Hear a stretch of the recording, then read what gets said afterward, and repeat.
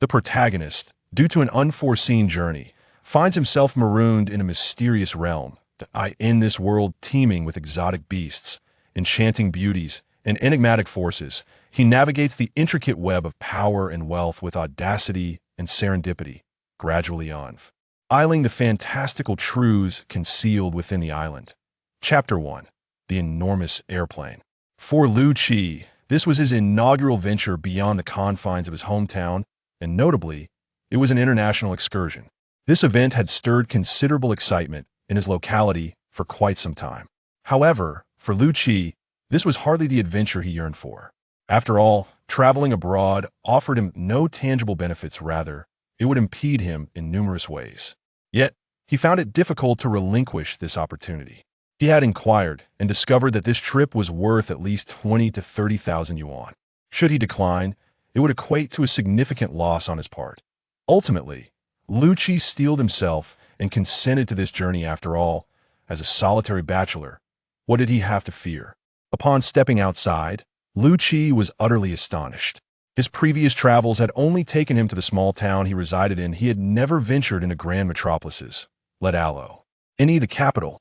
After a series of transfers, Liu Qi finally arrived at the international airport of the capital.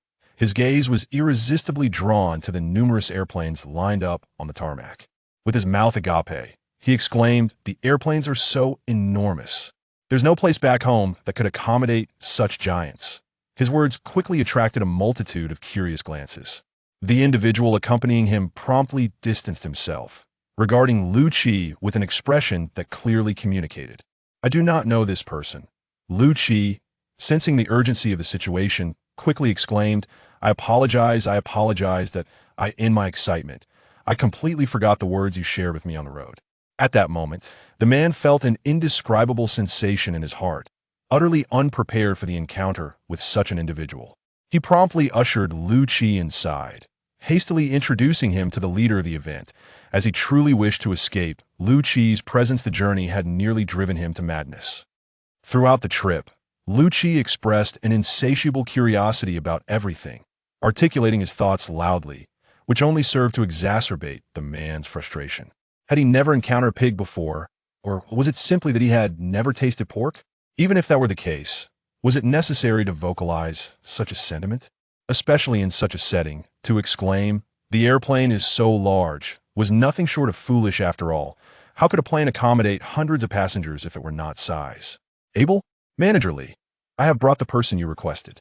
If there is nothing else, I shall take my leave," he addressed a young woman, likely in her mid-20s. "Tong, you cannot leave just yet." "Why is that?" "Due to an unforeseen circumstance, one of our members needs to wait for the evening flight. The individual you brought is the last to arrive, and since the others have already completed their pre-boarding procedures, you must stay with him until the evening flight," Manager Lee explained. "Is that so? How could such a thing occur? Are you suggesting that I must remain here with him for several hours?" Tong replied, astonished. "What is it? Why are you so surprised? If you were to walk alongside him, you would undoubtedly be astonished," Tong remarked, recounting the events of their journey in detail. By the conclusion of his tale, not a single person present could suppress their laughter. Anyone would find it hard to endure, especially Tong, who had accompanied Liu Qi throughout this peculiar adventure. "I understand the situation now, but you are not yet familiar with him. It may be inappropriate for someone else to take on this burden, so you shall bear it," came the response. Observing that his superior had made a firm decision, Tong could only nod dejectedly. In a corner of the airport stood a plainly dressed individual, his large eyes wide with curiosity as he surveyed his surroundings. Beside him, a young man clad in a tailored suit with impeccably polished shoes appeared utterly disinterested. These two were Liu Qi and Tong. To shield Liu Qi from the prying eyes of onlookers, Tong had led him to a secluded spot, providing a modicum of comfort for himself. Though the duration was merely 4 hours, it felt to Tong akin to 4 years. Faced with Liu Qi's incessant chatter, Tong chose to remain stoically indifferent. He genuinely lacked the desire to elaborate on the trivialities any further. He had grown numb and lacked the enthusiasm to explain, for this was perhaps the only instance Liu Qi was old witness such things. The watch adorned with a Mickey Mouse motif, a gift from his girlfriend, no longer struck He Tong as unattractive. Instead, he found the Mickey Mouse face to be rather endearing. He fixated on the watch, counting the seconds as they ticked away. Liu Qi passed through the security checkpoint, yet he did not continue on his way to IT. Was not that he refused to move, but rather that he was utterly at a loss as to how to proceed. Observing Liu Qi standing there, He Tong felt a tightening in his chest.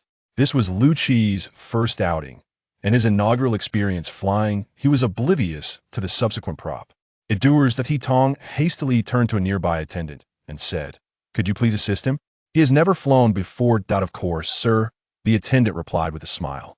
As He Tong watched Liu Qi being escorted inside, a sense of relief washed over him, and he prepared to depart from the area. "Did you know? The person I just escorted was quite amusing. He actually asked if an airplane wasn't an animal." Upon hearing this remark from behind, He Tong quickened his pace, leaving the area with an urgency he had never displayed before.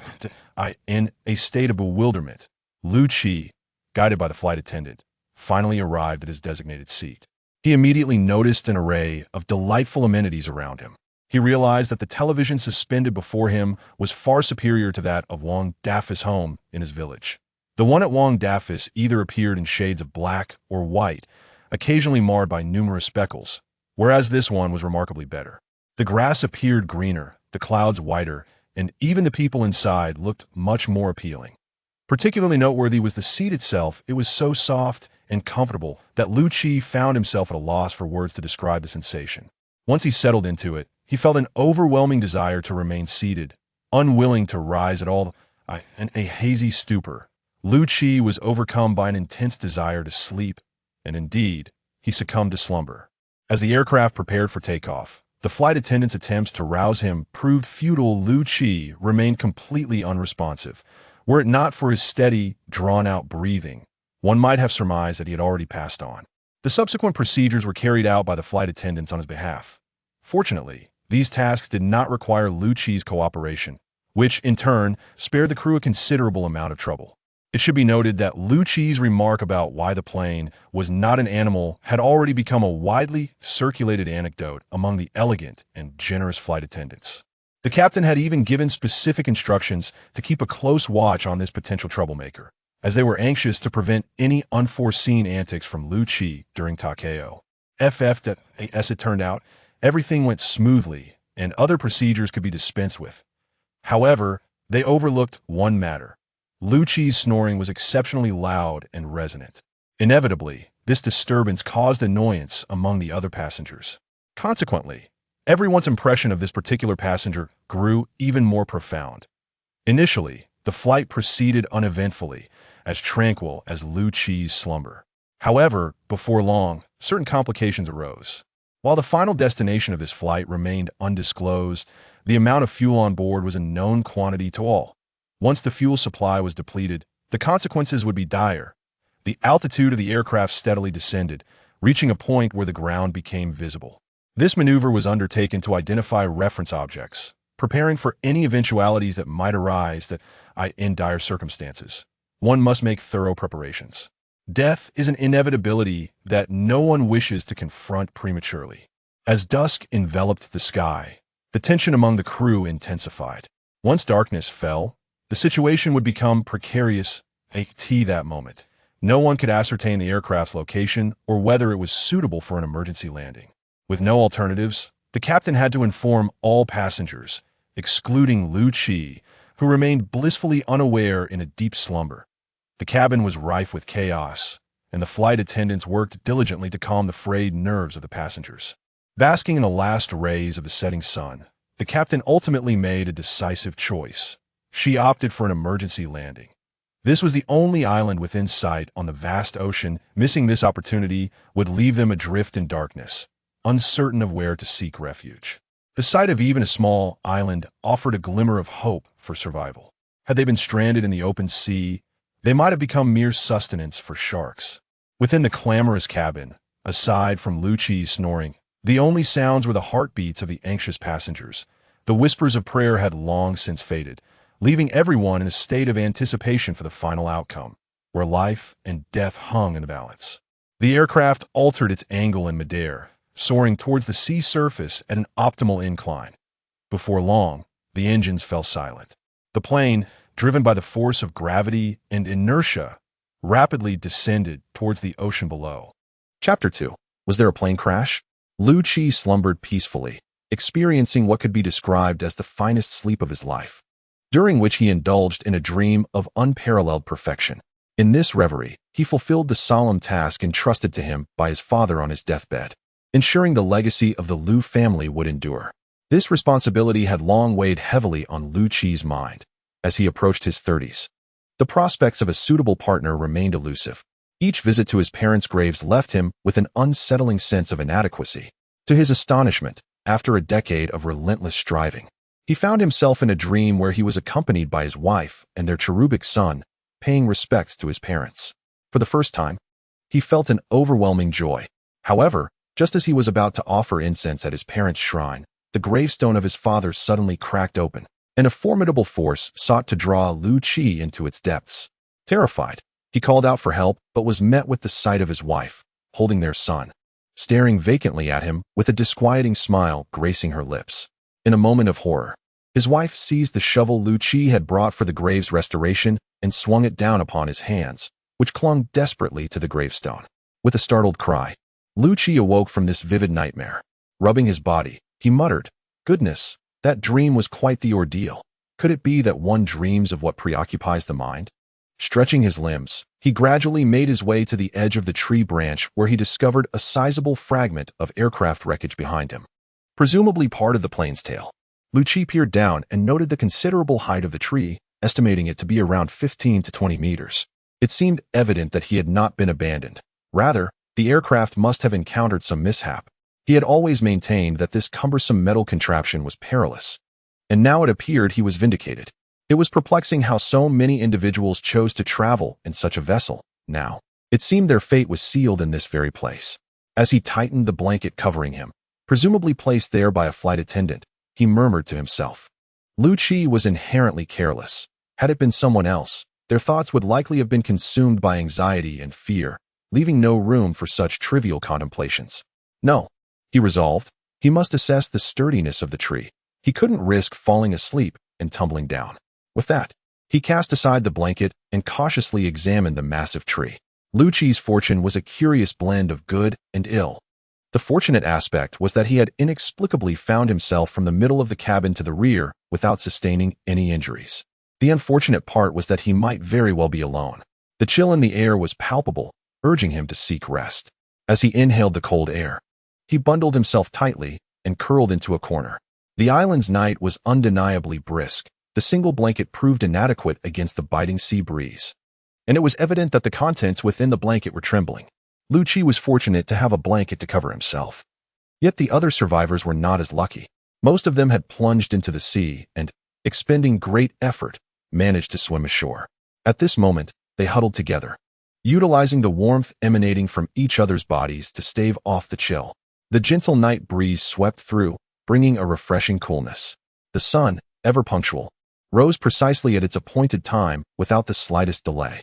The sunrise by the seaside was undeniably beautiful, particularly from the vantage point of an unobstructed island, where it became a true delight to behold. Yet, amidst this splendor, the people in this place were devoid of joy. Some were weeping, others were cheering, while a few were succumbing to violent sneezes. Indeed, the frigid sea water coupled with a night of cold winds could hardly prevent such reactions. How magnificent the sun appeared! More spectacular than the sunrise viewed from the peak of Thunder Mountain. Liu Qi, perched atop a tree, grasped a branch as he gazed at the rising sun. Reflecting on its beauty, he also began to search around the tail of the aircraft. While this spot was indeed favorable, it was not a place for permanence. Although the branch had withstood the weight of the tail the previous night, there was no guarantee it would not break today. Moreover, Liu Qi had heard several ominous creaks throughout the night, which had left him restless. In his search, he discovered a corpse, clad in camouflage attire, suggesting the individual was a soldier. Liu Qi hoisted the body onto his back, securing his own pack filled with potentially useful items, and gradually descended from the tree. He dug a grave and laid the unfortunate soul to rest. After completing this solemn task, Liu Qi uttered a series of inconsequential, yet comforting words to himself, shouldered his backpack, and brandished a stick as he began his trek through the jungle. Liu Qi embarked on his journey, and the beach began to buzz with activity. Through relentless efforts, they managed to kindle a bonfire using the most primitive methods. Fire is indeed a marvelous phenomenon. With it, individuals can conquer their fears and feel a glimmer of hope. A commendable team cannot thrive without an exceptional leader, and in this instance, Captain Li Yin assumed that pivotal role. Under her guidance, they constructed a makeshift living area, accommodating those who had sustained minor injuries. Those in good health took on the vital responsibility of foraging for food, a necessity given their limited numbers and substantial daily consumption. Although a vast forest loomed behind them, none dared to venture within until they could ascertain its dangers. "Captain, we have discovered a potential fishing spot," a crew member exclaimed with exuberance as they approached Li Yin. "Is that true? That is splendid news," Li Yin responded, her excitement palpable. "Indeed, Captain, it was our first officer Zhang Chen who found it," came the reply. "Li Mei, please take me there at once," Li Yin instructed. "Certainly," replied Li Mei, promptly leading Li Yin to Zhang Chen's location. Zhang Chen's discovery was indeed promising. It was a crescent-shaped bay with shallow waters, teeming with sizable fish swimming about. With a bit of ingenuity, capturing fish from this spot seemed entirely feasible. "Zhang Chen, do you have a method to catch the fish?" Li Yin observed Zhang Chen sitting there in a daze. She crouched down and inquired, "Captain, I too am troubled by this matter. Although the water here is not particularly deep, catching fish poses a certain challenge. My greatest fear is that once they are startled, they may no longer linger in this spot, rendering our efforts futile." "Your concerns are indeed valid," Zhang Chen replied, "yet we cannot abandon this location. You must understand that relying solely on coconut meat and juice will not sustain us for long." "I am aware of that. I am currently brainstorming solutions," Li Yin responded. At that moment, Li Mei interjected, "We could do it this way. Do you have a plan?" Both Li Yin and Zhang Chen asked in unison. "We can construct a barrier using branches. As long as we obstruct the path for the fish returning to the sea, they will be unable to escape," she proposed. "Indeed. How did we not think of this earlier?" "Li Mei, you are truly clever," Li Yin exclaimed with delight. "Oh, I am not clever at all. I merely learned this from my father and brother when I was young," Li Mei replied, somewhat bashfully. While Li Yin was preoccupied with concerns about their food supply, Liu Qi was enjoying a feast. The forest was exceedingly familiar to him. He clearly understood what was edible and what was not. Ever since he had discovered a bird's egg on the ground, he had developed an insatiable fascination for it. He would often spend considerable time climbing high into trees in search of more eggs like the one he had found. Gradually, Liu Qi began to feel that this obsession might not be entirely beneficial. The energy squandered on that endeavor far exceeds what has been forfeited. It merely gratifies one's cravings without providing any substantial benefit. Chapter 3. The rabbit is enormous for one well acquainted with the jungle. It is evident that food is in no short supply here. Abundant edibles abound, though, of course, one must recognize them to partake. Otherwise, they remain elusive. Just now, Liu Qi, wielding a dagger he procured from a corpse, severed a sizable chunk from the root of a plant. The plant's rich moisture gushed forth, and Liu Qi swiftly brought his mouth to it, gulping down the liquid eagerly. Despite the peculiar taste, it was the most effective means of quenching his thirst. Who knows if the water on the ground is potable? Even if it is, it likely contains various animal constituents. Having satiated his thirst, Liu Qi continued onward, deftly peeling away the outer skin of the portion he had chosen, gnawing at it with his pristine teeth as if it were merely a means to sharpen them. Indeed, there are many delightful provisions here. At the very least, I shall not starve in this place, and the fare is quite palatable. As he chewed, he murmured to himself. Liu Qi's trajectory was entirely dictated by the sound of the sea. He believed that reaching the shoreline might lead to discoveries. Perhaps he would encounter one or two survivors, for he did not assume he was the sole survivor. While he harbored no fear of starvation, he was anxious about the prospect of suffocating in solitude. Finding someone to converse with would surely be a delightful occurrence. He truly feared the suffocating grip of despair. With such thoughts in mind, Liu Qi forged ahead, overcoming mountains and bridging waters, traversing the path with fervent determination.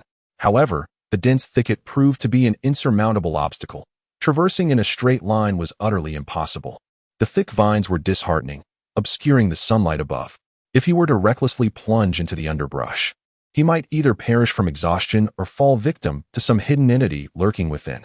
What is this peculiar footprint? Liu Qi pondered as he rested in a relatively open area and noticed some oddly shaped tracks beside him. Curiosity piqued, he leaned closer to examine them. They resembled those of a rabbit, yet the size was incongruous. After measuring with his hand, he thought, "What does it matter? I shall simply follow its direction." Rising to his feet, he brushed off the dried grass clinging to him and followed the trail of footprints. Meanwhile, on the beach, Liu and Zhang Chen, following Li Mei's guidance, organized a group to gather numerous branches. Quietly, they maneuvered around the schools of fish, inserting the sticks into the seabed at a distance from the shore. As time passed, the crescent-shaped beach gradually transformed into a full moon, albeit one adorned with a myriad of colors. Once the barriers were fortified, they commenced their inaugural fishing expedition. Armed with makeshift tools crafted from clamshells found on the beach, several men and women stirred the tranquil sands into a frenzy. From time to time, one could observe fish leaping from the surface of the sea, only to vanish with a splash not far from them. Watching these playful creatures, Liu and her companions could only wipe away the seawater that splashed onto their faces during the fish's acrobatic displays as they resumed their quest for their target. The water here is not particularly deep. Even at its deepest, it reaches only to the waist of an average person. For those raised in bustling metropolises, attempting to strike at the agile fish swimming beneath the surface presents a considerable challenge. Yet, they cannot afford to abandon their pursuit, for survival hinges upon it.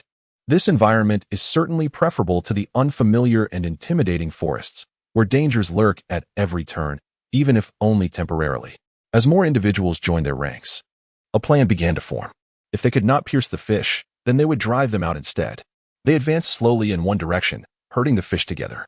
Their intentions were simply to sustain themselves. They were not aiming for total annihilation, as the occasional escapee would still suffice. After all, once today passes, tomorrow will come. Will it not? Though their method may seem somewhat clumsy, it proved effective. By dusk, they had successfully caught 5 fish, each weighing over 10 pounds. Enough for the 20 or so people on the beach to enjoy a hearty meal.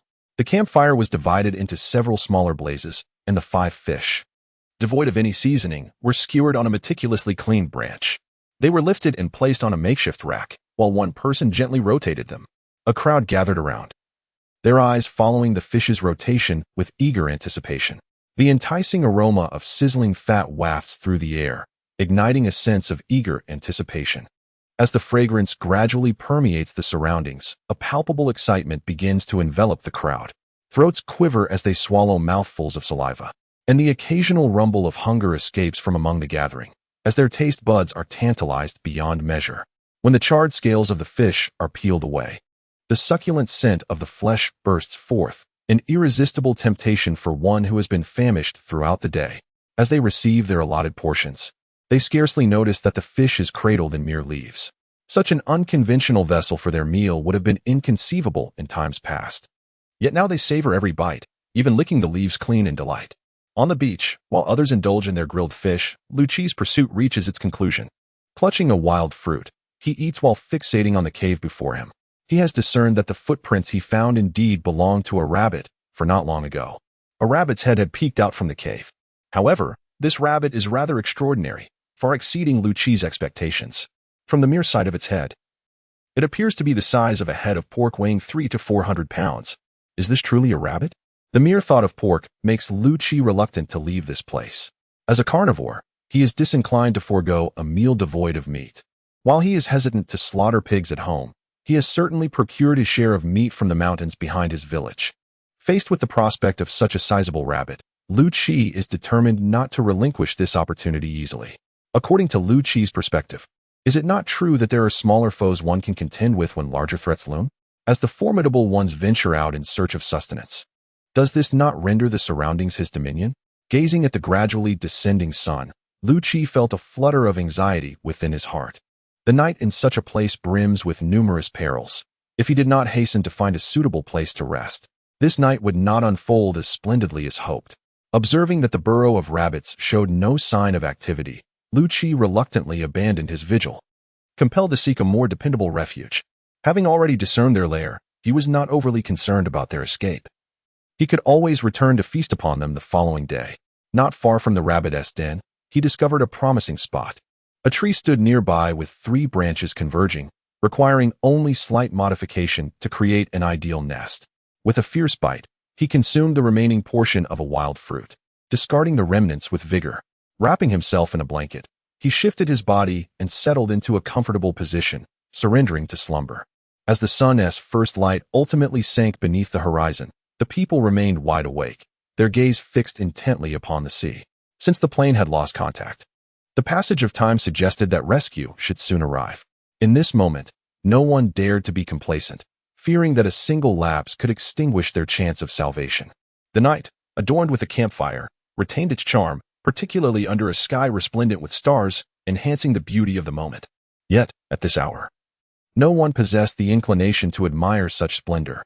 Each individual was consumed by worries for the morrow, uncertain of what it might hold. Lian moved about the bonfire, her sole endeavor being to stabilize the emotions of those around her. These skills were ones she had acquired during her school days, which she once deemed utterly futile. In her mind, an airplane crash was akin to winning the lottery, an event requiring extraordinary luck to encounter. Little did she anticipate that she would indeed find herself a winner this time, and a grand prize at that. The night deepened, the sky retaining its profound azure hue. The once tranquil sea had transformed into an abyss, reminiscent of a colossal beast's maw, ever poised to devour unsuspecting prey. Gazing into the depths of the ocean, Lian felt a twinge of confusion. She was aware of the rescue protocols, especially since this was an international flight, where the procedures would differ significantly. Nearly 24 hours had elapsed since the aircraft went missing, and the area was not far from where the disappearance occurred. Surely, the search efforts ought to have reached this vicinity by now. Yet, why had help not arrived? As this thought crossed her mind, an involuntary shiver coursed through her body. Meanwhile, the snoring of Liu Qi, known as the Snore King, grew increasingly pronounced as two dark red eyes emerged from a shadowy crevice. They swayed back and forth, seemingly in search of the source of a sound they had never before encountered. Soon, a large yet agile rabbit, illuminated by the starlight, approached the great tree where Liu Qi resided. Its towering ears flicked to the sides, as if to reconfirm its target. With a swift motion, it revealed its hidden claws, gently resting them upon the trunk, and propelled itself upward with powerful hind legs. With the power of its leaps, it effortlessly ascended to a branch 5 meters above the ground. After confirming the absence of any alarming sounds, it propelled itself once more, now arriving directly at the spot where Liu Qi lay in slumber, its large eyes curiously fixed upon this peculiar entity before it. Chapter 4. Misfortune, as the saying goes. It is easy to ascend a tree, but difficult to descend. This rabbit now found itself grappling with such a predicament. After several attempts, it ultimately conceded defeat, settling beside the nest Liu Qi had constructed. Liu Qi was indeed a person who feared death. To prevent any nighttime falls, he had fortified his nest with remarkable sturdiness, allowing even the rabbit's presence to cause no collapse. Thus, the man and the rabbit coexisted harmoniously, with the rabbit seeming to embody a sense of guardianship. Liu Qi enjoyed a profoundly restful sleep, as if enveloped in a soft cloud of cotton, feeling blissfully warm and comfortable. A sheen of perspiration even glistened on his forehead. Conversely, the rabbit was less at ease. Having initially slept soundly, it became disturbed in the middle of the night by a relentless pressure against its side. With wide eyes, it observed the intruder and, on several occasions, attempted to push it away, only for the entity to return shortly thereafter, leaving the rabbit somewhat vexed. Realizing it could not dislodge this creature, it perhaps considered that, like itself, this being might also be trapped in this confined space. Thus, it resigned itself to the intruder's presence. In the early morning hours, while Liu Qi remained ensconced in dreams, the cheerful chirping of birds roused him from his slumber. He rubbed his eyes, reluctantly opening them. What lay before him startled Liu Qi. A creature, as large as a pig, was sprawled beside him, and he found himself pressed closely against it. Sweat instantly beaded on Liu Qi's forehead. What a terrifying predicament this was. Fortunately, this rabbit was not carnivorous. Otherwise, he would have been oblivious to his own fate. Liu Qi stared at the rabbit, which in turn gazed back at him, creating a moment of stillness between man and beast. Cautiously, Liu Qi began to shift his body, fearful that any sudden movement might provoke an unwarranted reaction. The rabbit occupied the side of the tree trunk, leaving Liu Qi no choice but to inch towards the treetop. In the midst of his careful navigation, he became momentarily distracted. When one of his hands met nothingness, time had run out. His entire weight shifted backward, and with a sudden imbalance, he plummeted from the tree with a thud. Liu Qi grimaced, rubbing his backside and inhaling sharply. The rabbit atop the tree regarded him with an expression of curiosity, perhaps pondering why Liu Qi had descended in such a manner. Observing the rabbit's bemusement, Liu Qi could not help but chuckle ruefully. Had it not been for the thick shrubs beneath the tree, his fall from such a height could have resulted in far worse consequences. The rabbit cautiously extended its hind legs downwards, but alas, they were not long enough to reach the lower branches. Frustrated, it circled the small nest Liu Qi had constructed, searching for a way to descend. As it moved, the originally stable perch began to sway when Liu Qi fell, inadvertently dislodging several branches. Soon, branches began to plummet downward, and a rabbit above lost its footing, its hefty frame succumbing to the force of gravity and plummeting. The rabbit flailed its forepaws desperately in front of it, leaving deep claw marks on the trunk, reminiscent of a beautiful visage marred by cruel scratches. Ultimately, the rabbit landed safely on the ground, licking its injured forepaw, and casting a fleeting glance at Liu Qi with its bright red eyes before propelling itself away in a flash. Watching the rabbit's departure, Liu Qi sighed with resignation and clambered back up the tree to retrieve his bag from the branches. "You warmed me throughout the night, so I shall spare your offspring," he declared, "for I am a good person, one who understands gratitude." After descending, Liu Qi called out in the direction the rabbit had vanished. With his backpack slung over his shoulders, he hummed an unfamiliar tune, brandishing a stick as he ventured toward the sound of crashing waves. Occasionally, startled birds erupted from the grass, circling above Liu Qi, chirping in protest to his disruptive presence. He waved his stick at the birds above, threateningly proclaiming, "If you don't disperse, I shall roast you for dinner." The birds, seemingly heeding his warning, swiftly departed from their aerial orbit. As they departed, they left Liu Qi with a rather peculiar gift, a droplet of bird droppings that landed squarely upon his head. Perhaps this was a form of retribution for his consumption of their kin's eggs and for disturbing their good fortune today. Gazing at the retreating birds, and then at the excrement on his head and in his hands, Liu Qi cast what he believed to be a menacing glare, uttering the most venomous words he could muster. "Just wait until I catch you. I shall roast your little birds, your offspring's offspring, and feast upon them."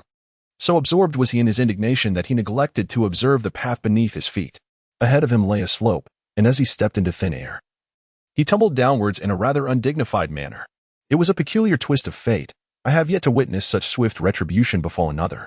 Why was it that misfortune found me so rapidly?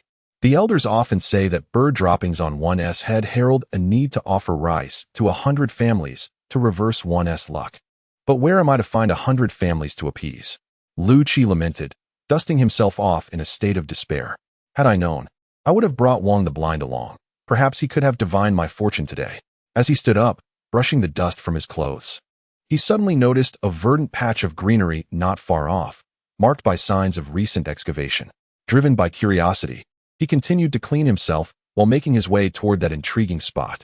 Upon closer inspection, he discovered that the dug-up area revealed something resembling sweet potatoes emerging from the ground. These pits were excavated by certain creatures, and upon seeing them, Liu Qi promptly cast aside all previous unpleasant memories. If animals could consume this, surely humans could as well. For one must acknowledge that animals possess a greater intelligence than humans. Birds, for instance, can discern the sweetest fruit on a tree laden with bounty. And animals invariably locate the finest offerings of nature. Liu Qi followed the dugout holes to select a spot and began to excavate with his knife. The soil in this area was quite loose, allowing him to effortlessly uncover a considerable expanse. One by one, pale yellow fruits dangled there, suspended by their vines. Swaying gently in the breeze, Liu Qi cut one down with his knife, and at the incision, a sap began to ooze forth. This substance bore a striking resemblance to sweet potatoes, its exterior cloaked in a layer of pale yellow skin, which, when peeled away, revealed a pure white flesh within. Liu Qi eagerly brought it to his mouth. Although he had not starved over the past few days, he had only tasted the bitter fruits. While the flavor of bird eggs was delightful, they were best enjoyed raw. Finding such a familiar and delectable food, how could he possibly resist? In just 2 bites, he finished the fist-sized fruit, wiping the juice from the corners of his mouth with his hand, and did not hesitate to suck his fingers clean. He then proceeded to attack the 2nd, 3rd, and 4th fruits until his stomach could accommodate no more. Liu Qi lay beside the pit he had dug, his hands gently caressing his swollen belly, squinting his eyes in contentment as he gazed at the sun. This was the most satisfying meal he had enjoyed in recent days. and he felt as though he had not experienced such fullness in a long time. The texture of the fruit was exquisite. It was crisp to the bite, yet effortlessly yielded to chewing, reminiscent of an apple. Each morsel was bursting with moisture, releasing a cascade of sweet, slightly tangy juice with every bite, more refreshing than a large glass of yogurt. As he continued to chew, Liu Qi felt as though the flesh of the fruit had vanished, leaving only a fruit composed entirely of water. Liu Qi lifted a piece of fruit to his eyes, scrutinizing it with great interest. A sweet smile unfurled at the corners of his mouth, as if the object before him were his beloved. He lowered his hand and closed his eyes, allowing the warm sunlight to caress his cheeks. Gradually, a wave of drowsiness enveloped him, and with a sweet smile still lingering, he drifted into slumber. This time, the thunderous sounds of snoring were absent. He slept profoundly. At night, nestled beside his wife and son, he found joy even in being roused from slumber, despite the fact that his wife and child often pressed against him with their hands and feet. Liu Qi cherished these moments, for they represented family. He particularly relished the amusing sleeping positions of his wife and child whenever he awoke in the night. Witnessing such scenes always filled his heart with warmth. However, he soon sensed something amiss. Each time he was stirred from his sleep, he noticed an incessant restlessness in his hands or feet. In the past, he could effortlessly extricate himself from encirclement, but gradually this once simple action became increasingly arduous. Until one fateful day, when he yearned to escape once more, he discovered that he was utterly immobilized. In a state of panic, he called out, desperately attempting to move his limbs, yet all efforts proved futile. He was unable to move at all. Chapter 5. Intertwined Fortunes. Liu Qi opened his eyes, and a pungent odor assaulted his nostrils, while the scene before him left him astounded. A large group of rabbits had surrounded him, and what he had thought to be a stream of water in his dream was, in fact, these rabbits relieving themselves above him. Liu Qi instinctively reached up to wipe the urine from his face, only to realize that he could not move his hands. Upon looking down, he found that the pit he had previously dug had vanished, leaving him buried up to his neck, with only his head protruding above the edge. He pondered, had his head not been exposed, perhaps these rabbits would have completely buried him. After the rabbits finished urinating, they scampered away in a flurry. With the assistance of the rabbit urine, the already loose soil became even easier to manipulate. Liu Qi effortlessly extricated his hand from the pit, followed by the rest of his body. He grimaced as he caught a whiff of the odor, which was unbearable.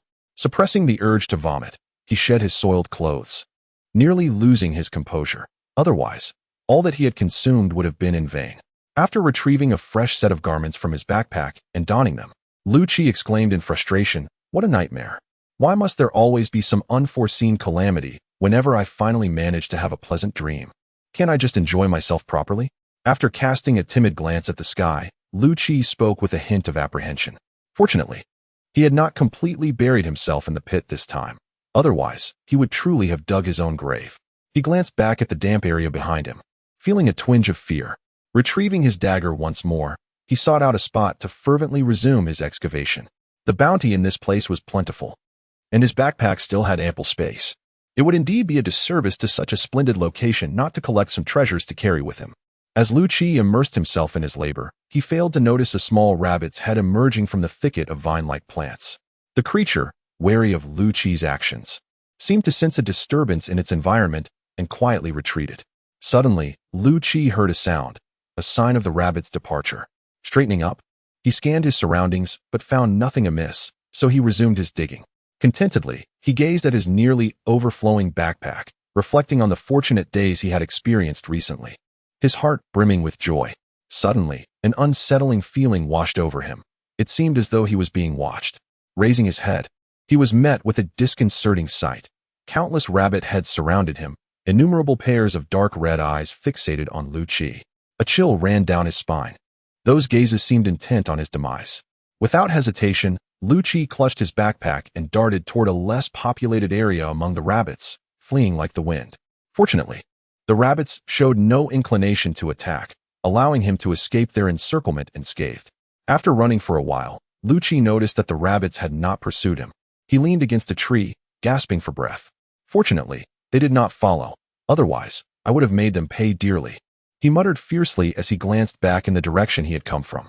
Suddenly, a gust of wind rustled the grass, prompting Liu Qi to let out a startled cry and dash away swiftly. On the beach, The wounded individuals fixated their gazes intently on a particular spot, the area where the fishing enclosure had been erected yesterday. They awaited the return of the fishermen, eager for their bounty. Relying solely on coconuts for sustenance was insufficient to meet their nutritional needs, and the coconuts were becoming increasingly scarce. What was once a plentiful sight of coconuts had now dwindled, and the tall, smooth coconut trees had become an obstacle, making it difficult to procure them easily. Their only glimmer of hope lay in that fishing ground. Unbeknownst to them, the tide had risen. The enclosure that had been visible yesterday was now submerged, as the sea had engulfed the previously exposed beach. The fishermen stood in disbelief, taken aback by the unforeseen turn of events. "Captain, it seems we won't be catching any fish here today," Zhang Chen said, a hint of despondency in his voice. "You are right, but what can we do now?" Zhang Chen replied. "We must venture into the forest. Perhaps we can find something there," Liu suggested, glancing at the lush greenery. "Indeed, the forest is abundant with edible resources," Liu chimed in. "However, there exist circumstances unknown to us. What shall we do if such events transpire?" A woman, clad in shorts and a t-shirt with an alluring figure, remarked. If Liu Qi were present, his mouth would undoubtedly water at the sight. Observing him in this manner, if Tong had accompanied Liu Qi to the airport, it would have been of no concern whatsoever. Throughout the journey, whenever Liu Qi encountered women in scant attire, he would invariably react in such a manner, which was one of the many sources of exasperation for Tong. "Mu Lily, you make a valid point. How about this? We shall divide into two teams. One team will traverse the rocky coastline to see if we can discover anything that may aid our survival among these rocks, and you shall lead this group. And Ran, Wang Zhong, and Liu Yi, you three will accompany Mu Lily. Li Mei, Zhang Chen, Li Ran, you will join me as we venture into the forest. Now, let us commence our tasks," Li Yan declared. Those assigned to search for sustenance along the shore watched as Li Yan's team departed until the encroaching forest obscured them from view. The unfamiliar forest, when observed from the outside, exuded an eerie atmosphere. Yet, upon entry, it intensified a sense of oppression, a feeling stemming from within oneself. Once fear took hold, this sensation only grew more pronounced. In that moment, Li Yan found herself in such a state, yearning to escape this place. Yet, as she gazed at Li Mei leading the way, she could only muster encouragement for herself. Li Mei was not raised in a bustling metropolis, nor had she, like Liu Qi, spent her childhood in the mountains. Her hometown also boasted hills, and she had often ventured into the woods to forage for mushrooms and other items. Thus, the forest held no air of mystery for her. The journey had not been long when Li Mei stumbled upon something on a withered tree. "Captain, come quickly. There's food here," Li Mei exclaimed excitedly. Upon hearing her call, those who had been searching in various directions gathered around her.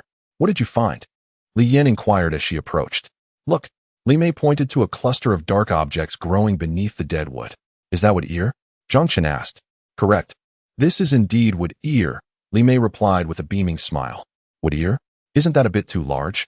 Li Ran questioned, somewhat perplexed. "Regardless of its size, as long as it's edible, we should take it," Zhang Chen remarked while collecting. "Exactly. As long as it sustains us longer, we should gather it," Li Yan chimed in, her initial anxiety dissipating upon discovering something edible. Perhaps the instinct to abandon certain fears arose naturally when faced with the prospect of nourishment. She too joined in the gathering effort. With deft hands, Li Mei fashioned several simple baskets from smaller vines, quickly filling them to the brim. As they admired the 4 overflowing baskets of wood ear, Li Yan decided it was time to conclude their adventure. However, the group resolutely opposed her decision. "Captain, since we are here, let us search thoroughly," Zhang Chen urged. "We may not need so much today, but tomorrow, the day after, or even the day after that. It might be essential. Tomorrow? The day after? For how long must we remain here?" Li Ran naturally voiced his thoughts. "Fear not. As long as we can find food here, we will survive," Li Mei reassured, patting Li Ran's shoulder. "Hee, I am merely a tad surprised, rest assured. I shall persevere until the day rescue arrives." Li Ran has also come to terms with the situation. What else can one do but accept it? At the very least, he has survived the crash. Should he abandon hope now that tranquility has returned? At this juncture, none would readily concede defeat, for hope still lingers. Observing that Li Ran is well, everyone resumes their search. During this time, they uncover various items, yet they refrain from gathering them, choosing instead to wait until necessity dictates their collection. Though Li Yin and the others possess a modicum of confidence, they do not recklessly venture deep into the forest. Given that sustenance can be found at the periphery, no one wishes to brave the risks of the interior. Such a venture is not warranted at this moment. Before long, figures materialize in the distance, two individuals carrying a basin-like object, while another supports a companion. Upon seeing this, Lian promptly beckons Zhang Chen and Li Ran to assist. What has transpired? Lian inquires as the group draws closer, observing and Ran being aided by Zhang Chen and Lian. It's nothing serious.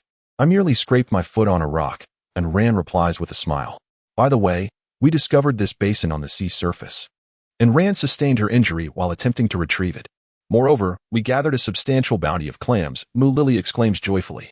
It's a relief to hear. Do exercise caution in the future. We have also unearthed some splendid items, Mu Lily teases. Indeed, we too have found numerous treasures, Li Mei retorts somewhat indignantly. Oh, come now, don't tease. Lily, do share what you have discovered. We discovered this peculiar object upon a rocky outcrop. Mully Ili produced a clamshell from behind her, revealing it to be filled with a whitish substance. Is this salt? Indeed, it is salt, and it possesses none of the bitterness typically associated with it. It resembles the salt we use at home. This is truly a remarkable find. Is there more? Li Yin inquired with delight. I am uncertain. As we cannot ascend to other areas, I do not know what may lie above. By the way, what have you all discovered? Chapter 6. The Unforeseen. We have unearthed several wonderful treasures, Mully Ili responded playfully. We too have made many delightful discoveries, Li Mei retorted with a hint of rivalry. Oh, come now, do not jest. Lily, pray tell, what have you found? We stumbled upon this extraordinary object on a rocky outcrop. Mully Ili revealed a clamshell from behind her, filled with a gleaming white substance. Is this salt? Indeed, it is salt, and it is entirely devoid of bitterness. It is just like the salt we consume at home. This is truly a splendid item. Is there more? Li Yin asked joyfully. I cannot say. We are unable to climb to the other areas, and I do not know what may exist above. By the way, what have you discovered? We found an abundance of fungi within, sufficient to sustain us for several days. Li Mei pointed toward the forest behind them. How splendid. We can certainly indulge in a change of flavors. Is there a method to prepare them? Mully Ili inquired with curiosity. We could devise our own recipes, Li Yin replied with a smile. Oh, what is this small house doing here? As Liu Qi ventured through an entrance enveloped by vines, he found himself taken aback by the sight before him. Based on his previous experiences, he surmised that this vine-laden opening had been fashioned by some creature. Those colossal rabbits had become his foremost consideration. Subconsciously, he believed that as long as he could not see such beings, he had departed from their domain. Unbeknownst to him, he had long since left the territory of the rabbits. This opening served as the door to the house, and if given a little more time, the vines would entirely obscure this entrance. It was precisely at this moment that Liu Qi chose to intrude. The vines he had disturbed seemed to protest, objecting to his unwelcome incursion into their realm. With a creak, the wooden floor beneath him gave way, and Liu Qi found himself embedded in the boards, his body forming a U-shape. Had it not been for the backpack on his back, he would have likely fallen entirely through. After pressing down on the surrounding floorboards to ensure they would not splinter further, he gradually lifted himself up. How long would this misfortune persist? In this desolate wilderness, where was he to find 100 grains of rice to cook? Liu Qi lamented despondently. Perhaps it would be wise to refrain from venturing out for a while. Who knew what other calamities awaited him? Ultimately, Liu Qi resolved that since there was a shelter from the rain and wind, it would be best to rest securely in this refuge. At the very least, this place appears to be somewhat better than the outside. As long as one refrains from restless movements, perhaps the misfortune, marked by the bird droppings, will eventually pass. Liu Qi set down his backpack, his curiosity prompting him to gaze around. Occasionally, he pressed his hand against the wooden planks that served as the floor, and only after confirming their sturdiness did he begin to navigate within the small cabin. This woodland abode had evidently endured the passage of time. The timber that once formed its walls had utterly decayed, while the surrounding vines had firmly entrenched their roots. It was thanks to these roots that the cabin managed to maintain its current state. However, the odor within was far from pleasant. The musty scent of rotting wood, combined with the stifling air, rendered the atmosphere quite oppressive. Liu Qi frequently poked his head outside, inhaling deep breaths of fresh air before resuming his search within the cabin. He could hardly believe that such a place held no useful items. He understood that cabins like this, nestled deep within the mountains, were typically stocked with essential supplies. as they were intended for emergency use. Those venturing into the mountains to hunt or gather would often leave behind some of their unused provisions for the benefit of future visitors. Liu Qi scoured the cabin thoroughly, yet found not a single useful item, which left him feeling somewhat disheartened. Even if no one had returned, surely there must be remnants of some items left behind? Could it be that the last occupant had depleted all the resources? Liu Qi wandered about the small room, contemplating where one might conceal objects. Suddenly, with a sharp crack, it was over. Liu Qi cried out, and in an instant, his figure vanished. He approached the very hole he had created upon entering, and as everyone anticipated, there was no suspense this time. Liu Qi plunged headlong into the abyss. With a resounding splash, a box, measuring 50 centimeters in height and 1 meter in length, was hurled up from the spot where Liu Qi had fallen. The impact shattered the box into countless fragments. The decaying skins of unknown creatures that comprised the box's surface scattered across the floor, intensifying the already pungent stench of rot within the small dwelling. A hand emerged from the depths of the pit, and after several cracking sounds, the floor finally ceased its collapse. Gradually, Liu Qi managed to claw his way back up from the pit's bottom, panting heavily as he slumped against the wall, gripping a vine tightly, desperate to avoid another fall. Gazing at the already cramped wooden hut, despair welled up within him. His earlier attempts had utterly obliterated the floor. His plans to rest here for a few days had been completely dashed. There was no longer any place for Liu Qi to take refuge. Crawling forward, he maneuvered his upper body back into the small room, extracting items one by one. These objects appeared somewhat rusted, yet with a bit of polishing. They might still prove useful. Liu Qi sat on the ground, arms crossed, his head tilting slightly as he gazed at the items laid out before him. He pondered whether he should take these things with him, and if he ought to build a house. Liu Qi yearned to carry these belongings away. Yet his backpack was already brimming with provisions. The thought of discarding any food was simply unfathomable to him. However, he was acutely aware that if he left these items behind, he might never find this place again. His arrival had been entirely by chance, and he had not retained the path he had traversed. He extracted a fruit, swiftly peeling it with deft movements as he munched on it, lost in thought. The smaller items could easily fit into the little pockets of his backpack, while he decided he must keep the axe at hand. If he were to encounter a formidable beast, this axe would undoubtedly prove more effective than the dagger he held, despite the latter's sharpness. As he continued to eat, Liu Qi unconsciously freed up considerable space in his backpack. His stomach began to protest, questioning why he should bear such a burden while his backpack seemed to sulk. Insisting on his hunger, suddenly, he exclaimed in pain, for in his hand was a long, flat iron object, rusted and marked with several bite impressions. Liu Qi looked at the item with a rueful smile. It dawned on him that while he had been eating, he had been carelessly tossing the cold small objects from the ground into his bag, mistaking them for peeled fruit, and had inadvertently bitten down on one. Liu Qi expelled the rust from his mouth and wiped it clean, only to discover that the treasures he had once cherished were now completely consumed. All that remained were an axe and a saw. He slung the saw over his shoulder, grasping the axe firmly in hand. A wave of nostalgia washed over him as he gazed longingly at the small dwelling before him, regrettably rendered uninhabitable. The scarcity of water had become a pressing dilemma. While one could endure a day without food, the absence of water was utterly intolerable. The beach yielded no mature coconuts that had fallen from their trees. Though the coconut palms still stood in abundance, their towering heights intimidating. The smooth trunks, despite bending under the caress of the sea breeze, were far from easy to conquer. Li Yin and her companions had gathered all the remaining coconuts from the beach, realizing that without swift action, they would soon find themselves devoid of drinking water. Many among them were exceptionally bright individuals, equipped with methods to procure fresh water, yet the process proved to be laboriously slow. A day's boiling often yielded only a meager liter of water, scarcely sufficient to meet an adult's needs. They relocated their camp to the forest, where the shade of the trees might mitigate the loss of moisture. Beneath the canopy of the coconut palms on the beach, Li Yin left some individuals to stand guard. The obstructed sightlines of the forest might lead to missed opportunities, necessitating the presence of watchful eyes on the beach. The coconut trees had become a formidable challenge for those on the shore, for while ascending was relatively easy, the true challenge lay in the descent. No one wished to risk tearing their abdomen on the fish-scale-like bark during their return. Chapter 7. The Wild Man on the fourth day. Liu Qi found himself drawing closer to the individuals on the beach.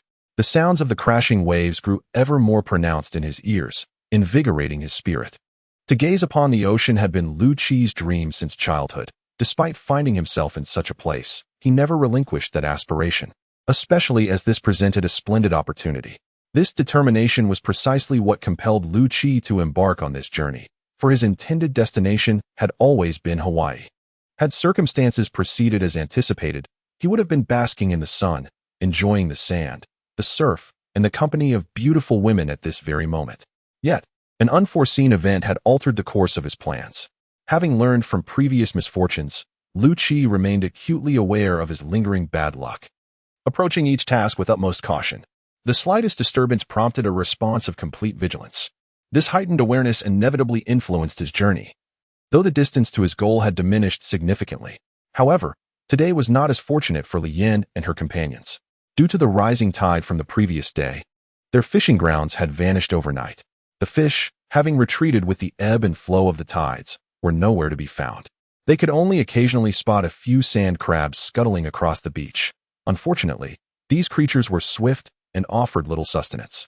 As with the previous day, they divided into two teams, resuming their search for food as planned. With Ran's injury, Muli Li's team was temporarily reduced by one member. Yet this did not dampen their spirits, as yesterday's bounty remained fresh in their memories. They continued to split at the fishing grounds, each pursuing their own objectives. As they journeyed along, Li Mei sang joyfully the song of the little girl who picks mushrooms, bouncing merrily towards the location they had discovered the day before. The few companions trailing behind her wore smiles as they observed this spirited young lady, though they had subsisted on a single meal each day for the past few days. The abundant protein from the seafood had provided sufficient sustenance. They soon arrived at the site from yesterday, only to find that much had diminished. Several large fungi were conspicuously absent, and numerous animal footprints marred the surrounding earth. Upon seeing these tracks, they exchanged knowing smiles. Realizing that they were not alone in this place, a variety of creatures shared in their foraging. These fungi served as sustenance for certain animals, rendering them competitors in the quest for food. They chose to gather a selection of the larger fungi, opting to leave the smaller ones to grow a bit longer. As harvesting them at this stage would be wasteful, it was preferable to leave some for nature's bounty. Thus, Li Yin and her companions found their journey markedly extended. With visions of beauty ahead, they gradually shed their fears of the forest, venturing deeper and further into its embrace. Sister Yin, there's an abundance of mushrooms here, Li Mei exclaimed, having stumbled upon a vast patch teeming with fungi. You always manage to uncover the finest spots, Li Yin replied, making her way towards Li Mei's discovery. Her words rang true. Throughout their expedition, Li Yin and her companions had only encountered sparse patches of fungi, while Li Mei's discoveries consistently yielded bountiful rewards, leading to unexpected finds. In recognition of her keen eye, Li Mei had even earned the title of Forest Queen, a testament to her remarkable talents. The group responded with a collective acknowledgement, each picking up their baskets and beginning to retrace their steps. Along the way, laughter and banter filled the air, often punctuated by playful jests directed at Li Mei, and waves of mirth would ripple through their ranks. This laughter, oddly resonant within the forest, caused several creatures to pause, attempting to discern the source of such sounds. Yet alas, they could not identify the beings responsible. Liu Qi, he exclaimed excitedly. To him, that voice was akin to a celestial melody, incomparable to anything else. He quickened his pace towards the source of the sound. Doesn't this place seem familiar? Zhang Chen remarked, glancing around before halting. Indeed, we have been here before, Li Ran replied, setting down his basket. He pointed to a spot, saying that tree branch was broken by me when I took a moment to relieve myself. Then let us change our course, Li Yin suggested. They adjusted their direction and pressed onward, soon arriving at the same location once more. What shall we do now? Li Mei inquired. Let us pause and collect our thoughts. Working together to devise a plan, Li Yin proposed as she set down her basket and settled onto a piece of dry wood. Observing Li Yin take a seat, the others followed suit. Let us discuss how we might find our way out, Li Yin prompted. With her question hanging in the air, the gaze of the group, including Li Yin's, turned towards Li Mei. Among them, she was the only one truly acquainted with the forest, and the weight of their expectations caused her to feel a surge of anxiety. Do not look at me. I am equally uncertain of the way, having never lost my path before. Upon hearing Li Mei's words, everyone felt even more helpless. She spoke the truth, having never wandered astray herself. She had not retained any knowledge of how to navigate back from the depths of the forest. Such is human nature. One only learns to remember certain things after having been misled. Let us proceed by marking our path as we go. I refuse to believe we cannot find our way out, Li Mei suggested at last. This method, indeed, holds merit. Yet it is unfortunate that it is only effective when one initially enters. Executing it now would only serve to complicate matters further.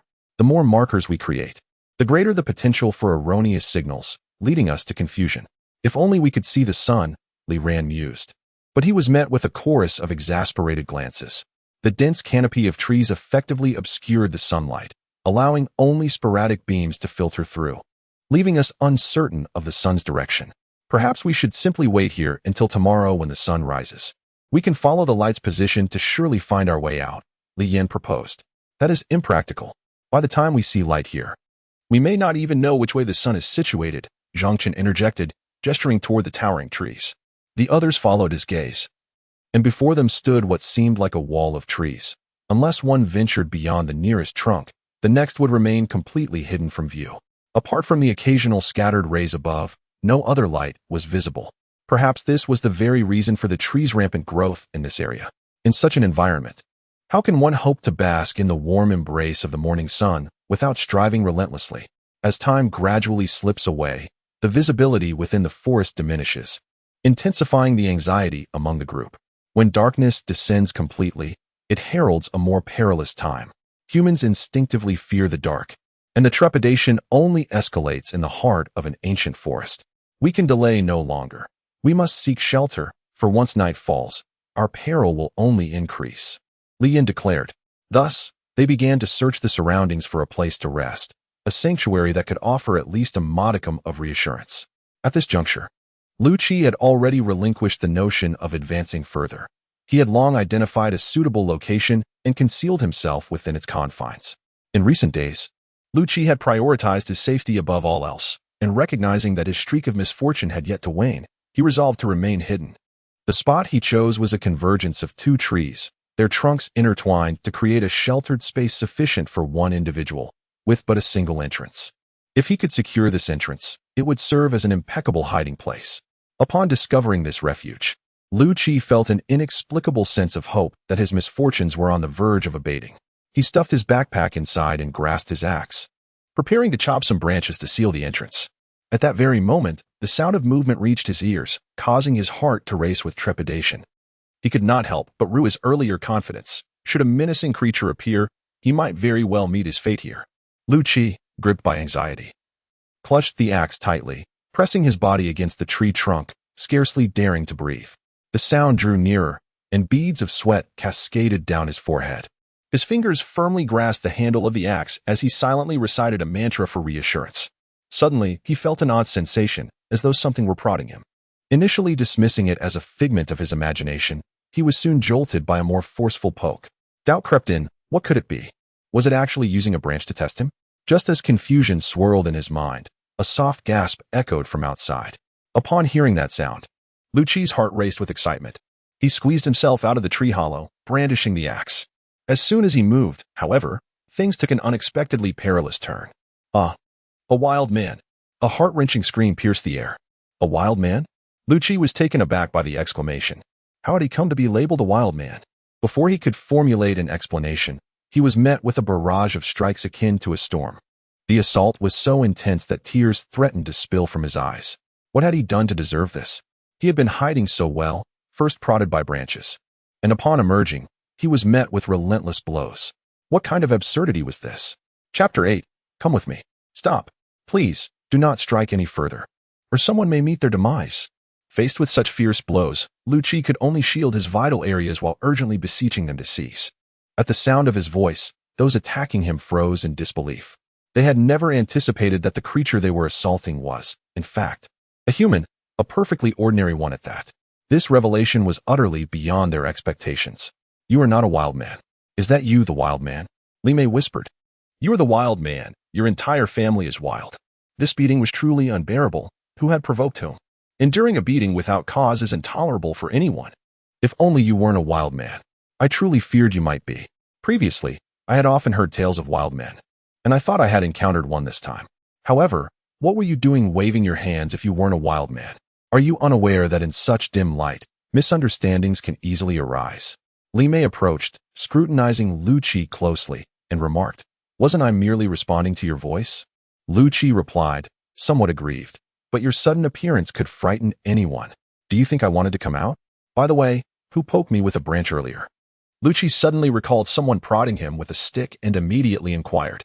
Hearing Liu Qi's question, Li Yin and the others turned their gaze back to Li Mei. It turned out that this individual had been prodded out by the Forest Queen. Fortunately, it was a person who emerged. Had it been a bear or something similar, the safety of everyone would have been in jeopardy. "I apologize. I was also seeking a safe place to spend the night and didn't expect to find you inside. But honestly, since you were inside, why didn't you make your presence known at the entrance?" Li Mei chuckled awkwardly. "I intended to, but I hadn't had the chance before you arrived. Did you give me time to do that?" Liu Qi said with a look of grievance.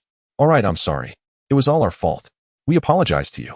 Li Yin felt that if they continued their conversation, they would surely be unable to find a place to stay. She quickly interjected, "It's all right. My skin is tough enough to handle this." She then inquired, "By the way, why are you still wandering in the forest at such a late hour?" This was the reason she revealed your presence. Pointing at Li Mei, Li Yin said with a hint of embarrassment, "I see. The two of you fit perfectly in here. You can have it." Liu Qi gestured towards the hollow in the tree.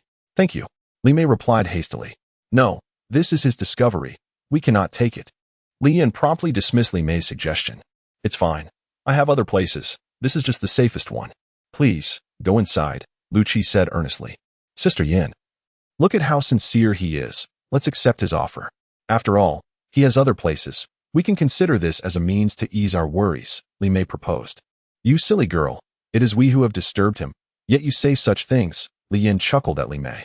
"He was the one who scared us in the first place," Li Mei argued. "You should go in. We will gather some branches for him," Zhang Chen said with a smile. Liu Qi retrieved a blanket from his backpack, pausing for a moment. He then left the hollow and approached the one where Li Yin and Li Mei were. He carefully tucked the blanket into the crevice of the branches. "This is for you. It can get a bit chilly at night." "Thank you, wild man," Li Mei said as she pulled the blanket inside. "That person is quite amusing. I wonder when he arrived here," Li Yin remarked while covering herself with the blanket. "Tomorrow, we shall soon know the answer. It has been a while since I last covered myself with a blanket, though this one does possess an unusual odor," remarked Li Mei. "Having a blanket is a blessing in itself. Must you be so particular? Sleep now," she added. Meanwhile, Li Yin and her companions have found some semblance of stability. Yet those on the beach are fraught with anxiety.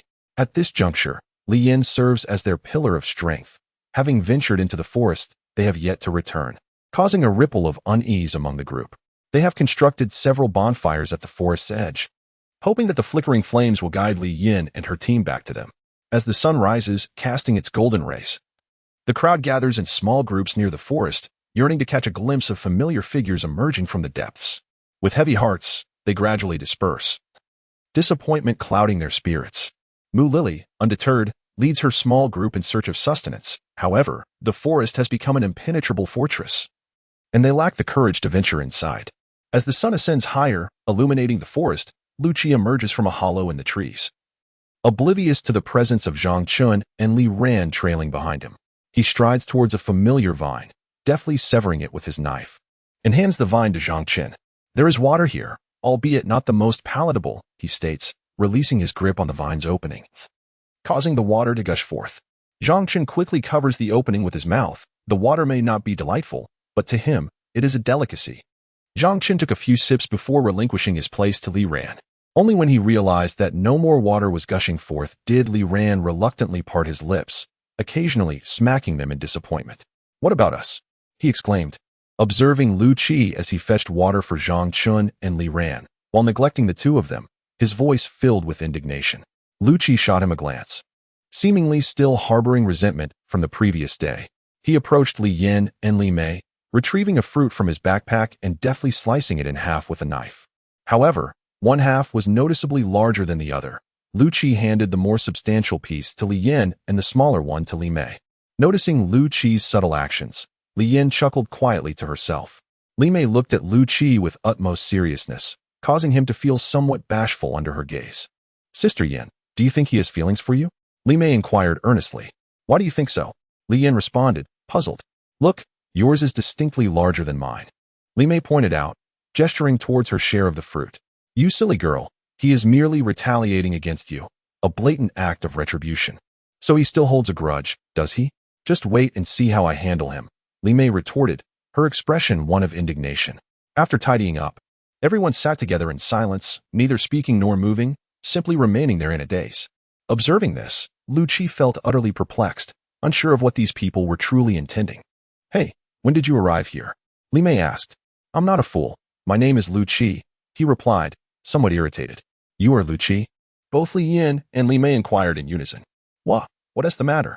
Upon witnessing the reactions of the two women, Liu Qi, feeling quite anxious, inquired. You are Liu Qi, aren't you? Li Mei, feigning solemnity, responded with a question that deepened Liu Qi's uncertainty.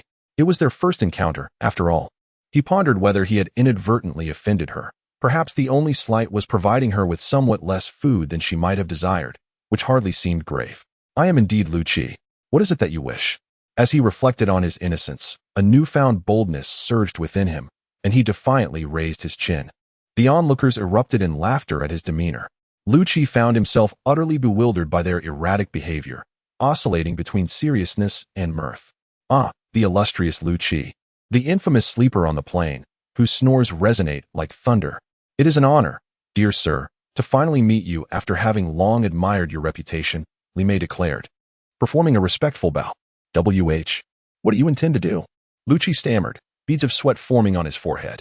Nothing sinister. Merely wishing to sample some of that delightful fare you provided me earlier, she replied. Oh, Liu Qi exclaimed, promptly opening his backpack. However, he soon sensed something amiss and quickly clutched his bag tightly to his chest, exclaiming, On what grounds? On the grounds of my admiration for you, she retorted. Admiration does not equate to sustenance. I refuse. Will you concede? Li Mei demanded fiercely. I can only offer one. Unacceptable. I require 4. 2, as my lowest acceptable offer. Very well, it is a deal. With that, Liu Qi retrieved 2 fruits from his backpack. Upon seeing Liu Qi take something out, Li Mei immediately snatched it away. Fearing that he might have a change of heart, Liu Qi looked at his empty palms with a face full of sorrow and indignation, casting a pleading glance at Li Mei, hoping she would relent. The amusing spectacle of their tussle elicited laughter from everyone present. However, despite the laughter, a lingering cloud of gloom still hovered over their heads. Observing Li Mei, who held 2 fruits yet wore a forlorn expression, Liu Qi curiously inquired, What troubles you? With a sigh, Zhang Chen replied, Alas, we have lost our way. Lost. I thought it was something significant. It's merely a case of being lost, Liu Qi responded confidently. Leave this to me. I shall lead you out. Is that so? Can you really manage? Li Mei remarked, casting a skeptical glance at Liu Qi. Rest assured, I am more than capable. I am someone who has emerged from the mountains. How could I possibly be lost here? I too have emerged from the mountains. Li Mei retorted, yet here you are, lost. Chapter 9. Do not follow me with Liu Qi's assistance. Li Yin and her companions successfully navigated their way out of the forest. Throughout the journey, Liu Qi felt increasingly vexed. Initially, he had yearned to find them. But upon discovering their presence, he was unexpectedly confronted by Li Mei. Throughout the ordeal, he had witnessed her formidable nature, no matter the circumstance. It seemed he would invariably bear the brunt of any misfortune. Ultimately, Liu Qi opted for silence, believing that only through such restraint could he avoid further disadvantage. Yet Li Mei found herself rather fond of this situation. She always managed to concoct some trivial matters to occupy her time. Unfortunately, Liu Qi paid her no heed, which left him feeling a slight twinge of frustration. Aren't you joining us? Li Mei inquired. Come along with us. United in numbers, we can certainly weather this current storm, added Li Yin.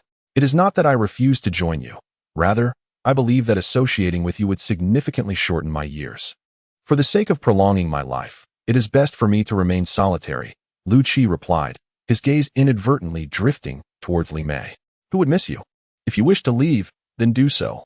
We have no need for you here. Your presence is quite bothersome, Li Mei retorted dismissively. On what grounds? This is not your domain. I shall linger here for as long as I please. You have no authority over me. Just as the tension escalated, Li Yin swiftly intervened, pulling Li Mei away before she could continue her tirade. So what do you think of my strategy?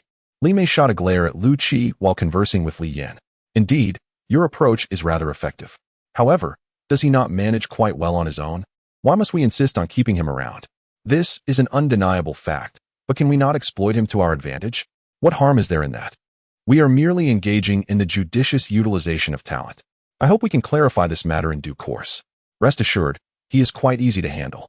This place is labeled as a camp, yet it resembles a haphazard assemblage of various items, hastily covered by a few makeshift shelters to fend off the rain.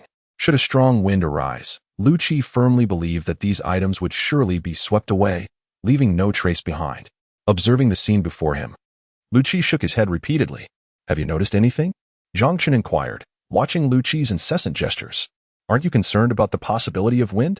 At a loss for words, Zhang Chen hesitated. Wait a moment, I shall return shortly. With that, Zhang Chen hurried off in search of Li Yan. This matter could not be delayed. Who could predict the capricious nature of the weather at sea? One moment it might be tranquil, and the next could unleash a tempest.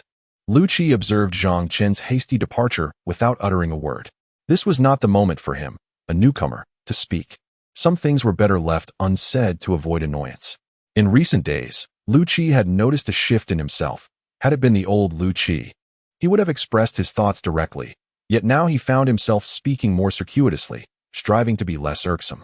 He remained uncertain whether this transformation was advantageous or detrimental. Resolute in his decision, Liu Qi chose a location amidst the forest. Building by the seaside was indeed not an ideal choice, should a fierce storm arise. The structure would likely prove inadequate. In contrast, the forest offered a different sanctuary, with trees that had taken root long before, serving as natural barriers.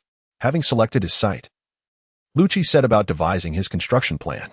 He is neither a fool nor someone who concerns himself with matters unrelated to him. Thus, he intends to construct a house akin to the wooden cabins he has observed in the forest. It is modest in size but sufficiently accommodating for his needs. While clearing the ground, a figure quietly approached him. Liu Qi glanced at the newcomer but continued with his tasks. What do you plan to do here? Li Mei inquired, taking the initiative when Liu Qi did not respond. Building a house. Can you help with that? As the ground was nearly prepared, Liu Qi ventured into the forest with an axe, searching for suitable trees to erect his dwelling. He had no intention of felling the trees by the seaside, as he understood that those would be quite resilient, whereas the trees deeper within were comparatively superior. Are you gathering trees to build a house here? Li Yan arrived at Liu Qi's location and posed the question upon seeing him clearing branches. Indeed, I wish to create a more comfortable living space for myself. Liu Qi responded, lifting his gaze. Do you think that is necessary? I cannot say.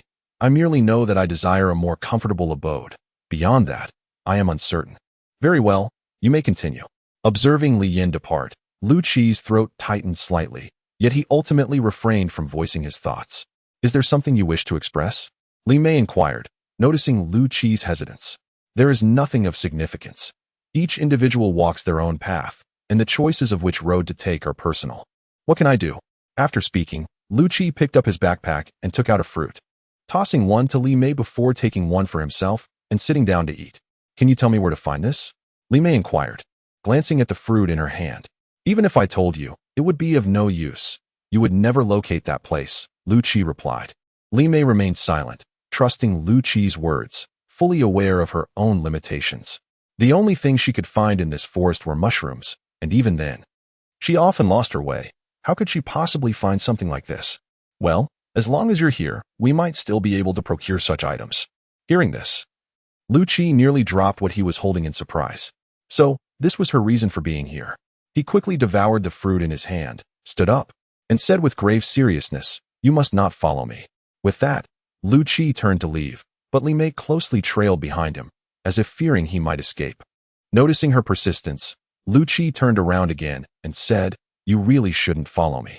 This isn't your home. I can go wherever I please." "How can you say that? Is there no reason left to discuss?" She retorted. "Reason? This is not your territory. I have the right to move freely, even if it were your home. What could you possibly do to me now?" Faced with Li Mei's loquacious nature, Liu Qi found himself at a complete loss, compelled to quicken his pace in hopes of shaking off the persistent girl trailing behind him. Ultimately, he realized that Li Mei was not so easily dismissed. As he accelerated, she matched his speed, leaving him utterly exasperated. After circling several times without success in evading her, Liu Qi had no choice but to come to a halt. He regarded Li Mei earnestly and inquired, "What is it that you truly wish to achieve? Did I not ask you to refrain from following me? Do you genuinely find me so unbearable?" With reddened eyes, Li Mei replied, "No, that's not my intention. I genuinely have urgent matters to attend to." Please do not follow me. What is it? Speak, or I shall continue to trail you, she insisted, her resolve unwavering. Very well. I shall no longer concern myself with this. I need to relieve myself. You may follow if you wish, Liu Qi retorted, turning away without a backward glance and finding a suitable spot to squat. At last, he felt a sense of relief, pondering over the girl's tenacity, akin to a stubborn piece of chewing gum that clings relentlessly. As he adjusted his trousers, a sense of comfort washed over him, and he muttered to himself. Observing Li Mei diligently chopping branches with a serious demeanor, he couldn't help but find her somewhat amusing at times. Though Li Mei harbored thoughts of the fruits in his backpack, she openly acknowledged her intentions without any pretense. When I build my house, should I construct one for you as well? Liu Qi remarked after putting down his axe. I have no desire to be your neighbor, she responded. I never suggested erecting your dwelling next to mine, Liu Qi clarified. Chapter 10. Going after rabbits in the days that followed. Aside from her endeavors to gather food, Li Mei spent the remainder of her time entirely at Liu Qi's place.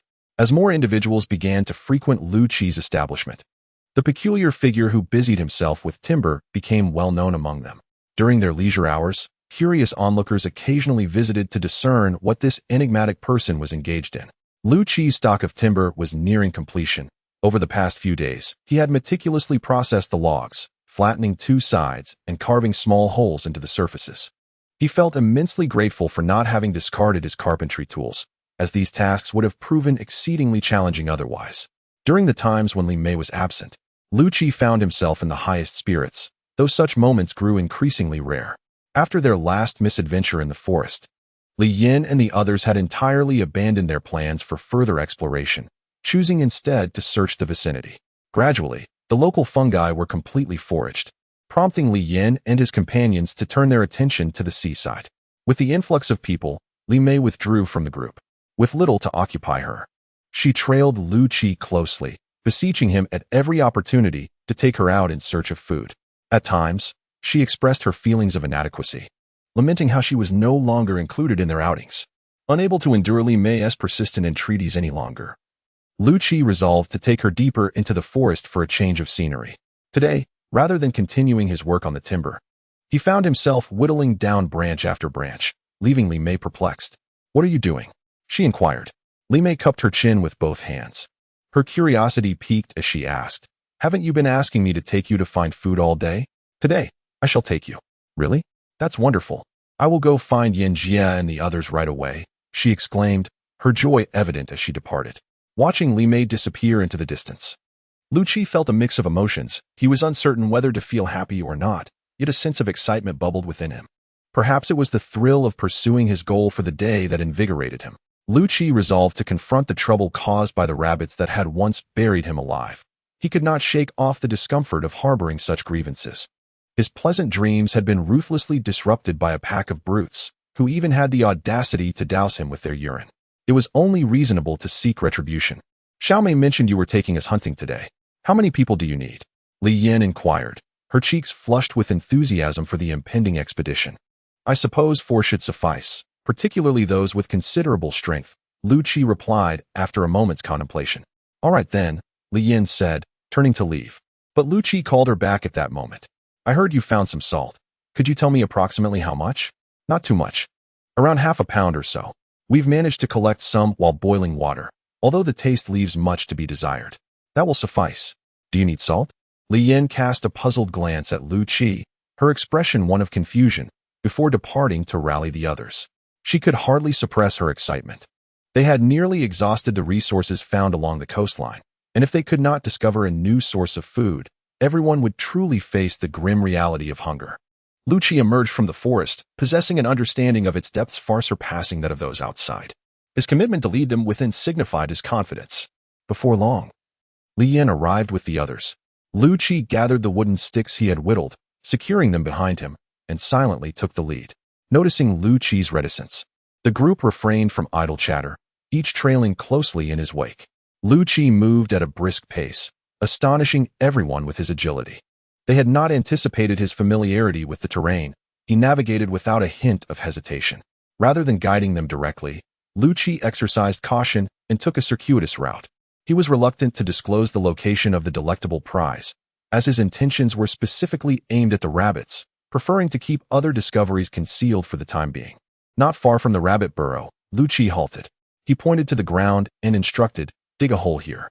With that, he rolled up his sleeves and began to excavate with a shovel fashioned from wood. The others exchanged glances, uncertain of his purpose, yet they followed suit in earnest.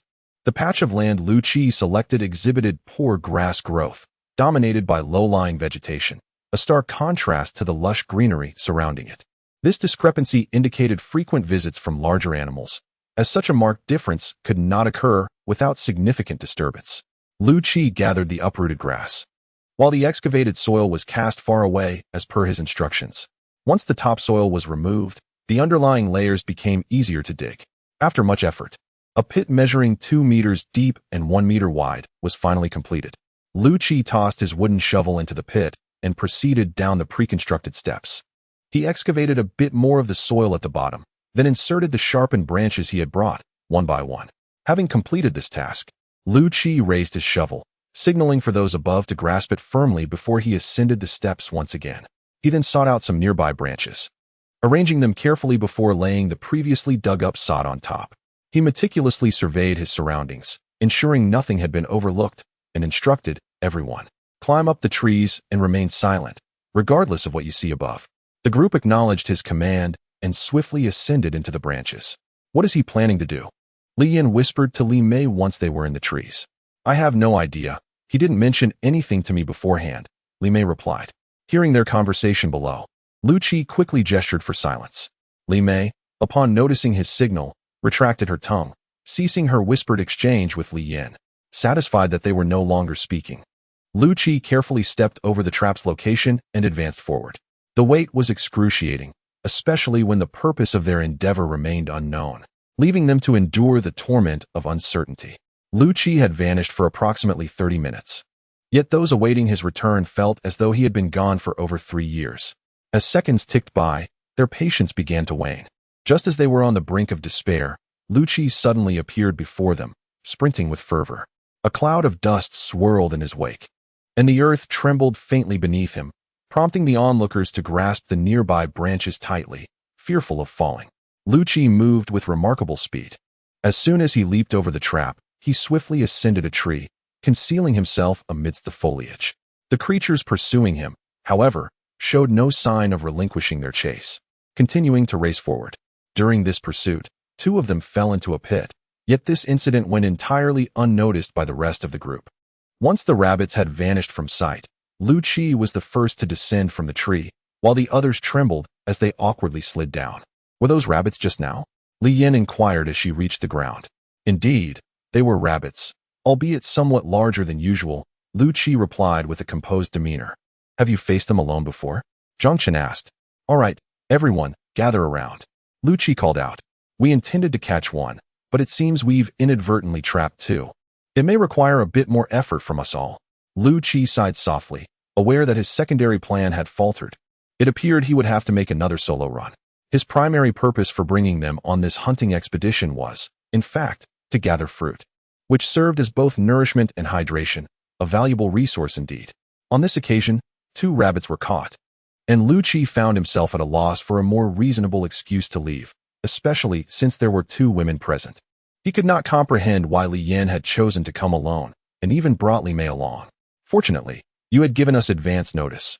Had you not, we would have likely tumbled from the trees one by one, ultimately trampled into a pulp," Zhang Chen jested. Indeed, as Brother Zhang rightly pointed out, encountering such large rabbits suddenly could indeed be quite terrifying. "How did you comfort yourself back then, Hulu Wang?" Xiao Qinggang, who had ventured out with them for the first time, interjected. "How did I cope? I simply fell from the tree," Liu Qi candidly replied. "Is that true? You actually fell from the tree?" Li Mei inquired with the excitement of discovering a new continent. "Yes, I fell right out of the tree. And had I not been fortunate enough to land in some bushes, I might not have survived that encounter," Liu Qi stated with an air of nonchalance. "I thought you were fearless." Chapter 11. A bountiful harvest. Liu Qi chose not to engage further with Li Mei, knowing that any response would lead to her incessant chatter.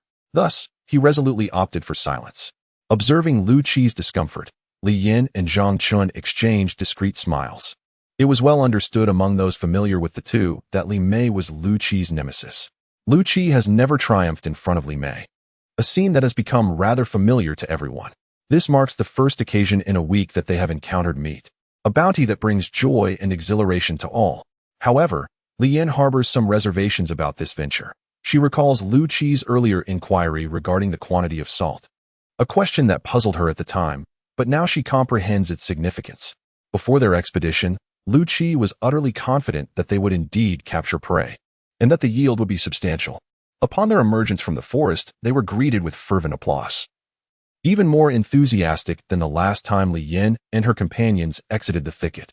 The sight of the enormous rabbit sparked curiosity among the crowd, simultaneously instilling a deeper fear of the unknown within the forest. Who can say what other creatures may dwell there?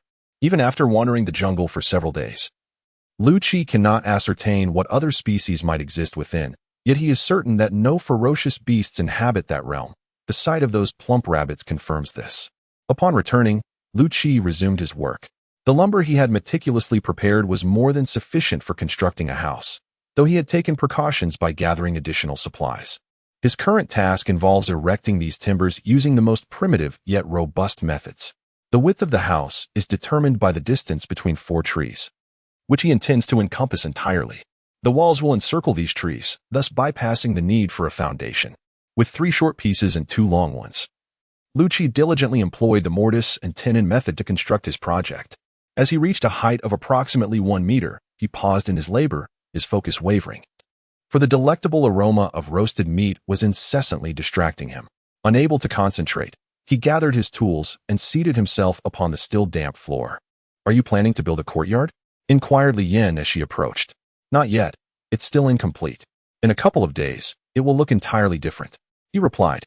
"At the pace you're going, I estimate it won't take more than 2 days to finish," she chuckled. Li Yan then glanced upwards at the darkening sky, sighed, and remarked, "Do you truly believe no one will come to rescue us? Really? Everyone is saying you're a peculiar person. You hardly converse with anyone and seem to confine yourself here all day, claiming you intend to spend your entire life in this place. Is that your decision?" "No, I'm simply inept at conversing with others, and I fear they may not take a liking to me. But if you never speak to anyone, how can you know they want to like you? No one in our village cares for me. They avoid me whenever I appear. I have grown accustomed to it. Enough of this. Today, you are the hero. Shouldn't you meet with everyone? I think I shall pass. Come on." After finishing her words, Li Yan rose and, without further ado, took Liu Qi by the hand and led him away. The beach was indeed lively, filled with cheerful faces and the joyful sounds of conversation. Upon Liu Qi's arrival, everyone greeted him warmly, which he found quite overwhelming. However, he could sense the genuine affection behind their enthusiasm. "Ah, Hulu Wang, you are finally here. I was just about to look for you," Li Mei exclaimed as she dashed over to him. "Indeed, it's quite a feat. You've finally emerged from your corner," Li Ran added, wrapping his arm around Liu Qi's shoulder.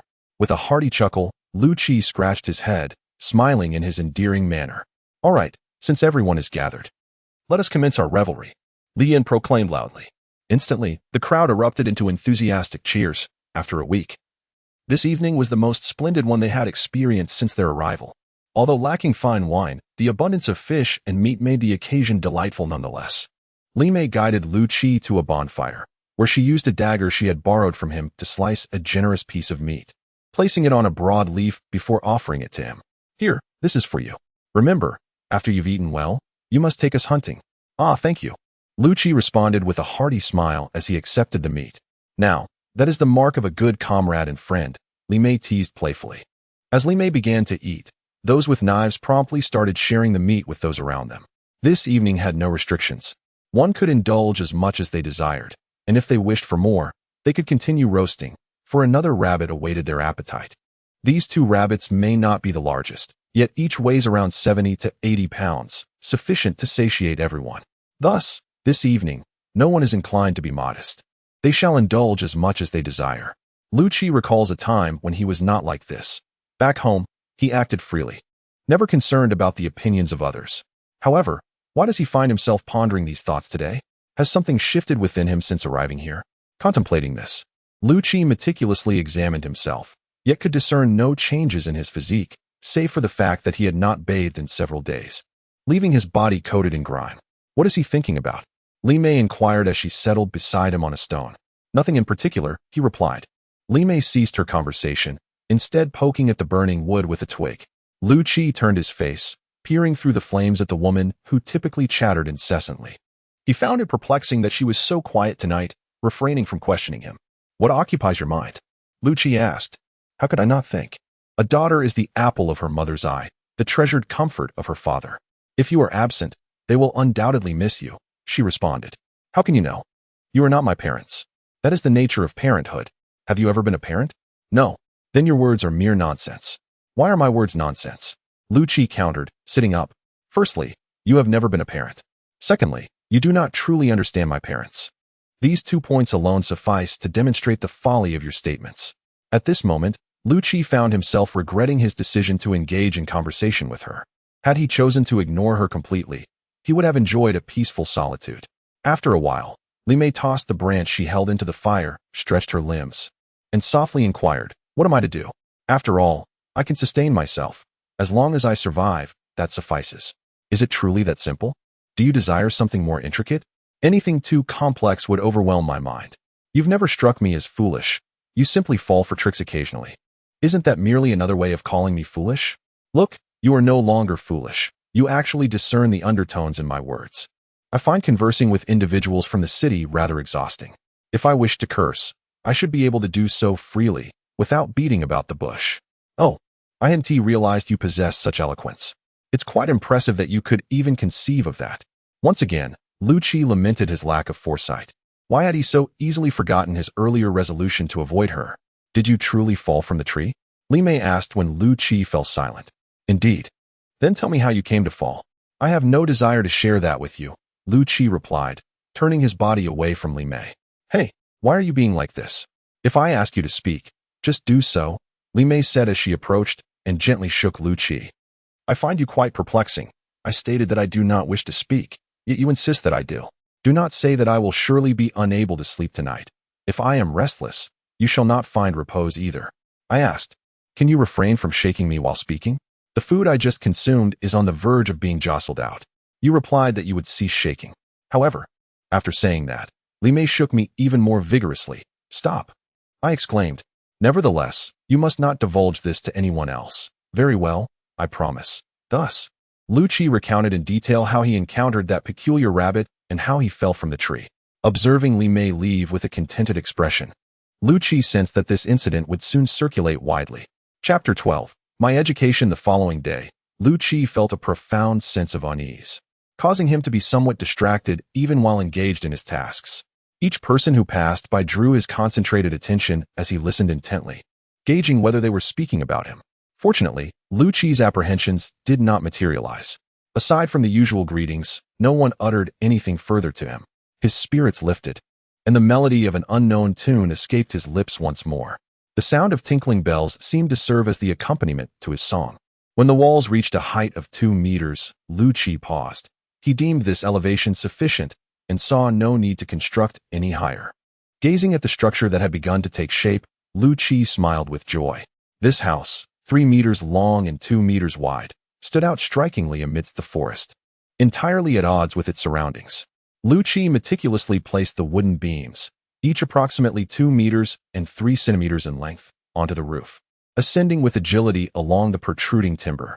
His waist was adorned with a cloth pouch filled with meticulously crafted tenons, as he prepared to secure the rooftop, marking the final step of his labor.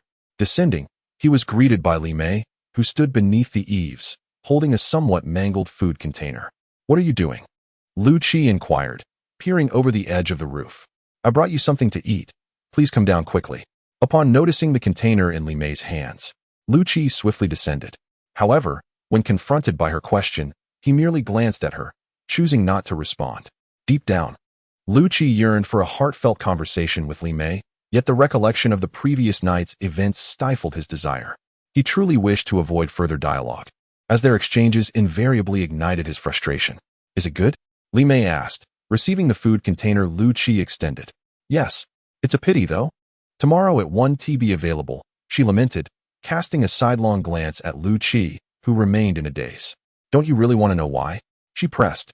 In response to Liu Qi's silence, Li Mei stomped her foot in exasperation and stormed off. Watching her retreat, Liu Qi felt an unexpected pang of disappointment. Though he was reluctant to converse with her, he simultaneously craved connection. Liu Qi was not one to remain silent. He longed for interaction. The villagers often scorned him for his tendency to interject in every discussion, coupled with his propensity for verbosity.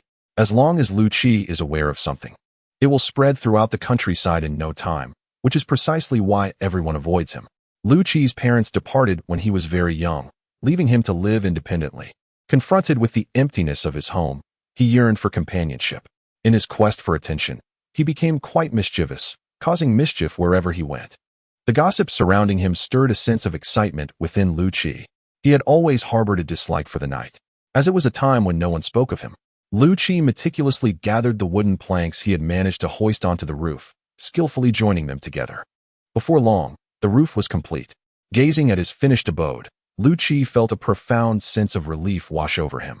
At last, his little sanctuary was complete. Although it was not yet perfect, he at least had a shelter to shield him from the elements. Unbeknownst to him, Li Mei had returned. She sat atop the neatly arranged wooden materials, carving something with Liu Qi's knife. Liu Qi glanced at her, but did not engage in conversation. Instead, he picked up a flat chisel and began to clear the bark clinging to the trees along the wall. "Why are you removing the bark? Wouldn't it be better to leave it?" Li Mei inquired as she approached him. "Leaving it may seem fine, but the bark harbors insects that will gnaw away at the wood." "Look, there are many here," Liu Qi replied, presenting a piece of bark before her. "That's disgusting. Get it away from me," Li Mei exclaimed, her face contorting in distaste as she beheld the writhing white maggots within. "These are actually quite valuable. They are rich in protein," Liu Qi remarked. Liu Qi, while speaking, busily gathered the insects. "What are you doing collecting them?" Li Mei asked, her expression one of confusion. "They are edible," Liu Qi replied earnestly. "You can eat them yourself," she retorted, hastily distancing herself from Liu Qi and the gathered insects. Liu Qi chuckled as he watched her depart, concentrating the insects in one spot before resuming his task of stripping bark from trees. Li Yin now faced a rather grim predicament. They were running perilously low on water. After several attempts, no one dared to conquer the coconut palms any longer. The meager fresh water obtained from boiling seawater was wholly insufficient. If they could not find a source of potable water soon, the fate of these individuals would be dire. It was indeed a vexing issue, as they had scoured every nearby location without a trace of fresh water. Li Yin felt overwhelmed. She truly wished to relinquish her leadership. Initially, she had been compelled to take charge, never anticipating they would remain here for such an extended period. "I need water, Liu Qi," Li Mei called out to him, still engrossed in his work. Upon hearing Liu Qi's words, she opened his bag, only to find it devoid of the delicious fruits they had previously enjoyed, which disheartened her. She retrieved a water bottle, gently shaking it, sensing there was still a fair amount of water inside. The thought that this might be the water Liu Qi had collected from the vines, carrying a strong green taste, made her brows furrow involuntarily. "What are you doing?"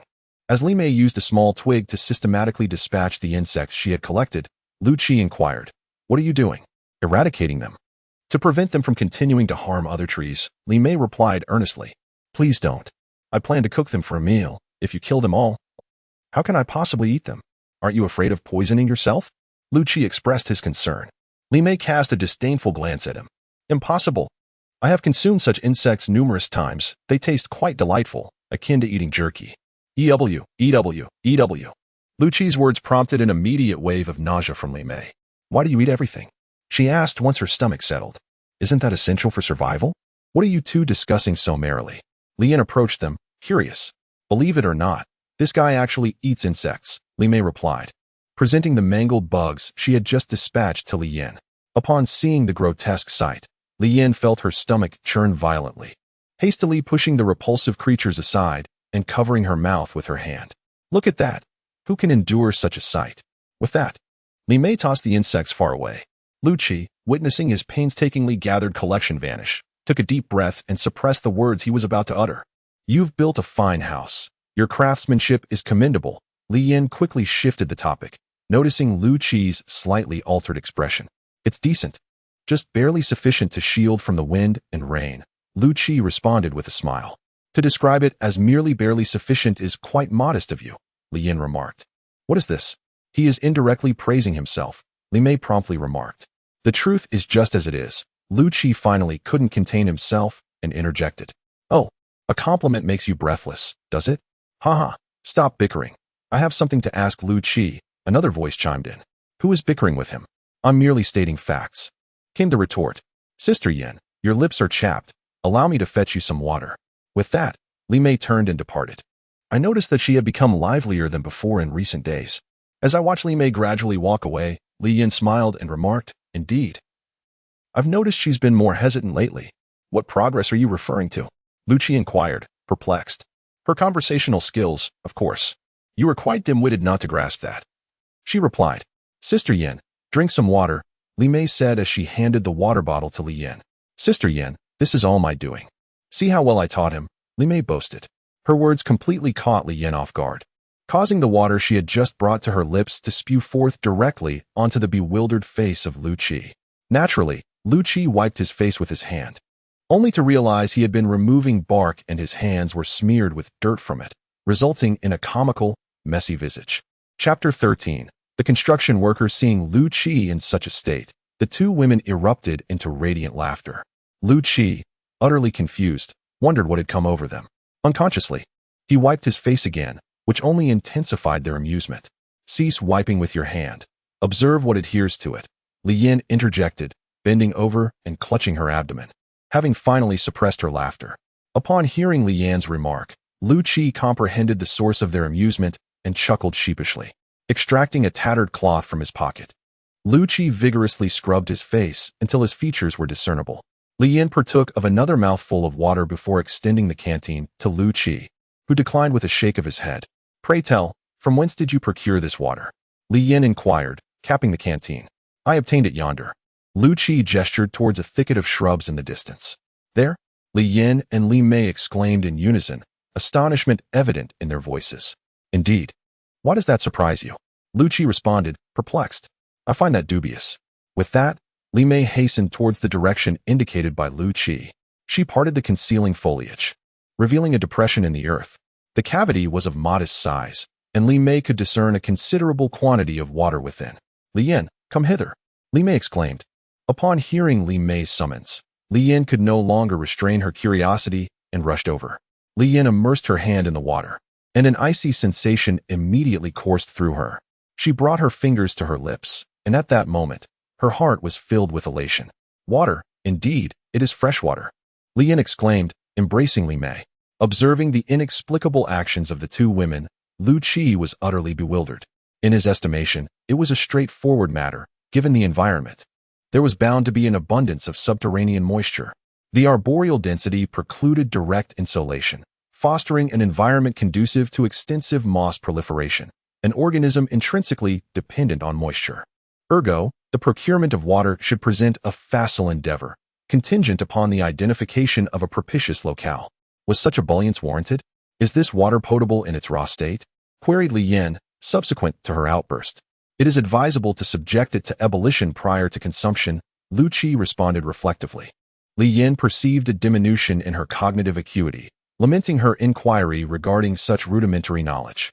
In an extradomiciliary context, the direct ingestion of untreated water is generally inadvisable, irrespective of its apparent limpidity, owing to the myriad microorganisms it may harbor. Such precepts were once assimilated, yet presently elude her recollection. Liu Qi augmented the conflagration within his hearth, thereby expediting the desiccation of the surrounding timber. Consequently, he anticipated repose in a comparatively arid environment, a prospect he had long anticipated.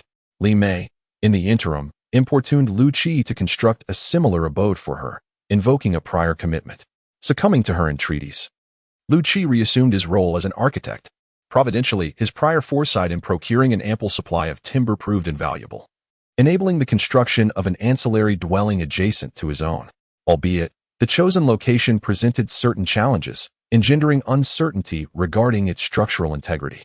Pray, proceed with the construction of my abode, and entrust the oversight of this area to my discretion, she entreated. As Liu Qi hurriedly approached, Li Mei expressed her impatience. Under the scorching flames, the surroundings of the little cabin quickly filled with a dense mist. Enveloped in this vapor, the woodland cottage appeared to be in a realm of enchantment. The mist thickened within the confines of the cabin, causing Li Mei to feel increasingly restless, prompting her to step outside. Observing the indistinguishable haze of steam and smoke, a sense of unease began to settle in her heart. At that moment, fear crept in. She could no longer recall how much wood she had added to the fire pit. Should the house truly catch ablaze, Liu Qi would surely be furious. Stealing a glance at the preoccupied Liu Qi, she found solace in the fact that he seemed oblivious to her distress. Constructing another dwelling would be considerably simpler, as it would require at least one less wall. Expanding upon the existing structure would be far less complicated than the previous endeavor. Lacking suitable trees for Li Mei's new abode, Liu Qi resorted to burying several larger logs within the room to serve as steadfast supports. Relying solely on the interlocking strength of the wood felt precarious to him. This approach offered him a measure of reassurance. As the mist thickened further, Liu Qi furrowed his brow and approached her, inquiring, "How much would have you added to cause such a predicament?" "I cannot say," Li Mei replied, her expression innocent. "If you set my house ablaze, just see how I will deal with you," Liu Qi threatened before walking away. In her heart, Li Mei fervently prayed that disaster would not strike, for she truly had no idea how to explain such a calamity. As the mist gradually dissipated, Li Mei, seeing that it was now safe to enter the dwelling, promptly stepped inside. She surveyed the surroundings meticulously. Aside from a slight blackening of the roof, seemingly nothing was amiss. Li Mei was thoroughly relieved. Liu Qi, observing the towering pile of timber within the hearth, irrevocably consigned Li Mei to his list of untrustworthy individuals. Were it not for the high moisture content of the wood, his recent labors would have been reduced to ashes. Li Mei, also realizing she had added too much wood, glanced at Liu Qi with a sheepish expression. Liu Qi, without uttering a word, turned away, presenting her with an icy countenance. "So what if I added too much? It didn't ignite, did it? Is there any need to give me such a cold look?" Li Mei grumbled under her breath as she removed the excess wood from the hearth. Using the remaining embers at the base of the fire pit, Li Mei rekindled the fire. This time, she learned from her mistake, adding the wood sparingly and gradually drying it. As the vapor rose within, it was rather pleasant. Akin to a sauna, the heat made Li Mei feel drowsy. Thanks to Liu Qi's efforts, Li Mei's small hut was finally completed. He promptly ushered her over, fearing she might cause further trouble. Seeing Liu Qi's demeanor, Li Mei also gave him a displeased look and departed with a pout. "Liu Qi, I need you to consider something," Li Mei eventually said, breaking the silence. "What is it?" he asked. "You see, my room is too dark. How about we exchange dwellings?" Li Mei said, her face filled with anticipation. "Absolutely not," Liu Qi replied resolutely. "Could we perhaps create a window in your wall? At least I would have some light." "This is feasible. Additionally, could we also open a door in your wall?" "Why? Consider this. If something were to come in, wouldn't you be here?" "Well, that's irrelevant. Regardless, we can simultaneously create both a window and a door. Let us settle that and proceed swiftly."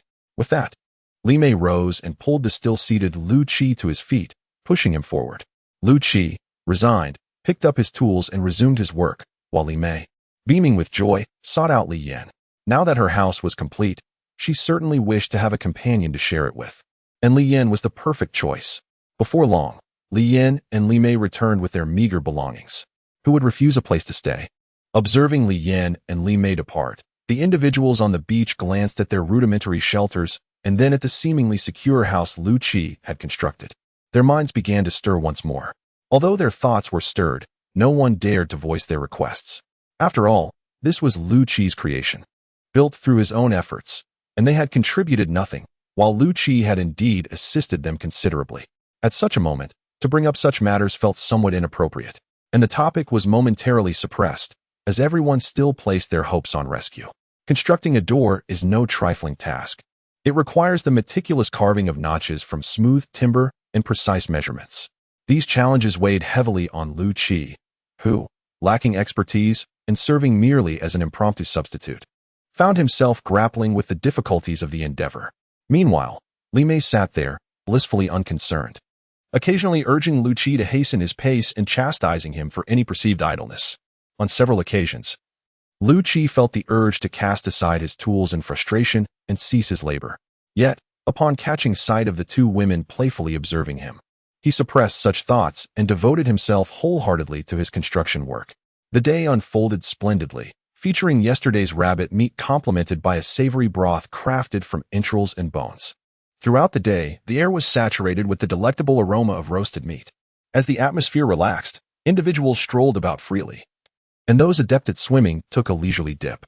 A greater number gathered around Liu Qi's dwelling, encircling the fire and engaging in lively chatter, creating an ambience of serene contentment. Chapter 14. Resignation to fate. With no shortage of food or drink, the spirits of the people gradually stabilized. Although the long-awaited rescue had yet to arrive, it did little to dampen their morale. Liu Qi finally liberated himself from the burdens of construction, relishing the opportunity to pursue his own desires. The past few days had been among the most uncomfortable he had endured, and as the tasks reached completion, he found himself yearning for the pleasures of a hearty meal. Since encountering Li Yin and her companions, he had not had the chance to indulge in a satisfying feast. Each time the desire for sustenance arises within him, another presence invariably materializes. With each increasing instance of this occurrence, his already meager reserves dwindle further. Liu Qi resolves to gather provisions himself, unwilling to relinquish them entirely to the rabbits. He has already imparted the techniques and locations for capturing rabbits to Zhang Chen and Li Ran, and their recent successes have rendered his accompaniment unnecessary, granting him a newfound freedom. Observing the desolate state of his dwelling, Liu Qi determines to augment its contents. Shouldering his pack, he stealthily ventures into the forest, taking advantage of Li Mei's absence and without informing anyone of his departure. The prospect of bringing along a complication is anathema to Liu Qi. Solitude affords him greater convenience, enabling him to address any unforeseen circumstances with greater ease. Sister Yin, Liu Qi has vanished, Li Mei exclaims anxiously, seeking out Li Yin. How can he have disappeared? She asks. His backpack and axe are missing, and he hasn't been seen for quite some time. He is likely engaged in some endeavor, one that he deems unsuitable for our participation. We shall await his return, Li Yin suggests after a moment's contemplation. Honestly, Li Mei retorts. Why must he undertake these tasks alone, without any sense of camaraderie? Li Mei's words stir something within Li Yan's mind. What exactly is Liu Qi intending to do? And why is he unwilling to involve others in his pursuits? Li Yin recognizes a burgeoning curiosity within herself, a departure from her usual disinclination to pry into the affairs of others. Why, she wonders, does she harbor such inquisitiveness this time? Perhaps Liu Qi truly conceals something within him. Li Yin glanced up at the forest that instilled a sense of dread within her. Perhaps he had indeed discovered something within its depths, she murmured softly. What did you say, Yinjia? Li Mei inquired. Nothing, let's go swimming. Li Yin replied with a smile. All right, then I shall see what you are capable of. At that moment, Liu Qi sat beneath a tree, indulging heartily in his meal, surrounded by a considerable amount of discarded skins on the ground. If Li Mei were to witness this scene, she would undoubtedly be furious. Liu Qi's actions were nothing short of wasteful, a veritable crime against nature. Yet, he remained indifferent to such concerns. All that mattered to him was his own comfort and ease, while other matters did not occupy his thoughts. Having satisfied his hunger, Liu Qi shouldered his backpack and made his way toward the location he recalled near the tail of the aircraft. He had awakened there without any tools, unable to open the tightly sealed boxes. Now, however, he was equipped with an array of instruments, and the thought of not attempting to open those boxes would leave him feeling unfulfilled. Even if the contents proved to be of no use to him, at least he would not harbor any regrets. In truth, Liu Qi hoped to find something valuable within, for reasons unknown to him. He harbored a persistent belief that these individuals could never depart from this place. Observing their daily anticipation, Liu Qi astutely learned to remain silent.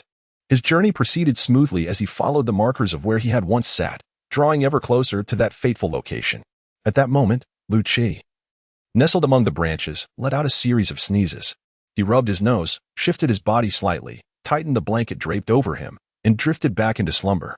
Li Yin gently caressed Li Mei, who had fallen asleep on her lap, while her other hand pulled up the blanket that had slipped down.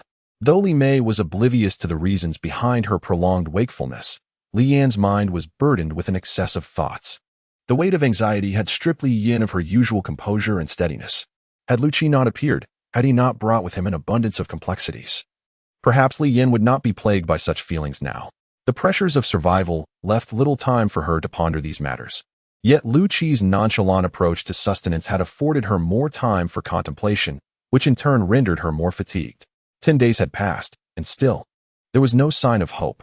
Conversations among the group began to revolve around this longing for rescue, a desire that grew increasingly intense. Li Yin understood that there was a critical threshold, once a person could no longer bear the weight of despair, that would herald the onset of true troubles. Currently, The faint glimmer of hope served as the collective impetus to endure, and Li Yin feared that this hope might be gradually eroded by the passage of time. As dawn broke, Li Yin carefully placed Li Mei down and quietly exited the wooden hut. She strolled along the beach, the morning chill refreshing her senses.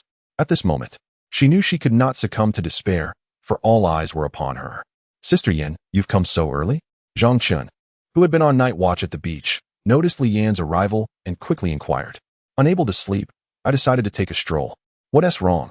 "I've never seen you like this before," Zhang Chen asked, observing Li Yan, who wore a furrowed brow. "Zhang Chen, do you think we will be rescued?" Li Yan inquired, voicing her innermost fears.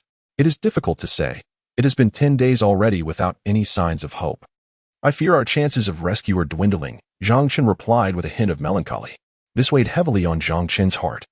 His wife had just given birth to their son this year, and he had scarcely been able to hold him before being whisked away on this flight. He knew that once the flight concluded, he would have a month's leave, a time he had eagerly anticipated to spend with his wife and to gaze upon his newborn son. Yet, this unforeseen predicament shattered all of those dreams, leaving no room for mercy.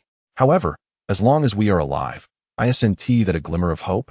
Zhang Chen collected his thoughts and managed to smile. "Yes, as long as we live, we still hold on to hope. Yet, I wonder how many share this sentiment. You know, when hope shatters, unforeseen events can unfold. Even if such things were to occur, they remain beyond our control. All we can do is strive to maintain our hope to the best of our ability. Once we can no longer sustain it, we must resign ourselves to fate." Watching Li Yin gradually recede into the distance, Zhang Chen felt a sense of confusion. Although he could articulate such sentiments, he truly did not know if he could embody them. The pressure intensifies with the passage of time, but once released, everything returns to a state of tranquility. Liu Qi's humble abode has transformed into a gathering place. Apart from those gazing at the sea from the beach, everyone congregates here. They engage in conversation and share meals, the ambience slightly dim yet devoid of the sun's harsh glare, providing a sense of safety. Where else could one find such a delightful refuge? At this moment, Liu Qi has arrived at that very spot, standing where he once buried a certain individual. His hands clasped together as he murmurs softly. Not far away, the outlines of the aircraft's tail can be faintly discerned among the trees. The broken tail remains ensnared in the branches, and contrary to Liu Qi's expectations, nothing untoward occurs. He nimbly climbs up, causing a flock of birds to scatter tumultuously, almost sending him tumbling down. Inside the tail, aside from an accumulation of bird droppings and nests, no other creatures reside. Liu Qi swallows hard and approaches the boxes with his axe in hand. This is the moment he has long anticipated. Today he shall uncover the contents of these boxes. His heart races with excitement, and his hands visibly tremble. He swallows again, raises the axe, and brings it down upon the boxes, sending splinters flying. In no time, the boxes are split open. However, the contents reveal a disappointment. Instead of food or clothing, they contain a heap of iron scraps. For Liu Qi, these items are less useful than a dagger. He resolutely pursued his next objective, one after another, until he had opened all the boxes he could manage. Breathless, Liu Qi sat down. Chapter 15, The Feast of Gluttony. Liu Qi gazed at the scattered items before him, utterly devoid of motivation. These were mere components meant for machinery. Utterly useless. Not a single one of the items he had hoped for had materialized. The thought of his arduous efforts yielding only these worthless objects filled him with dismay as he cast his gaze upon the iron boxes. Surely, he mused, such containers would not house these trivialities. He was tempted to open them at once, yet he hesitated, reluctant to risk damaging the axe in his possession. Should he discover nothing of value within, it would be a regrettable loss. After careful deliberation, he resolved against opening the boxes. After all, they were not going anywhere, and he would have ample opportunity to unlock them later. With this clarity, Liu Qi methodically sealed the boxes he had previously opened, stuffing in leaves to cover the irreparable gaps. The allure of the sea remained potent, having navigated the initial phase of frustration. And no longer burdened with daily concerns of sustenance, many found themselves drawn to its charm. In the warmth of the weather, swimming in the azure waters was a dream cherished by countless souls, though their current circumstances were somewhat altered. These conditions did little to dampen the yearning to connect with the sea. On the beach, those who possessed the ability to swim glide through the water with unrestrained delight, while those who are less fortunate flounder in the shallows, occasionally provoking peals of laughter. Observing the carefree swimmers, the non-swimmers find themselves envious. The once pristine waters gradually become muddied. As they watch the antics unfolding in the sea, Liu periodically cautions everyone to exercise caution and refrain from venturing too far. For this is still a deserted island, and the mysteries of these waters remain unknown to them. Ultimately, it is prudent to remain vigilant. Li Mei and Mu Lily, akin to ethereal mermaids, occasionally plunge into the depths, emerging triumphantly with large lobsters in hand. Their exploits elicit shrieks of excitement from the onlookers, prompting even the more cautious individuals to suppress their reservations and join in the fray. The seabed in this area is strewn with rocky outcrops, teeming with numerous lobsters and crabs. Judging by their size, it appears that no species in these waters poses a threat to them. Indeed, amidst the rocks lie the remnants of deceased crustaceans, their flesh long since decayed, leaving only their sturdy shells behind. In this moment, these spirited beings become the harbingers of fate for the creatures they encounter. Once spotted, their destinies are sealed. As the basin gradually fills to the brim, Liu is compelled to halt the gathering expedition alongside Mu Lily and the others. It suffices to collect only enough for sustenance. There is no need to capture an excessive quantity, as they will not escape back into the depths of the sea. Today, we can indulge to our heart's content. What a magnificent lobster! Sister Yen, this must cost several thousand, right? Exclaimed Li Mei, gripping a large lobster with excitement. About that, but this isn't deep-sea lobster, so the price will be a bit lower, Li Yin replied after glancing at it.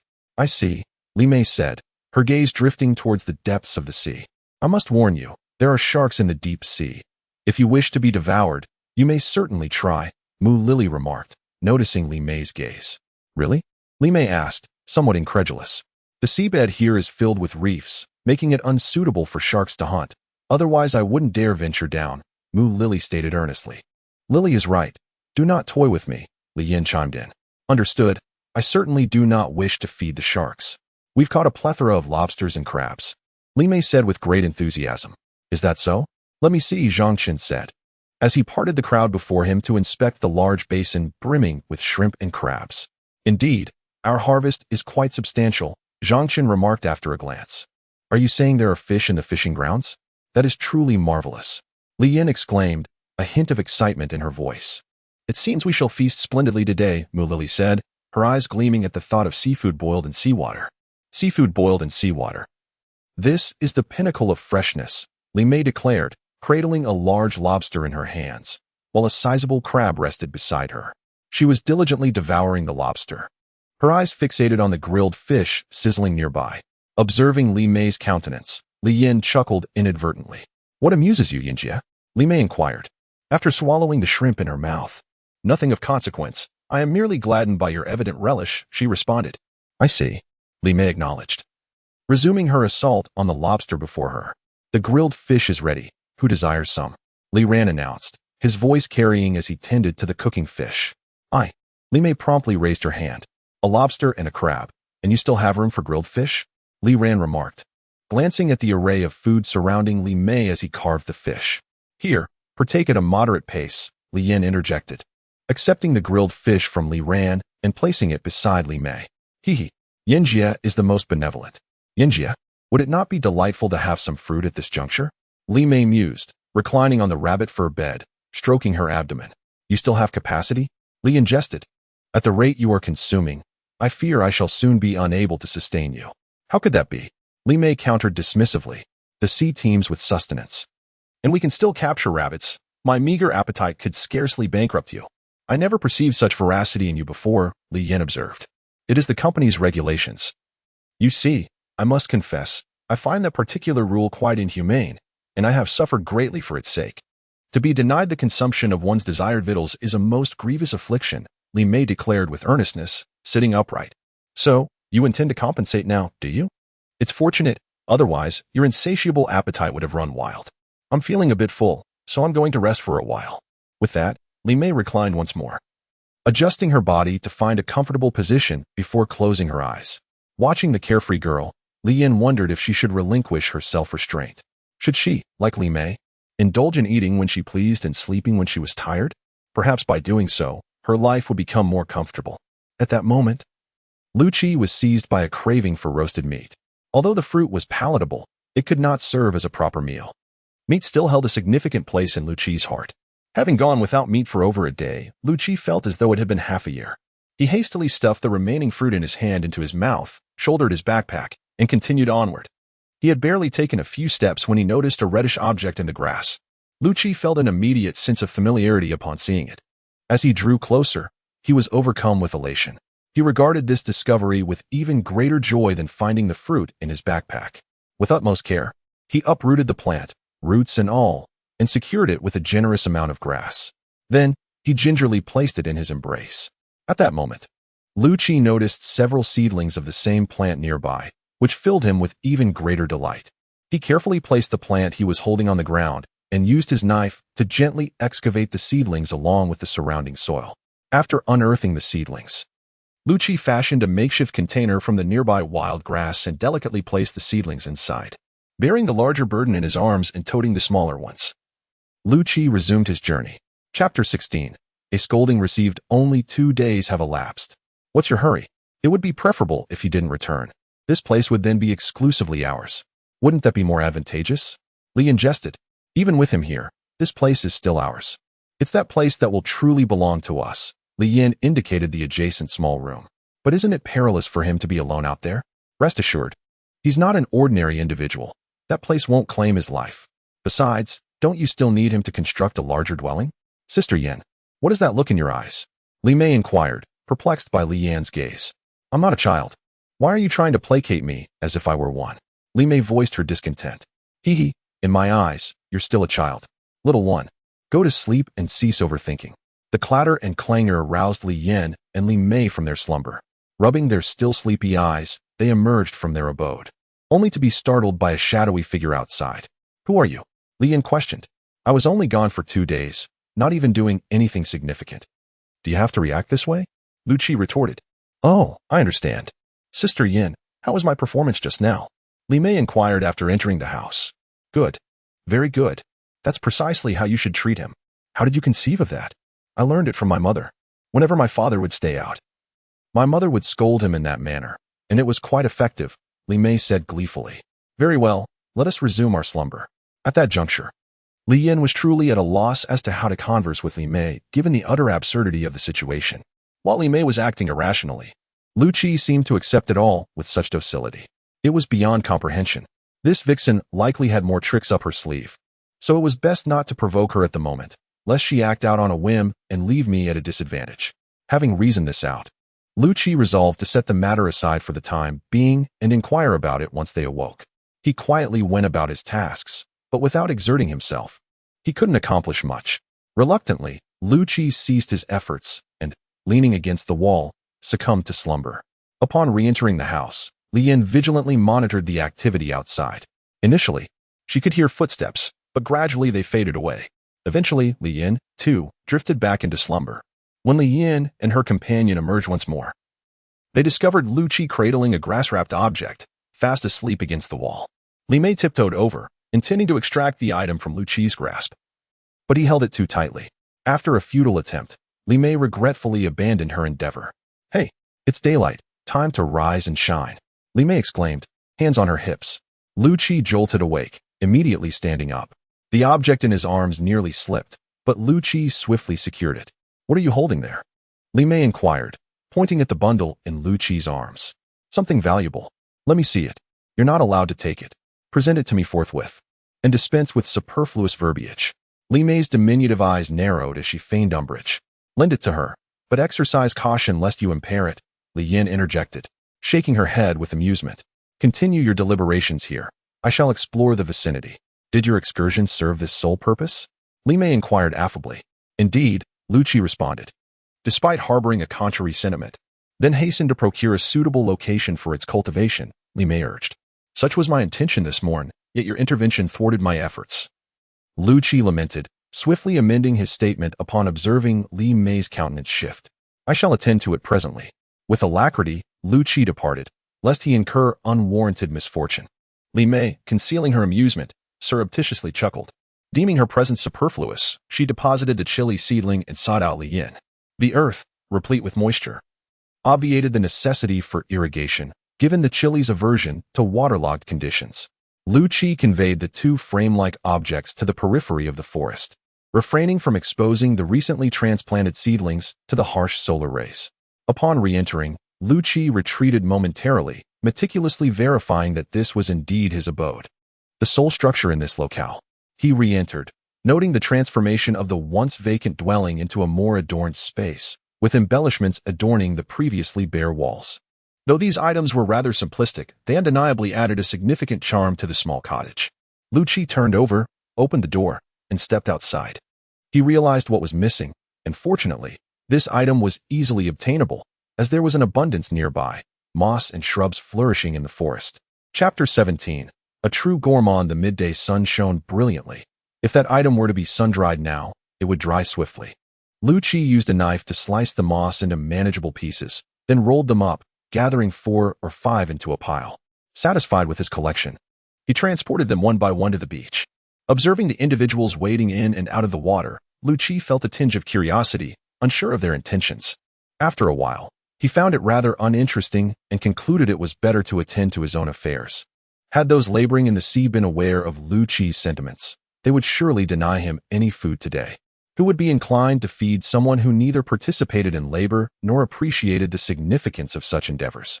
At present, only Li Yin was privy to Liu Qi's presence by the seaside, while others remained fixated on the individuals at sea. Li Yin broadened her gaze to encompass the entire area. One must not only be aware of the immediate dangers, but also remain vigilant of potential threats.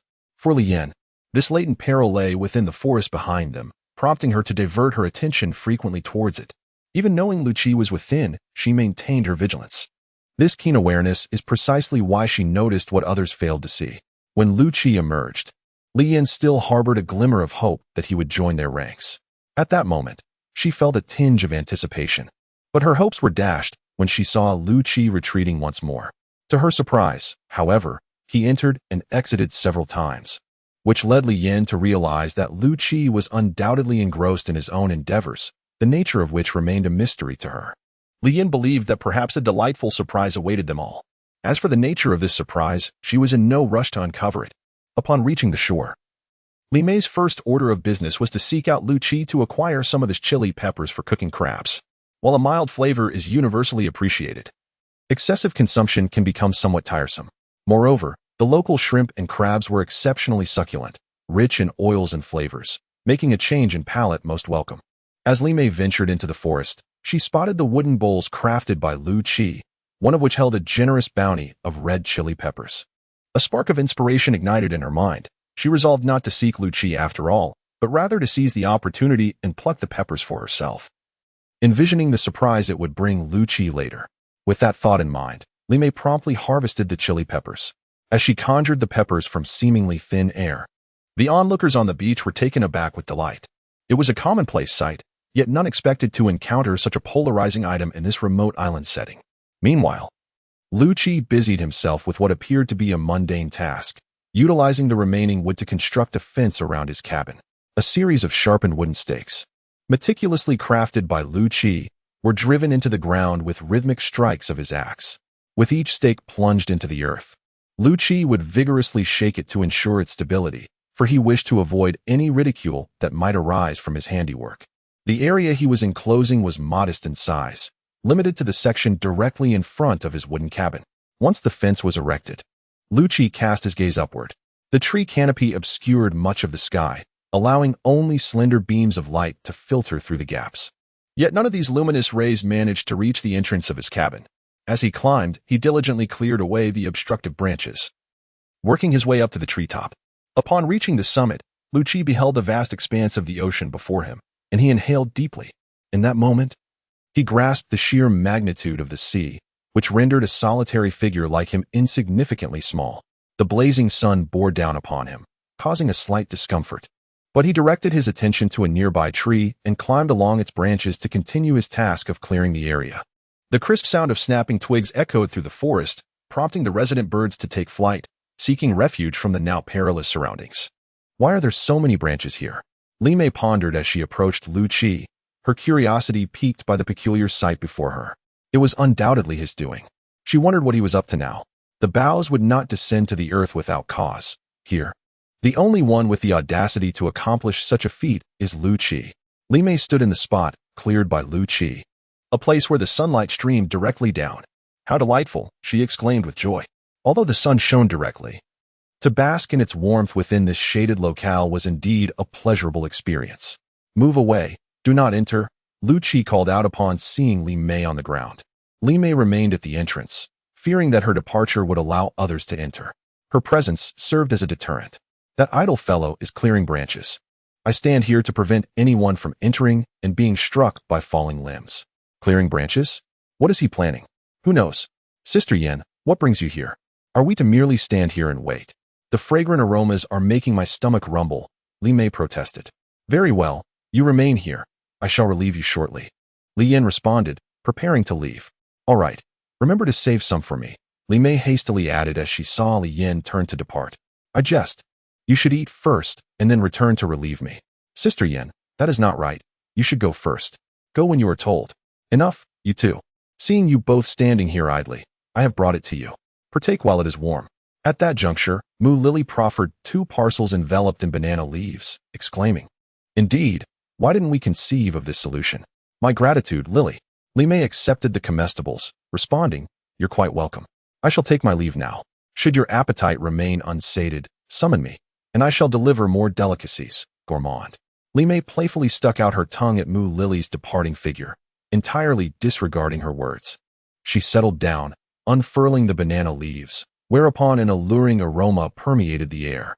Li Mei inhaled deeply, remarking, How fragrant! Let us partake while maintaining our vigilance. Li Mei voiced with eager anticipation. Very well, we shall indulge while we await. Yinjia, do you prefer the piquant or the mild? A spicy one, if you please. My palate has been rather insipid of late. A zesty kick would be most welcome. As you wish, Li Mei responded, extracting a crab from one of the portions and handing it to Li Yan. Fetch me more victuals and water as well. Li Mei bellowed after devouring the crab meat. Ultimately, Zhang Chen packed the remaining provisions and delivered them, thus concluding Li Yan's ceaseless errand. Just as Li Mei was on the verge of consuming the last of the crabs, Liu Qi concluded his tasks. The areas requiring sanitation had been duly attended to. Other locales Liu Qi elected to leave undisturbed for the time being, as he lacked the requisite energy and stamina. Li Mei had been ensconced at the entrance, feasting voraciously. Liu Qi's stomach had long since begun to protest. He swiftly descended from the tree and hastened to Li Mei's side. To Li Mei's astonishment, he snatched a crab and devoured it, shell and all, with remarkable alacrity. After a few crunching sounds, Liu Qi swallowed both the shell and the meat. You can't be serious, you ate the shell too? Li Mei exclaimed, astonished as she gazed at Liu Qi. How else could one eat it? Liu Qi replied, bewildered. Learn from me. With that, Li Mei swiftly demonstrated how to extract the succulent meat from a crab leg. See, this is how one truly enjoys crab, she said, waving the intact crab meat in her hand.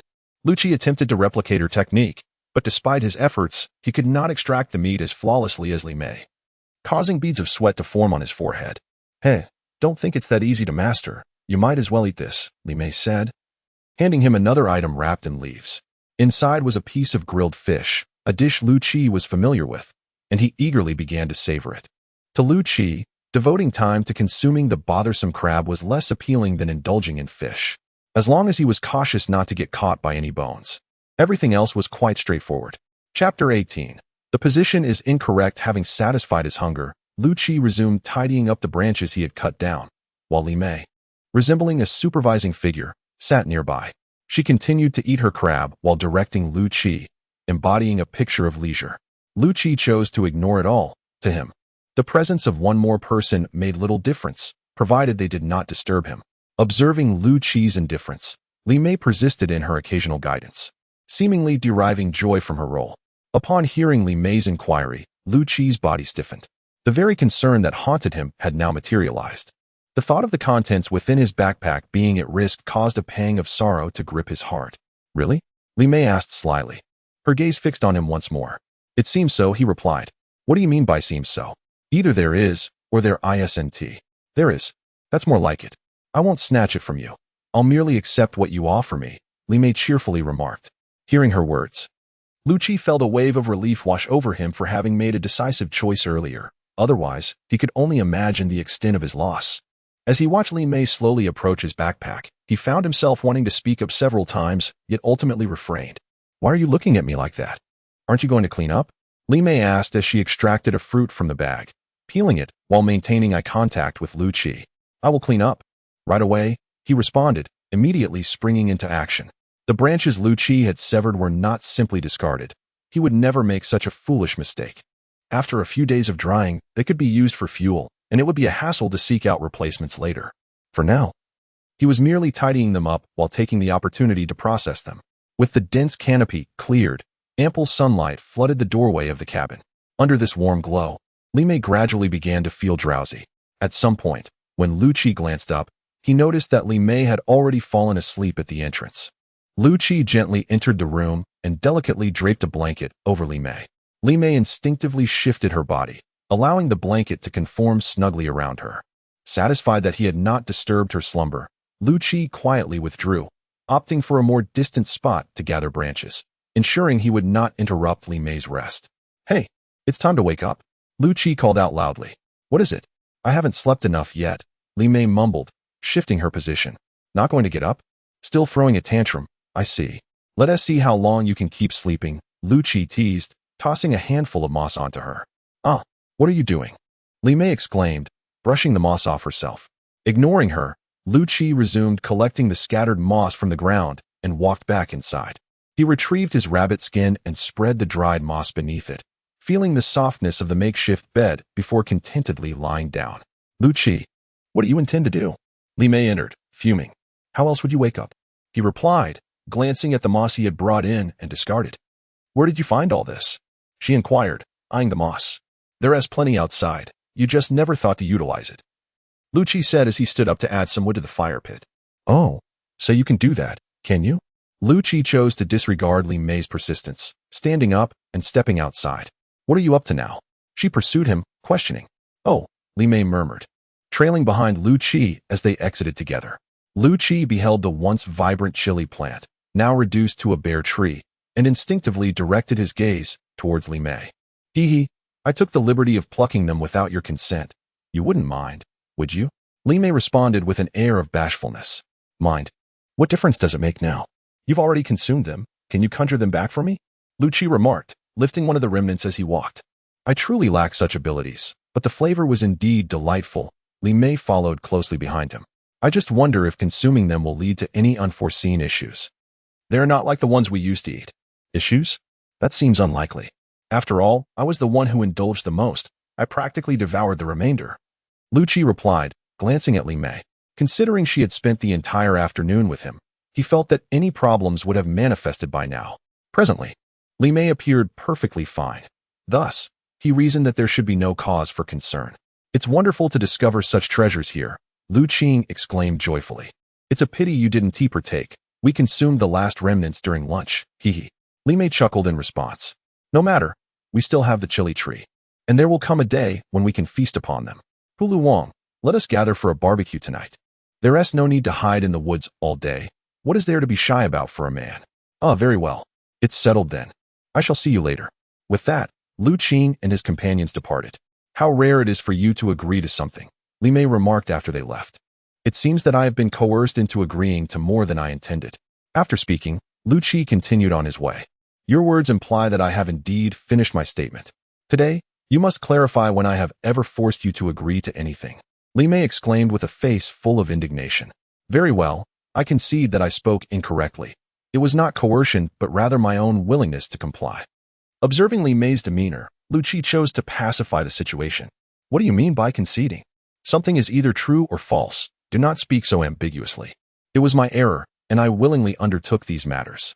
Liu Qi was indeed filled with grievances, yet he found himself without an outlet for his frustrations. "Oh, why are you out today?" Upon seeing Liu Qi emerge, Li Yin inquired, astonished. "Huh. I simply came out for a breath of fresh air and to bask in the sunlight." Realizing he had inadvertently wandered onto the beach, Liu Qi offered an awkward smile. "Basking in the sunlight?" Li Yin glanced up at the setting sun, casting a skeptical gaze upon Liu Qi. "Indeed, basking in the sunlight. Just look how splendid the sunshine is." Liu Qi faltered in his expression. The sun was already descending. Where was the splendid light? Was he not merely deceiving himself with such a lowly pretense? Let us move on. Today we caught a rabbit, and everyone is currently preparing it. Li Yin chose not to confront Liu Qi's falsehood and instead shifted the topic. Yes, I encountered it while moving things. It was quite large indeed. Liu Qi remarked as he followed Li Yin. Upon their arrival, Liu Qi and Li Yin found the rabbit already suspended. A group gathered around it, poised to begin skinning it. Noticing the intended starting point, Liu Qi promptly interjected, "Hold on, are you certain about starting there? What's wrong?" "This is how they've always done it," Li Yin inquired from the side. "The location you've chosen is incorrect. You need to begin here. Watch," Liu Qi stated, taking the knife from the person's hand and demonstrating. Liu Qi selected the rabbit's head as the incision point. He initiated by making a cut at the apex of the head, then carefully extended the incision downward. Swiftly, the skin of the rabbit's head, save for the mouth and eyes, was entirely peeled off. Subsequently, he inverted the rabbit's skin and forcefully pulled downward, exposing the rabbit's upper body. With a circular motion of the knife at the extremities of the forelimbs, he exerted pressure, separating the rabbit's forelegs from its skin. The remaining tasks were assumed by others. Evisceration required no particular skill, merely the removal of the entrails. Edible portions were cleansed for consumption, while inedible parts were buried, ensuring nothing was discarded into the sea. The introduction of such matter could potentially attract unwanted elements, jeopardizing the well-being of the mermaids residing at home. Chapter 19. The approaching tempest, is it going to rain? Li Yin inquired, emerging from her small chamber, draped in clothing. Judging by the thunder, it seems a significant downpour is imminent, Liu Qi responded, resuming his task of moving timber. You need not assist. I have enough strength for this one last move. You should go inside. Liu Qi hastily remarked upon noticing Li Yan's intent to help him carry the wood. Outside, the wind grew increasingly fierce, thunder resonated with a booming clarity, and raindrops began to cascade from the heavens. Li Yan cast a worried glance outside, her heart heavy for those who remained ensconced in the remnants of their homes, uncertain if they would weather the stormy night safely. There is no need for such concern. The shoreline is not far, and when they can no longer endure, they will seek refuge here, Liu Qi reassured her while stoking the fire pit with more wood. I hope they do not feel compelled to endure beyond their limits. No one would jest with their own life. Rest assured. You should retire for the night. I can manage things here. As Liu Qi opened the door, a gust of rain mixed with the sea breeze rushed in. The flames, fiercely ablaze, flickered and bent, yearning to stand tall. Yet their efforts were futile against the mighty winds. Occasionally, a streak of lightning would illuminate the foreboding surroundings, rendering the shadowy forest even more menacing. Stepping outside, Liu Qi immediately felt the fierce wind jolt his body, a testament to the tempest's strength, though the trees offered some protection. What brings you all out? He inquired, closing the door behind him upon spotting Li Yin and Li Mei standing at the threshold of their modest shelter. What is it like outside? Li Yin asked, her face etched with anxiety. Not good at all. We ourselves are affected, and conditions there are likely far worse. The beach cannot simply be described as bad. It has devolved into a calamity. The tempest here transcends human comprehension entirely. The wind arrives abruptly, roaring fiercely without granting a moment for adaptation. The waves, no longer gentle as they once were, reveal their ferocious nature after merely testing the waters a few times. They mercilessly engulf the shore, dragging everything within their grasp back into their embrace, reclaiming what has always belonged to them. The lookout by the coconut trees has vanished without a trace. The once towering pile of firewood accumulated on the beach has been confiscated by the sea. All elements that did not belong to the beach, those that marred its pristine visage, have been swept away. The detested objects, including the makeshift shelters erected by people, are cast further from the shore by the relentless waves, as if the ocean harbors an aversion to them. In the distance, a few individuals can be discerned, supporting one another as they struggle toward the forest. Li Yin has attempted to venture out numerous times, only to be restrained by Liu Qi and Li Mei. In such treacherous weather, Liu Qi himself struggles to maintain his footing. For a woman to venture out now would be akin to courting death. As they argue, a loud knock resounds at the door of the wooden cabin. Li Yin hastens to open it, revealing several individuals battered by the storm. They quickly assist these weary souls inside, and it is at this moment that Li Yin comprehends the full ferocity of the tempest. Lily, what of the others? She inquires, observing as these newcomers gradually regain their composure. I am uncertain. We encountered one another on the road, murmured Mulali. What is the current state of the beach? Inquired Li Yin. The waves have ravaged everything upon the shore. I too managed to escape only by grasping a tree as the tide receded, and Rand stated, her complexion somewhat pallid. Although Rand's words hung unfinished in the air, the unspoken continuation resonated within everyone's hearts, enveloping the cabin in a profound silence. I must venture outside. There may still be others in need of assistance, Li Yin declared as she rose. You cannot go out. Allow me to take that risk. Liu Qi interjected, restraining Li Yin. But the wind outside is ferocious. If you step out, Li Mei began, only to be silenced by Liu Qi's stern gaze. You must all remain here, and do not venture elsewhere, he commanded before opening the door and stepping outside. As they watched Liu Qi leave, a heavy silence fell upon them. While Li Yin could potentially save more lives, the thought of further misfortune troubled her.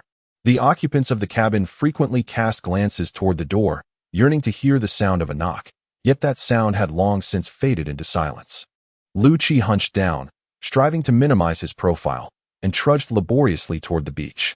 He held little hope that any souls still survived there. Yet he could not quell the urge to glance for himself. His conscience demanded it. As he approached the edge of the woods, the wind intensified, compelling Liu Qi to crawl upon the ground, inching his way forward with painstaking effort.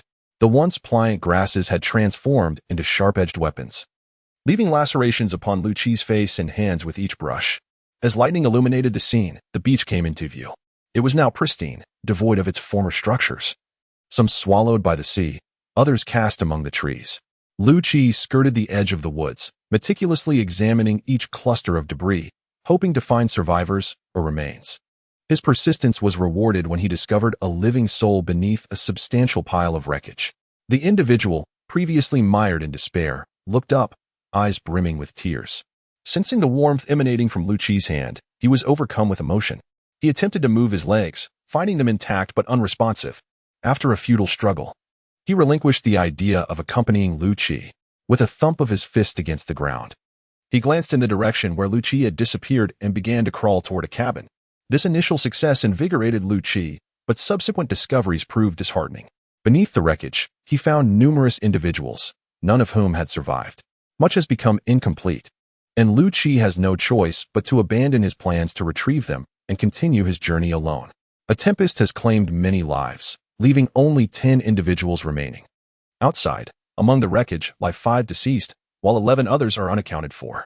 Everyone is concerned about one person in particular, fervently hoping they can weather this crisis safely. You have done remarkably well. You managed to bring 4 individuals out of the storm. You have exerted yourself to the utmost. Do not be too hard on yourself, Li Yin gently remarked, noticing Liu Qi's despondent demeanor. I believe I could have done better. Perhaps there are still survivors within. I must make one more attempt. Liu Qi replied, his eyes reddened with emotion. It is no longer necessary to go back. Even if you did, you would not be able to rescue anyone, and instead, you might endanger yourself. We have already lost far too many. We cannot afford to lose another, she urged. You are exhausted. Please take a moment to rest. Li Yin grasped Liu Qi, who was on the verge of leaving, and continued, Liu Qi, there are no living souls left inside. Chapter 20. Picking up the pieces, Liu Qi's body weakened, and he collapsed onto the ground. Regret flooded his heart. If only he had voiced his concerns earlier. Perhaps today's tragedy could have been averted. Why had he remained silent?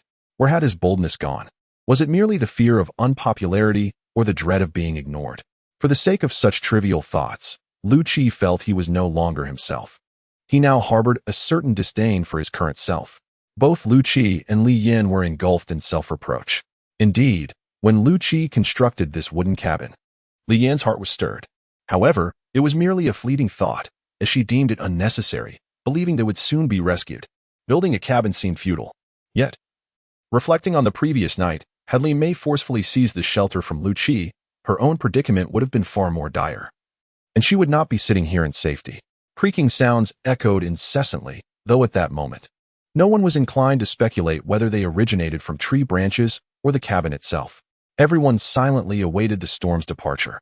The firewood in the hearth gradually burned to ashes, a layer of gray slowly enveloping the glowing embers within. The creaking subsided, and the thudding sounds slowly dissipated. The sea, which had raged throughout the night, gradually lost its vigor, and once again, tranquility prevailed. The gentle rays of the morning sun began to illuminate the earth and the birds. Having endured a tumultuous night, chirped among the trees, seemingly celebrating their survival.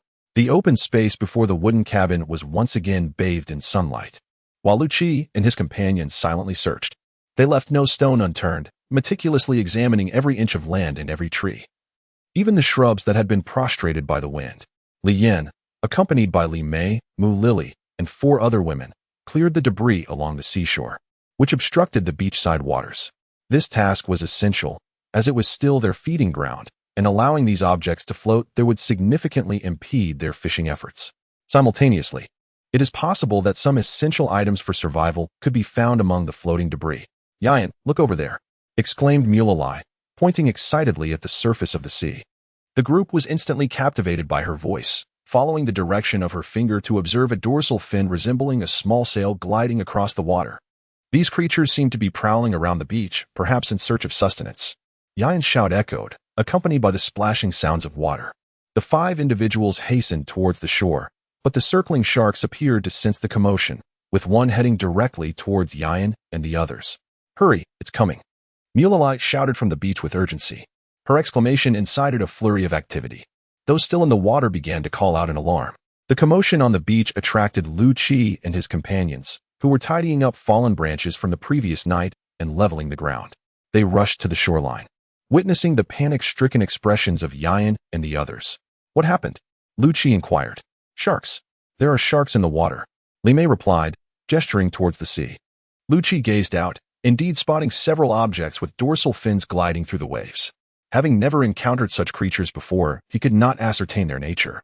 But he quickly ran to help those still in the water, pulling them to safety. Meanwhile, the dorsal fin that had been approaching the beach suddenly veered away. As they watched the fin recede into the distance, Liu Qi and the others finally breathed a sigh of relief. At that juncture, the women dissolved into tears. The advent of the sharks signified the definitive loss of those swept away by the previous night's tempestuous waves, precluding any prospect of their rescue or the recovery of their remains. Observing the lamenting women, a wave of vexation washed over Liu Qi. What good does incessant weeping do?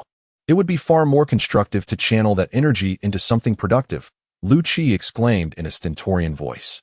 His admonishment proved efficacious, as the beach was soon filled with only faint, intermittent sobs. Recognizing the effectiveness of his approach, Liu Qi, discerning when to cease, turned and departed with Ran and Wang Ning, whom he had rescued the previous night. "Sister Yin, why has he become so severe? He forbids even crying," Li Mei remarked, dabbing at her eyes. "He speaks the truth. Rather than dissipating our strength in this manner, we would be better served by engaging in useful endeavors," Li Yin responded, casting a glance at the sea. "It appears the sharks are wary of the reefs. We can still clear these obstacles without issue. Let's designate one person as a lookout while the rest of us resume our task."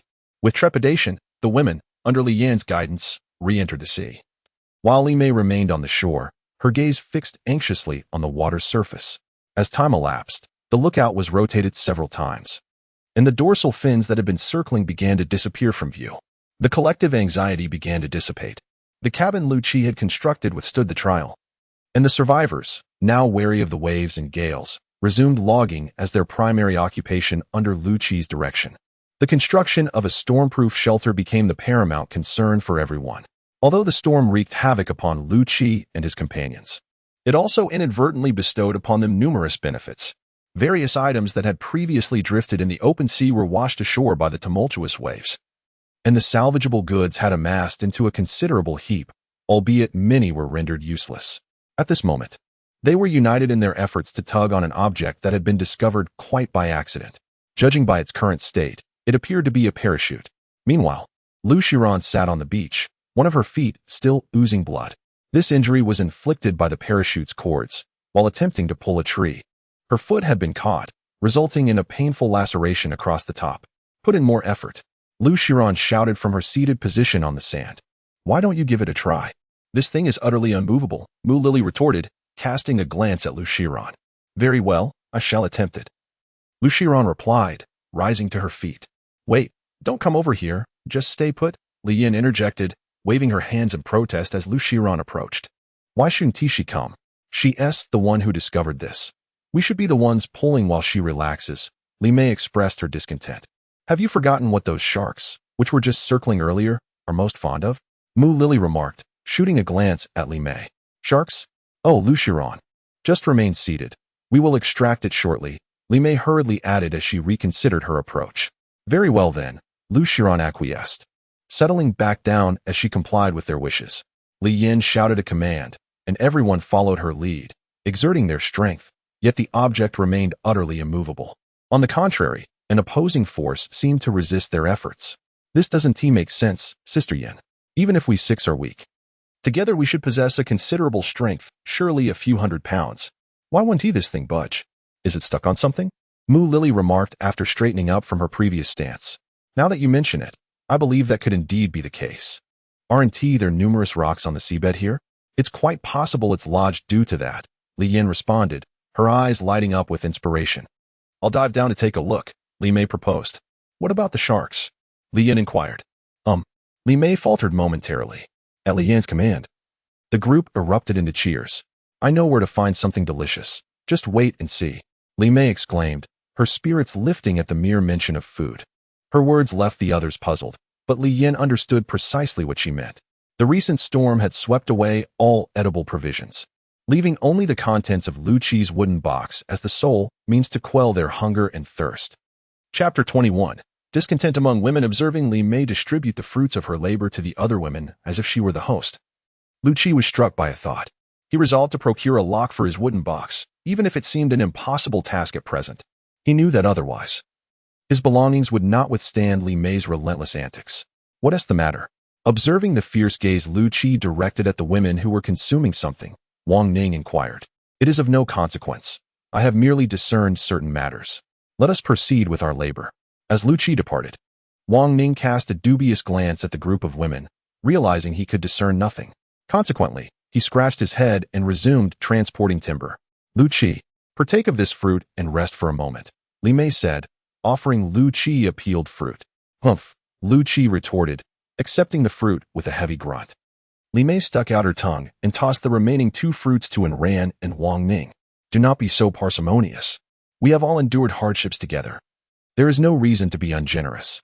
Li Mei perched on the stack of timber beside Liu Qi, swinging her legs.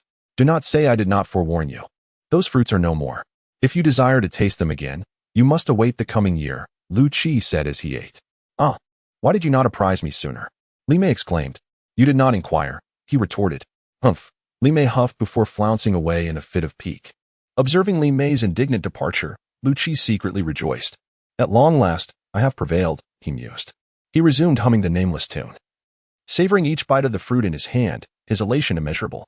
Li Mei, has that scoundrel Liu Qi been mistreating you? If so, confide in us, and your sisters will assist you.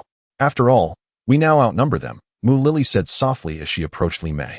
Mu Lily's words proved the tipping point, and Li Mei burst into tears. The outburst of tears sent ripples of consternation through the assembled crowd, their gazes fixed on Liu Qi with palpable animosity. Bewilderment clouded Liu Qi's countenance as he grappled with the situation, perplexed by the intensity of the reaction. The women's glares were particularly unsettling. Sensing the palpable hostility, Ran and Wang Ning exchanged furtive glances, hastily retreating from Liu Qi's vicinity, their mouths still occupied with fruit. Prudence dictated a swift departure from the contentious scene, lest they become unwitting victims. Liu Qi, approach, commanded Mu Lily, her voice resonating with authority. Why? Liu Qi queried, apprehension evident in his tone. Obey without question, interjected Liu Qiran, her words laced with impatience. On what grounds? I shall not heed your summons, Liu Qi retorted, his resolve hardening. Are you certain of your refusal? Mu Lily pressed, her gaze unwavering. Absolutely, unequivocally certain, Liu Qi affirmed, subtly preparing to flee. Very well, we shall ensure your compliance, Mu Lily declared, as she and Liu Qiran armed themselves with wooden sticks and advanced towards Liu Qi. What is the meaning of this? Are you resorting to ganging up on me? Liu Qi protested, retreating as he spoke. Indeed, Mu Lily confirmed with a sardonic grin. Today, numerical superiority shall prevail. Let us see who dares to intervene. With a menacing glance, Mu Lily silenced any potential assistance from Ran and Wang Ning, who promptly averted their eyes, feigning ignorance of Liu Qi's plight. Witnessing their betrayal, Liu Qi deemed it prudent to withdraw. Discretion is the better part of valor, he muttered as he retreated. Do not engage in conflict with a woman, Mu Lily admonished as she hurled the wooden stick in her grasp towards Liu Qi. Murder. Liu Qi exclaimed, taking flight and vanishing into the depths of the forest in the blink of an eye. Observing Liu Qi's hasty retreat, Mu Lily and Lu Xiran exchanged amused glances. It was rather amusing to see someone who typically braved this forbidding forest alone, suddenly overcome with trepidation. It seemed their intention to merely frighten him had succeeded in causing his swift exit. Realizing their amusement had come to an end, they could only return homeward. Liu Qi had a peculiar habit. At the first sign of trouble, he instinctively reached for the most familiar weapon at his disposal. During his escape, he had not forgotten to grab the axe he had taken when Ran was resting. Clutching the axe in his hand brought him a sense of reassurance. Wandering aimlessly through the forest, he soon noticed movement in the underbrush ahead. Stealthily, he approached and parted the foliage before him, revealing a rabbit lying in the grass. The moment the rabbit spotted Liu Qi, it attempted to flee, but its hind legs hindered its escape, leaving its body stationary. Liu Qi, intrigued, edged closer. The rabbit struggled to break free, but ultimately surrendered, remaining still on the ground. With a twig, Liu Qi prodded the rabbit, which turned its head towards him as if questioning his intentions. Seeing that the rabbit was utterly immobilized, Liu Qi felt a surge of joy. He hoisted the creature onto his shoulder, but as his hand grasped its hind leg, he sensed something was amiss. The rabbit's hind leg felt rigid to the touch, akin to grasping a branch. Liu Qi gently placed the rabbit down, settling cross-legged before it, pondering beneath the creature's inquisitive gaze. Judging by its physique, the rabbit was once robust, evidenced by its considerable weight of over 100 pounds. Yet, the peculiar state of its hind leg perplexed Liu Qi. He meticulously examined the leg, hoping to discern some clue. A scratch. A sudden inspiration struck Liu Qi, prompting him to scour the surroundings. Soon, he discovered rabbit fur and traces of blood on a thorny plant. The plant was peculiar, covered entirely in thorns, devoid of any foliage. Liu Qi alternated his gaze between the rabbit and the plant. With utmost care, he uprooted the plant, encasing it layer upon layer with grass. He would not carelessly handle the plant until its nature was ascertained. Once more, Liu Qi hoisted the hefty rabbit, weighing over 100 pounds, and clutched the meticulously wrapped plant in his hand, commencing his return journey. Amidst everyone's consolations, Li Mei eventually ceased her weeping. The cause of her distress was ultimately revealed. An unexpectedly bizarre reason. Was it merely the depletion of a particular food item? Was it truly necessary to succumb to such sorrowful tears? Alas, the cravings of a gourmand are often incomprehensible to others. However, Liu Qi's reaction was indeed excessive. A simple explanation would have sufficed, eliminating the need to flee. However, it remains a mystery where Liu Qi has gone. Why have you two ceased your woodcutting? Li Yin inquired, observing Ran and Wang Ning also spectating. Liu Qi took the axe, so we are unable to continue, and Ran replied, her expression one of resignation. Very well, you shall accompany us to the beach this afternoon. But first, you need to find some longer branches and remember to sharpen one end, Li Yin instructed. What exactly are we going to do, Sister Yin? Wang Ning asked, somewhat puzzled. You will find out shortly. Now hurry and fetch them, she urged. There's no need, as there are ready-made ones over there. And Ran pointed to a pile of timber. Why didn't you mention that earlier? All right, everyone, each person should retrieve one. We must accomplish this task today, Li Yin declared. Aside from Ran and Wang Ning, the others understood the nature of the endeavor. A mix of excitement and trepidation surged among them. Yet the thought of their numbers reassured them. The area was riddled with rocks, making it unlikely for sharks to approach. Even if they did, with so many present, a single blow from each would surely suffice to deter such a threat.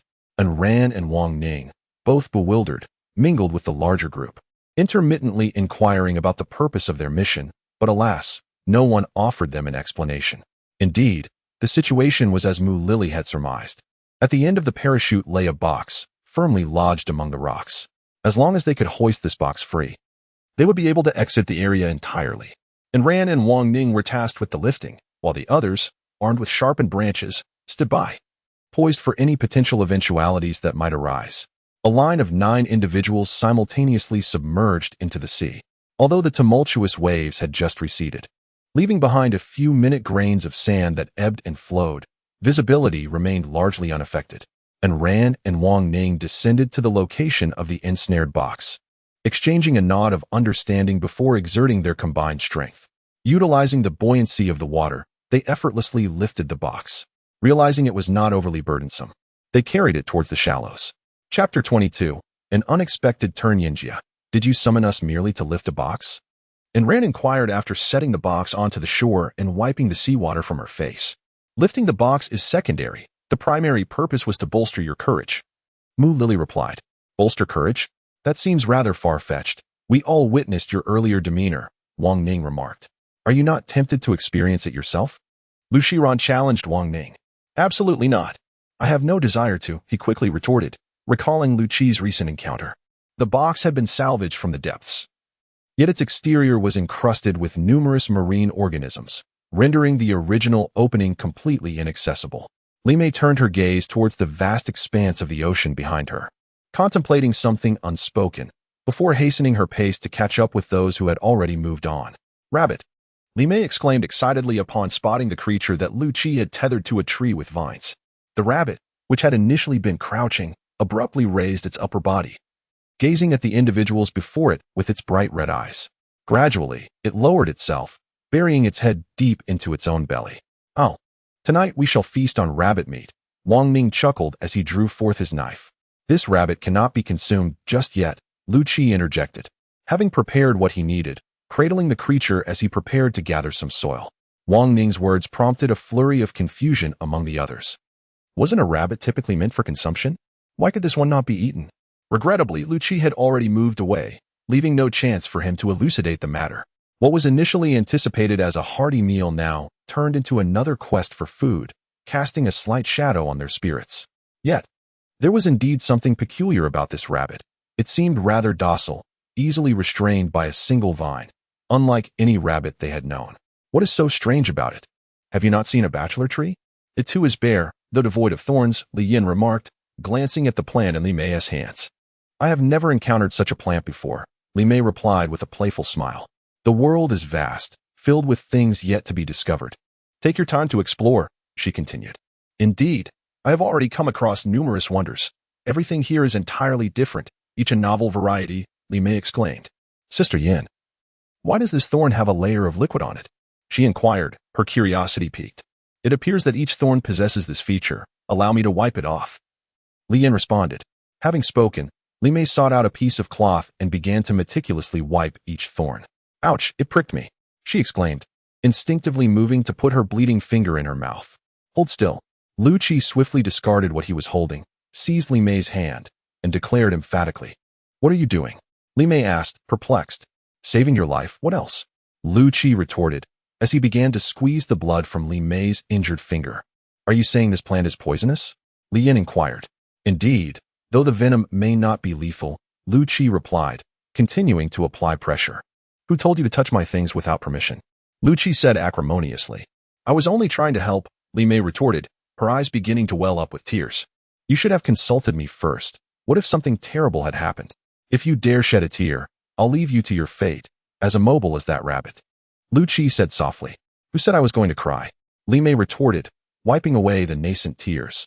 The tension that had been building in Li Yan's heart had long since dissipated, replaced by amusement. She smiled as she watched Liu Qi meticulously tend to Li Mei's finger.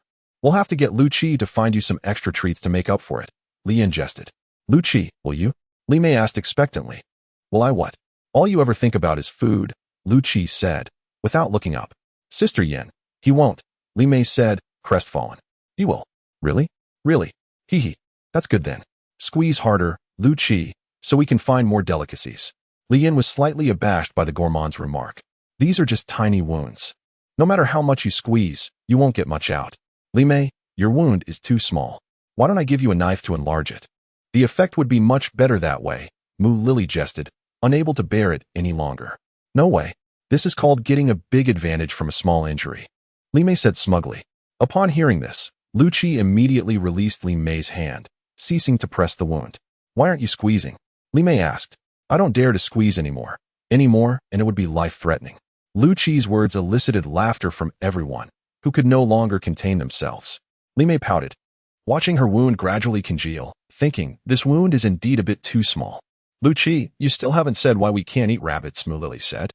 Now we can eat them. I originally wanted to use them as test subjects, but unfortunately, someone has voluntarily taken on the role, Liu Qi said, looking at Li Mei. Damn Liu Qi, you're using me as a guinea pig. I'm not done with you. With that, Li Mei prepared to cause trouble for Liu Qi. With a thud, to everyone's surprise, Li Mei fell directly to the ground. The pain was too much to bear, and large tears gushed from her eyes. The fluid secreted by this plant has the capacity to paralyze muscular tissue, rendering it rigid for a certain period. Such an occurrence previously transpired with that rabbit, which served as the inaugural subject of human experimentation. Liu Qi stated expressionlessly, "Is there a remedy? I am unaware of the method." Based on the rabbit's reactions, it appears that the fluid can be synthesized. However, it remains uncertain whether such substances exist within the human body. Are you suggesting that everything is currently a mystery? Indeed, it is a mystery. This is my right and my freedom. Furthermore, I did not grant her the authority to tamper with my belongings. She brought this upon herself. After speaking, Liu Qi took the plant and repotted it into a wooden container he had prepared, then departed from the crowd.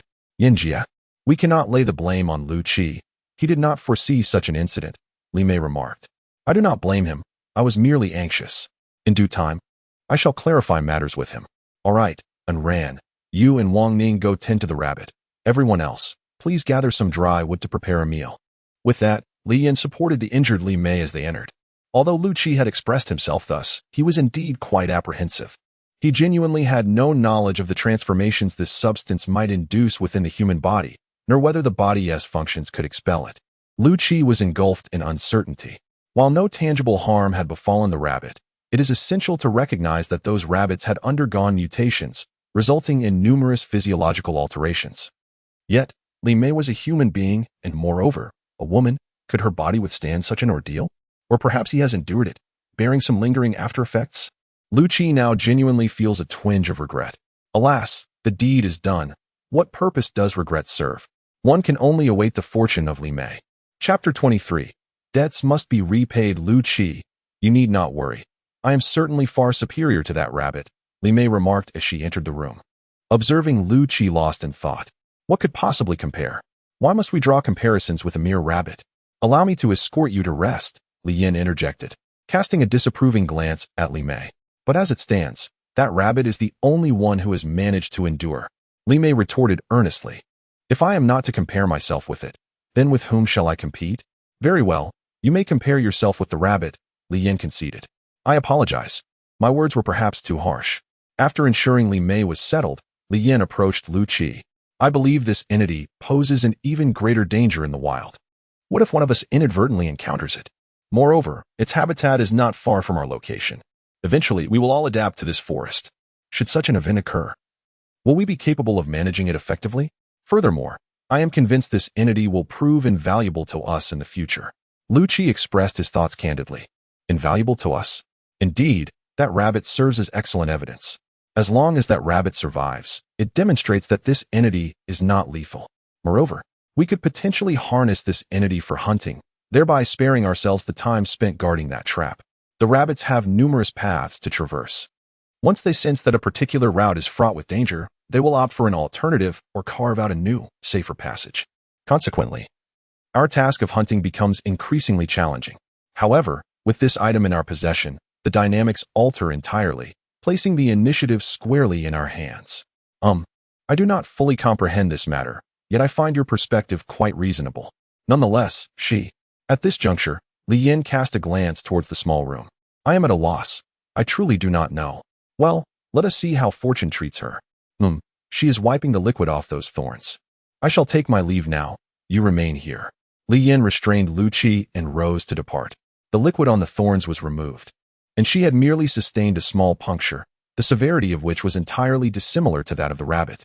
Despite the differences in physical resilience, the level of intake was distinctly of two separate orders. Perhaps this time, all will be well. After Li Yan's departure, Liu Qi pondered in solitude. I am thirsty, called out Li Mei from within. All right, Liu Qi replied as he picked up the water jug. I do not want that. I wish to have something else. Upon seeing Liu Qi bring in water, Li Mei immediately exclaimed, Do you not understand how to care for a patient? At this moment, I require ample vitamins. And you offer me merely water? Understood. I shall go and fetch something else. Sigh, this is what one calls indulgence. To have food and drink at one's disposal is truly delightful, Li Mei remarked cheerfully after Liu Qi had left. The bonfire in the yard has been ignited, and a rabbit, thoroughly skinned, is roasting over the flames. Everyone is seated around the fire, yet a profound silence envelopes them, a stark contrast to the usual lively atmosphere. Sister Yin, do you think Xiaomei will be all right? Mu Lily inquired as she shifted to make space for Li Yin, who settled down beside her. We don't know yet, but I do know she seems quite happy at the moment, Li Yin replied, idly prodding the burning logs with a stick. Happy? How can that be? Mu Lily asked, puzzled. She is far more comfortable than we are. While we must scavenge for our food, she merely has to utter a word. Don't you think that could bring her joy? Li Yin chuckled. But what about the poison she ingested? And Ran interjected. Your statement is flawed. First, if it's not lethal, it cannot be classified as poison. Moreover, the quantity Li Mei consumed is minuscule. You all witnessed the cloth I previously retrieved, right? That girl discarded the liquid on it, choosing to clean it off. Thus, she is not in any mortal danger. Is that truly the case? Lu Shiran asked. Indeed. Just look at that rabbit. We have all seen the wound on its leg. It gives us a clear indication of the amount of that liquid it ingested. Everyone has a rough estimate in their minds. Li Mei's exposure was no more than a pinpoint. How significant could that be?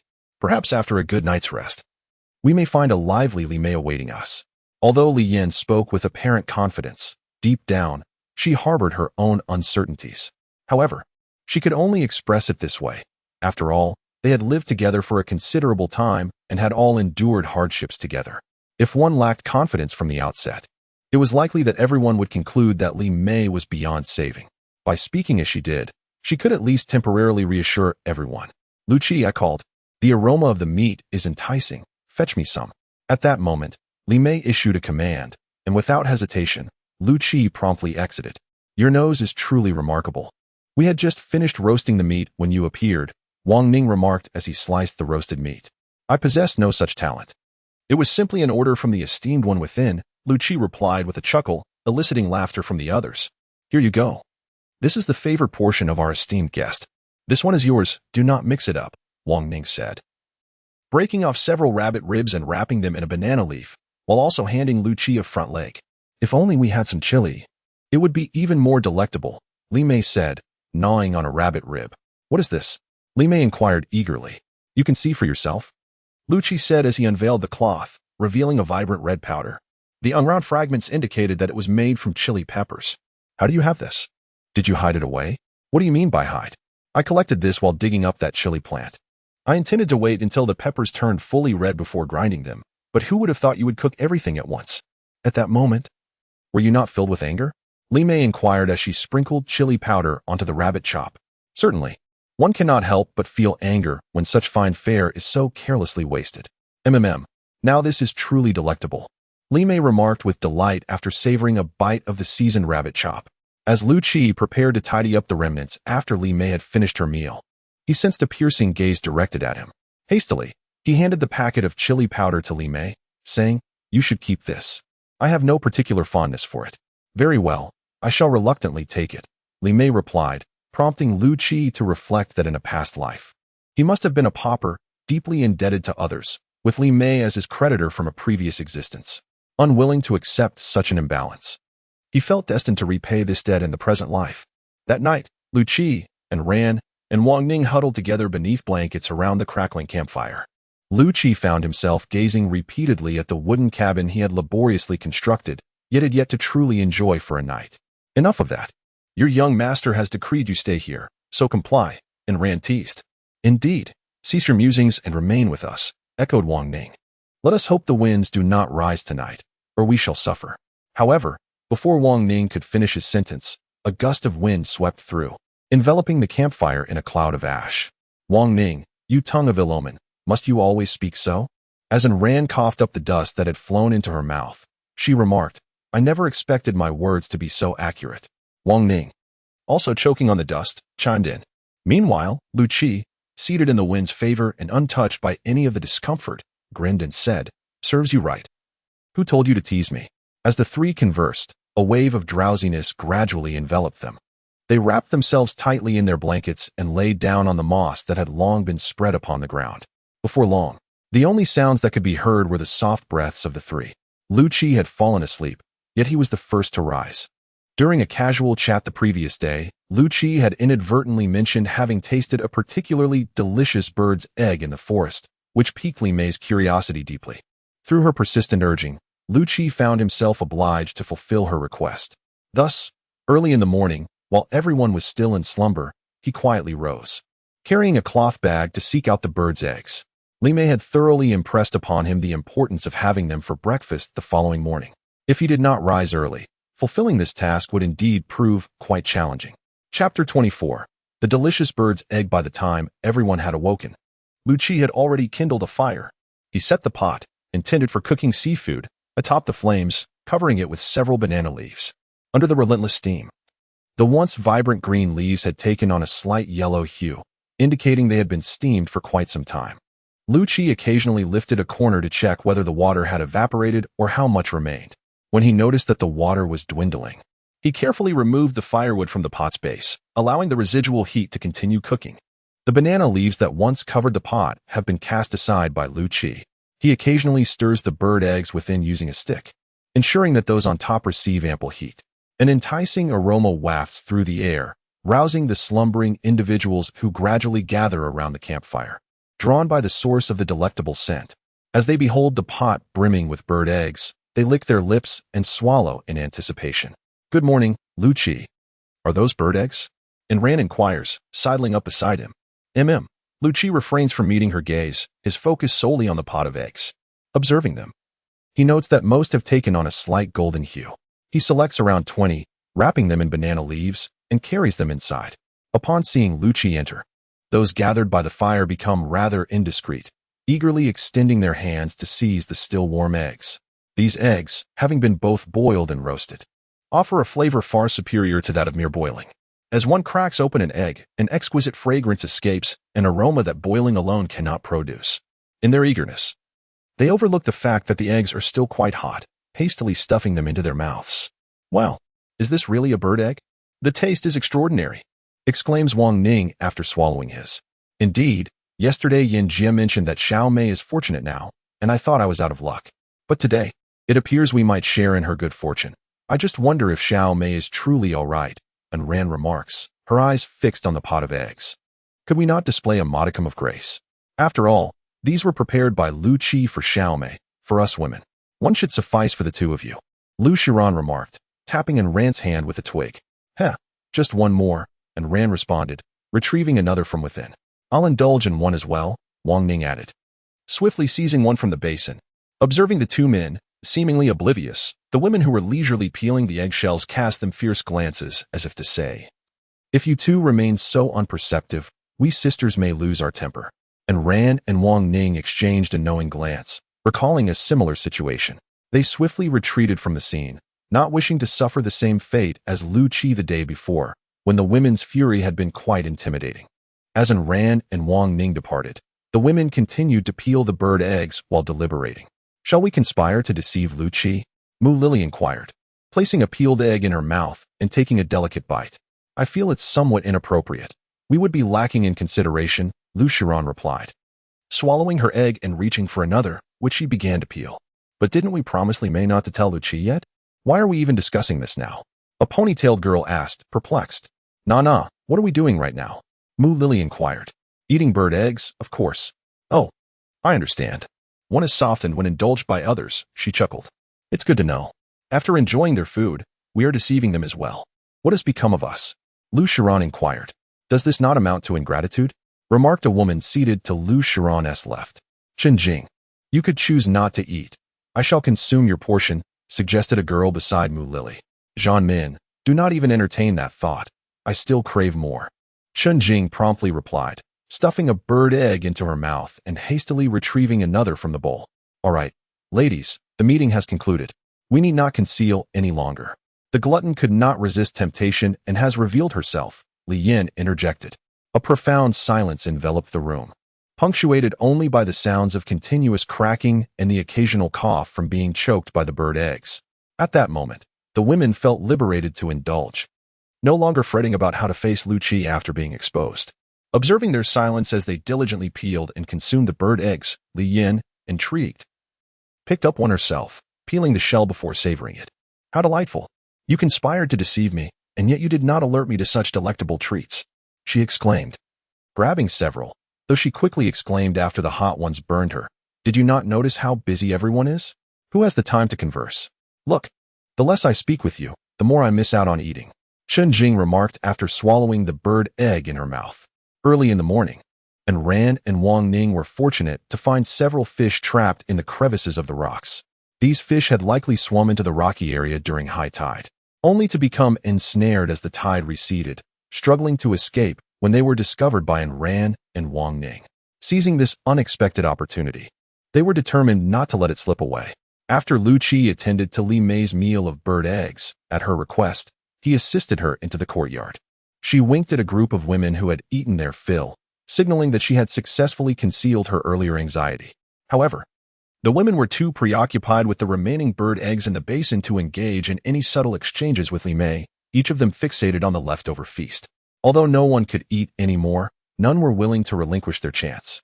Upon hearing the commotion, Ran and Wang Ning perked up, tossing aside the fish and wiping their hands on their clothes, smiling as they joined the fray. Sister Yan, our luck today has been splendid. We discovered these fish among the rocky formations. They were desperately trying to escape, and had we arrived any later, we might have missed our chance. And Ran remarked with a grin. It appears that rocks can indeed ensnare fish. It seems we ought to venture out earlier in the future, to see if we might encounter such opportunities again, Li Yin joyfully responded. We also realized that if we strategize while at the rocks, perhaps we wouldn't have to rise early. We could simply harvest daily, Wang Ning suggested. That is also a clever plan. Let us explore further to determine what supplies we might need, and Ran concluded. Liu Qi brushed off the shell fragments from his hands and remarked, Today, there is no need to forage for food. I must ponder what activities to engage these young ladies. Li Yin observed the women strolling leisurely in small groups and suggested, You could assign them the task of gathering some moss and softer grasses to dry in the sun during its peak, ensuring a more comfortable night's rest for everyone.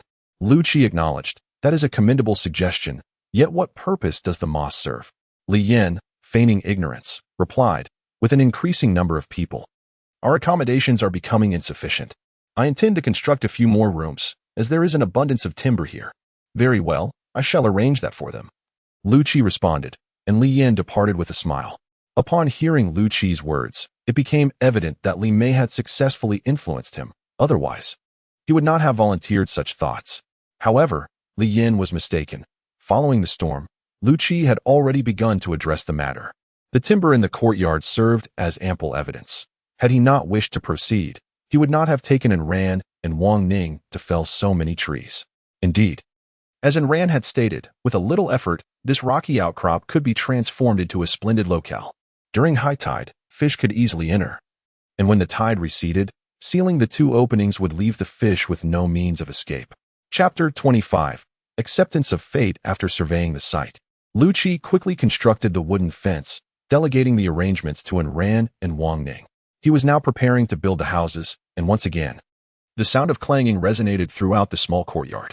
However, this time, a discordant voice arose. It was Li Mei's. During Liu Qi's previous construction endeavor, Li Mei observed intently for a considerable duration, deeming the task straightforward. Consequently, she proactively requested to participate this time. Liu Qi seldom declined Li Mei's requests, and this occasion was no exception. He found solace in having her companionship. Liu Qi, how long will we persist? Li Mei inquired, having barely made a few. We've only just commenced. It's still early, he replied. Aren't you fatigued from incessantly ing like this? She questioned. As a mortal, I am not immune to fatigue. However, as long as my body endures, I shall persevere. With unwavering persistence, the weariness shall dissipate, he responded.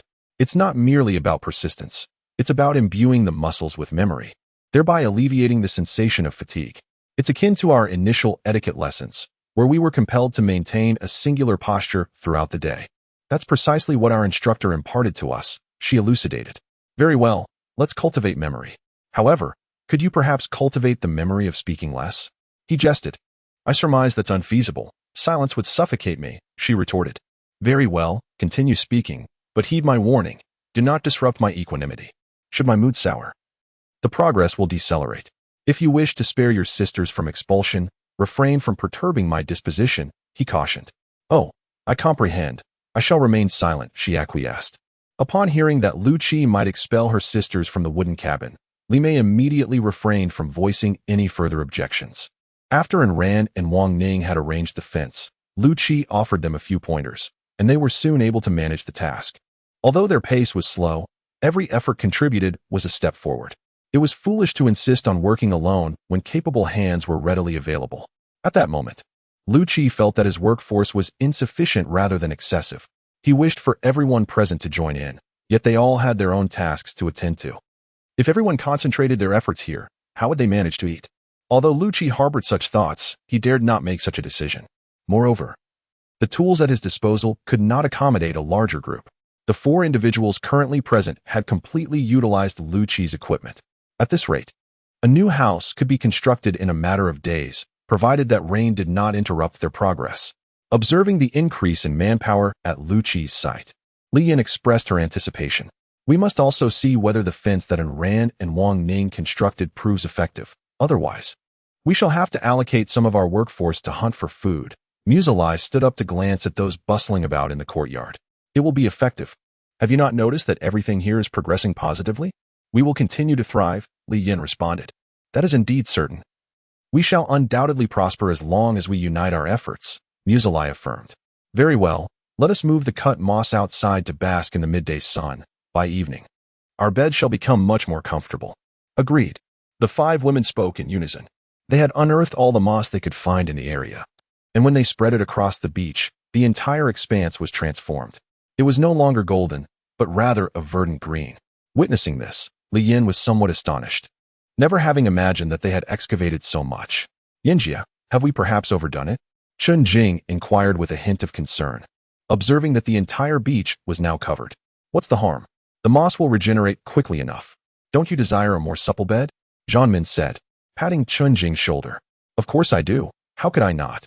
Well, that's a pity. I thought perhaps you didn't want it, Zhang Min said with feigned disappointment.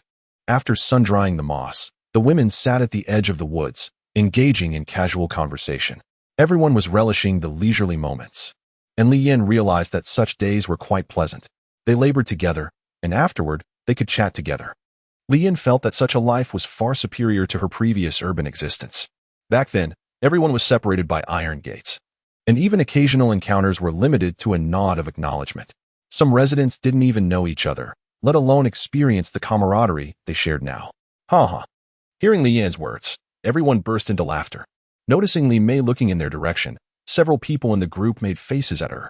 Li Mei brandished the hammer in her hand, fiercely demonstrating her displeasure.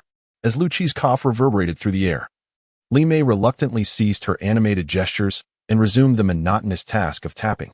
A wave of regret washed over her as she pondered her initial decision. Had she remained with Li Yin and the others, she would have reveled in their camaraderie, a stark contrast to the oppressive silence that permeated this place. Here, individuals toiled in taciturn dedication, their focus unwavering. The tantalizing aroma of grilled fish and fish head soup permeated the atmosphere, diverting Li Mei's attention entirely. Her gaze fixated on the delectable fare, her hands mechanically performing their duties. Ouch, she exclaimed, her lack of focus resulting in an injury. Depart, Liu Qi remarked, glancing at her. Your presence here will only exacerbate your suffering. Upon hearing Liu Qi's dismissal, Li Mei promptly abandoned her work. As she departed, she cast a venomous glare at Ran and Wang Ning, who were discreetly chuckling at her misfortune. Don't even mention it, Li Mei lamented, her voice tinged with weariness. After a morning of hammering wood, my hands are aching. Lily, attend to our carpenter's weary arms, Li Yin instructed. We mustn't allow her to falter in her afternoon duties. Understood, Mu Lily responded, ushering Li Mei aside and commencing a soothing massage. Yinjia, Li Mei inquired, her voice laden with anticipation. Might I be excused from carpentry this afternoon? I would much prefer to rejoin your company. Regrettably, that is not an option, Li Yin replied. It is imperative to see a task through to its completion. Therefore, you shall resume your carpentry duties this afternoon. Oh, Li Mei responded, her disappointment palpable. The midday repast was a joyous occasion, filled with gustatory delights, libations, and intermittent murmurs of mirth.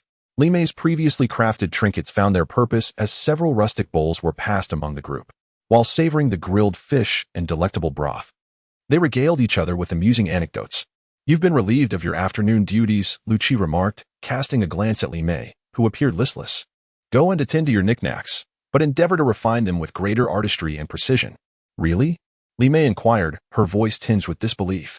If you'd prefer, you may remain with us, Liu Qi offered. No, I'd rather not.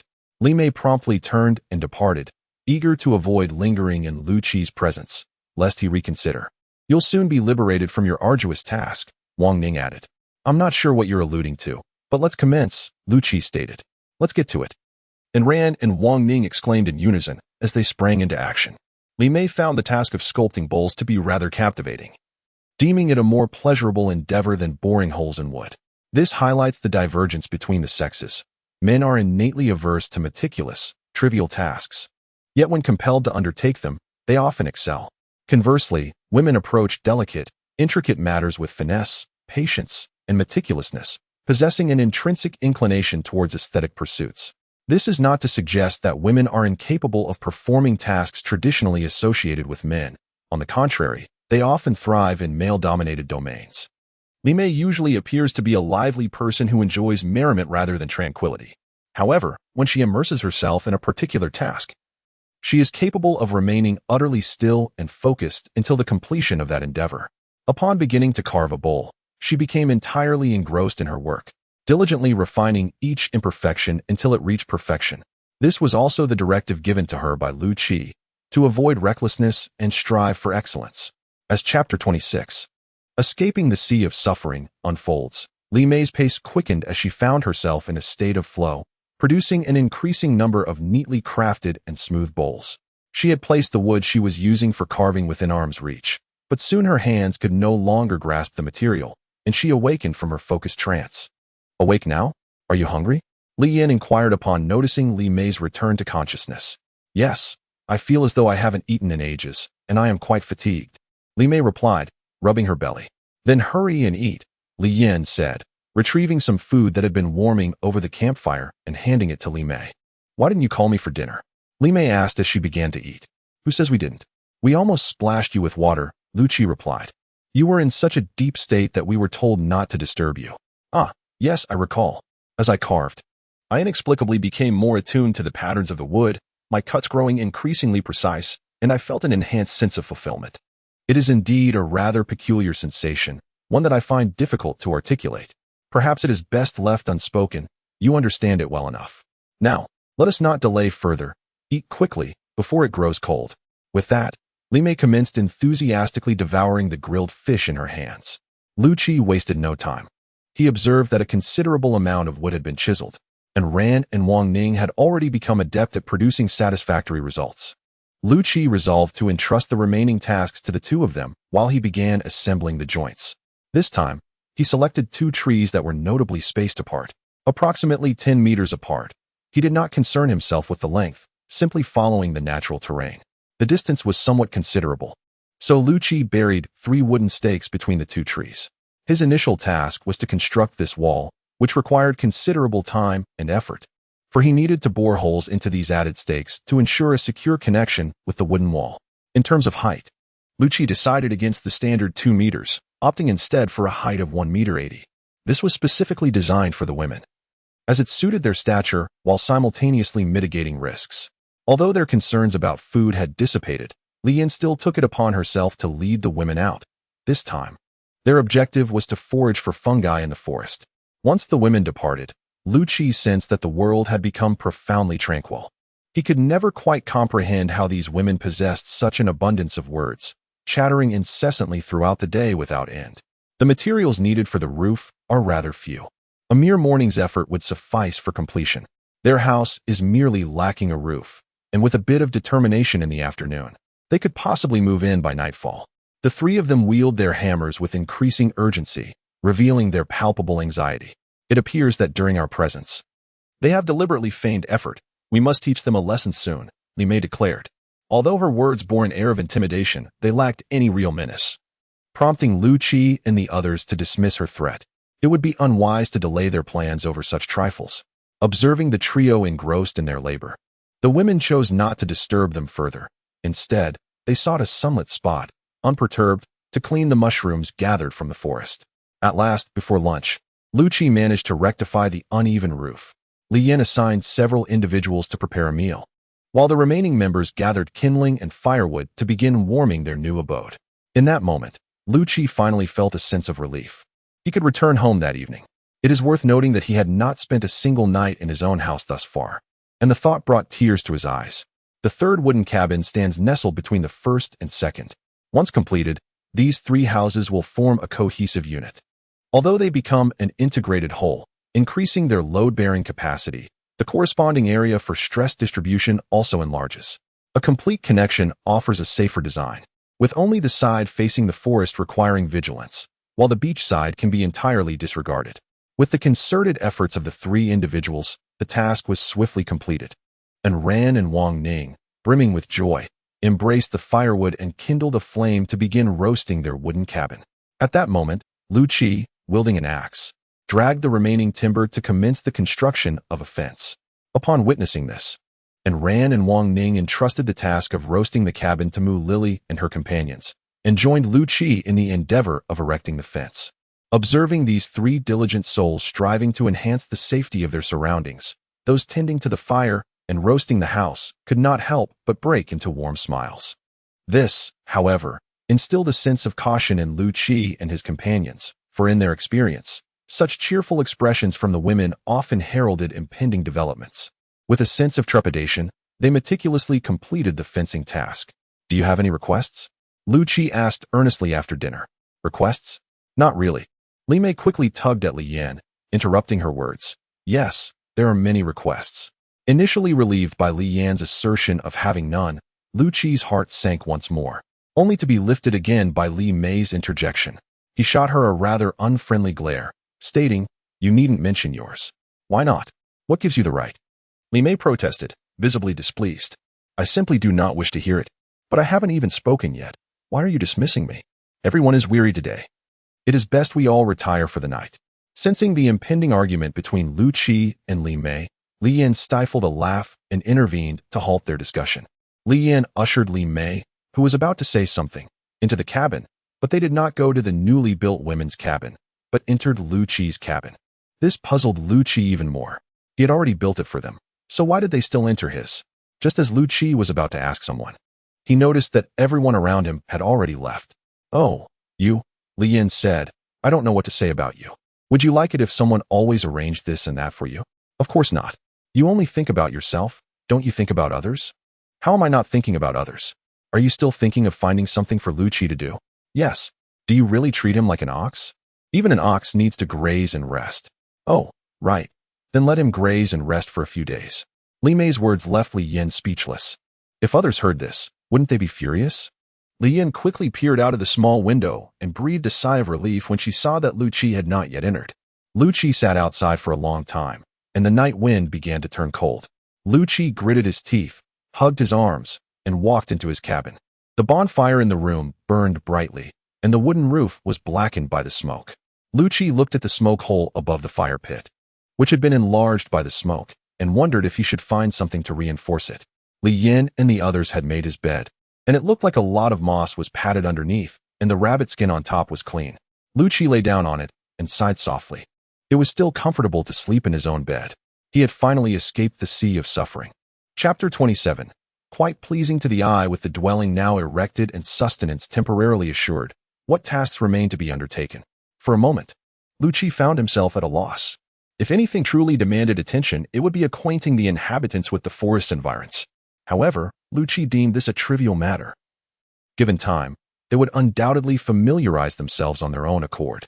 Seized by a fit of ennui, Liu Qi recalled the presence of a chest within his abode, and his spirits immediately lifted.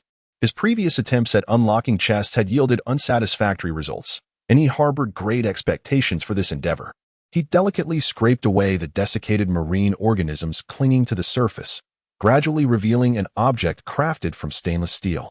He tested the opening mechanism, discovering that it was not entirely defunct, merely obstructed by some internal impediment. With persistent manipulation, it might yet be coaxed open. Liu Qi continued to pry at the mechanism with his dagger, assiduously blowing away the dislodged debris. Before long, a distinct click emanated from within, signaling the release of one of the opening devices. This greatly buoyed Liu Qi's spirits, and he proceeded to tinker with the remaining latches. "Liu Qi, what are you up to?" Li Mei inquired, standing sleepily at the entrance of her modest dwelling. "What do you suppose it contains?" Li Mei asked. Her curiosity piqued as she crouched beside Liu Qi. I cannot say for certain at this juncture, but I can attest to the excellent preservation of its contents. Liu Qi replied, having just disengaged another opening device. Why have they set up so many things? Our box is only of 2. Why do we need 4? Li Mei questioned. Her confusion evident. These are meant for airdrops. For is actually quite few, Li Yin replied as she stepped out of the room. Airdrops? No wonder there are parachutes. Sister Yin, could this contain military supplies? 44510. What does that mean? Li Mei inquired, glancing at the numbers. 44510. Could it be a code for a certain military unit? Li Mei suggested. It's quite possible. Enough speculation for now. We will find out once Liu Qi opens it. Let's go wake them up. How long are they going to sleep? With that, Li Yin pulled the reluctant Li Mei outside. With Li Mei's incessant chatter absent, Liu Qi finally found peace to focus on the box. While conversation is pleasant, for someone like Liu Qi who cherishes tranquility, too much dialogue can become a torment. Outside, the atmosphere began to bustle. From the sounds, it was clear that Ran and Wang Ning were having a rough day. For Ran and Wang Ning, who had indulged in a lazy morning, these women seized every opportunity to chastise them. The two could only hang their heads, enduring the barrage of remarks. For who could blame them for waking late? Hadn't the others also risen late? Why then did they assert their innocence so boldly? As Wang Ning added firewood to the hearth, she whispered, "You don't understand.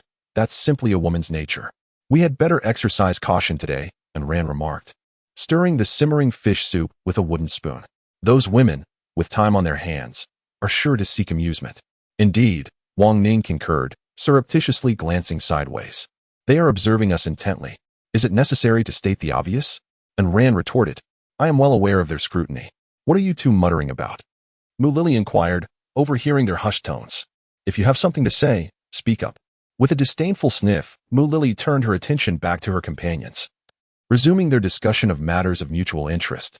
Dinner is served, and Ran announced, noting that the mushrooms were cooked to perfection, thanks to Li Mei's handcrafted wooden bowls. The group was no longer confined to a diet of grilled fish. The excessive consumption of barbecued fare could lead to unpleasant side effects, particularly for the women concerned with their complexions. The prospect of blemishes was a dire one indeed. Moreover, consuming the fish in a broth offered the dual benefits of satiety and hydration. As Li Mei prepared to summon Liu Qi, he emerged from the dwelling of his own accord. Li Mei scrutinized him intently, seeking some indication of the outcome. However, Liu Qi's countenance remained inscrutable, revealing nothing. Disheartened, Li Mei silently partook of her meal. Liu Qi, too, was vexed. Could his luck truly be so abysmal? Why had both attempts at opening the chests yielded nothing of value? The previous occasion yielded a plethora of metallic objects, and while this time was marginally better, the items were entirely useless to Liu Qi, instead benefiting the women. With a sidelong glance, Liu Qi observed the women consuming fish soup and fish. Something was amiss. This girl usually had a hearty appetite, so why was she eating so little today? Yinjia, has Liu Qi been giving you special treatment? Mu Lily inquired of Li Yan, her suspicion piqued by Li Mei's quick cessation of eating. Is it that what I cooked today isn't palatable? And Ran, after taking a generous gulp of soup, held it in her mouth before swallowing and remarking, this soup is even more delicious than last night's. It's not your cooking. The girl is preoccupied with something else. Just eat, Liu Qi said, ladling soup and fish from the pot, aware of the reason. Tada! Everyone, what do you think of this outfit? Li Mei emerged from the wooden house, clad in a form-fitting, sleeveless grass-green t-shirt and loose dark green pants, resembling a female soldier. Isn't this outfit too dashing? It's utterly cool. After great effort, swallowed the fish in her mouth and asked, where did you get this? Hee, I won't tell you, Li Mei said with a sly smile. You won't say? Watch how I deal with you. Lily, let's get her together. All right, Mu Lily responded, setting down her bowl and joining in pursuit of Li Mei. Oh, help! Li Mei shouted and swiftly turned to dash into the wooden cabin. At that moment, Li Yin could no longer contain her excitement. She set down her bowl and followed in the footsteps of Mu Lily and Lu Shiran, the other women waiting outside. Having heard no commotion from within for quite some time, gradually placed their bowls aside and entered one after another. Upon their entrance, a chorus of enthusiastic exclamations erupted within. Soon after, the sounds of distribution followed. It's nothing significant, merely the opening of a box, Liu Qi remarked calmly. Are you referring to the box we retrieved from the sea? Indeed. We have been so busy constructing our house these past few days that we completely forgot about that box.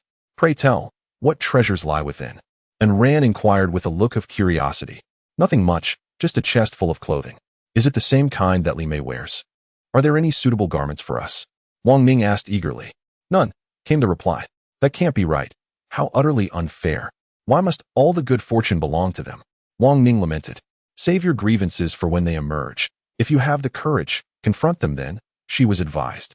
Pfft, do you take me for a fool? I would never say anything, Wang Ning retorted.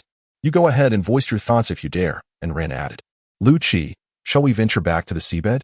There may yet be more to discover, and Ran suggested after a brief pause. Indeed, there cannot be just one. Let us try our luck. Perhaps there is more to find, Wang Ning concurred. Very well. Faced with the eager gazes of the two, Liu Qi had no choice but to acquiesce. Chapter 28. Blessed immortality, how do you find our attire? It is rather splendid, is it not? Regrettably, there exists only women's attire, devoid of any men's garments. Perhaps you might also don them and give it a try? With a proud lift of her chest, Liu Qi observed the dazed expressions of Liu Qi and his companions. The women chuckled joyfully at the hurried departure of Liu Qi and his companions. The gluttonous Li Mei once again grasped her bowl, resuming her indulgence.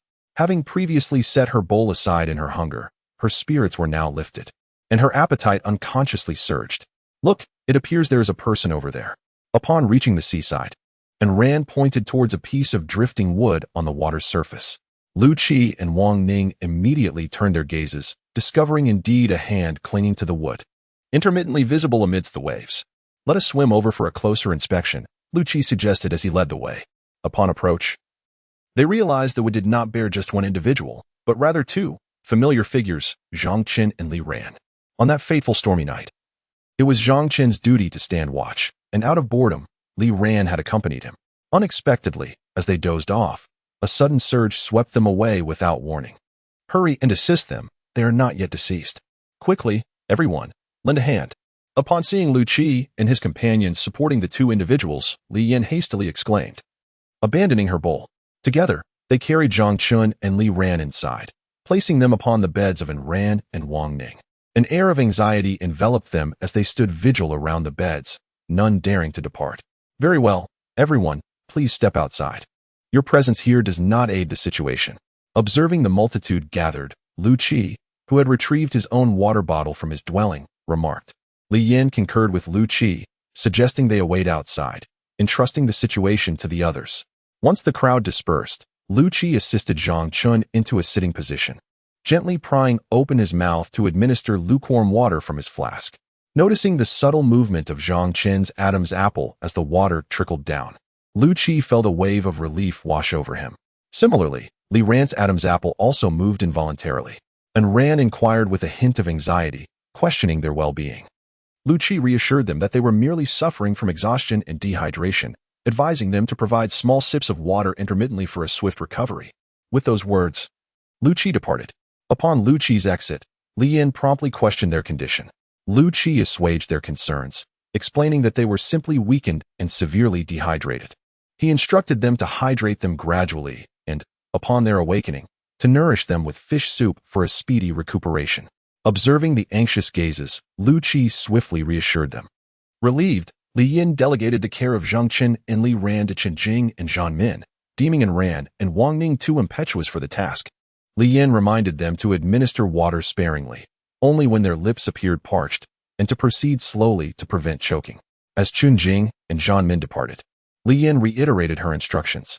Liu Qi emphasized that despite Zhang Chen and Li Ran's unconscious state, the others should continue with their respective tasks rather than remain idle. Ran and Wang Ning followed Liu Qi, resuming their interrupted endeavors. Everyone understood that life must go on. It could not be halted for the sake of any individual. Since arrangements had been made for care, it was best to proceed with their tasks. Time, after all, waits for no one. Liu Qi resolved to venture out on his own, determined to explore those places he had yet to discover. He believed that someone had previously visited this area, and surely there were remnants left somewhere in the forest, awaiting his pursuit. Lost in thought, he was approached by Li Yin, who inquired, "What are you thinking about?" "Over there," Liu Qi replied, gesturing towards the forest. "There are still some things I do not comprehend. Are you not concerned about this place?" She asked. "What is there to worry about? Can't you all take care of yourselves?" Li Yin was at a loss for words, uncertain whether to stay or leave. Liu Qi's nature was somewhat understood by everyone. Despite his carefree demeanor, once he set his mind on something, no one could sway him. This thought led Li Yin to reflect on Li Mei. Among them, Liu Qi was most indulgent towards Li Mei. Perhaps this was a strategy. Liu Qi, they have awakened. Zhang Min hurriedly exclaimed. That's wonderful. Liu Qi and Li Yin responded in unison. They made their way to the wooden cabin, where they found Zhang Chen and Li Ran propped against the wall, smiles adorning their faces as they listened to Ran and Wang Ning recount the events of the past few days. You've arrived. Zhang Chen greeted as Liu Qi and Li Yin entered. How do you feel? Li Yin inquired as she approached. Very well. Though it would be even better with an additional bowl of jam, Zhang Chen replied with a smile, glancing at Liu Qi. Unfortunately, that is no longer available. But I can offer you a bowl of fish soup, Liu Qi remarked. I've had my fill, but fish soup is still quite delightful. You see, during these past few days, Li Ran and I have been sustained solely by our imaginations, haven't we, Li Ran? Zhang Chen said, tilting his head to look at Li Ran. Indeed, you always try to snatch it from me, Li Ran responded. After Ran departed, Zhang Chen and Li Ran recounted their harrowing experience under the persistent questioning of their companions. The first wave had swept them away, followed closely by a second wave that hurled them onto a solitary rock beside an island. Clinging desperately to the stone, they endured the relentless battering of the waves. When the storm finally subsided, they were left utterly unconscious. Upon regaining consciousness, they found it was already dusk. Starving. The two paid little heed to their surroundings and sought out some moss growing on the rocks. Disregarding the grains of sand within, they chewed a few bites and swallowed. When they spoke of this substance, their brows furrowed in distaste. It was evident from their expressions just how unpalatable it was. Chapter 29. Stealthily following just then, the freshly prepared fish soup arrived. As Zhang Chen and Li Ran recounted their tale, and Ran entered with 2 bowls of fish soup in hand. Upon seeing her approach with the steaming bowls, their eyes remained fixated on her, anticipation growing with each step she took. This is simply exquisite. Taking a sip, Li Ran remarked, I truly can't commend you. You all rest well. We'll head out first. Li Yin responded. Upon returning to his wooden cabin, Liu Qi commenced organizing his belongings. He left behind any non-essential items. Liu Qi packed the parachute cord they had discovered in the sea into his backpack, recognizing its immense utility. At the very least, he wouldn't have to worry about falling during the night. Moreover, it would enable him to safely descend and explore any precipices he encountered. When searching for Li Yin and the others, Liu Qi had indeed come across numerous cliffs, and he harbored a persistent feeling that something might lie beneath them. Now, equipped with this sturdy rope, he couldn't shake the desire to investigate. Of course, his dagger and water bottle were essential companions. Finally, he glanced at the axe and, after some deliberation, decided to stow it in his backpack as well. Liu Qi, what are you up to? Li Mei inquired as she entered the cabin. Packing, he replied. Are you trying to sneak off again? What do you mean, sneak off? Why would I sneak off? Then why are you packing? I'm venturing into the mountains, so naturally, I need to prepare some supplies. Hee, can I accompany you? Li Mei asked, her face filled with anticipation. Please take me with you, won't you? Li Mei pleaded, clutching Liu Qi's arm affectionately. Li Mei's actions, particularly the friction in certain areas, sent Liu Qi's heart into a frenzy. This marked Liu Qi's first intimate encounter with a member of the opposite sex, and his face immediately flushed with a rosy hue. Good heavens, why is your face flushed? Are you feeling unwell? Li Mei inquired, extending a hand to touch Liu Qi's forehead. I'm not ill, Liu Qi retorted, gently pushing her hand away. Then why the redness? Li Mei questioned, perplexed. However, upon realizing their proximity, a blush of her own rapidly spread across her face. Well now, why is your face flushed? Are you feeling unwell? Liu Qi echoed, mirroring her earlier words verbatim. I'm not ill, Li Mei exclaimed, retracting her hand and darting away. Liu Qi gazed after her, momentarily stunned. He touched the arm where she had embraced him, then brought his hand to his nose, detecting a unique and captivating fragrance. As evening approached, Zhang Chen and Li Ran emerged from the cabin. Supported by Chun Jing and Zhang Min. Seeing their improved mobility, the group greeted them warmly. The dinner concluded in a convivial atmosphere. Afterward, small groups strolled along the shore, admiring the sunset's hues reflected on the sea. Liu Qi sat upon a rocky outcrop, observing the waves as they rhythmically caressed the beach. Occasionally, they deposited seashells onto the sand, only to reclaim them with the subsequent wave. Like a playful child toying with beloved possessions, Liu Qi resolved to depart the following day, eschewing a clandestine departure as before. This time, he would leave openly and honestly. This would be his final opportunity to behold the sea in this place, a memory that would likely become a cherished longing in the days to come. At the very least, his aspiration had been realized. He had beheld the ocean, and a boundless one at that. Li Mei's conduct was quite atypical. Contrary to her usual habit of socializing after a meal, she had secluded herself in her room at an early hour, and no one knew what she was up to. However, Li Yin was privy to the reason, as she was the first to be informed of the matter. Until Liu Qi had made his final decision, Li Yin would not blab about it. Now, observing the situation, she was certain that Li Mei was also aware of Liu Qi's impending departure. Li Yin felt a strong urge to console Li Mei, but she herself was at a loss for words. It was evident that Li Mei's feelings for Liu Qi had evolved beyond merely seeking delicacies from him. A significant transformation had gradually occurred. A change that was apparent to everyone, yet no one dared to broach the subject. That wretched Liu Qi. He wants to abandon me and seek out delicious food on his own. You managed to sneak away last time, but it won't be so easy this time. Li Mei muttered fiercely as she stuffed a change of clothes into a small bag. She cautiously peeked out, and, finding the courtyard deserted, stealthily slipped out to conceal her little bag beneath a tree. Having done this, she grinned broadly and skipped off to the seashore to join her companions who were strolling along the beach. Have you truly resolved to leave tomorrow? Li Yin inquired, breaking the silence. Yes, everything here is stable now. Moreover, with Zhang Chen and Li Ran soon to join your ranks, my presence or absence makes little difference. How long will you be gone this time? Liu Qi heard Li Mei inquire. I'm uncertain. Perhaps 2 or 3 days, or possibly longer, Liu Qi responded. Very well. Li Mei assented. I shall endeavor to procure delectable treats for you. Turning to Li Yin, she queried, what delicacies do you suggest he bring? After a moment of contemplation, Li Yin suggested, the avian eggs from our previous repast were quite agreeable. Perhaps he could procure those. Nay, Li Mei demurred. We have already partaken of those. This time, he must bring us something novel. We cannot afford to squander this opportunity. Indeed, it is possible he has already discovered something, yet has not shared it with us.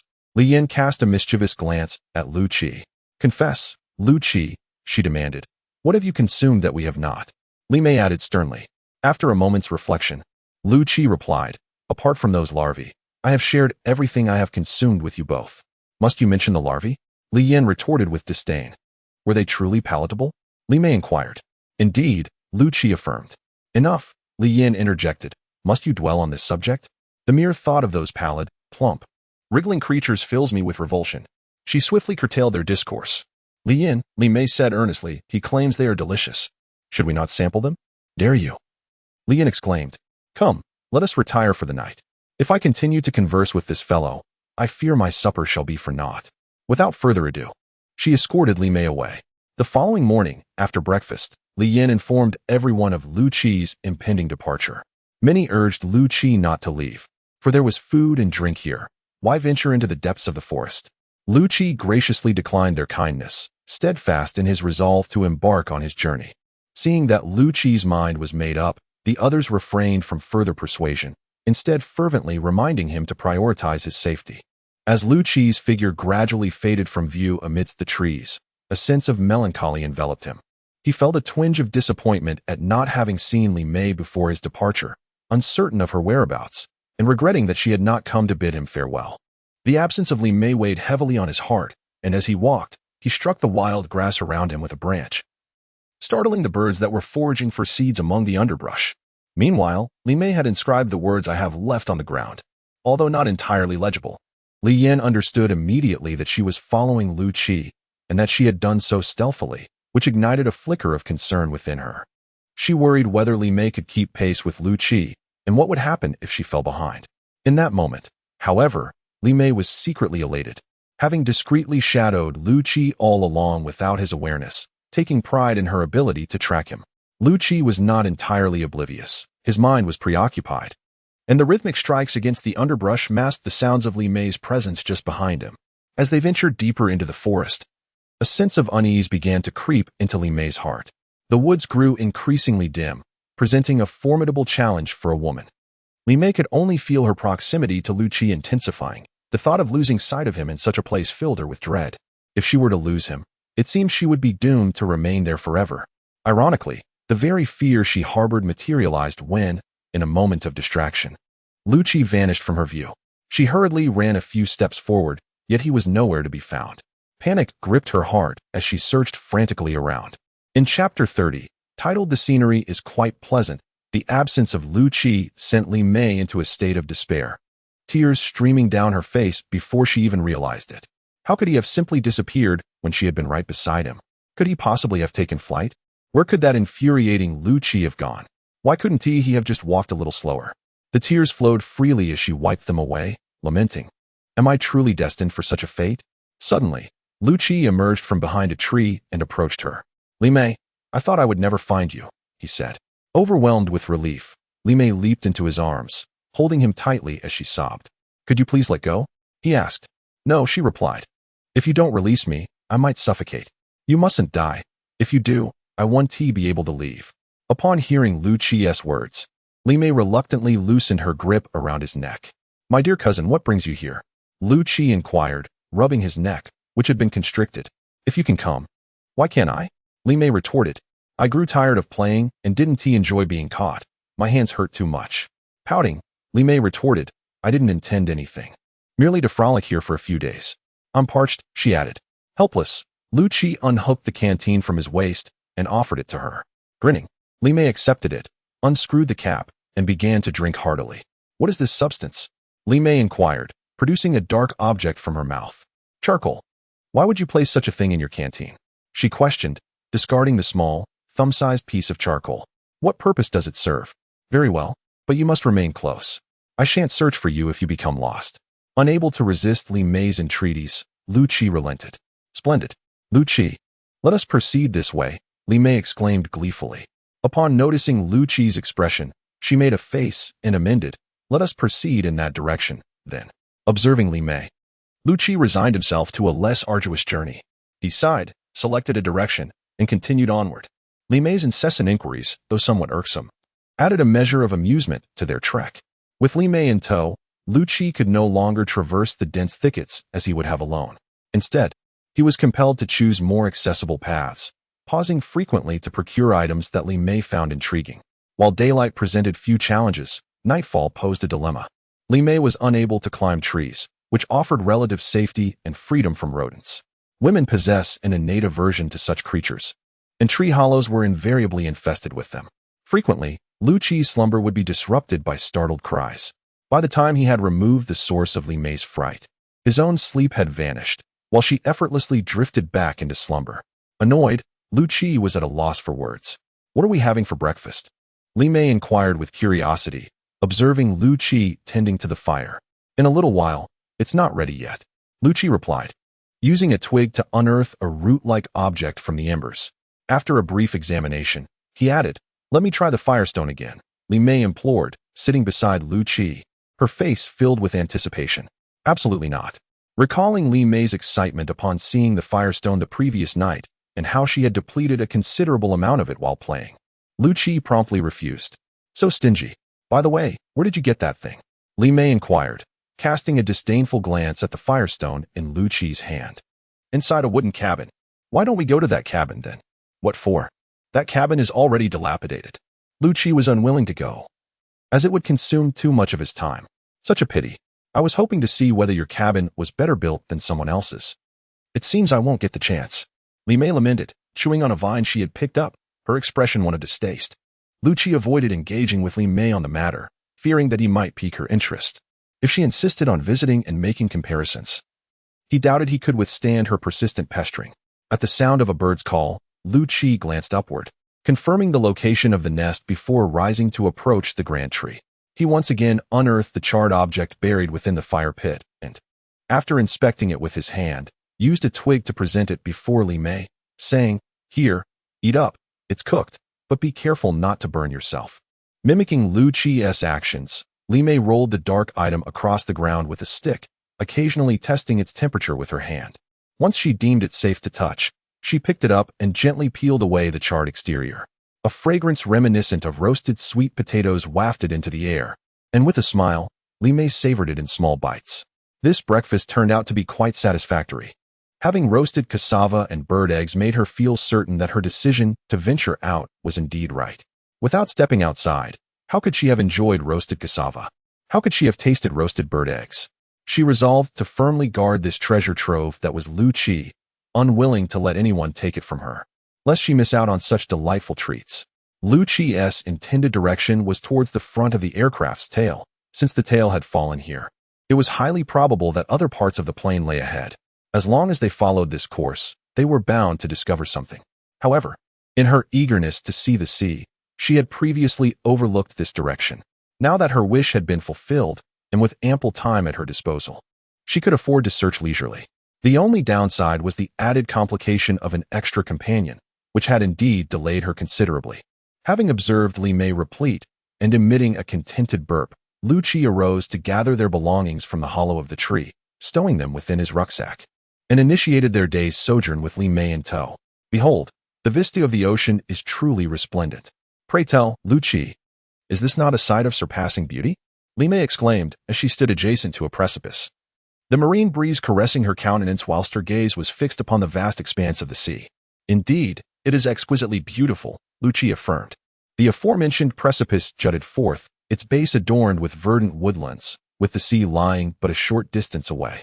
Were it not for the somber hue that pervaded the depths beneath the cliff, the locale might well have been deemed a tableau of picturesque splendor. Liu Qi, I implore thee to erect a wooden dwelling for me upon this very spot, that I might daily behold such a panorama. Very well, Liu Qi acceded, before hesitating. Pardon, what was that you were saying? To construct a wooden dwelling here? Indeed, and you have already assented, Li Mei retorted with a mischievous grin. Observing Li Mei's burgeoning enthusiasm, Liu Qi elected to withhold his innermost thoughts, for their sojourn here was but a temporary interlude, and this locale was not the ultimate destination of his journey. He would indulge Li Mei's whims for the nonce, for the decision of whether or not to build ultimately rested with him. Should the exigency of construction indeed arise, he could surely contrive a pretext for declining. Come now, let us be on our way, Liu Qi declared, perceiving that they had sufficiently rested. Very well, Li Mei responded, having been somewhat buffeted by the sea wind, and grasped the hand extended by Liu Qi, descending from the promontory. Liu Qi, I have reconsidered my desire for a dwelling here, for the wind is excessively strong and altogether disagreeable, Li Mei suddenly announced, trailing behind Liu Qi. Very well. If you deem against it, then we shall not build, Liu Qi acquiesced. Liu Qi, you are truly wonderful for being so obedient to my words. Liu Qi, wait a moment, what is that over there? Li Mei exclaimed, pointing towards a direction. Following the direction of Li Mei's finger, Liu Qi gazed into the shadows of the forest, where he discerned a blue and white object. Chapter 31. The trap is too deep that might be the wreckage of an airplane. Liu Qi, let's go over there, Li Mei suggested. Certainly. This is one of the primary purposes of my outing, Liu Qi replied with a smile. Haha, this discovery was mine, Li Mei chimed in, wearing a proud expression. Liu Qi tactfully omitted this remark, unaware of the potential repercussions it might entail. It is best to avoid such topics, or better yet, refrain from discussing them altogether. Why are you silent? And could you possibly slow down? I can hardly keep up with you. Liu Qi, filled with joy, momentarily forgot that Li Mei was following closely behind. Unbeknownst to him, his pace quickened, which left Li Mei somewhat dissatisfied. Reluctantly, Liu Qi had to slow his steps to accommodate the trailing companion. Liu Qi, let us take a break. Please hurry and find something to eat. I am famished. Li Mei plopped down on the ground, panting as she spoke. Upon hearing Li Mei's mention of hunger, Liu Qi realized that his own stomach was echoing in agreement. He recalled that since morning, he had only consumed a bit of cassava, and he had not truly eaten anything since. Liu Qi handed his backpack to Li Mei, instructing her not to wander off, and commenced his search for something to satisfy their hunger. Li Mei pouted, visibly displeased, as she sat there sulking. As Li Mei's stomach rumbled with increasing intensity, the absence of Liu Qi became a source of both hunger and apprehension. Her gaze remained fixed in the direction he had departed, yet his return was nowhere in sight. She placed her backpack on the ground and strained to extend her vision into the distance. What's wrong? Li Mei inquired, observing Liu Qi's breathless state. Did you pilfer something and get caught? She peered past him, noting the absence of any pursuers. Silly, if I were being chased, I would have told you to run. He responded, presenting her with the object he had been clutching. A honeycomb? What are you going to do with this? She asked, perplexed.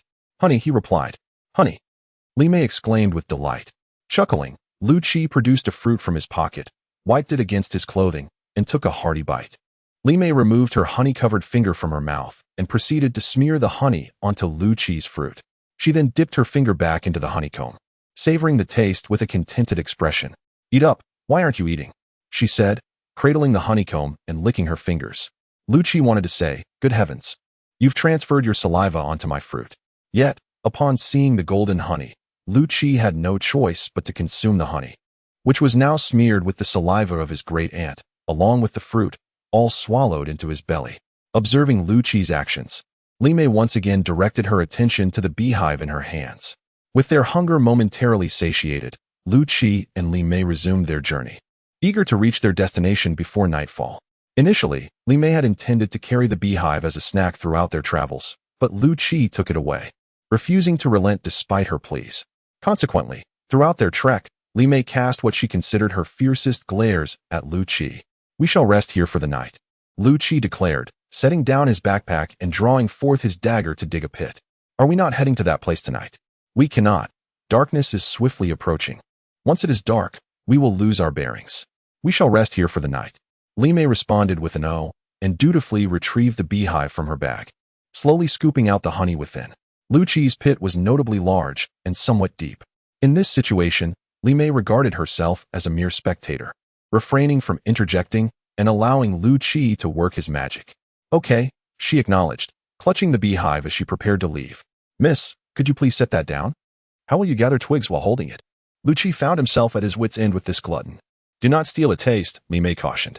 "Understood. Hurry along now," Liu Qi replied. With a reluctant gaze, Li Mei began her search for fallen twigs in the woods. Surveying the excavation, which appeared commodious enough for two, Liu Qi ceased his digging. He cast his gaze about, noticing an abandoned bird's nest nestled in the branches of a nearby tree. Ascending the tree, he retrieved the nest. Ignoring Li Mei, Liu Qi gathered slender, desiccated twigs and arranged them within the pit he had dug. He then placed the bird's nest atop this kindling and ignited the soft materials gathered by the birds, using a firestone. A plume of smoke billowed forth as Liu Qi, prone on the ground, gently coaxed the nascent flames with his breath. The fire gradually burgeoned, consuming the dry tinder. Once the campfire was ablaze, Liu Qi imparted a few instructions to Li Mei before vanishing into the forest.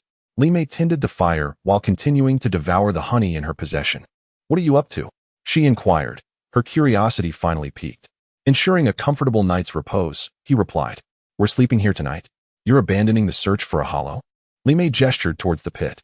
Liu Qi gutted the game he had procured and impaled it on a branch, eschewing the use of direct flames to avoid the acrid smoke that would permeate the meat. He raked out the glowing embers and employed their radiant heat for roasting. He swiftly rotated the fowl, resembling a pheasant, over the embers, causing the feathers to singe and emit a distinct odor.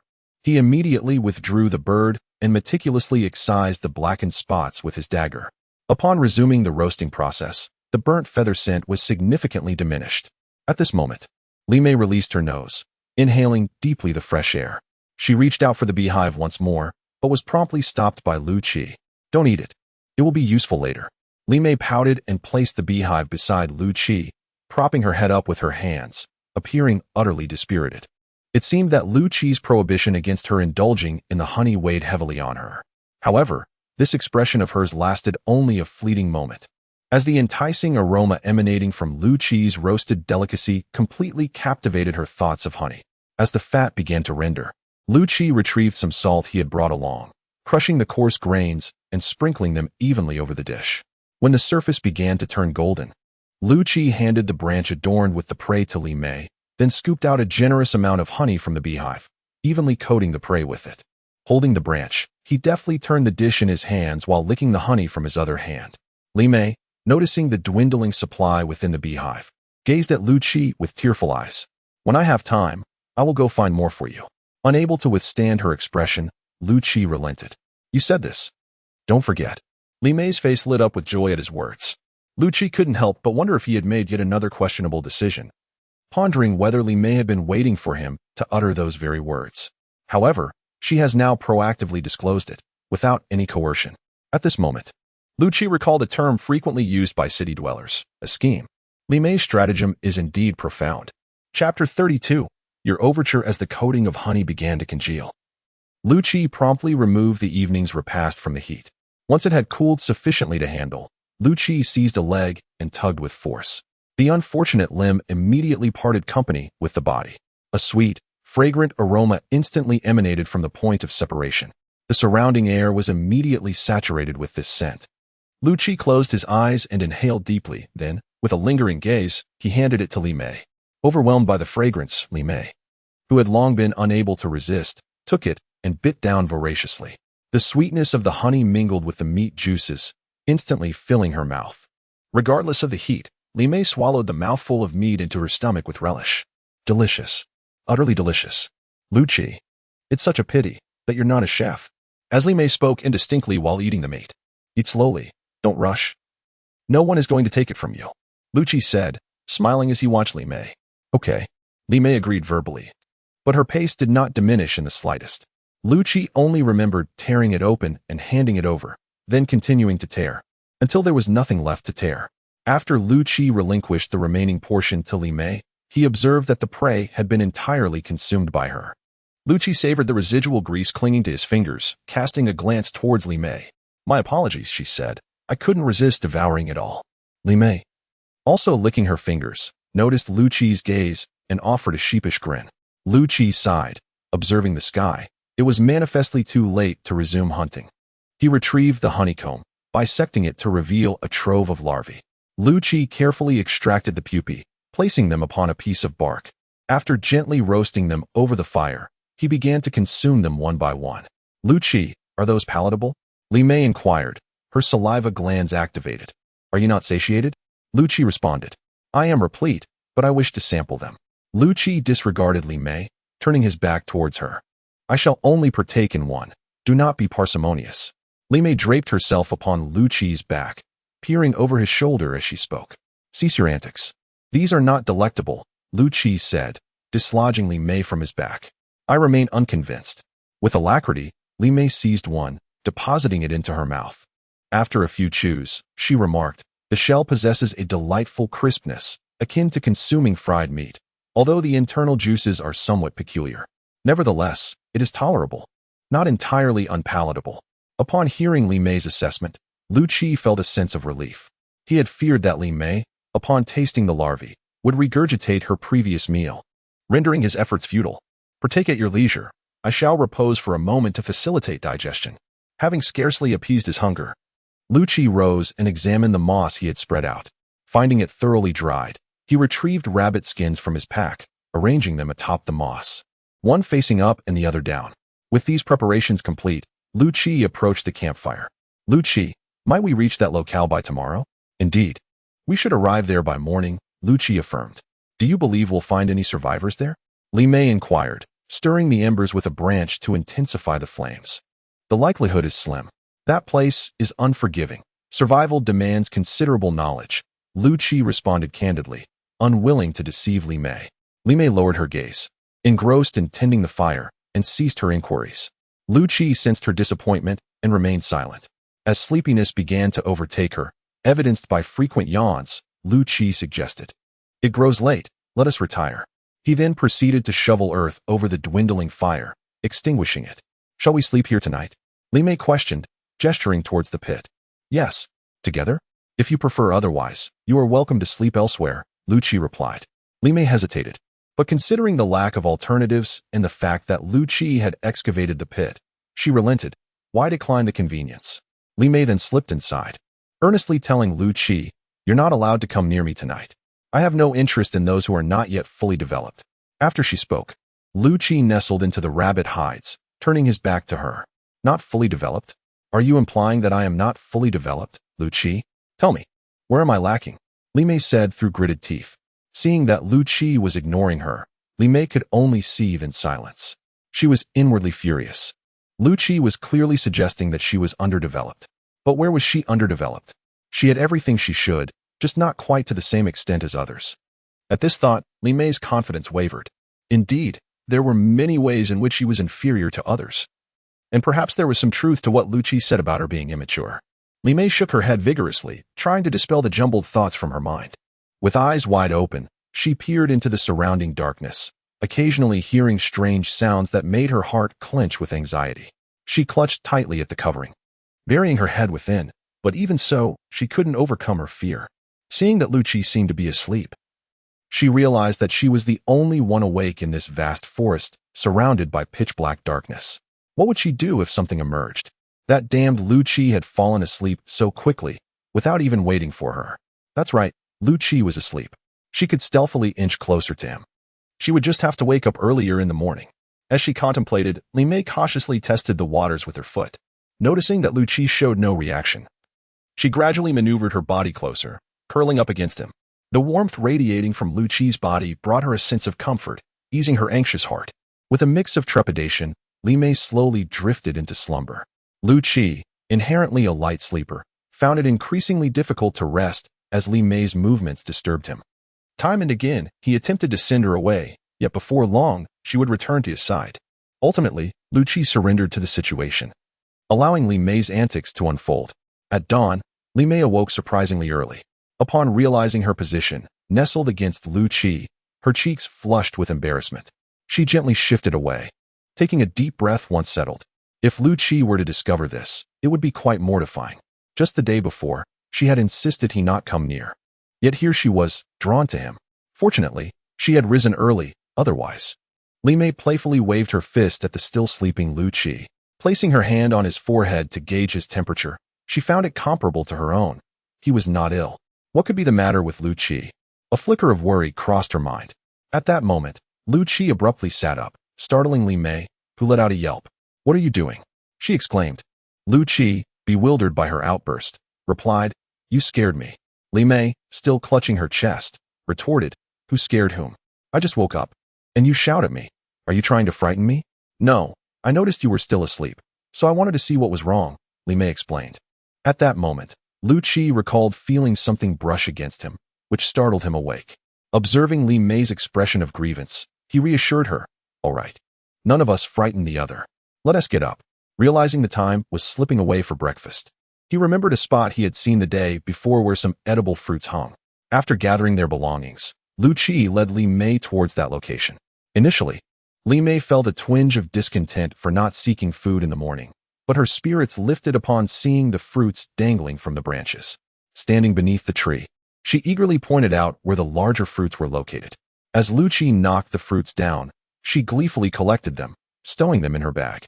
Liu Qi had informed her earlier that they wouldn't have time to search for food today and would need to forage along the way. Spotting the plentiful fruits on the tree, they naturally decided to gather as many as they could. Even if they didn't consume all of them, Li Mei could enjoy them as snacks during their journey. With this thought in mind, she continued to guide Liu Qi on where to find the best fruits. Liu Qi, understanding her intentions, complied, knowing that gathering extra would only mean he would carry a bit more weight. However, he considered that if Li Mei suddenly suggested searching for a beehive, the task would be far more complicated than simply picking fruits.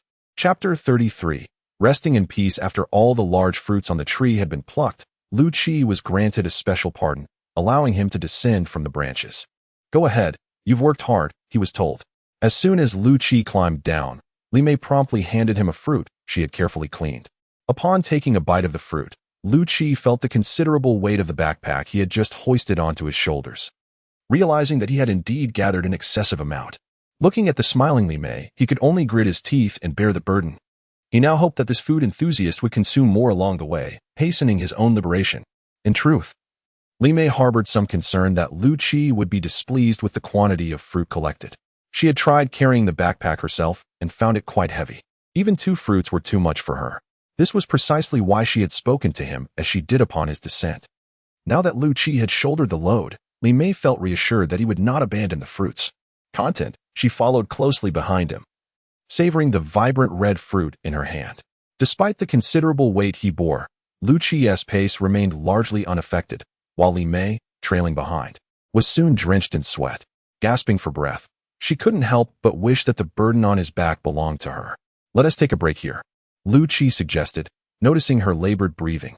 Upon hearing his words, Li Mei promptly sat down, repeatedly requesting water. Liu Qi, however, handed her another fruit instead, reasoning that with a backpack full of fruit, it was better to forego water if possible.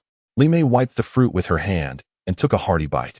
As the sweet and sour juice trickled down her throat, she let out a deep sigh of pleasure. "Liu Qi, must we rush so?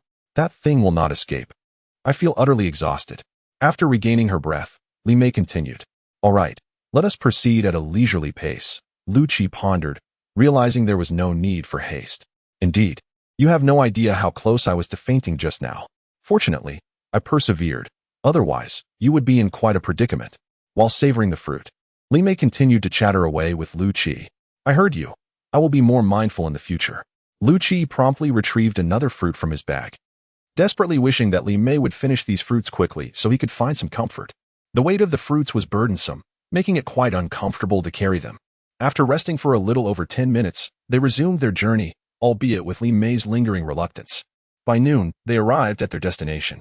The blue and white object was indeed the wreckage of an aircraft. From Li Mei, Liu Qi learned that this particular section was near the rear of the plane, typically used for storing supplies.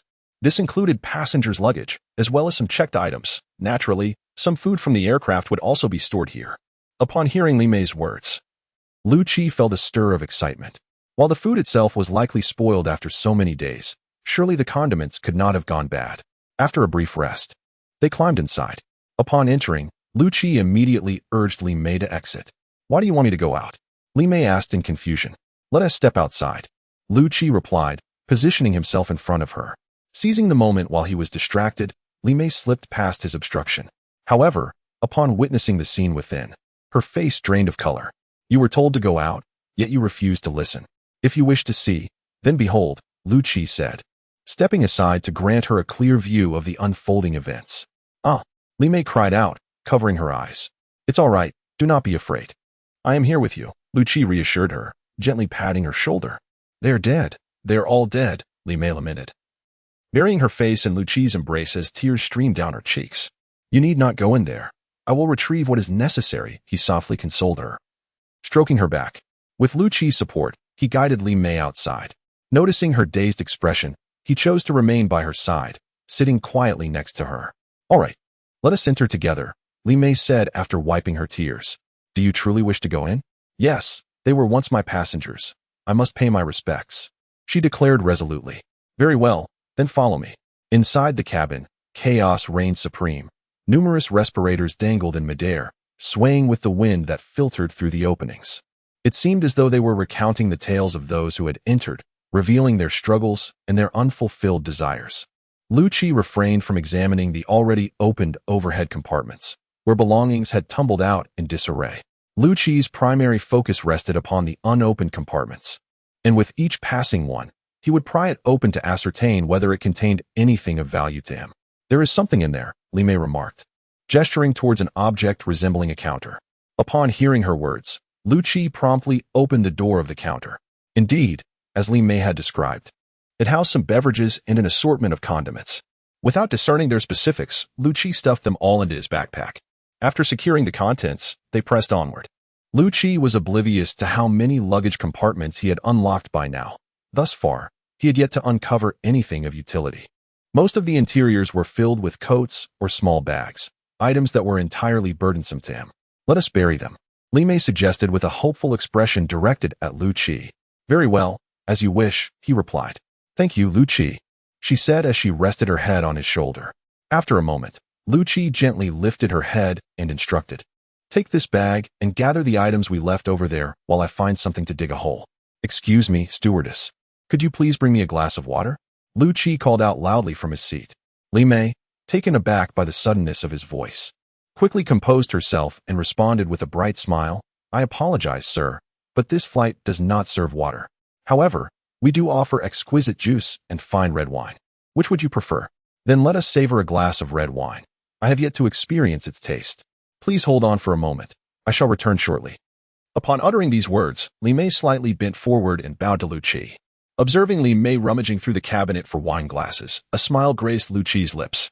It was this endearing version of Li Mei that evoked affection, unlike the melancholic one, which few would find appealing. But such sentiments were not permissible now. Why not? You are insufferable. What purpose does this serve? It is neither consumable nor drinkable, yet it can alleviate boredom during dull moments. If only we had solar panels, alas. These items are devoid of power. Chapter 34. Be gentle. Li Mei gazed with reluctance as Liu Qi extracted the gadgets she had stowed away in her backpack, such as phones and tablets. Occasionally, she would pick one up, caressing it with a wistful expression. Yet, under Liu Qi's watchful gaze, she sighed and relinquished them. Liu Qi had always held little interest in such trivial items, which merely occupied valuable space. Very well, but you must carry them yourself, having stuffed them into my bag. Carrying them myself is no issue, Li Mei pouted. After gathering the essential items, Liu Qi resumed his primary task, to procure some palatable food for both himself and Li Mei.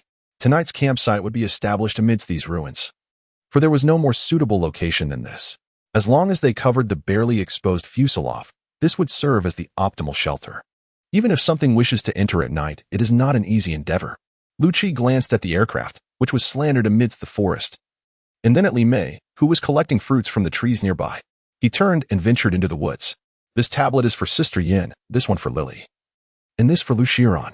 What are you staring at? Shouldn't you be preparing food? Li Mei, apprehensive that Liu Qi might notice her subtle actions, hurriedly remarked. Liu Qi responded with a nonchalant "oh" and began to tend to the items in his hands.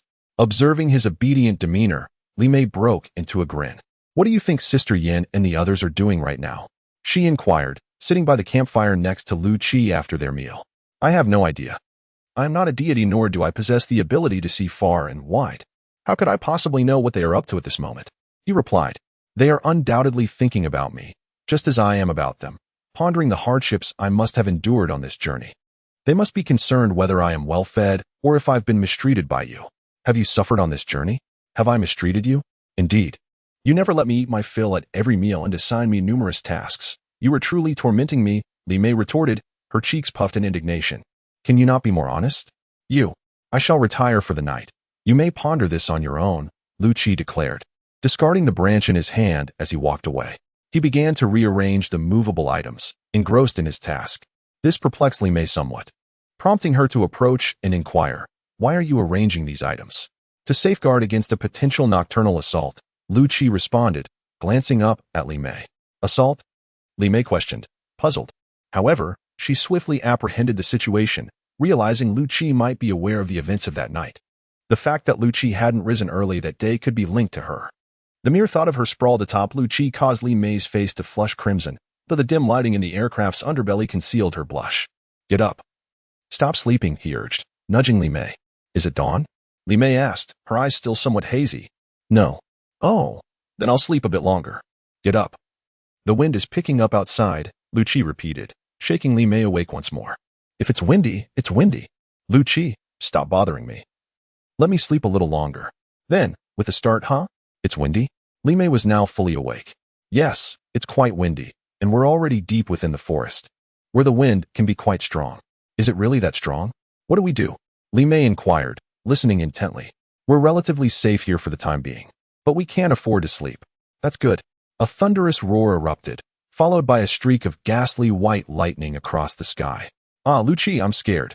Li Mei shrieked, scrambling over the obstacles Liu Qi had set up and clinging tightly to him. What's there to fear? It's just thunder, Liu Qi said, attempting to disentangle Li Mei's grasp. I've been afraid of thunder since I was little, Li Mei replied, her grip tightening. You cannot embrace my neck in such a manner. You might very well strangle me. Quickly, release your grip. It is evident how Li Mei has developed this habit. Whenever startled, she clings tightly to anything within reach, regardless of whether it is a living being. This is the second time Liu Qi has experienced this. Fortunately, this time luck is on his side. When he saw Li Mei lunging towards him, one of his hands instinctively moved to protect his neck. Had he not done so, he is certain he would have fainted immediately. I'm getting wet. My legs are soaked, Li Mei exclaimed, startling Liu Qi. He hastily felt around, but found nothing. No, not that one. It's the other. Li Mei guided Liu Qi's hand to the damp area she was aware of. Liu Qi grasped it firmly and then brought his hand to his nose to sniff. Detecting no scent of blood, he felt a wave of relief wash over him. Why are you gripping so tightly? You're hurting me. Without a doubt, Li Mei's expression at that moment was one of sheer grievance.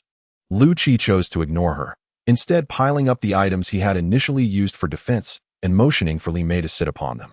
He knew that the water must be seeping in from outside and cascading down at an angle.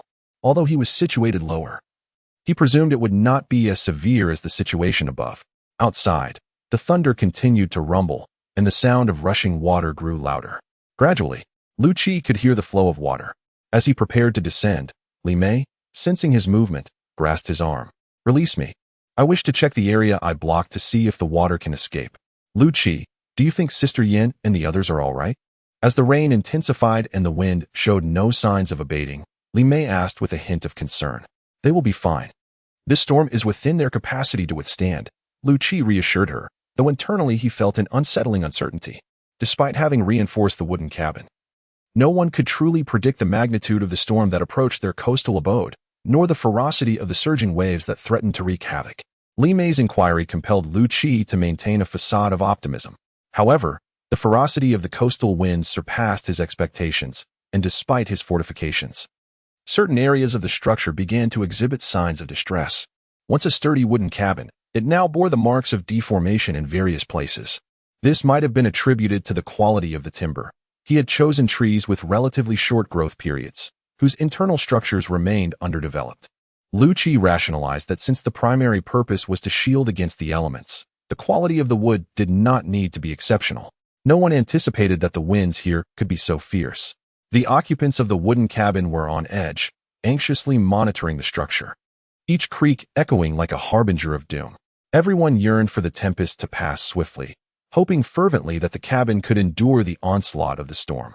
Simultaneously, concern for Liu Qi and Li Mei, who remained in the forest, weighed heavily on their minds. If they felt fear within the safety of the cabin, one could only imagine the perilous situation facing the two of them in the woods. Were they able to find a secure refuge from the storm's wrath? Li Mei harbored concerns for the individuals upon the beach, while simultaneously, the beachgoers were preoccupied with worries about the two of them. It was during this time that mutual assistance and support flourished, engendering a sense of attachment among one another. Chapter 35.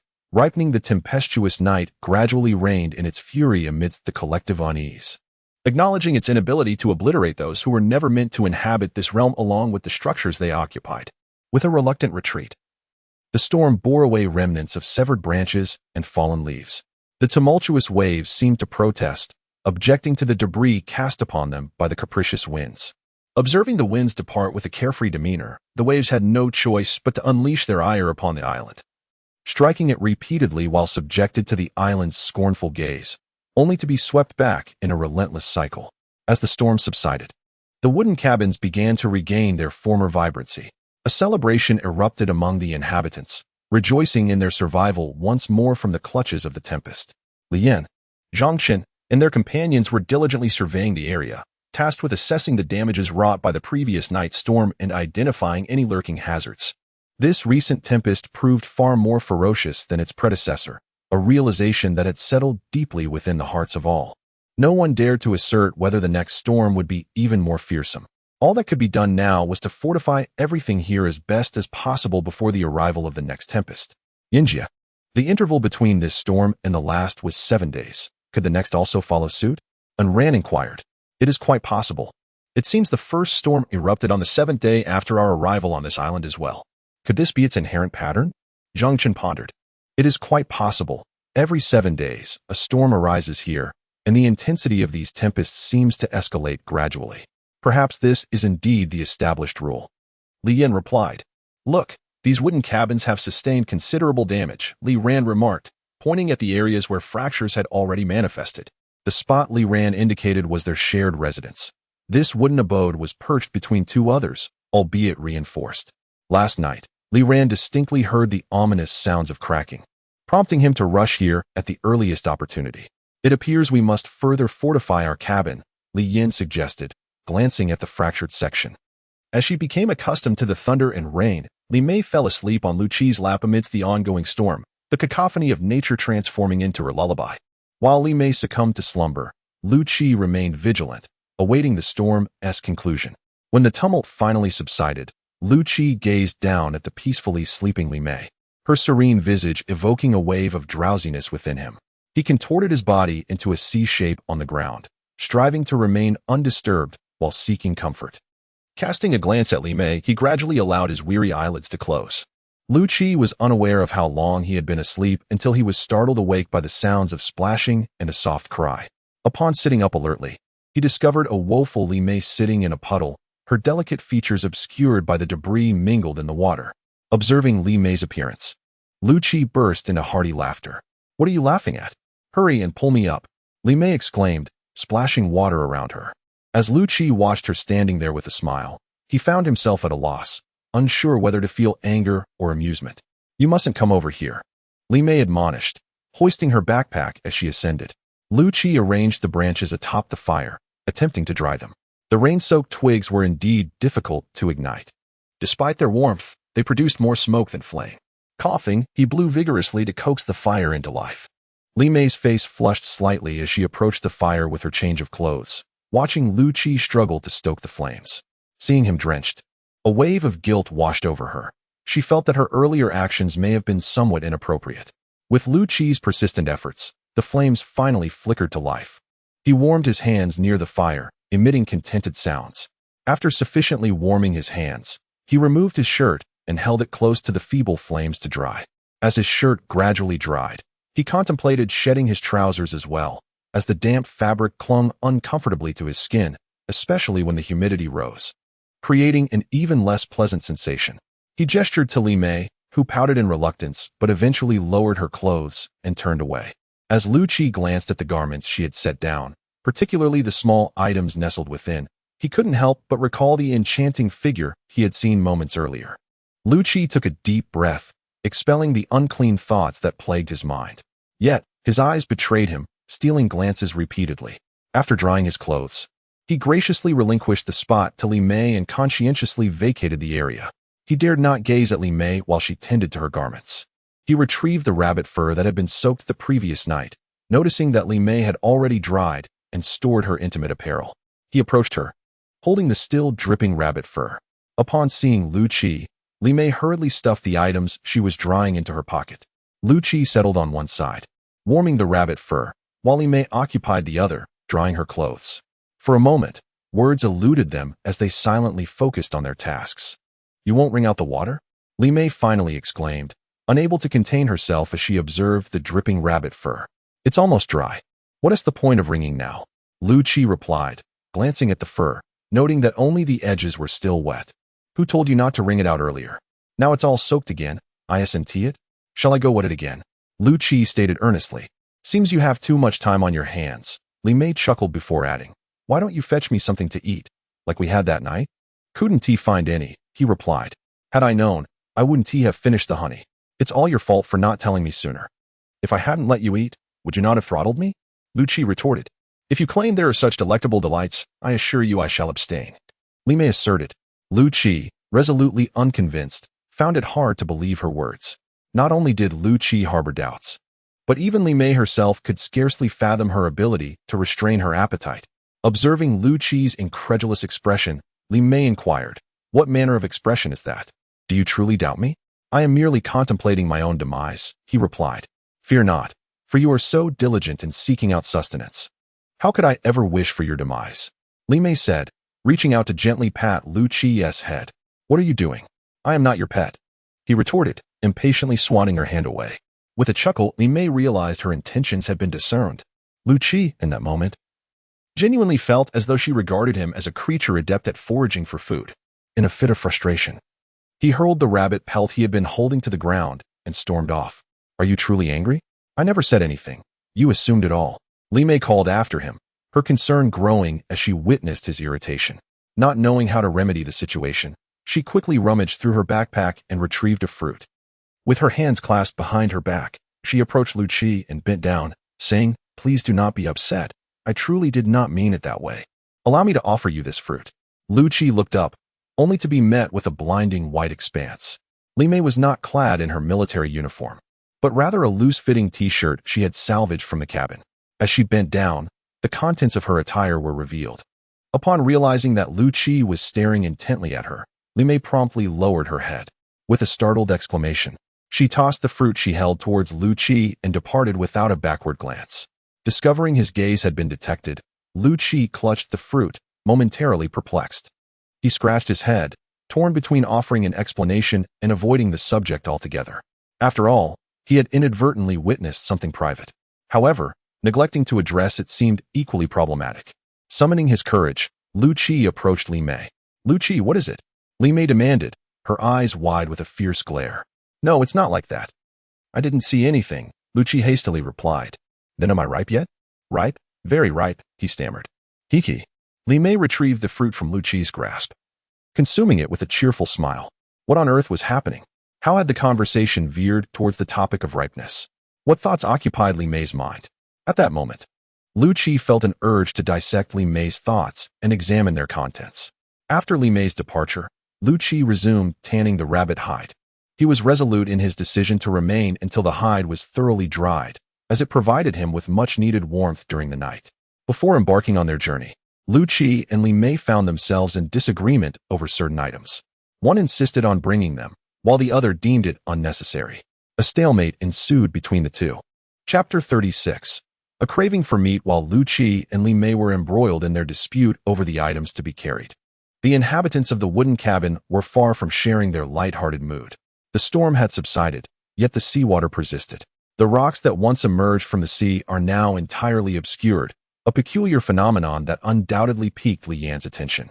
Should the waters fail to recede, this prime location would be compromised. This area serves as their primary source of sustenance, compelling everyone to redirect their focus towards the limited population of rabbits, far fewer than the abundant fish in the ocean. Li Yan, accompanied by the remaining women, commenced the task of clearing branches from the beach. Fortunately, their foresight in burning the debris accumulated on the sand spared them a substantial amount of labor. Yet, the absence of Li Mei rendered the beach somewhat desolate.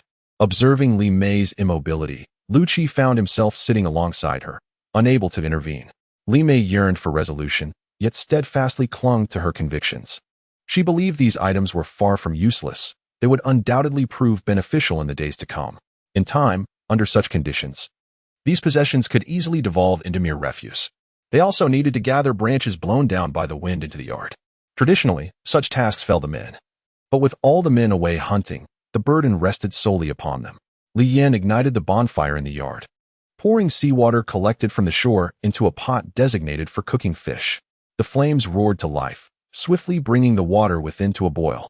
Rising steam danced along the banana leaves overhead, while the occasional sound of droplets splashing into the container echoed through the air. The recent tempest has utterly ravaged the once crystal-clear pond, rendering its waters murky and uninviting. Without a span of 1 or 2 days, it shall be arduous to restore its clarity. Li Yan finds herself compelled to once again resort to this tedious method of collecting water, despite the fact that it is not currently in short supply. Let her indulge in this endeavor, she muses. Li Yan is aware that they have misinterpreted the meaning behind his words, yet she is too weary to clarify. It shall remain as it is. Yanjia, you are clearly biased towards her, allowing her to have her way in every matter, which is rather unseemly, Qin Jing remarked. Who can blame her for having such privileges? One wonders what has ensnared Liu Qi, that he so readily heeds her every command, retorted Mu Lily. Could it be that Liu Qi has developed feelings for Li Mei? She speculated. It is plausible. It is indeed curious how a man can be so compliant. There must be untold circumstances at play, added Zhang Min. However, Yan Jia has been living with them all along. What could possibly transpire? Liu Qi pondered, biting her fingernail. Do not cast such glances my way. I too am in the dark about what has unfolded. Li Yan hastily interjected as the collective gaze of her companions turned towards her. Very well, let us go mushroom picking, they all agreed in unison. As she observed the women dispersing in small groups, Li Yan found herself pondering their insatiable curiosity. What indeed transpired between Liu Qi and Li Mei? Did something truly occur in her absence? With these questions swirling in her mind, Li Yan decided to join them. Following Liu Qi's concession, Li Mei once again beamed as she trailed closely behind him, matching his pace. The moment and Ran approached wielding a knife. Those women retreated to a safe distance. The women were quite delighted to observe the rabbits, but they were less enthusiastic about witnessing their slaughter. As the women gradually departed, the rabbit tilted its head, scrutinizing them, unable to comprehend why these creatures, so dissimilar to itself, were now distancing themselves. When it sensed its neck being severed, it finally understood. These peculiar beings were, in fact, bidding it farewell. It convulsed vehemently, and the more it struggled, the more profusely the blood gushed from its veins. Seeing that Wang Ning was unable to precisely catch the blood, and Ran promptly cradled its head. The rabbit twitched a few times, its eyes wide and unblinking. As it departed this world, once the blood ceased flowing, Wang Ning set down the basin he was holding and touched the scalding blood that had splattered onto his face. Wang Ning, with his blood-smeared face, instantly became the subject of amusement. Wang Ning went to wash his face, leaving the remaining tasks to Enran. With Liu Qi's previous guidance, Enran's skinning technique had improved considerably. He was now capable of flawlessly peeling off a perfect rabbit pelt. The pot of boiling seawater had been removed, and Li Yin was collecting the slightly yellowed sea salt that had adhered to the bottom. Although its flavor was not exceptional, salt was an indispensable element for the human body. Despite its slight astringency, the salt, sourced from this unpolluted ocean, was superior to that obtained from the heavily polluted nearshore waters. Enran deftly dismembered the skinned rabbit, his familiarity with its anatomy surpassing even his knowledge of his own body. He possesses an exceptional ability to discern the precise locations for making incisions, thereby maximizing the outcome. After days of tasting, he has become acutely aware of which parts of the rabbit are most suitable for various dishes, a fact that the esteemed chef, Enran, is undoubtedly most familiar with. Enran selected the portions intended for today's meal and cast them into the already boiling water, occasionally stirring them with a wooden ladle. He gently skimmed off the coagulated blood that clung to the surface, continuing to stir until the remnants vanished from sight. While Enran busied himself with the cooking, the women nearby diligently cleaned the entrails. Although the temperature in the woods was not particularly high, these items should not be left unattended for too long. After the meal, Enran intended to cook these remnants thoroughly. By evening, he would stew them over the fire, ensuring a delightful breakfast for the following morning. Liu Qi, I crave meat, Li Mei remarked, gnawing on a fruit. I truly long for the meat cooked by Enran. I desire it immensely, she continued, her eyes narrowing in blissful reverie. There are still plenty of fruits in the backpack. I shall refrain from hunting until they are consumed. Ah, Li Mei replied, glancing at the fruits within the bag. Noticing a substantial quantity still remaining, she sighed and resumed her consumption of the fruit. Liu Qi had set the condition that they would not hunt until the fruits were finished. He had no desire to carry food while seeking more, as that would merely invite unnecessary complications.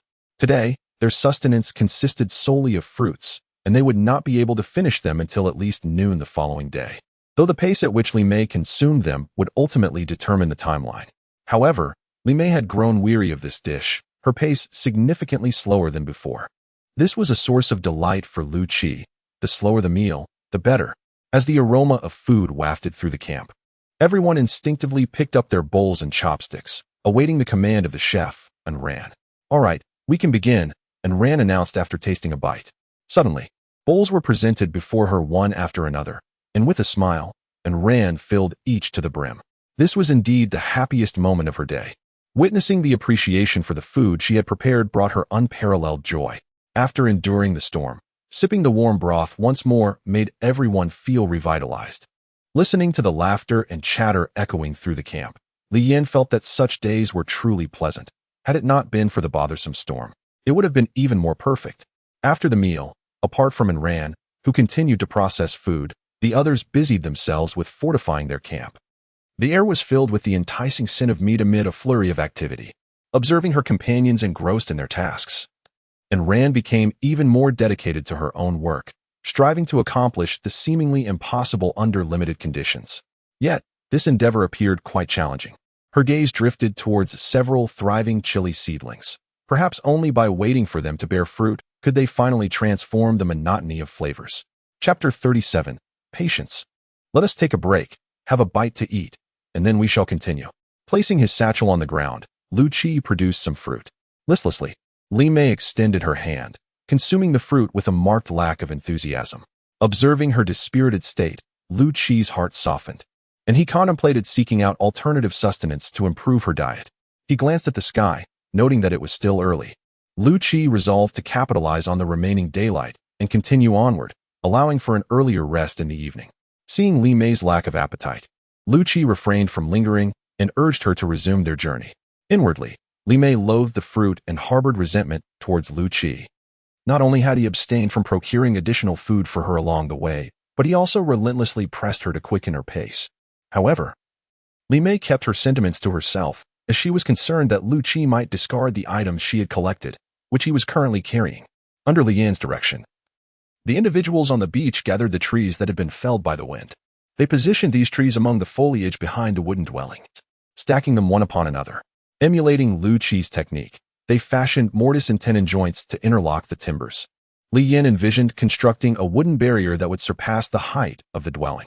This outer wall would serve as the initial line of defense against strong winds, affording the wooden structure some protection from the elements. This conclusion was reached collectively after much deliberation. Everyone agreed that the log cabin should not be prematurely exposed to the raging winds. Currently, the group is striving towards this goal, endeavoring to ensure their survival. When the sun was still high in the sky, Liu Qi suddenly instructed Li Mei to take a rest, leaving her somewhat perplexed about his intentions. He tossed his backpack to her, asking her to keep an eye on it, and then vanished from sight. This notion had crossed Li Mei's mind several times along the journey, yet she managed to suppress it each time. As she gazed at the fruits, a mix of resentment and longing swelled within her, explaining the reason behind her consistently grim expression. Flowers in a greenhouse are always hesitant to confront the harsh sunlight. Only those that endure the trials of the blazing sun can be deemed perfect. This does not imply that Li Mei is a pampered individual. During her time in the log cabin, she performed admirably. However, since joining Liu Qi, a transformation has occurred. Under his care, she found herself relieved of all responsibilities, as he took care of everything, leaving her merely to accept. Liu Qi recognized this issue within himself and resolved to no longer indulge Li Mei, aiming to make her aware of this reality. This is also why the once effective method of honing skills in Liu Qi's presence has faltered. In a team, if there exists an individual who only takes without giving, the group will swiftly disband. No one is inclined to associate with such a person, as they foster discord and are likely to cause the team to fracture under pressure. Indeed, contrary to Li Mei's anticipation, the commendation she expected did not materialize as she had envisioned. Liu Qi merely grunted in affirmation, offering no further comment. This outcome was quite contrary to Li Mei's expectations, and with a hint of displeasure, she snapped the branch she held in her hand, casting it violently upon the earth and stamping upon it with vehemence. Does one require accolades for such trivial tasks? She questioned rhetorically. Should I then be lauded to the heavens for my efforts? As Liu Qi busied himself with the preparation of their quarry, he remarked, "It is not my intention to solicit your praise, but your countenance is rather austere." Li Mei, her thoughts laid bare by Liu Qi's observation, responded with a touch of guilt. Had you refrained from such remarks, I might have been inclined to offer a smile. However, your childish attempts to seek validation do not warrant a favorable response. After all, you have merely accomplished tasks within your capabilities. Should you one day manage to capture such creatures, I shall not withhold my commendation. With these words, Liu Qi brandished the pheasant he held aloft. Upon hearing Liu Qi's pronouncement, Li Mei inwardly mused, there is no great difficulty in that endeavor. One day, you shall be astonished, observing the disheveled state of the pheasant. A testament to Li Mei's handling, in the plumage clinging to its skin, Liu Qi could readily envision the fate that awaited the bird. Li Mei cast her gaze upon the pristine pheasant in Liu Qi's grasp, then back to the mangled specimen she herself had manhandled, its feathers scattered about. Liu Qi relieved Li Mei of the bird, proceeding to meticulously pluck the remaining feathers that she had struggled to remove. Such endeavors require patience, he advised, and must be approached with deliberation. Do not select too many. Pluck the easier ones generously, while being more restrained with the difficult ones. Moreover, ensure to pluck in the direction of the hair growth, as doing otherwise may lead to tearing the skin. Liu Qi was tidying up while conversing with Li Mei. At home, I didn't find it difficult to pluck, did I? That was after being scalded with boiling water, certainly easier to remove. Liu Qi remarked with a glance at Li Mei. During roasting, Li Mei insisted on preparing one for herself alone, claiming she wouldn't eat it if it was done well. Seeing Li Mei's determination, Liu Qi did not wish to discourage her. Believing that as long as she paid attention, everything would be fine. Liu Qi had perhaps overestimated Li Mei. She did not follow his guidance at all. Initially, she managed well, but soon her approach diverged entirely, finding the slow cooking over low heat tedious. She quietly placed the wild chicken over the open flame when Liu Qi was not looking. By the time Liu Qi noticed, the wild chicken was charred beyond recognition. This one I roasted is delicious, Li Mei said, happily tearing into the golden brown chicken in her hands. Liu Qi, however, wore a worried expression, staring at the charred remains of his own chicken, concerned that consuming such a dish might upset his stomach. At that moment, the wild chicken in Liu Qi's hands had turned a lovely golden hue, releasing a delightful aroma. In contrast, Li Mei's chicken was a dismal sight, with the acrid scent of charring assaulting her senses. Observing the wild chicken in her hands, nearly reduced to charred remnants by her own cooking, Li Mei felt a twinge of regret over her earlier words. She pondered the consequences of consuming such a dish. Would it lead to an unfortunate bout of indigestion? As her gaze fell upon Liu Qi's chicken, saliva began to accumulate in her mouth. Li Mei contemplated how she might procure Liu Qi's delectable creation for herself. Just as her thoughts swirled, Liu Qi drove his roasted chicken into the ground and retreated behind a tree. Moments later, a sound akin to an explosion echoed through the air. Li Mei, glancing furtively at Liu Qi, could not suppress a smirk of amusement that danced within him. Liu Qi seized the charred chicken and, wielding a dagger, cut it open, revealing flesh still tinged with blood. He promptly returned it to the fire for further cooking. Liu Qi, why are you still roasting it? It's already burnt, she exclaimed. It remains uncooked inside. I refuse to serve such a dish, he replied, rotating the fowl over the flames. Uncooked? It's already charred, Li Mei retorted. This is precisely what I warned you about. You insisted on using an open flame. Observe. The meat is still red. This indicates it is not yet done, Liu Qi stated, cutting the chicken open once more to demonstrate. Li Mei took a glance, stuck out her tongue in distaste, and resumed eating the chicken she held. Liu Qi shook his head, returning to the task of roasting the now charred wild chicken, methodically turning it over the heat. Chapter 38. Approaching home after a while, Liu Qi held the wild chicken up to his nose, inquiring about its aroma. He detected only a faint scent of charred flesh, devoid of any lingering metallic odor. Tearing off a drumstick, he examined it closely, finding nothing amiss. He brought it to his mouth and began to chew. Observing Liu Qi devouring the charred bird, Li Mei felt a twinge of guilt. Liu Qi, why don't we share this one instead? You need not eat yours, she suggested. No need. You should have it. I am content with this, he replied. Let us eat this one. You may discard yours. He emphasized that every morsel of food found in the jungle should not be carelessly discarded for one day. They might find themselves unable to locate any sustenance at all. Moreover, the effort expended in gathering such provisions had not been trivial. With that, Liu Qi continued to savor the wild chicken in his grasp. Li Mei found Liu Qi's assertion about potentially lacking food hard to believe, although she was puzzled by his insistence on the effort involved. Each time he ventured to forage, it seemed to be accomplished in a matter of moments, hardly aligning with the notion of exertion. Nevertheless, respecting his perspective, she opted not to argue. Liu Qi laboriously swallowed the last of the chicken, wiping his mouth afterward. He then picked up his dagger and began to dig into the ground. Li Mei understood he was preparing a pit for their nighttime rest. She instinctively grabbed a nearby branch and commenced clearing the loosened soil he had unearthed. Working together, they found their pace considerably hastened compared to when one worked alone. The pit dug this time was quite substantial, with Liu Qi leaving a partition in the center. Observing this partition, Li Mei delivered a forceful kick, toppling it. What are you doing? Liu Qi inquired, gazing at the fallen wall. What purpose does this wall serve? Li Mei retorted, her dissatisfaction apparent. To prevent you from sneaking over at night, he replied. What did you say? That's incorrect. It should be to prevent me from running over at night. Liu Qi hastily corrected himself. Forget it. I'll still trust you, she conceded. If we leave this wall, how can you rescue me promptly if something were to intrude at night? It's best to do away with it. With Li Mei's assertion, Liu Qi found himself with little to counter. He proceeded to clear the dirt scattered throughout the pit and move the bonfire closer. With time still on their side, Liu Qi allowed the fire to burn longer, ensuring they would enjoy its warmth for a while longer into the night. Li Mei continuously added her collected twigs to the flames. Fortunately, the pit Liu Qi had excavated was quite deep, and even after the twigs burned down, it wouldn't fill up significantly. As the moment approached, Liu Qi removed the remaining twigs that were still ablaze, stacking them aside to continue burning, providing both warmth and light. When the temperature in the pit became comfortable, Liu Qi retrieved a rabbit hide, only to have it snatched away by Li Mei. With a smile directed at Liu Qi, she began to spread it within the pit. All set, we can sleep now, she declared after arranging it. Liu Qi, are you asleep? She asked after lying down for a while. Not just yet, but you fell asleep quickly the other night, she teased.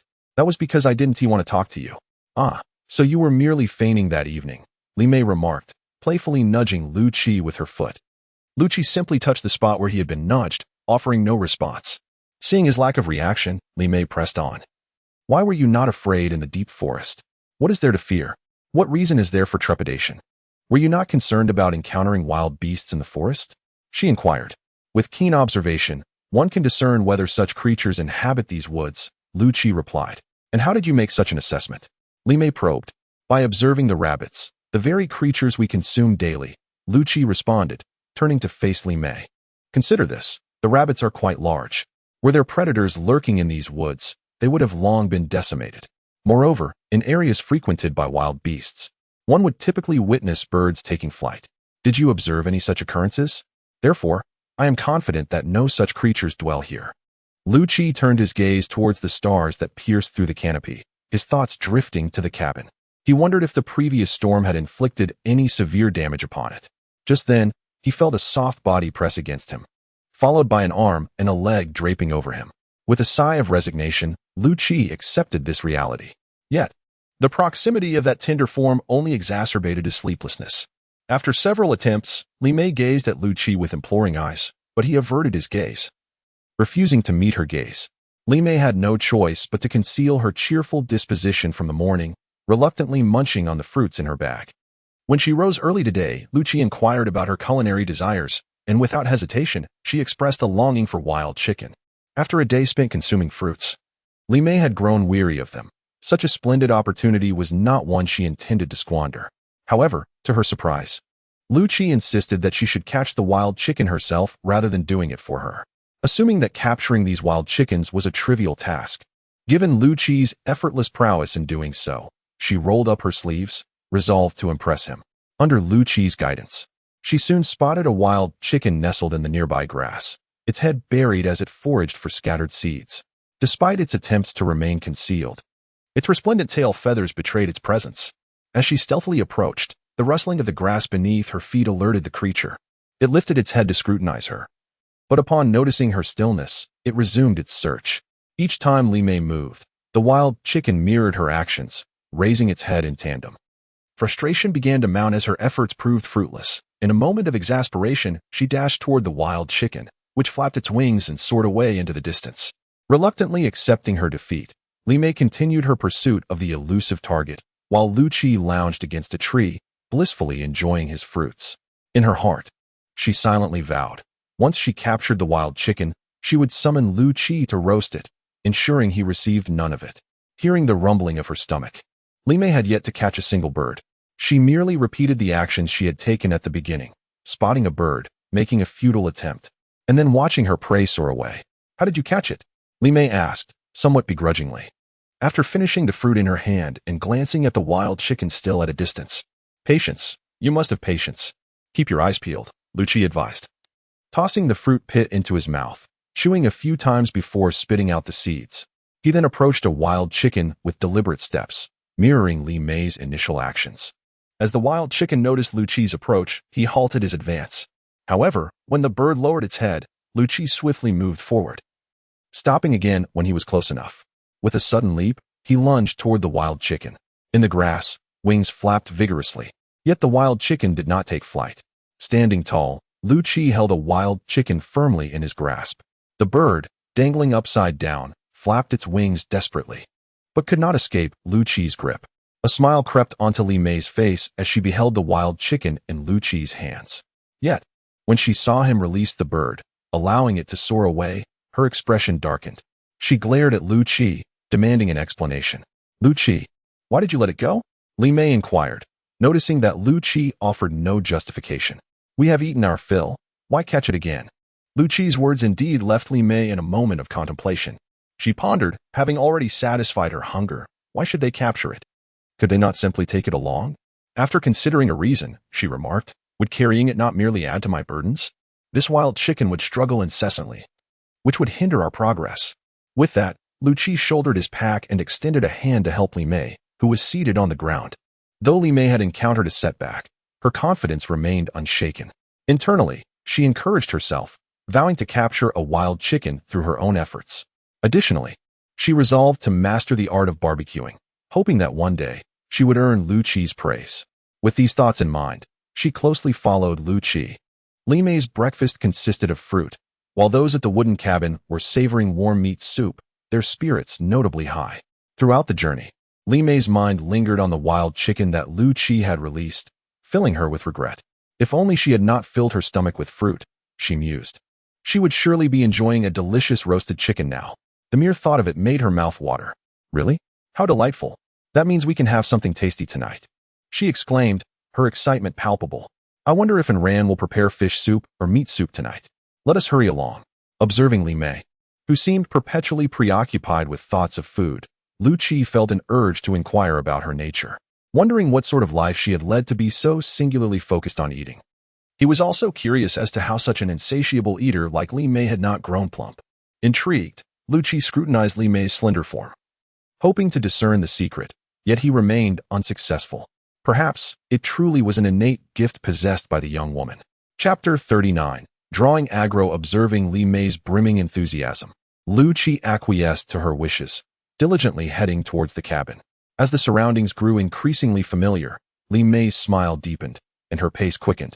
On several occasions, were it not for Liu Qi's intervention, she might have found herself sprawled in some obscure location, awaiting rescue.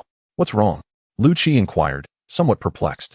Liu Qi scratched his head, realizing his dreaded scenario had unfolded.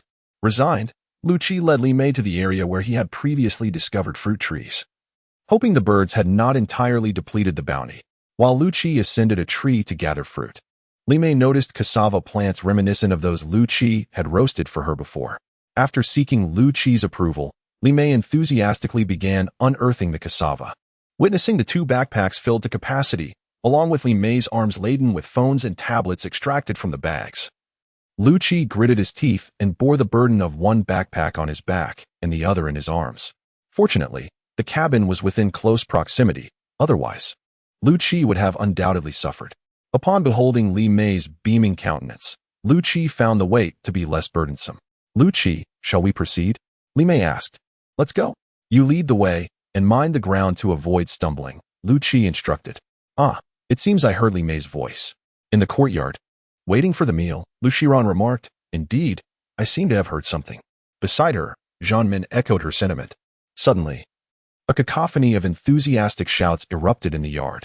The group of women, eagerly anticipating their meal, hastily set down their bowls and utensils, surrounding Li Mei with excitement. Chattering animatedly, Li Mei busied herself distributing the items she had gathered, placing them into the hands of the women, adhering meticulously to the distribution model she had established amidst the ruins. "Could you not just focus on her? Who will assist me?" Liu Qi, burdened with one load and cradling another, approached, exclaiming hastily, "What on earth do you have in here? It's so heavy." Zhang Chen, approaching with a smile, took the bag from Liu Qi's grasp. "Only our dear sister understands the plight of her elder sisters, returning with such a bounty of delicacies. Unlike some individuals who are so miserly," Mu Lily remarked, casting a sidelong glance at Liu Qi. Yes, let us eat first. I caught a whiff of something delicious from afar. Tonight is rabbit meat, right, Ran?" Li Mei said with a beaming smile. "Your nose is impeccable." "Indeed, it is rabbit meat," and Ran replied with a grin. "Splendid. We finally have meat to savor. No more fruits every day," Li Mei declared, striding towards the pot. Liu Qi promptly removed his backpack and unzipped it. As the plump fruits emerged before the 12 eager eyes, Liu Qi sensed the tension that had concentrated upon him dissipate entirely. The women glanced at Liu Qi with a dismissive hum before turning away with a leisurely gait. Li Ran took the bag from Liu Qi's hands, patted him gently on the shoulder, and offered a faint smile. Yet, Liu Qi discerned an underlying implication within that smile, leaving him perplexed about its true meaning. After consuming a large bowl of meat soup, Li Mei let out a long sigh. She smacked her lips and remarked, "This meat soup is truly delightful. You cannot imagine. I have been feasting on fruits and wild chickens for days, and I am nearly driven to madness." Upon hearing Li Mei's words, the previously cheerful women suddenly soured, casting unfriendly glances at Liu Qi. Sensing the shift in atmosphere, Liu Qi quickly lowered his head, wishing he could bury it in the small bowl he held. That evening, he was relegated to Zhang Chen's room, which had been temporarily commandeered by the group of women eager to hear about Li Mei's recent experiences. However, whenever Li Mei attempted to discuss food and drink, she was met with interruptions, leaving her at a loss for words. After all, her sole responsibility during the journey had been to procure sustenance. Without that topic, she was truly unsure of what to say. In response, Li Mei retrieved the red wine she had brought from the cabin, which instantly elicited a chorus of gasps from the women. "Liu Qi, where did you take that girl this time? Why are the women next door in such a fluster?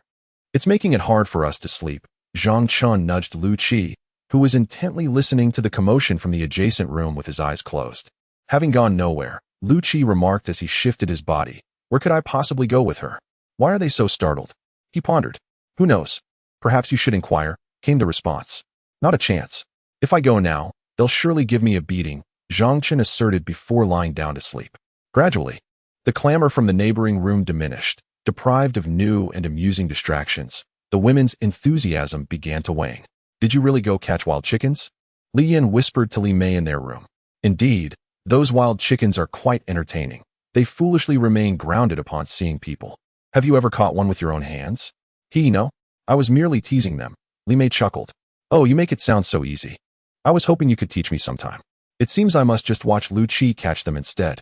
I have genuinely attempted to catch one, but unfortunately, I was unsuccessful. Is wild chicken meat delicious? Absolutely, especially when roasted with honey. It's simply divine. Stop talking about it. You're making me crave it even more. I certainly do not wish to be a third wheel.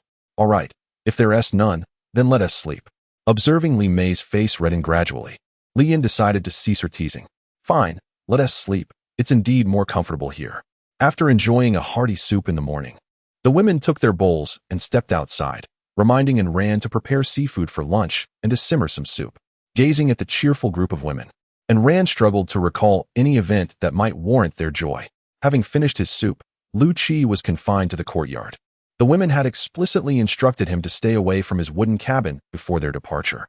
Still under the lingering effects of last night's threats, Liu Qi obediently remained in the yard.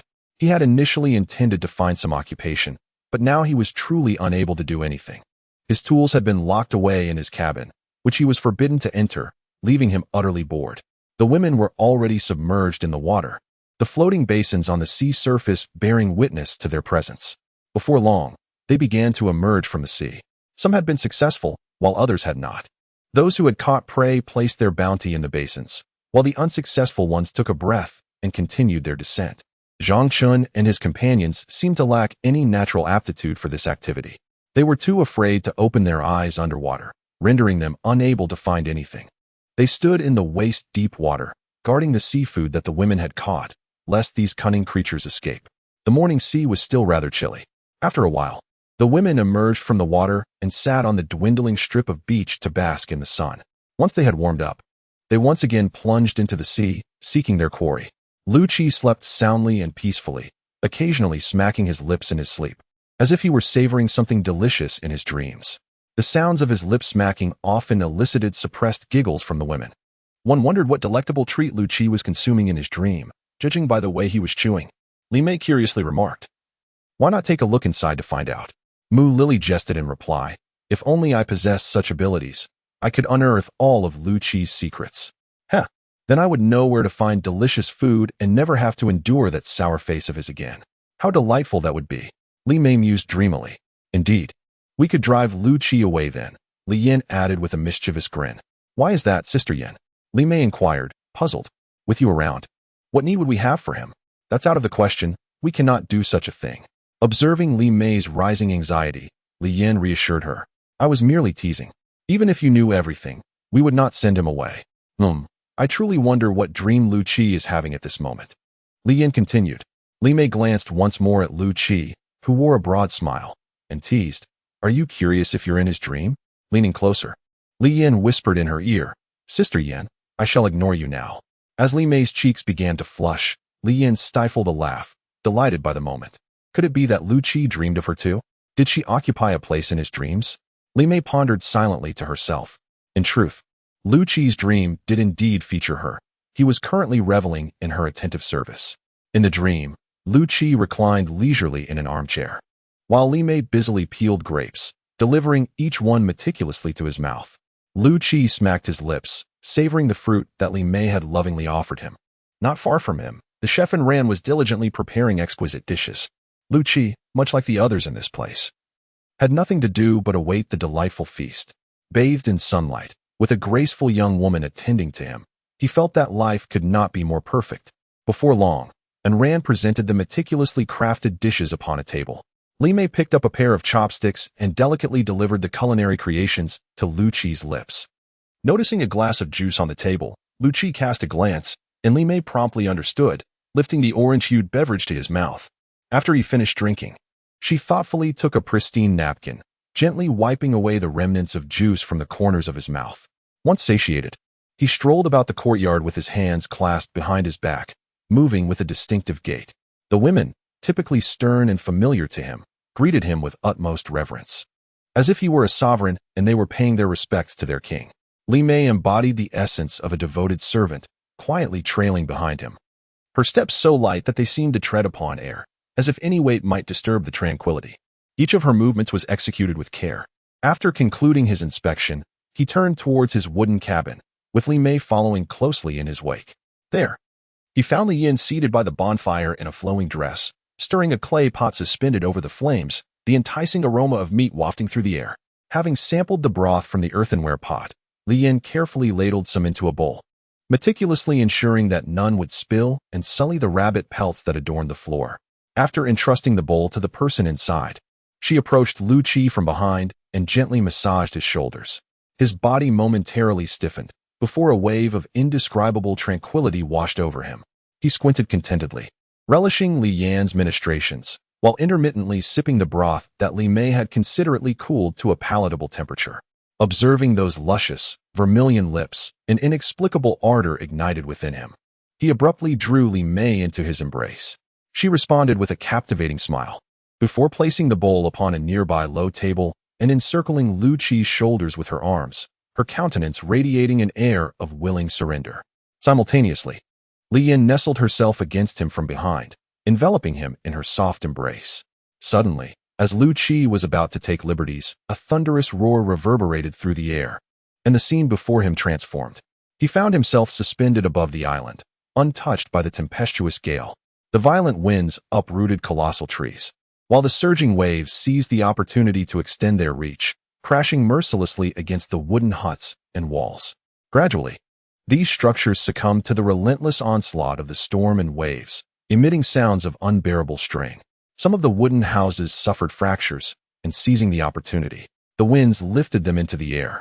The inhabitants inside let out startled cries, extending their hands towards the heavens in desperate pleas for salvation. Liu Qi also reached out, yearning to grasp those in peril. Alas, he found himself immobilized, helplessly watching as familiar faces were whisked away by the tempest or swallowed by the surging waves. When the storm subsided, Liu Qi descended to the ground, gazing at the debris floating upon the water. He searched diligently among the remnants, hoping to uncover survivors. But his efforts yielded only lifeless bodies. The devoted and Ran, who prepared meals for him with unwavering affection, and the devoted Li Mei and Li Yan, who had served him wholeheartedly, were all gone, leaving him utterly alone. Time continued its relentless march, and Liu Qi lost track of how long had passed. He only knew that each time a storm struck, he was cast into the sky. He watched as the tempest gradually ravaged the land, and the sea encroached bit by bit, until the island ceased to exist. Liu Qi had grown indifferent to it all. His heart had withered away. After that fateful storm that took away those he cherished, his spirit had perished. His gaze remained fixed on the luminous spot he glimpsed at the edge of the ocean during the last storm, faintly sensing a voice calling out to him from within. It resembled Li Mei's voice, yet also echoed Li Yan's. Liu Qi felt an overwhelming urge to approach and see for himself. However, he realized he was merely suspended in the air, incapable of any other action. Despairingly, Liu Qi slowly closed his eyes. Then, as if jolted by a thunderclap, a voice resounded in his ears. Liu Qi shuddered, snapping awake from his dream. "What on earth are you doing?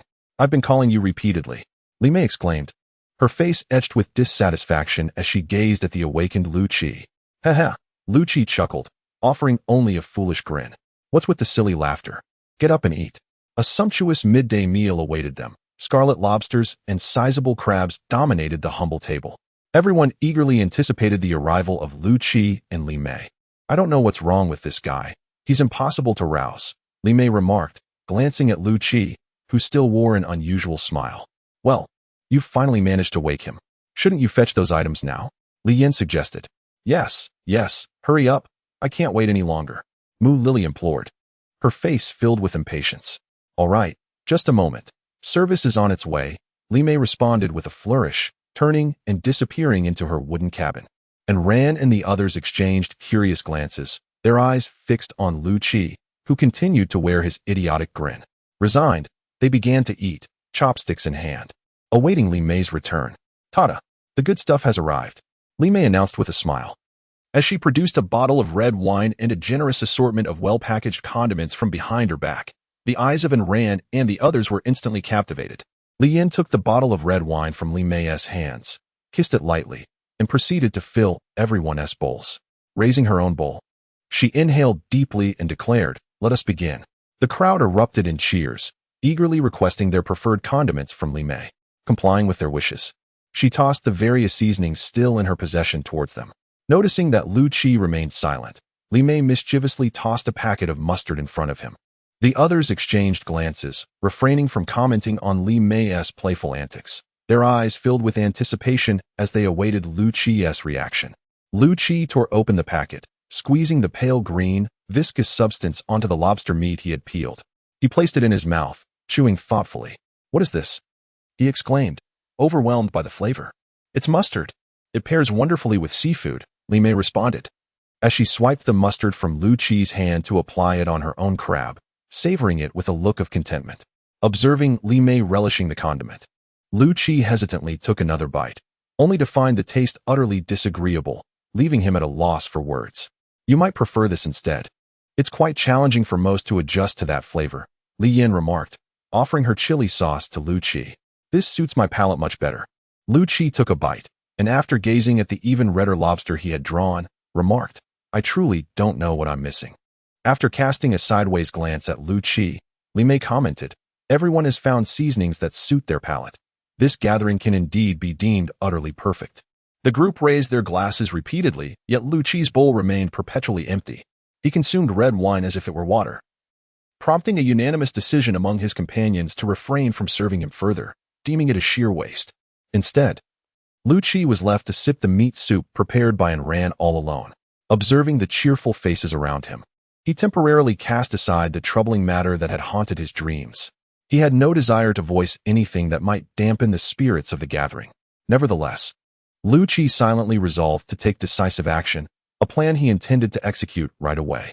Once satiated, he swayed and vanished into the forest. His companions paid little heed to his departure, assuming he merely sought a moment of privacy. They continued to share laughter and enjoy the freshly replenished soup in their bowls. Such moments of camaraderie had been a rarity for them. In ordinary circumstances, a small gathering like this would seem trivial. However, on this deserted island, the experience felt entirely different. No one anticipated that amidst such an environment, they could indulge in fine wine and delectable food. They cherished this opportunity immensely. "Impossible. That thing, no matter how formidable, cannot harm a person," Li Mei exclaimed in confusion. Zhang Chen meant something entirely different. Mu Lily interjected. "How disgusting. I won't eat any more," Li Mei retorted after understanding, casting a glance of disapproval at Zhang Chen. Zhang Chen, grinning widely, was using a toothpick he had whittled himself to pick at some morsels lodged between his teeth, entirely oblivious to Li Mei's disapproving gaze. Incensed, Li Mei approached and delivered a sharp kick to him. Zhang Chen's body swayed, and the wooden stool, already precarious, collapsed under his weight. Amidst gasps of astonishment, everyone seated on it tumbled to the ground. Li Mei stuck out her tongue and hurriedly vacated the scene. With her departure, Zhang Chen found himself in a dire predicament. By unanimous consent, he was assigned the task of washing all the dishes.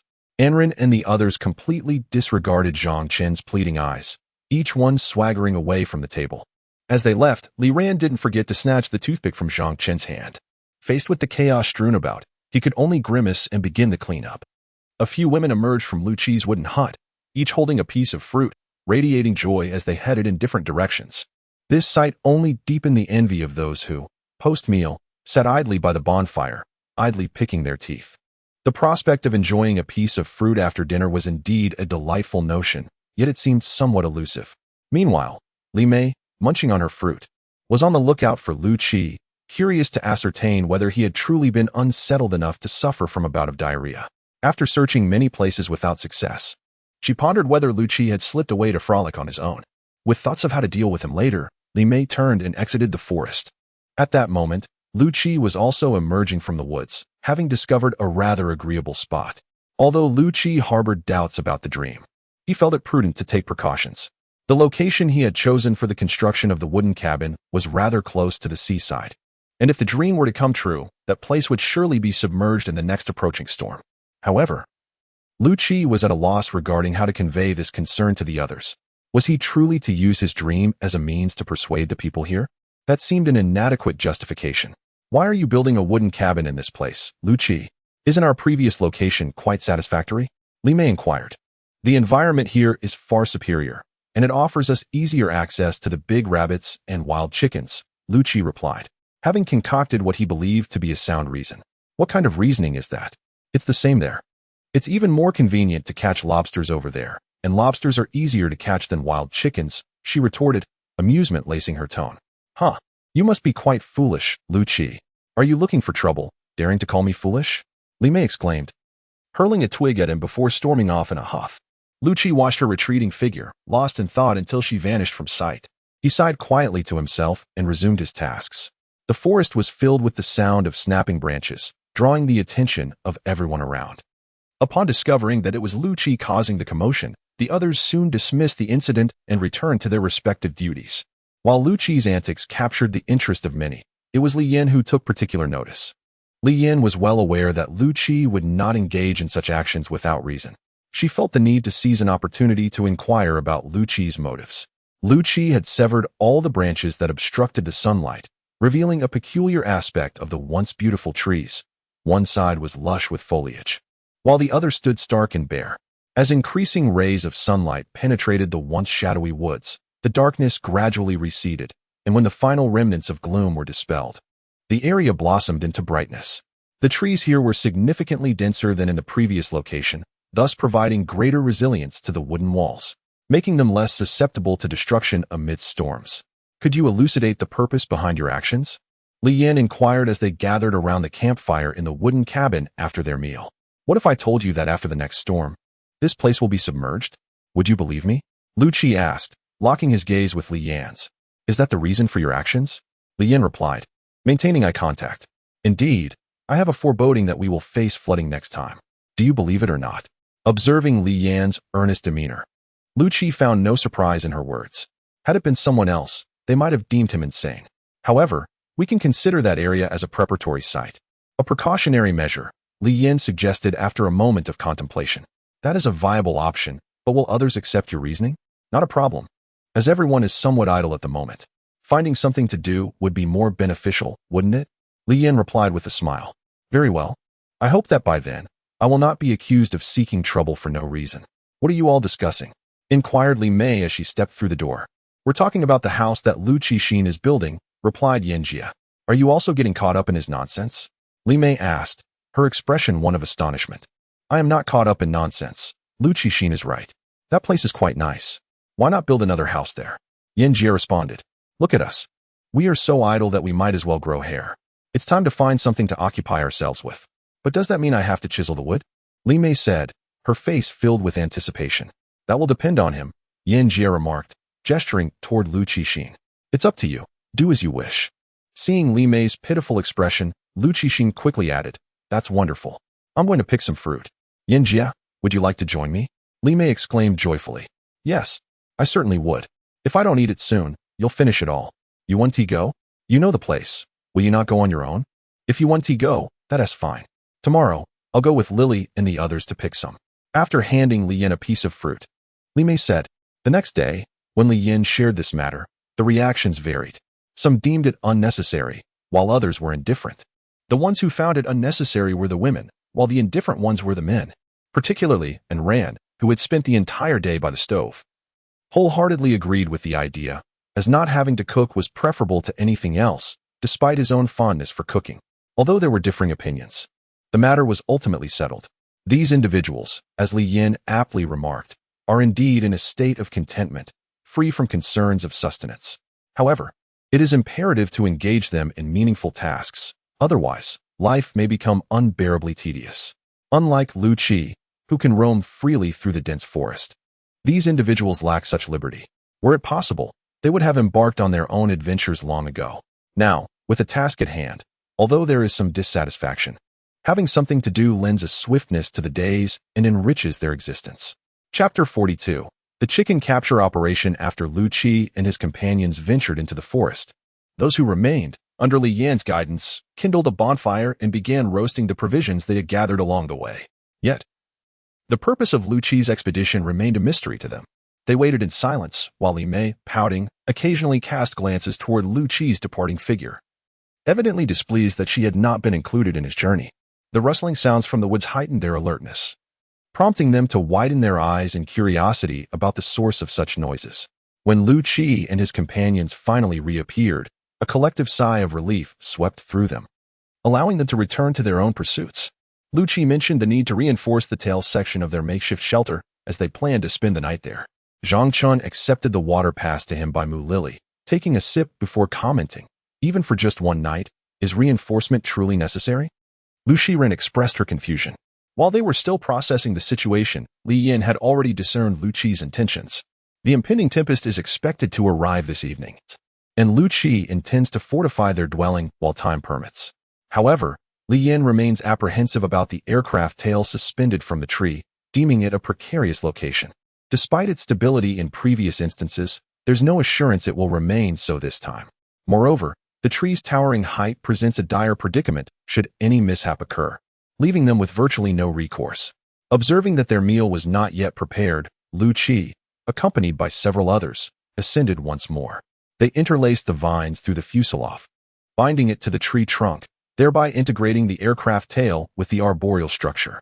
This endeavor was fraught with challenges, entailing considerable risks. Individuals had to venture onto precarious, extended branches, all while threading vines through dense foliage. Truthfully, the integrity of each branch remained uncertain, and no one could definitively ascertain whether a given branch could bear their weight. Despite their measured pace, the task scope was not overly extensive. 2 vines were lowered, and branches were affixed between them, resulting in the creation of a rudimentary ladder. Upon hearing the calls from below summoning them for sustenance, Liu Qi and his companions descended the ladder, simultaneously testing its sturdiness. After satiating their hunger, the women, led by Li Mei, dispersed to forage for their respective objectives in the vicinity, while Liu Qi and his cohort resumed reinforcing the aircraft tail. Liu Qi was not entirely certain about the ferocity of the storm, but all he could do was reinforce the bindings until the vines could no longer accommodate anymore. Only then would their efforts cease. From a distance, one would be utterly oblivious to the tail of the aircraft. Only those privy to its true nature could discern its former shape from the green silhouette. Upon learning that the women ventured out to hunt, Zhang Chen, feeling a twinge of excitement, could no longer suppress his urge and joined their endeavors. Liu Qi, however, was indifferent. He harbored a profound aversion to hunting and resolutely preferred to refrain from participating. "Can this place withstand such a blow?" Li Yin inquired, pointing at the aircraft's tail, which Liu Qi had wrapped like a zongzi. "It should be fine," Liu Qi replied after a careful examination. "What if something goes awry? As long as these few trees do not get uprooted, we shall be unharmed. At worst, we might just swing a bit." Swing? Li Yin quivered slightly at the thought. How could one not feel apprehensive?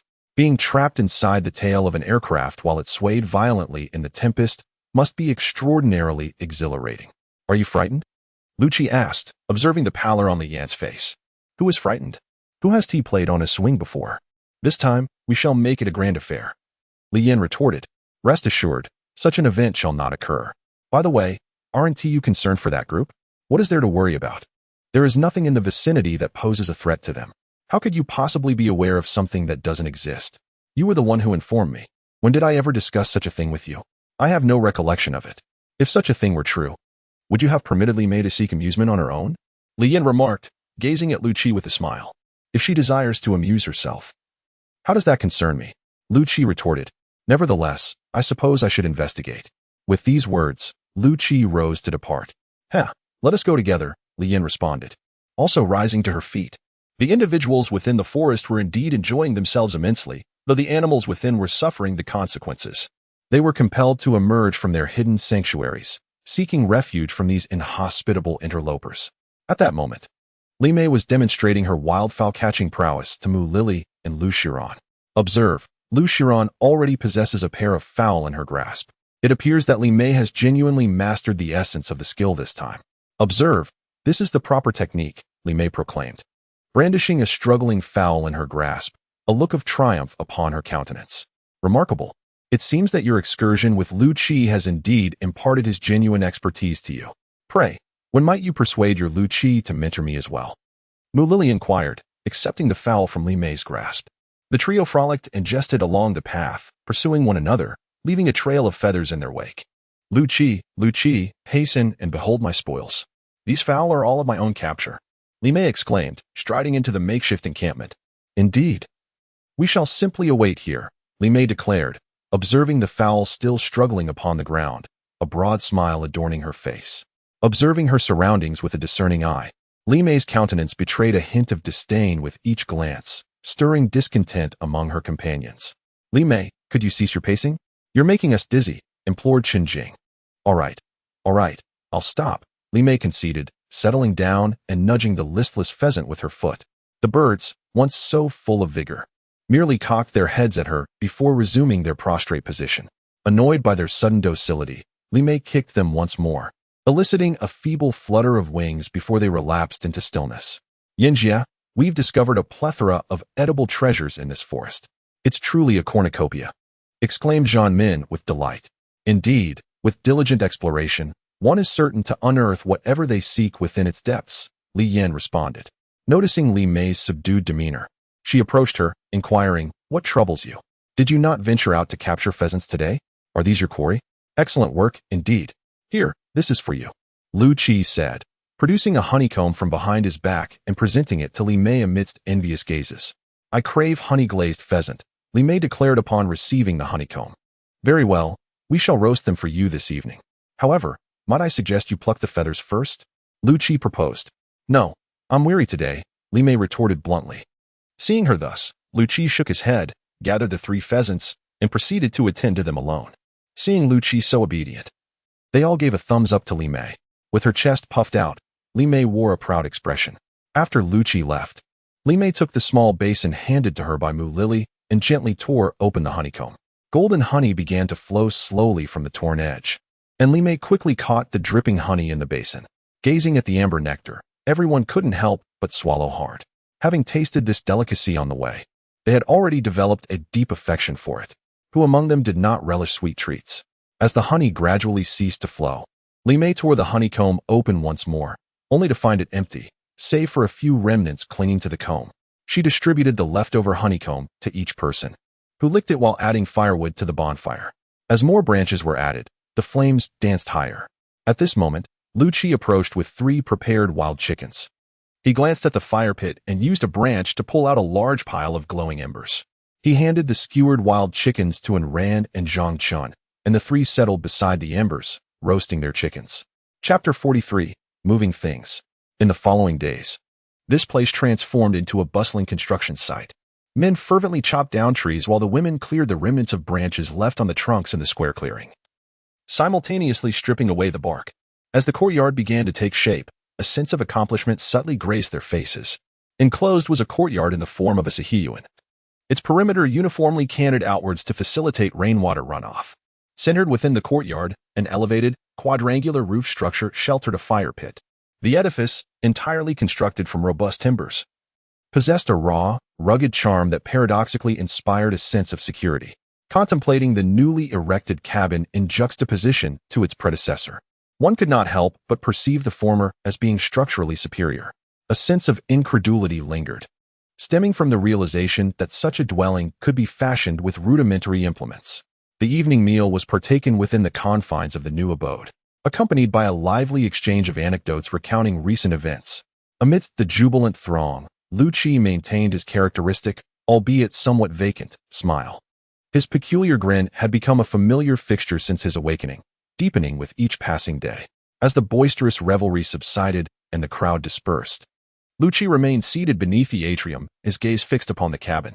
Its realization had far exceeded his initial expectations. Originally envisioning a more modest structure, his plans were irrevocably altered upon the involvement of the women, culminating in the dwelling that now stood before him.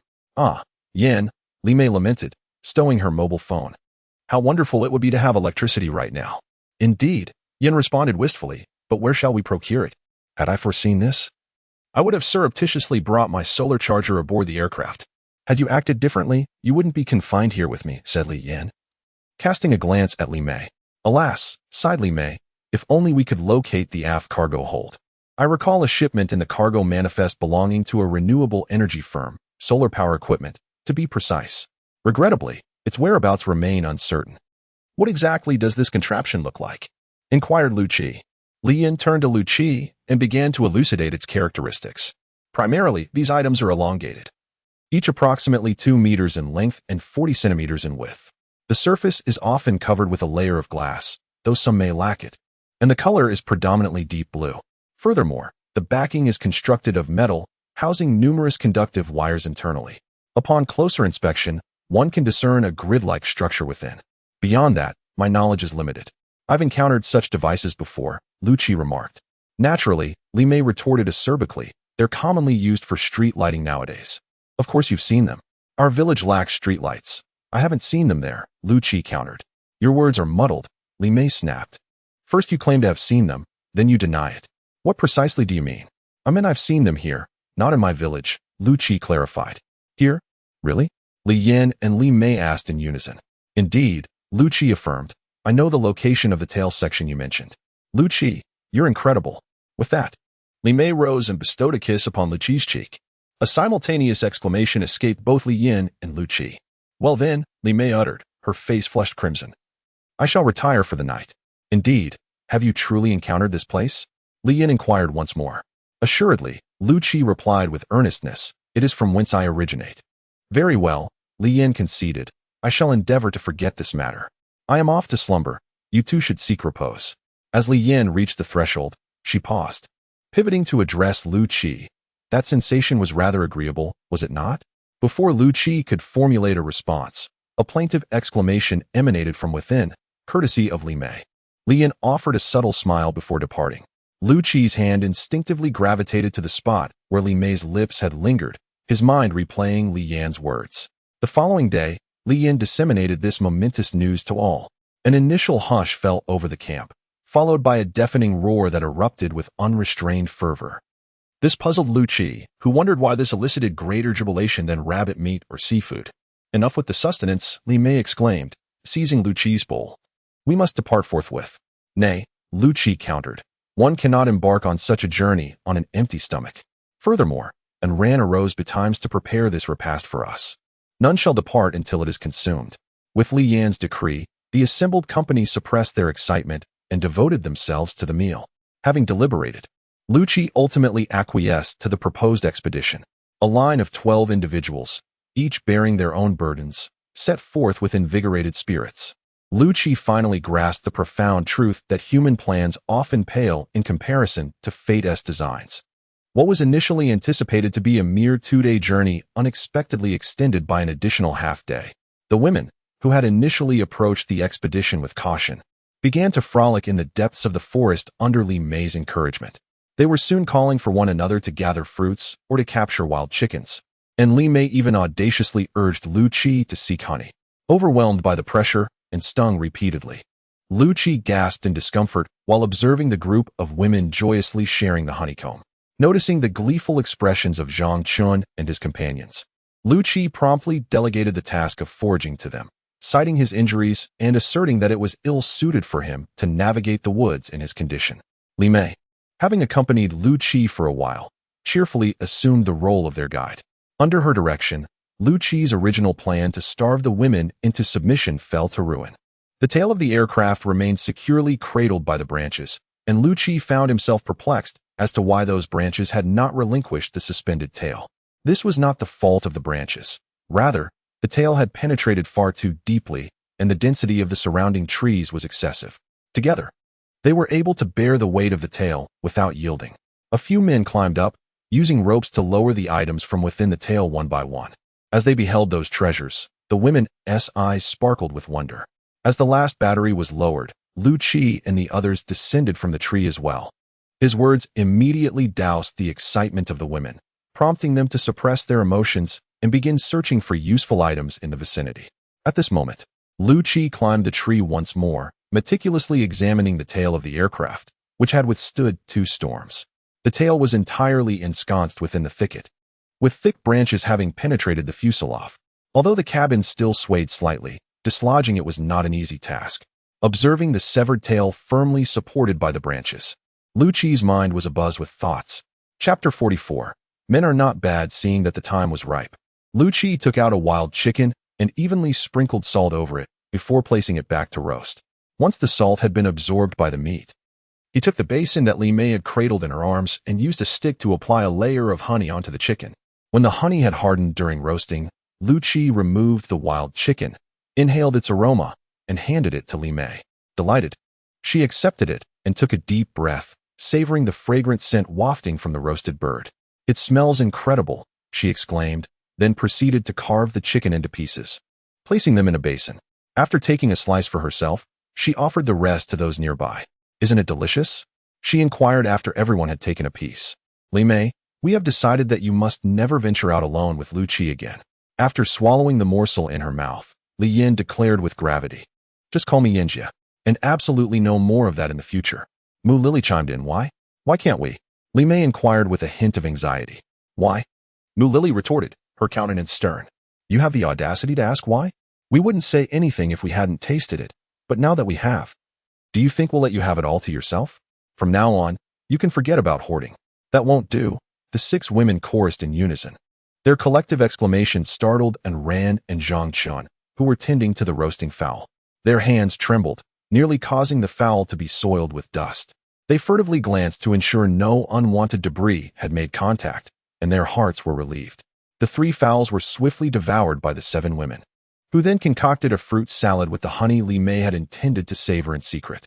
Observing the 7 women reveling in their repast, Liu Qi and the other 4 inwardly pondered what they would eat. At that moment, Li Yin used a branch to extract several roasted cassava roots from the embers. Upon seeing the cassava, their spirits lifted considerably. Though not as delectable as the fowl, cassava was still a precious find. They partook of the cassava while observing the gleeful women, finding contentment in the simple pleasure. Liu Qi was the last to enter, and upon entering, he blocked the sole entrance to the cabin, plunging it into darkness. The occupants could only sit huddled together, gradually acclimating to the sudden obscurity. As the nocturnal darkness stealthily descended, some occupants of the aircraft cabin were engaged in hushed conversations, while others had quietly succumbed to slumber. Liu Qi, however, remained vigilant, keenly attuned to the external environment. The rustling of foliage intensified, portending the imminent arrival of a tempest. He leaned against the cabin window, peering through the interstices of the vines, discerning shadowy figures undulating in the gloom. Liu Qi recognized that the tempest was nigh. "Is the storm about to commence?" Li Yin inquired softly. "Let us hope we shall emerge unscathed," she added. "Rest assured, we shall be unharmed," Liu Qi reassured her. Li Yin responded with a murmur of affirmation, her apprehension subsiding. It seemed that as long as Liu Qi was present, no misfortune could befall them. She settled into her seat, ceasing her observation of the exterior, content with the present arrangement. In Liu Qi's absence, she bore the responsibility of tending to the emotions of the others, compelled to shoulder burdens she would rather avoid. Now, with Liu Qi present, Li Yin found solace in embracing a more demure role. Li Yin remained uncertain whether she felt envy or resentment towards the burgeoning relationship between Li Mei and Liu Qi. The aircraft cabin commenced to sway, startling its occupants. "What is transpiring, Liu Qi?" Li Mei inquired, opening her eyes. "It is merely the onset of a breeze," Liu Qi responded nonchalantly. Sensing that Li Mei, who was reclining on her lap, had drifted back to sleep, Li Yin was astounded by her trust in Liu Qi. Merely hearing his words, she was able to resume her slumber. With these thoughts, Li Yin relaxed her body, allowing it to sway in concert with the cabin's movements. Having acclimated to the oscillations, Li Yin gradually drifted off to sleep. An initial apprehension rippled through the cabin, but as it became apparent that nothing was amiss, a tranquil hush descended. Li Yin awoke at daybreak, feeling utterly refreshed, having enjoyed the most untroubled slumber she could recall. Observing Liu Qi's bloodshot eyes, a wave of warmth washed over her. The man had remained vigilant throughout the night, foregoing sleep to ensure the well-being of everyone. He had been assiduously monitoring the surroundings, ever watchful for potential hazards. "You should rest for a while," Li Yin suggested, gently shifting Li Mei, who had been reclining on her legs. She massaged her leg, which had grown numb under Li Mei's weight, and approached Liu Qi. "It's quite all right, I can manage." "You ought to get some more sleep," Liu Qi replied. "I've had ample rest, and can't seem to fall back asleep." "How are things outside?" she inquired. "Fairly calm, save for the persistent rain." It appears it will continue for some time, Liu Qi responded. In that case, you should try to get some rest. I'll awaken you when the rain subsides. I'm all right without sleep. Then, allow me to keep you company. It will make the time pass more pleasantly. Very well. Liu Qi, are we a burden to you? Why would you say such a thing? Were it not for us, you wouldn't have to endure such hardship and toil. But do not forget that were it not for all of you, I might have succumbed to madness long ago. That is something for which I am eternally grateful. Therefore, this modicum of hardship and exertion is of little consequence. Please, do not dwell on it. It's like... Liu Qi's words trailed off as he conveyed the remainder of his sentiment with a fleeting glance. Just like that carefree little girl, right? Li Yin said with a smile. Hee, she can be annoying sometimes, but other times she's quite amusing, Liu Qi replied with a silly grin. Ah, like the little sister next door? Li Yin inquired. Liu Qi verbally assented, yet his heart whispered a different truth. His feelings for Li Mei had far surpassed those of a mere neighbor's sibling, a sentiment he couldn't bring himself to express in Li Yan's presence. Li Yan, perceptive as she was, discerned the discrepancy between Liu Qi's words and his true emotions. However, respecting his reticence, she refrained from pressing the matter. Observing Liu Qi's reluctance to reveal his true feelings, Li Yan found a certain rarity in his character. Her encounters had primarily been with glib and facile individuals, making Liu Qi's earnestness a refreshing change. As the rain began to subside, Liu Qi bid farewell to Li Yan and ventured out into the drizzle. Despite Li Yan's insistence on rousing Zhang Chen and the others to accompany him, Liu Qi demurred. He deemed it imprudent to expose them to the forest's perils after the heavy downpour. He felt that he could handle it alone and that it would be easier to deal with certain matters. Watching Liu Qi's figure fade into the distance, Li Yan couldn't help but muse that possessing such a man would be quite a boon. She vigorously shook her head, attempting to dispel the nascent thoughts that had inexplicably taken root in her mind. Yet, the more she tried to banish them, the more vivid they became. The sun, tardy in its arrival, finally emerged, bathing the earth in its radiant glow. The birds, having endured a night of torment by wind and rain, once again filled the forest with their vibrant cacophony. Li Yan roused the occupants of the aircraft cabin, who reluctantly emerged from their cozy berths, rubbing their still groggy eyes. Upon exiting the cabin, they were immediately assailed by a cloud of smoke. Through the swirling haze, they could discern a figure diligently puffing air, endeavoring to ignite a bonfire with dispatch.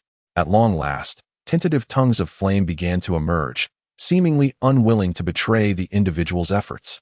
And Ran assisted the person who had been prostrate on the ground, vigorously blowing air, and assumed their post, continuing the task that had been previously undertaken. This morning, a palpable silence pervaded the encampment. Everyone wordlessly gathered the provisions that were strewn about. Pray tell, why is everyone so subdued today? Liu Qi inquired, discomfited by the absence of the familiar atmosphere. Liu Qi, and Rand said, lifting his soot-stained head, henceforth, when engaging in such endeavors, remember to summon me. Refrain from undertaking everything single-handedly. You must be cognizant of the formidable nature of this cohort of tigresses. To whom are you referring as tigresses? Retorted menacingly, and Rand. It appears your hide requires a tanning. Who is usually of a demure disposition, interjected, be quick about it. If you fail to kindle the fire, I shall flay you alive. Why are you all regarding me in such a manner? Inquired hastily, noting the astonished expressions on everyone's faces. Embraced. Declaring in a tone of grave concern, henceforth, minimize your interactions with certain individuals, lest you become corrupted yourself. With arms akimbo, challenged. Are you insinuating something about me? No, do not misinterpret my words. I am not speaking of you. I perceive that you are addressing me. Chapter 45. New snacks. At this moment, Li Mei secretly felt a sense of pride, relishing her initial decision. Those items deemed worthless by Liu Qi had now proven their worth, and how could she not feel a swell of pride? Her occasional stumbles along the way were testament to her buoyant spirits, much to Liu Qi's dismay, as he had to remain vigilant of the path ahead while also keeping an eye on this accident-prone lady. Meanwhile, Li Yan inwardly rejoiced at her earlier support for Liu Qi. Had it not been for her backing, they would likely have been stranded in the wilderness for several more days. Once they secured their belongings, the group proceeded to the original wooden cabin to retrieve any salvageable items. Upon entering the courtyard, they were momentarily taken aback. The roof was strewn with debris, including 1 or 2 lifeless fish. The water stains on the walls attested to the ferocity of the recent waves. Had this excursion not been a collective endeavor, they might have faced total disaster. With apprehensive hearts, They gathered the useful items and departed from the site, which had nearly become a grave for them. In the new wooden cabin, they ignited a fire in the courtyard, placing a large pot above it. All of their previous supplies had been lost, particularly the salt, which was especially scarce. Life has now become inseparable from certain essentials, among which the foremost task is to procure salt while concurrently collecting distilled water. Distilled water serves dual purposes. It is potable and can also function as an electrolyte. It is crucial to note that the batteries lack any electrolyte. Liu Qi retrieved the 2 pots of chili plants he had placed in his wooden cabin before his departure. Despite the cabin being inundated by seawater and the plants currently in a rather poor state, Liu Qi refused to abandon them as long as they had not completely withered away. At this juncture, Ran and her companions closed the courtyard gate, exchanging sly smirks before meandering around the yard. In no time, the once crystalline seawater became muddied. Each of the 4 wielded a stick, following the instructions of the women stationed above, rhythmically striking the water's surface. With each strike, a pale belly would emerge, revealing the fish they had rendered unconscious. They gathered the dazed fish and hurled them upwards, where the women would collect them. Before long, Ran and her friends had incapacitated over a dozen fish. By the time Li Yan arrived to intervene, the count had exceeded 20. Caught up in their excitement, they had completely lost track of how many they had struck. With the courtyard teeming with fish, none could resist the opportunity to capture them all. Alas, they had forgotten the reality of their surroundings. There were no refrigerators available, and the midday heat was intense, making it all too easy for the fish to spoil. Yan, we seem to have an overabundance of fish. Far more than we can consume. Do you have any suggestions on how to manage this? Zhang Chen inquired. Well, if you had exercised some restraint, we wouldn't be in this predicament. I'm not sure what to do either, Li Yan responded. Let's all brainstorm and come up with a solution. We can't allow this food to go to waste. Perhaps we could cure them into salt fish. That would extend their shelf life, Ran offered. Alas, her suggestion was met with disdainful looks. We've already returned the collected salt to the sea. We barely have enough salt for our own meals, let alone to cure fish. That method is unfeasible. We simply don't have the salt, Li Yan explained. I once sampled a type of dried fish in a coastal city that had a rather palatable flavor, Mu Lily remarked. Focus on the essentials. Now is not the time to discuss palatability, Li Yan said, her expression impassive. They would slice the fish into thin fillets, dry them in an electric oven, and then consume them directly. The temperature here isn't low. I wonder if we could take advantage of the most intense sunlight to dry these fish. Mu Lily said in one breath, then took a deep breath. That method is worth trying. Who knows, we might even discover a new snack, Li Mei immediately chimed in. Everyone exchanged knowing smiles, aware that the gourmand in their midst had been enticed by Mu Lily's remark about the agreeable flavor. When it's at its hottest here, the temperature approaches 40 degrees Celsius, which is sufficient to cook the fish. This method could work, Liu Qi stated at that moment. Then we shall give it a try. Li Yan conceded, having heard Liu Qi's input. Let's prepare the fish. You all find a suitable location, ensuring ample sunlight and nearby shade, Liu Qi suggested. Slicing them into thin pieces seems simple enough, but it truly tests one's skill with a blade. Given that they only have daggers at their disposal, there's an inherent risk involved. A moment's inattention could lead to injury. Therefore, Liu Qi volunteered to take on this task himself. A long piece of timber was brought out from the dwelling and positioned appropriately. Liu Qi and Ran each grabbed a fish and placed it on the makeshift cutting board. They raised their daggers, making an initial incision near the thicker part of the fish's head. When the dagger met resistance, they sliced horizontally along the bone, separating the main flesh from the head and skeleton. This process was mirrored on the opposite side, leaving only the head, bones, and tail intact. Following Liu Qi and Ran's demonstration, the other 3 began their work in the same manner. The 5 of them made quick work of the 20 or so fish, though the task of slicing them thinly proved more challenging, requiring meticulous attention. The women, who had gathered to watch, occasionally picked up the sliced pieces to compare them, assessing the quality of each cut. Of course, there was a reward for the less skillful, though it came in the form of playful taunts.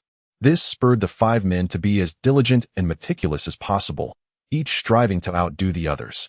Experiencing a palpable sense of pressure in his undertaking, Liu Qi dared not falter, despite the absence of immediate derision. He was acutely aware that any misstep would invite unreserved criticism from the formidable women he served. As their proficiency burgeoned, they discerned the subtleties of the task, incrementally diminishing the opportunities for fault-finding.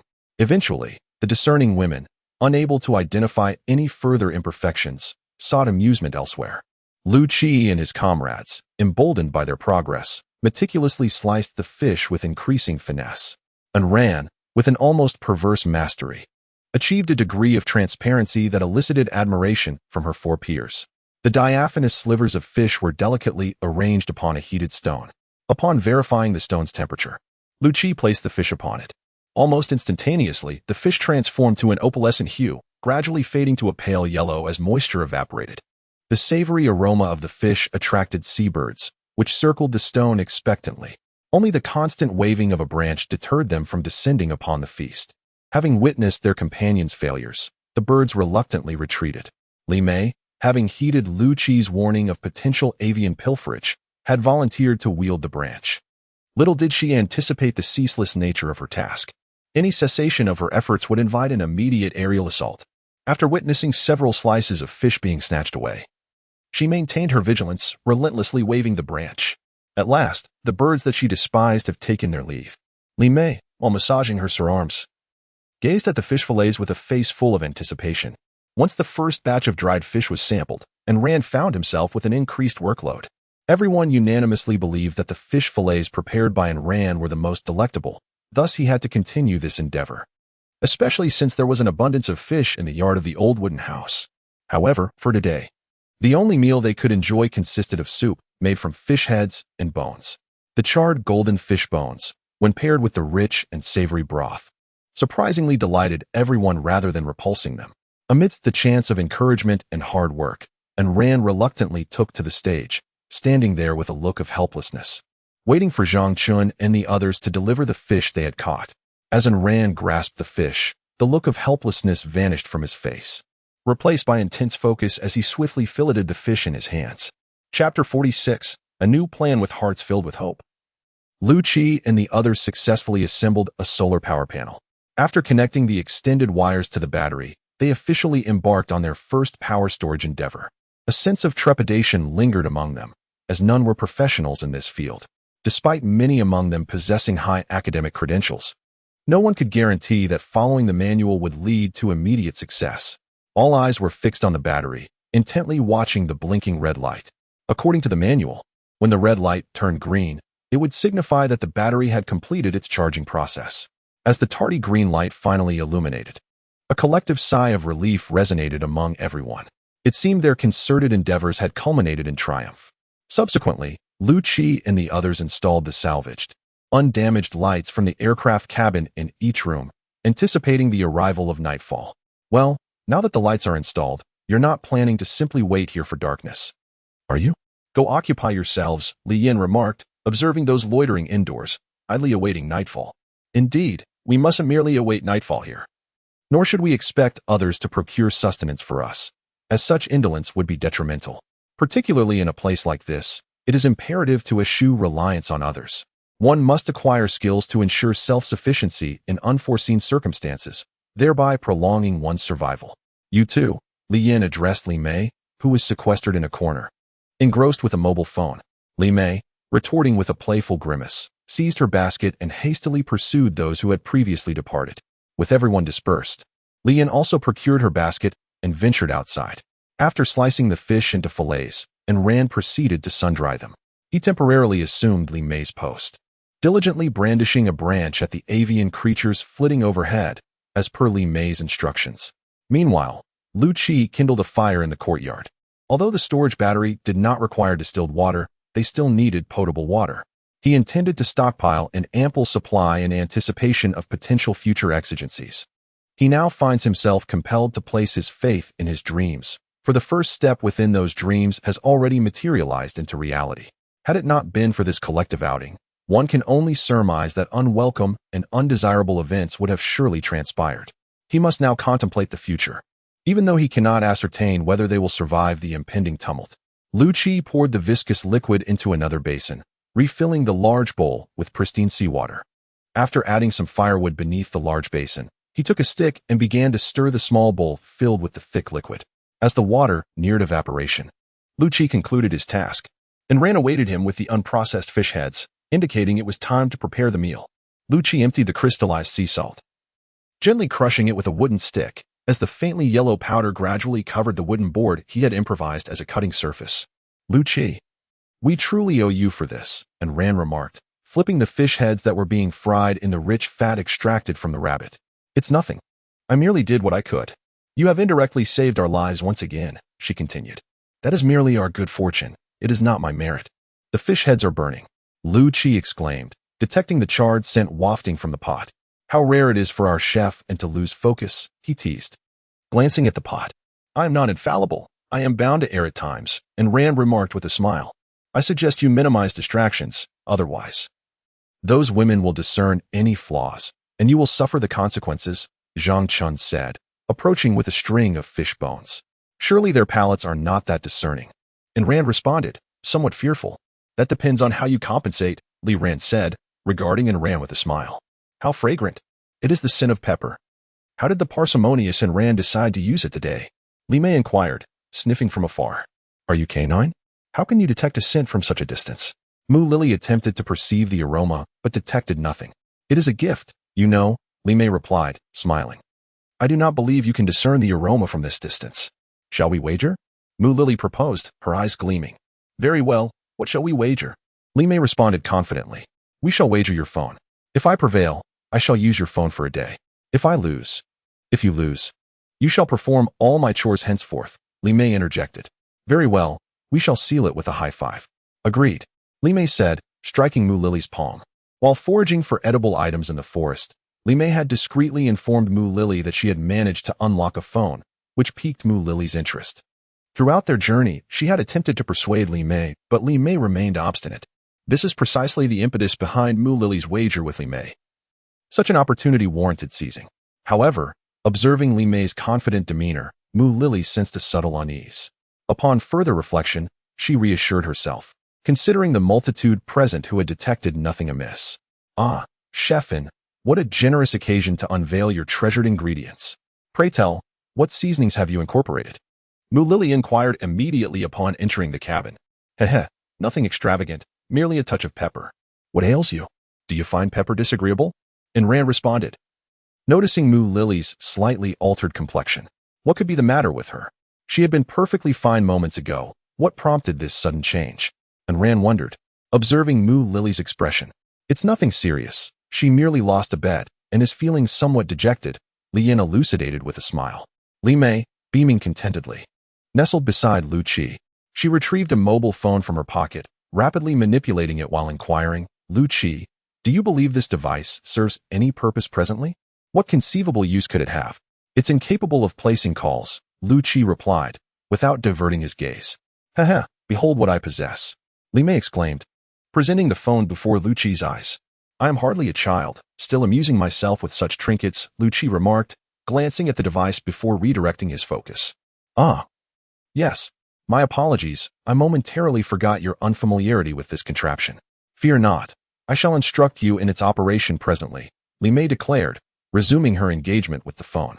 As dusk descended, amidst the collective anticipation of the assembled company, Zhang Chen activated the converter and pushed a control switch upward.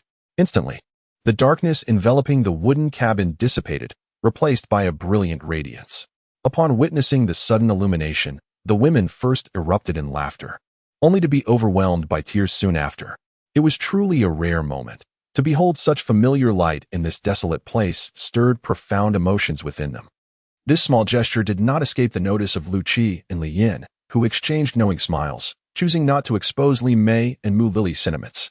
Today was a joyous occasion, and they decided to indulge in the moment. As the merriment subsided, Liu Qi resumed boiling seawater, seemingly finding pleasure in the task at hand. We have enough salt to sustain us for several days. We need not rush the boiling process, Li Yin remarked as she sat beside him. Not enough. This quantity is insufficient for our needs. Do you have new plans? Liu Qi inquired. Indeed, we shall boil a bit more salt in the coming days. It will be useful later on. Can you share your intentions? Liu Qi glanced at Li Yin, eager to express his thoughts but uncertain of how to articulate them. Is it your intuition again? Li Yin observed Liu Qi's hesitation and encouraged, speak freely. I believe in your foresight. Very well, he conceded, after each storm. We can expect several consecutive days of rain, and not just a light drizzle. Such weather renders it entirely unsuitable for foraging for food. Hence we must prepare ample provisions in advance. Agreed. I will ensure everyone joins in this endeavor tomorrow, Li Yin replied without hesitation. Do you truly trust me? Liu Qi asked, fixing his gaze upon Li Yin. Having seen the evidence laid out before me, how could I possibly remain skeptical? After speaking, Li Yin gestured towards the area already submerged by seawater. Chapter 47. What should we do? Perhaps we should wait a few days. The amount of salt we have prepared is limited, and I fear they might overreach in their endeavors, Liu Qi pondered before suggesting. Very well. Let us refrain from catching those fish for the time being. We can, however, gather the lobsters and crabs. They require no salt. Merely cooking them thoroughly and then drying them will suffice. All right, we shall proceed with this for now, while postponing other tasks. Liu Qi rose and carried a basin used for collecting water, pouring its contents into a bottle. As he stood, he caught sight of two individuals stealthily emerging from the distribution room. Upon noticing Liu Qi, they mischievously made faces at him. Observing these two, reminiscent of thieves. Alongside Mu Lily, Liu Qi felt an overwhelming urge to shout out for assistance. As Liu Qi drifted into a light slumber, he sensed someone entering his room. He softly inquired, "Who is it?" "It's me," came the reply, through the gaps in his fingers shielding him from the bright light. Liu Qi discerned the identity of the visitor. Upon recognizing Li Mei, he curiously asked, "Why are you here instead of sleeping in your own room?" "I couldn't sleep alone, so I thought I might squeeze in with you tonight." With that, Li Mei unceremoniously burrowed into Liu Qi's blankets. The warmth of the bedding was quite comforting. "You should also rest early. We have an early start tomorrow." Liu Qi found himself at a loss as to how to respond. He was uncertain whether he was awake or asleep. As he grappled with this dilemma, a hand pulled him into the warmth of the blankets. Having someone to share the night with made him feel secure. "Why don't you seek out your sister Yin?" he inquired. "Her door is locked, and everyone else has secured their rooms as well. I had no choice but to come here and give it a try. Fortunately, your door was unlatched. By the way, why don't you lock your door while you sleep?" "I will definitely make it a point to lock it from now on," Liu Qi replied earnestly. "Let me teach you how to use a smartphone," Li Mei offered, extending her hand to illuminate the device she held. "You can listen to music with this, watch movies with that, and it contains a plethora of engaging mini-games. Would you like to give it a try?" As she spoke, she deftly swiped her fingers across the screen. "This tiny gadget can hold so much? I've seen films projected on huge reels. Can this really accommodate that?" Liu Qi expressed his skepticism. "Seeing is believing.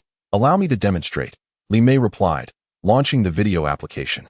To his astonishment, numerous video files appeared on the screen, and she randomly selected one. However, a slight complication arose. The phone's owner was an ardent aficionado of action films, and the device was filled with thrilling blockbusters. "This isn't entertaining. I will find something more appealing for you tomorrow. For now, it's time to sleep." Li Mei quickly closed the video application and nestled herself under the covers. Now, Liu Qi was convinced that this small device could indeed play movies. However, he found the content within to be exceedingly explicit, questioning how such material could be adapted into a film.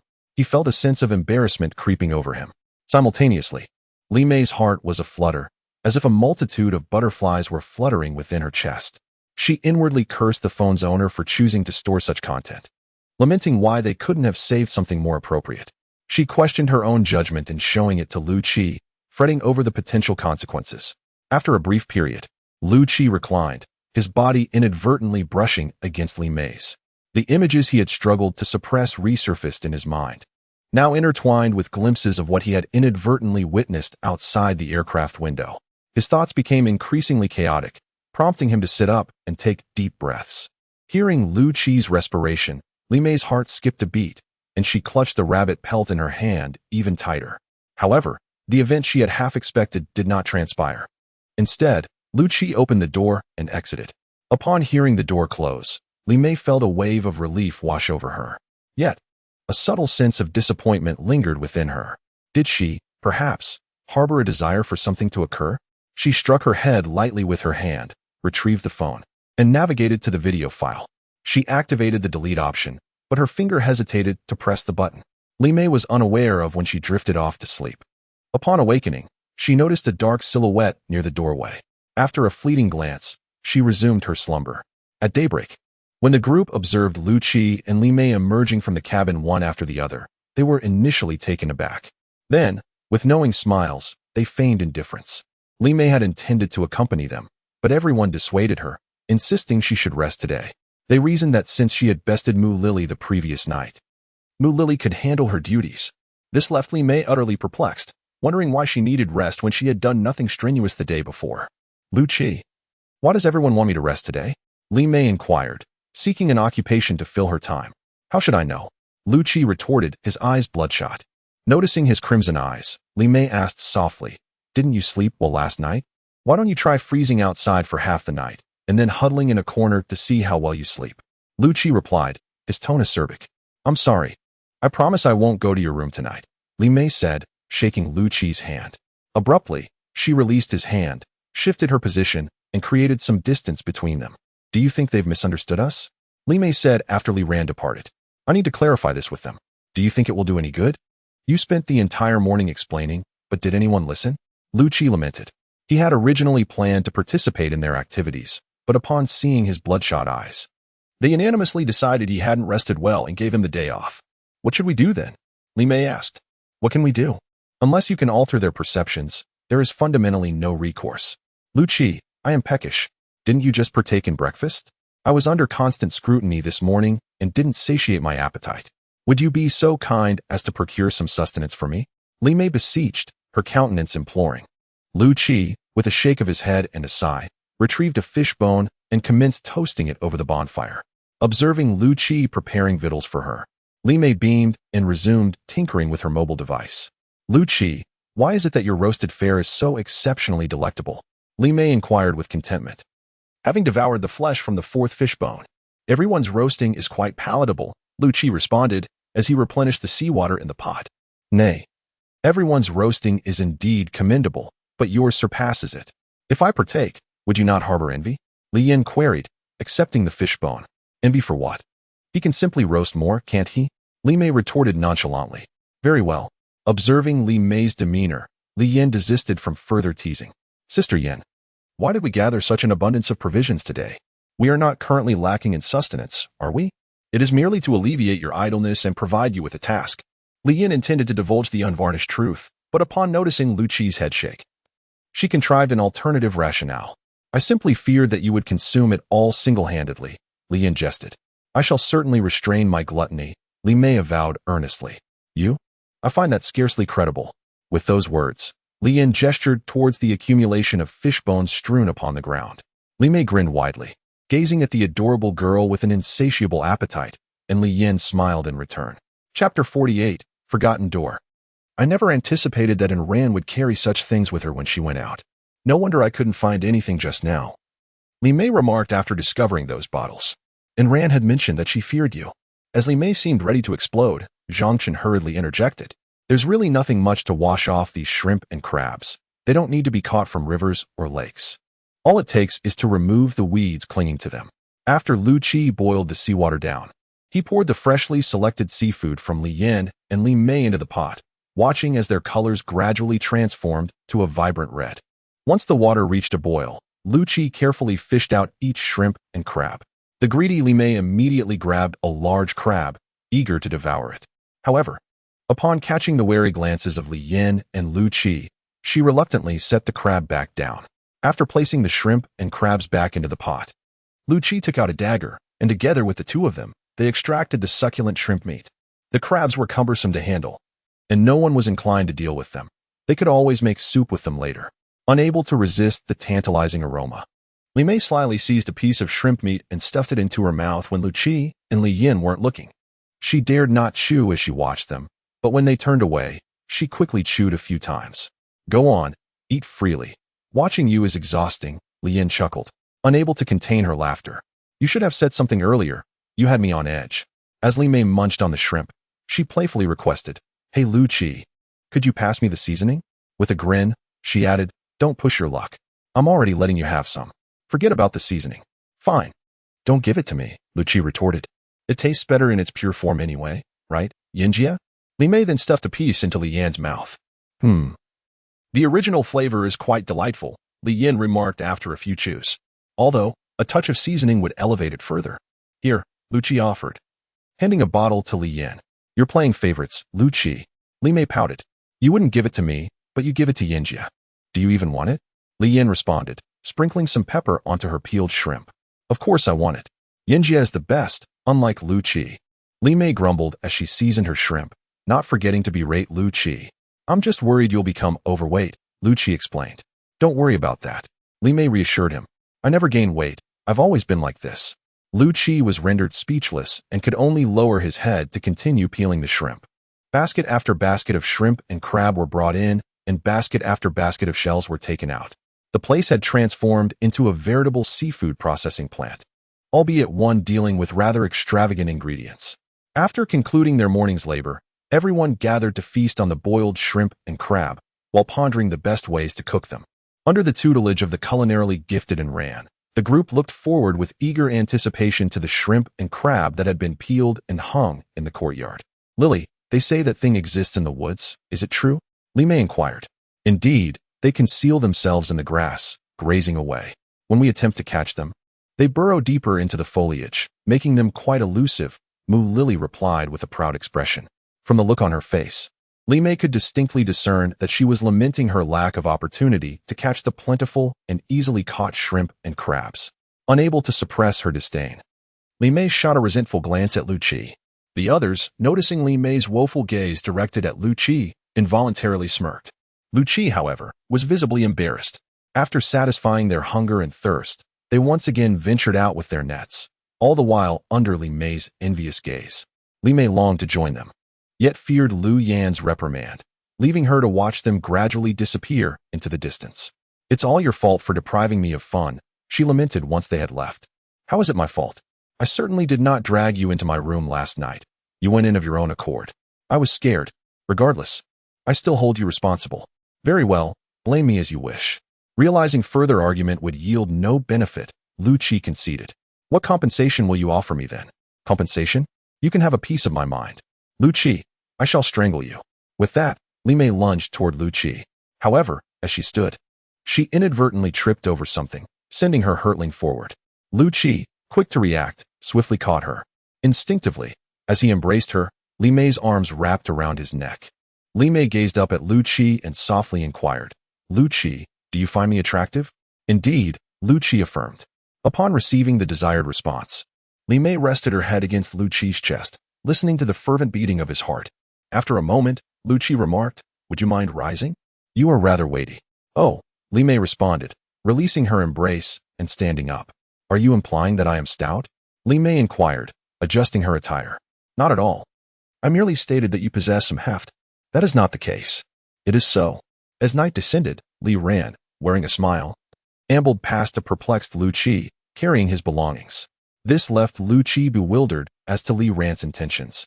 He tugged at and ran and asked, what is Li Ran doing? Oh, he mentioned that he feared being disturbed by noise during the night and preferred a more tranquil setting, and Ran replied, I have ceased snoring of late. How could I possibly disturb him? Liu Qi questioned, perplexed. At that moment, Li Mei, clutching her possessions, entered the room. Why have you returned? Liu Qi immediately asked.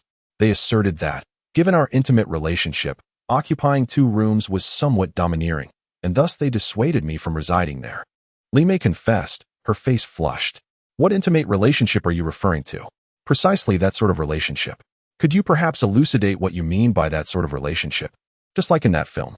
With that, Li Mei cast her belongings aside, clambered onto the bed, and buried her face deeply into the comforter. Couldn't you endeavor to elucidate further with them? Liu Qi implored, gently shaking Li Mei.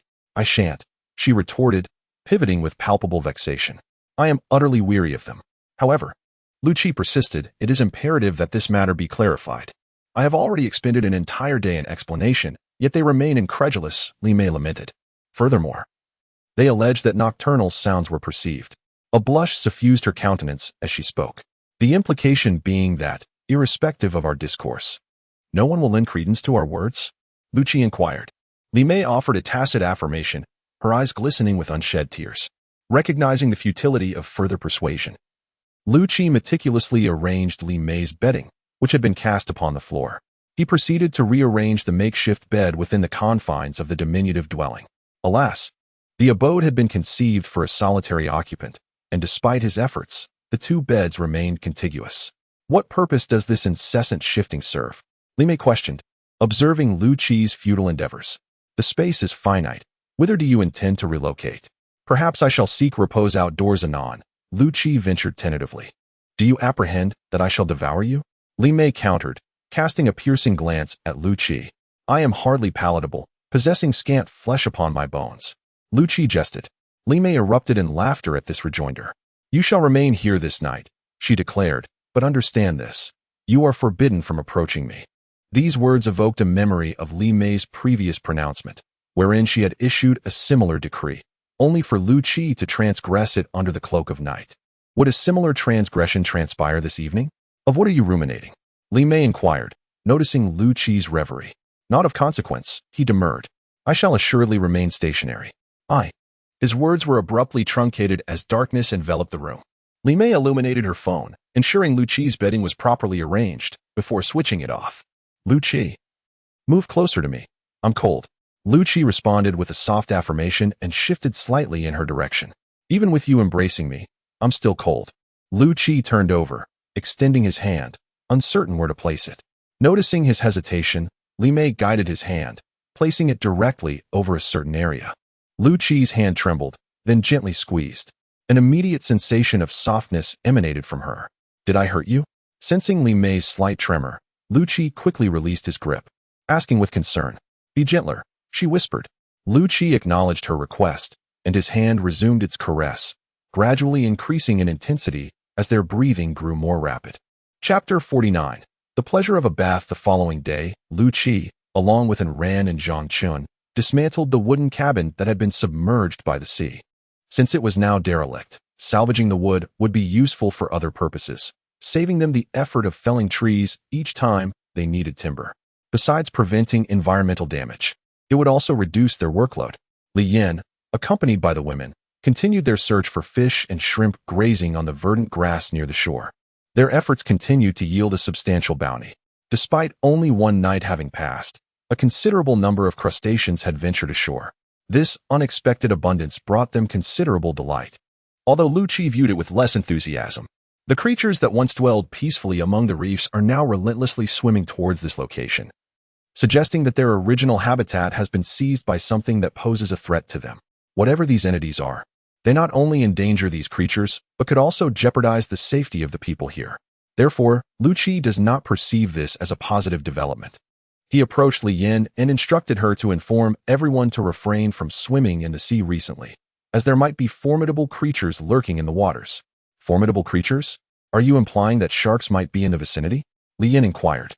I cannot confirm anything until I have seen them, but it is always prudent to exercise caution. Liu Qi replied. Very well, I will inform them shortly, Li Yan responded. After retaining the usable items, Liu Qi erected the less useful ones, causing bewilderment among the crowd. However, after Liu Qi elucidated his rationale with a chuckle, everyone became even more eager, anticipating that this significantly expanded courtyard would bring them even greater surprises. Each storm brought its share of troubles, but the people had come to realize that with adequate preparation, they could effectively withstand the onslaught. Gradually, they began to anticipate the storms, or rather, the joy that followed in their wake. Xiaomei, when are you going to unlock that thing for me? Lu Xiran lamented, watching Li Mei and Mu Lily engrossed in their play while she was left to merely observe. I thought this task had already been delegated to Lily. Hasn't she completed it yet? Li Mei responded. Li Mei lifted her head, a look of bewilderment etched upon her face. Her delicate hand tapped the tablet, initiating a process that was indicated by a progress bar. Once the process concluded, Mu Lily detached the data cable, returning the tablet to Lu Xiran, stating, There. I've initialized your tablet. There's no password anymore. Observing the scene, Mu Lily approached Li Mei, whispering into her ear, Could you lend me a hand later? I'm occupied. Li Mei responded, distancing herself. It'll only take a moment, Mu Lily cajoled. Who was it that said they'd do whatever I asked if they lost? Formatting only takes a few minutes, and how many do we even have? It's a trivial matter for you, isn't it? But I'm about to clear my level, and my luck is flowing. If I'm interrupted, who knows when I'll get another chance to pass it? Li Mei countered. No matter. You can always catch up to my progress later, Mu Lily suggested. Mu Lily was about to continue, but the opportunity vanished as the people inside began to emerge. She was left to receive them one by one, embarking on her journey of decryption under their expectant gazes. Liu Qi, when will you be finished with this? Li Mei inquired, pocketing her phone as she approached the small hut where Liu Qi was engrossed in his work. seeing as everyone is crowding around. It should be ready by tonight, but I'm uncertain about the watertightness of the result, Liu Qi replied. Just do it the way you did back home, Li Mei advised. But back then, we used sealant. Otherwise, the water would leak, Liu Qi explained. Liu Qi paused from his tasks and remarked, it's nothing. Just smooth out that wood. Try your best to avoid any gaps. We're merely taking a hot bath, not soaking in it for an eternity. All right, I shall do my utmost, he replied. And then resumed his work. No girl is indifferent to cleanliness. Although one can typically wash with water, the temptation of a soak is irresistible. After completing his task, Liu Qi filled the tub with water. He observed it for quite some time and was relieved to find that the tub met his expectations, exhibiting commendable sealing despite a few minor leaks that did not hinder its use. What's wrong? Li Mei inquired eagerly as Liu Qi emerged with his belongings. Liu Qi remained silent, merely sighing. Noticing his expression, Li Mei comforted him. It's all right. If it doesn't work out, so be it. No. It's just that it took me by surprise. It's quite good. Are you feeling mischievous? Li Mei teased, pinching Liu Qi's waist while twisting it playfully. Liu Qi's face contorted in response, yet he refrained from crying out. Humph, if you dare deceive me again, you'll regret it, she declared before skipping away. Liu Qi could only rub his waist and carry his tools outside. Did Liu Qi hurt his back? Zhang Chen asked curiously upon seeing Liu Qi supporting his waist. Yes. I accidentally strained it a bit, Liu Qi replied, following Zhang Chen's lead. Take it easy tonight. Your back is important, Li Ran remarked with a knowing smile. Zhang Chen and Li Ran fetched some fresh water, Li Yin instructed. At her signal, they poured the water into the large basin that usually served as a cooking pot. The two then resumed fetching water. However, this time they were directed to carry it into the room Liu Qi had just exited. Upon emerging, their expressions had undergone a complete transformation. They hastily pulled in Ran and Wang Ning, who were still engrossed in gnawing on crab legs. And together they went to fetch more water. Once again, a basin filled with clear water was suspended over the fire pit in the courtyard. As soon as a basin of water boiled, it was immediately carried into the small room. Gradually, a visible mist began to emanate from within. One by one, the women, their faces beaming with joy, took their changes of clothes and happily entered the vaporous room. Outside, the four men, wearing goofy grins, tirelessly hauled and heated water. Yinjia, this bath is truly delightful, said Li Mei, her face flushed with contentment as she leaned against the wooden eaves. Of course, Li Yin replied, equally relaxed. It's been over half a month since we've had a proper bath, so it's bound to feel wonderful. I must say, you've truly outdone yourself. How did you manage to unearth this? Hee, don't you know my capabilities? Li Mei responded. I simply coaxed it out with a few well-placed words. I know what you are capable of, Li Yin said, playfully flicking Li Mei's nose. Liu Qi, bring some hot water in here. Li Mei called out, noticing the water temperature had dropped slightly. Why are you shouting? Li Yin retorted, sounding a bit anxious.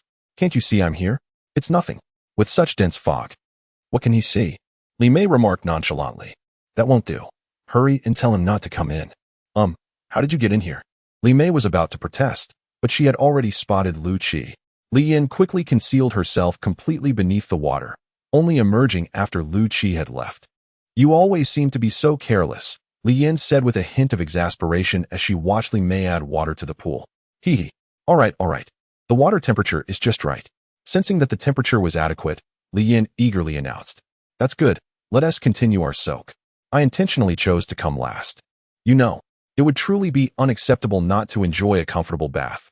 Liu Qi, while heating water, listened to the calls from within, unintentionally overhearing some conversations he shouldn't have. He realized that since arriving here, he had undergone many changes. His previously annoying snoring had mysteriously vanished, and he also noted that his hearing had significantly improved. He could now discern even the faintest sounds. In the bathing area behind him, the sound of water mingled with the rustling of leaves, and he was astonished to hear the chatter inside. He turned to listen more intently, but soon realized he lacked the talent for eavesdropping. He could hear nothing. Chapter 50. Fear of being struck by lightning. Li Yin and Li Mei were enjoying their bath, but Liu Qi, waiting outside, grew increasingly anxious. Watching everyone indulge in a refreshing bath, while he himself could only serve as a mere attendant, was disheartening.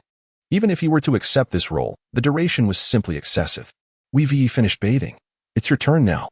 I've drained the water for you, Li Mei said, her cheeks flushed as she emerged, towel in hand. Upon hearing her words, Liu Qi promptly carried the water and his change of clothes into the bathing area. After waiting for so long, this was precisely the invitation he had yearned for. Immersed in the warm water, Liu Qi felt utterly transformed. He had never anticipated that a bath could be this delightful. He wished he could linger indefinitely. Alas, without anyone to replenish the hot water, he knew he must exit before the temperature dwindled. That night, everyone slept soundly, and the following morning, as Liu Qi stepped outside, he noticed only a handful of people were awake. Even Lian, who was usually punctual, indulged in a leisurely slumber today. Liu Qi had no choice but to kindle the fire himself. Once he ensured that the campfire was unlikely to extinguish, he set out with a basket in hand. Upon reaching the shore, he was immediately struck by the abundance of shrimp and crabs, as if they had come to offer themselves as a feast. There was no need for meticulous searching.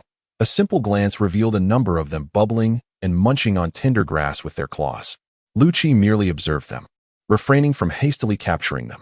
After all, these creatures could not escape. It was merely a matter of time before he would catch them. Since he was there, he decided to explore his surroundings. Seizing them was merely a peripheral objective for Liu Qi on this excursion, and certainly not an immediate priority. Liu Qi traversed the former wooden structure, arriving at the familiar shoreline. The surf was rather vigorous, with larger fish occasionally visible amidst the waves. Upon ascertaining that these fish posed no threat, Liu Qi's apprehension diminished considerably. After all, this locale remained the primary hub of activity for the community. It was improbable that they would remain confined within the forest indefinitely, despite their newfound diversions. Furthermore, the occasional snorkeling expedition or leisurely swim would undoubtedly be a welcome respite. Liu Qi vigilantly scanned the sea while advancing along the familiar beach. The sediment eroded from the forest by the tides had rendered the water turbid, a stark contrast to its previous crystalline clarity. Concurrently, the density of fish shoals had markedly increased, as the forest soil teemed with organisms highly palatable to marine life. Judging by the intermittent impacts against his legs, Liu Qi surmised that the sea would continue to provide a substantial bounty of sustenance following the next high tide. A peculiar thought then struck Liu Qi, likening the situation to a condemned man's final meal. Gradually, Liu Qi reached the original terminus of the beach, where the water deepened considerably, nearly submerging his thighs. Remaining stationary, Liu Qi gazed afar, directing his vision towards the luminous halo of his reveries. Liu Qi was not one to rely on happenstance, but with so much at stake, he felt it prudent to defer certain actions until absolutely necessary. At this moment, the word perhaps would not be uttered. One would wholeheartedly devote oneself to accomplishing a specific task. Watching Li Mei accompany Mu Lili and Lu Xiran as they departed, Liu Qi found himself momentarily at a loss regarding what he should do next. He had numerous aspirations, yet none had reached a point of urgency, and moreover, these endeavors could not be undertaken solely by himself. Assistance was essential. Thus, he continued to boil seawater, diligently gathering salt and fresh water. "What's the matter? You seem troubled," inquired Li Yin, who had chosen not to venture outside, as she settled beside Liu Qi. "Not at all," Liu Qi hesitated, responding.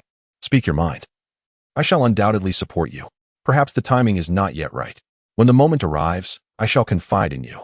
Are you afraid of revealing secrets of destiny?" Li Yin chuckled. "Indeed, I fear being struck by lightning." Just as Liu Qi finished speaking, a sudden clap of thunder resonated through the clear sky, startling both him and Li Yin. Such phenomena had not occurred in days, and with a storm predicted to arrive the following day, this unexpected thunder was perplexing. "See, I mentioned it, and there was an immediate response. Perhaps it is wiser for me to remain silent," Liu Qi remarked with utmost seriousness. "Do you genuinely consider yourself a fortune teller? This is merely a natural occurrence, coincidentally timely. Let us wait until the proper moment before I share my thoughts with you. By the way, I visited the seaside this morning. There seemed to be no danger there, but do ensure you do not swim too far." "That's good. I was feeling a bit restless here, so I decided to gather a few friends for a swim. By the way, would you care to join?" "Never mind. I shall continue boiling water," Liu Qi replied, shaking his head. "Very well, I shall go," Li Yin said, rising from her seat to seek companions for her swim. Yesterday, Li Yin had prohibited everyone from swimming in the sea, but today the ban was lifted. This news delighted those who typically swam daily, and before long, they had changed into their swimwear and passed before Liu Qi. After a thunderclap resonated through the sky, a mighty tree in the forest was struck by lightning. Not far from Li Mei, encouraged by Mu Lili and Lu Xiran, They made their way toward that location. Lily, are you serious? Li Mei inquired. Of course. I am. Have you not read the novels written by those great authors? This is a thunder calamity. Something must surely remain, Mu Lily replied earnestly. I think you've read too many novels and become infatuated, Li Mei remarked. Regardless of the truth, we shall see for ourselves, Liu Qi suggested. Rest assured. Based on my years of experience, anything that survives a lightning strike is certainly not ordinary, Mu Lily asserted. Learned that from a novel again. Liu Qi teased. No, I heard it from a classmate. She mentioned that there's a tree struck by lightning in her area, and someone found a treasure within it. Though it was confiscated later, Mu Lily explained. Is that true? Li Mei asked. Indeed. My classmate and I are quite close. She would never deceive me, Mu Lily affirmed. That's wonderful. Let's go treasure hunting, Li Mei exclaimed with delight. This diversion completely made her forget the purpose of their outing. Her heart brimmed with hope, yearning for the possibility of discovering treasures from that location. At the original sandy beach, a group of individuals frolicked joyfully in the water. They occasionally dove beneath the waves, sometimes managing to seize objects still concealed among the rocks. Li Yin sat on the shore, prying open sizable shells with a stick. She frequently lifted her gaze to remind her companions still swimming in the sea, urging them not to venture too far. With no seafood to prepare today, and Ran had no need to chop fish. Instead, he was engrossed in a gaming competition with Zhang Chen, vying to see who could complete more levels. Recently, Li Ran had developed a passion for carving. He was etching designs on a branch with a dagger, though it remained unclear what his intended creation would ultimately reveal. Liu Qi had relinquished his position to Wang Ning and was now leisurely strolling through the jungle, although his destination remained the beach. Despite having previously explored the area, Liu Qi felt a twinge of unease. After all, who could truly ascertain what lay beneath the waves? He believed it prudent to take another look. Liu Qi also pondered what could possibly be entertaining in the ocean, especially given the numerous unseen dangers lurking within. What brings you here? Li Yin inquired as she noticed Liu Qi approaching while she was busy with the shells. Wang Ning took my place, and since I had nothing else to do, I thought I would come and see, he replied. Then you can help me with this, Li Yin said, tossing her stick aside. Given my proclivity for ill fortune, should I prove unable to unearth any treasures, I implore you not to hold me accountable, Liu Qi remarked, as Li Yin requested he open the shell. His own history of misfortune weighing on his mind. Whether or not it bears any significance, my own luck is hardly exemplary, Li Yin responded. As she relinquished her possessions to Liu Qi glanced at Li Yin before accepting the item she offered, and with determined focus, he pried open the shell. By this juncture, the bivalve had resigned itself to its fate, its spirit broken by the combined torment of the scorching sun and Li Yan's persistence. Liu Qi encountered little resistance in separating the tightly sealed halves. On this occasion, Liu Qi's ill luck took a reprieve, revealing a cream-colored pearl that seemed to wink at them from within.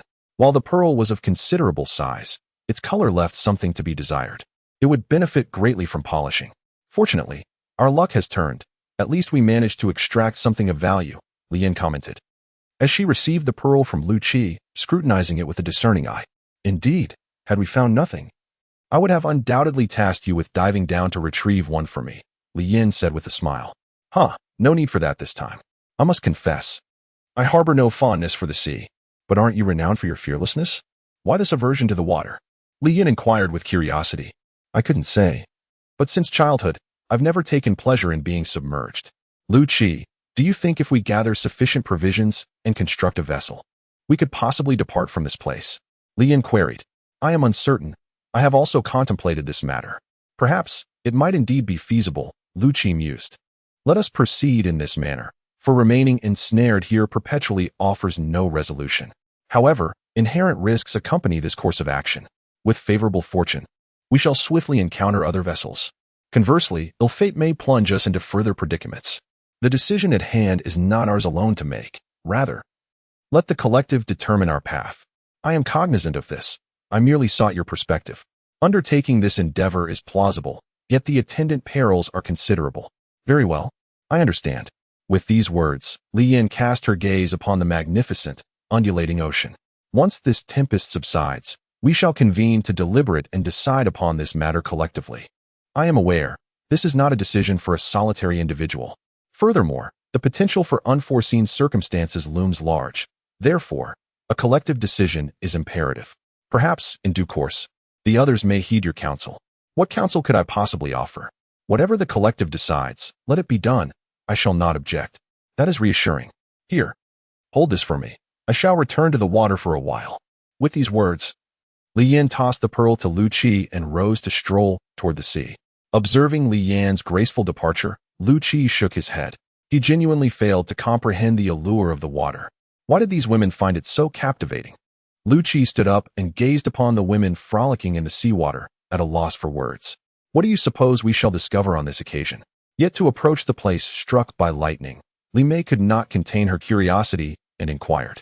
I responded, why are you so incessantly chatty? We have only taken a few steps, and you have asked me 10 times already. I have told you 9 times that I do not know. Heh, is it really that many? She replied. All right, I shall refrain from further questions. Let us proceed. With that, Li Mei took the lead as they continued onward. Mu Lily and Lu Xiran exchanged glances, both feeling that silence was preferable at this moment. Otherwise, Li Mei would undoubtedly pose more questions, even ones she herself could not answer, as if she had experienced this many times before. Li Mei herself had not anticipated that she had asked so many times. She was silently keeping count in her mind. She realized that she had indeed become overly entangled in this matter. She could not help but wonder why she could not rein in her curiosity. Soon, a dark tree emerged before them. Although it had been struck, it had only lost a few branches.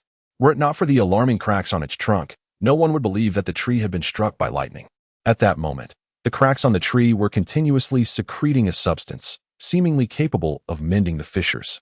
The 3 of them gazed curiously at the tree, examining their surroundings intently, hoping to uncover something unusual. Unfortunately, after a prolonged observation, they had yet to discover anything amiss.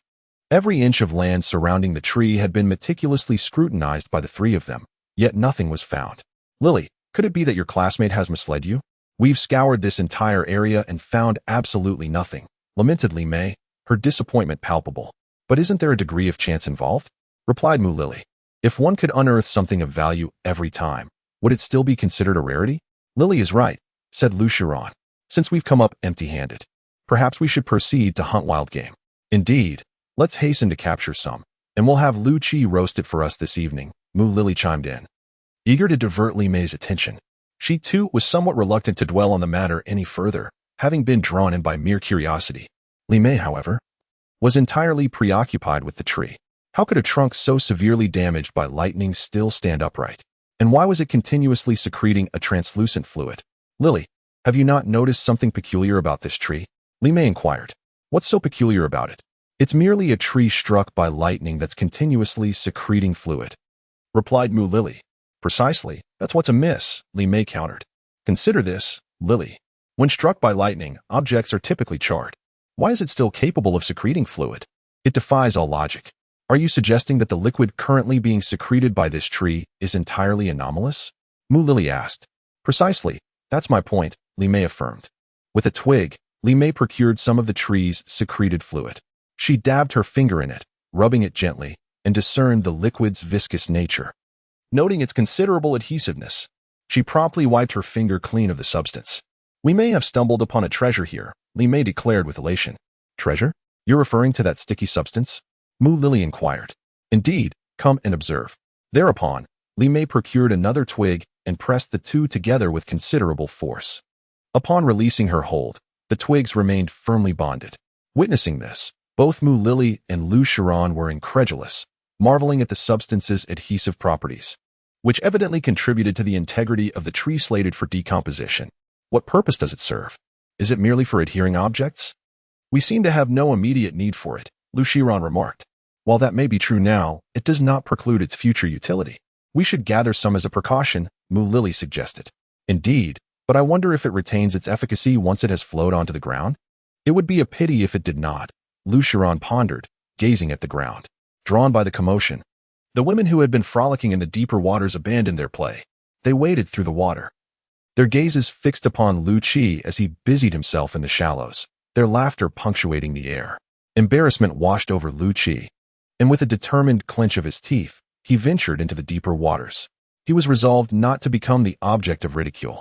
Despite his aversion to water, Liu Qi was far from incapable in it. In fact, he was renowned on the river near his hometown. There was scarcely anything in that river that Liu Qi couldn't retrieve. He was the villagers' go-to person for recovering lost items. The deeper waters proved more accommodating, allowing him to stretch out his limbs without immediately touching the bottom. Those who had anticipated amusement were left disappointed. Lian, who had been poised to assist him, relaxed her vigil. Liu Qi transformed into an aquatic creature, his swimming prowess surpassing that of the others. On several occasions, he remained submerged for extended periods, prompting concern, only to emerge unexpectedly from another location. Once submerged, Liu Qi discovered an unexpected fondness for the experience. Although the seawater stung his eyes slightly, it afforded a clear view of the underwater world bathed in sunlight. Unlike the murky green of the river, he could discern everything distinctly. The seabed's reefs and the fish darting among them were clearly visible. At that moment, Liu Qi understood how they consistently managed to catch so many shrimp and crabs. "You seem to be swimming quite well. Why were you so reluctant to enter the water?" Li Yin inquired, swimming closer to Liu Qi. "I simply dislike being in the water," he replied, "but I never claimed to be unable to swim." "How was it?" "The ocean and the river are entirely disparate, aren't they?" "Indeed, it's significantly more limpid. There isn't an abundance of plankton in the water. That's the nature of the sea, unless one is at the estuary. Plankton is scant. Let's continue diving. This time, we'll see who can stay submerged longer." "Very well." After Li Yin counted to 3, they both plunged in unison. They exchanged smiles underwater and then diverged, each swimming in a different direction. Although it's not deep here, there is still a certain degree of buoyancy. To prolong one's time underwater, one must swiftly descend to the seabed and grasp the rocks, thus anchoring oneself. Li Yin is well acquainted with this area, and she promptly located a suitable spot. While clutching the rock, she rotated, seeking Liu Qi's whereabouts. This marks Liu Qi's inaugural dive here, and he's not conversant with the distribution of the seabed rocks. He can only swim about, searching for an appropriate location. However, this readily depletes the oxygen in his lungs. Devoid of options, Liu Qi had to ascend. Upon seeing Liu Qi surface, Li Yin followed suit. "How was it?"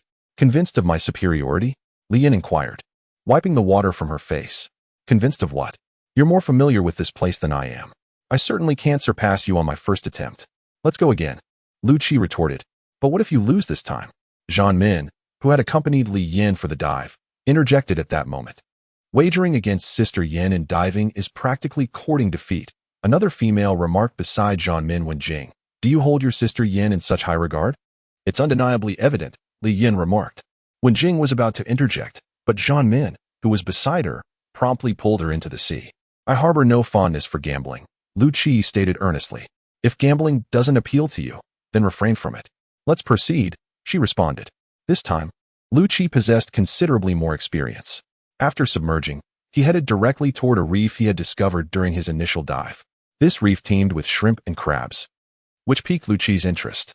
He mused that while diving, he could also seize the opportunity to catch something. Observing that Liu Qi had identified his objective, Li Yin didn't linger. She submerged once more to the location she had previously occupied. This time, she was determined to ascertain who could remain submerged the longest. From her vantage point, Li Yin could clearly observe Liu Qi. She was aware of the reef he was approaching and that it harbored a substantial number of shrimp and crabs. She also knew that one could easily be pinched if not cautious. That location was a frequent spot for them to catch shrimp and crabs, and it contained numerous small reefs, which the crustaceans favored.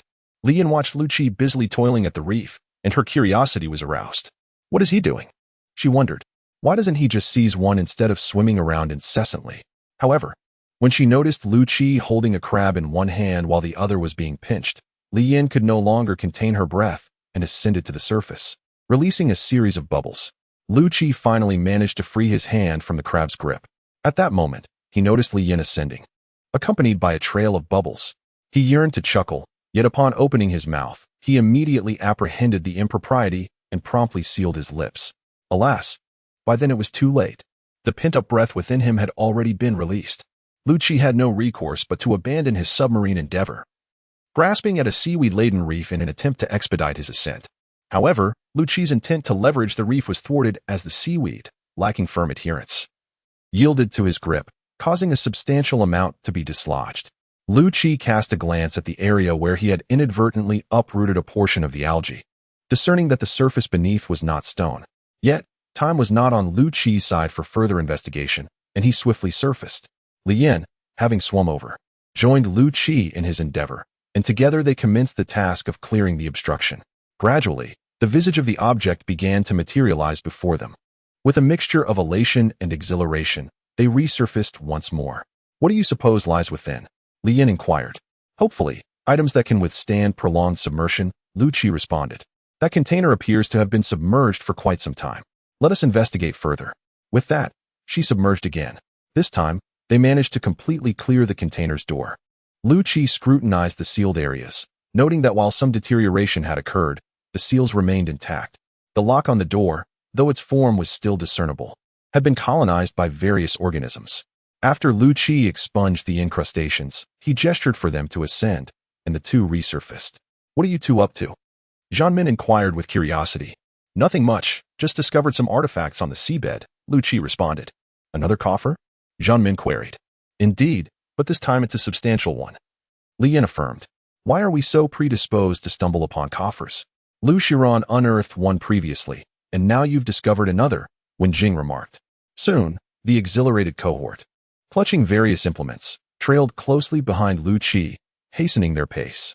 Upon arrival, they wordlessly divested themselves of their outerwear, seized their tools, and plunged into the depths. Following Liu Qi's lead, the lock, having endured countless years submerged in the marine environment, remained steadfast, tenaciously safeguarding its domain, resisting unauthorized intrusion. Yet, despite its staunch resolve, it was ultimately powerless against brute force. In the end, it could only helplessly observe as these individuals, not its masters, dismantled it piece by piece. With the lock breached, further progress could not be achieved through mere force. Time, too, served as a faithful guardian, its imprint deeply embedded in every nook and cranny. The once agile mechanisms had succumbed to the ravages of time and the corrosive effects of seawater, losing their former suppleness. Liu Qi and his companions painstakingly pried at the corroded components. As a trickle of effervescence ascended, smiles illuminated their faces. The presence of air within suggested that seawater had not yet infiltrated the interior. Their initial concerns have now been entirely set aside. How are things? Lian, who had been anxiously waiting on the surface, quickly inquired upon seeing them emerge. Everything is just fine. The interior remains untouched by seawater. Though I am uncertain about its contents, Li Ran replied with a beaming smile. I hope it contains some provisions. That would be splendid, and Ran added. Ah, a chef is indeed a chef. Your aspirations are rather lofty, Zhang Chen remarked. Well, we still do not know what lies within. This time, we must ensure the door is opened, Liu Qi declared. After everyone mutually agreed, they plunged into the water, each pursuing their own objective. The women on the surface turned their gazes towards the rising bubbles, their hearts filled with hope for a bountiful discovery this time. Liu Qi and his companions tirelessly pried at the rusted mechanisms, gradually loosening them. As seawater began to seep in, the once immovable rusted parts started to shift. Upon breaking a seal, Liu Qi and the others paused their efforts. They ascended to the top of the container and, armed with a longer chisel, began to carve into the top of the door, meticulously working through the gaps of the ceiling pads. Liu Qi attempted to pry it open. Finding that the water inside was not excessive, yet the external pressure was considerable. Concerned about damaging the hard-won tools, he ceased his efforts and called to the others. Let's all ascend. It seems this door will not yield easily for the moment. Looking at the expectant faces around him, Liu Qi spoke. Once everyone had reached the shore, they engaged in light-hearted conversations while observing the bubbles dancing on the surface of the sea. They were all waiting, anticipating the moment when those bubbles would cease to appear. Only then would they be able to effortlessly open the door that had remained closed for an indeterminate period. And Rand glanced at the sun. Sensing it was nearly time to prepare the meal, and reluctantly departed from the scene. At that moment, none wished to leave. However, and Rand had to go. For he was the chef, and somehow, the task of cooking had become solely his responsibility. What if there are indeed copious amounts of seasonings inside? What do you think Rand would become? Zhang Chen inquired. He would undoubtedly become more generous. He wouldn't remain so miserly, would he? Zhang Min replied. Not necessarily. He would likely treat them like treasures, guarding them as if from thieves, Li Ran remarked. Are you talking about yourself? It seems you're the only one among us who covertly engages in such activities, Zhang Chen retorted. As if I've never tasted what you've concocted. Li Ran replied with a chuckle. Of course, I've eaten it. I simply haven't prepared it myself. However, The quality of this container is remarkable, despite being submerged. It remains intact, Zhang Chen said with a grin. Chapter 53, The Heist. The group chose to ignore Zhang Chen's comment. If the quality were poor, what value would the contents hold? Perhaps, upon opening it, they would find the items rendered useless by seawater. Wouldn't he that render their efforts futile? Observing that his words had elicited a multitude of scornful glances, Zhang Chen could only sheepishly scratch his head. The interim was particularly arduous, especially given the collective eagerness to ascertain the contents of the mysterious enclosure, which rendered the waiting all the more excruciating. Liu Qi, after observing the state of the effervescence, and Zhang Chen submerged once more for a further inspection. This time, the manipulation proved considerably more facile, requiring less exertion, suggesting that seawater had permeated the interior to a notable extent. Liu Qi gestured for Zhang Chen to ascend first, which he promptly did. With a surge of strength, Liu Qi pried at the fissure, causing it to visibly expand. Just as Zhang Chen resurfaced, a rapid succession of voluminous bubbles startled him. He waved towards Li Ran, who was still ashore, and then submerged once more. Li Ran promptly rose and plunged into the sea. The individuals ashore stood up in unison, their gazes fixed intently on the water's surface. At this juncture, the sea resembled water brought to a rolling boil, churning incessantly, as if venting its discontent. It seemed displeased that these individuals were reclaiming what it considered its own. Upon resurfacing, Liu Qi noticed Wang Ning and Li Ran simultaneously preparing to descend. He restrained Wang Ning, suggesting that Li Ran proceed first, and that they would relieve them subsequently.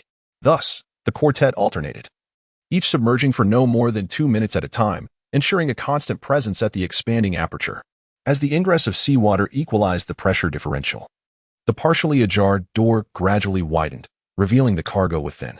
Upon beholding the neatly stacked provisions, the group initially stood in stunned silence, followed by an outburst of jubilation expressed through animated gestures in the water.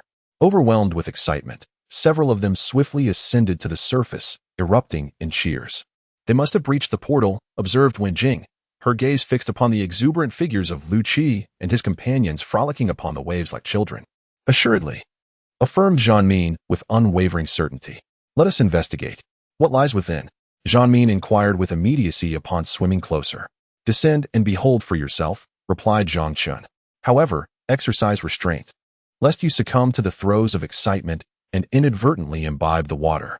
Zhanmin cast a dubious glance at Zhang Chen, refraining from verbal response as she submerged beneath the surface. Despite Zhang Chen's cautionary words, Zhanmin experienced a bout of choking, prompting her to exclaim, between coughs, the nature of the contents within. Heavens above, it is not but an assemblage of instant noodle cartons. Is it truly so? Wenjing questioned, her tone tinged with incredulity. Indeed, confirmed Zhanmin. I, too, was taken aback by the revelation. Regardless of its nature, if it proves advantageous to our cause, let us commence with its relocation, sisters, declared Li Yan, suppressing her elation. After an hour's passage, the expanse of the sea was entirely dominated by a kaleidoscope of colorful cartons. These receptacles swayed gently upon the undulating waves, while others, propelled by the surge, had already been deposited upon the sandy shore. Surveying the mountainous pile of instant noodles, Liu Qi realized the courtyard was somewhat diminutive. He should have constructed it on a grander scale initially. At this moment, An Ran, akin to a meticulous steward, was meticulously counting each carton, calculating how to consume these provisions. Well, how fares the bounty, esteemed stewardin? Li Ran inquired, bearing a case of bottled water. Indeed, quite satisfactory, and Ran responded with a beaming smile. Satisfactory, you say? Let us not be overly ambitious, Li Ran remarked, after depositing his burden. The more, the merrier. Is it not? It is precisely such provisions that we require. Do you suppose they plundered a vessel in our absence? Li Mei queried. Indeed, such a scenario is highly plausible. Whence else would such an abundance of victuals originate? Lu Shiran responded. Shall we also venture to the coast to investigate? Li Mei suggested with a hint of elation. Assuredly, we shall. How could we possibly be excluded from such an undertaking? Mu Lily exclaimed with palpable excitement. Tolerable, I suppose. It will suffice, Li Mei declared in a nonchalant manner. It appears we shall feast upon pheasant this evening, Wenjing observed. Indeed, there is.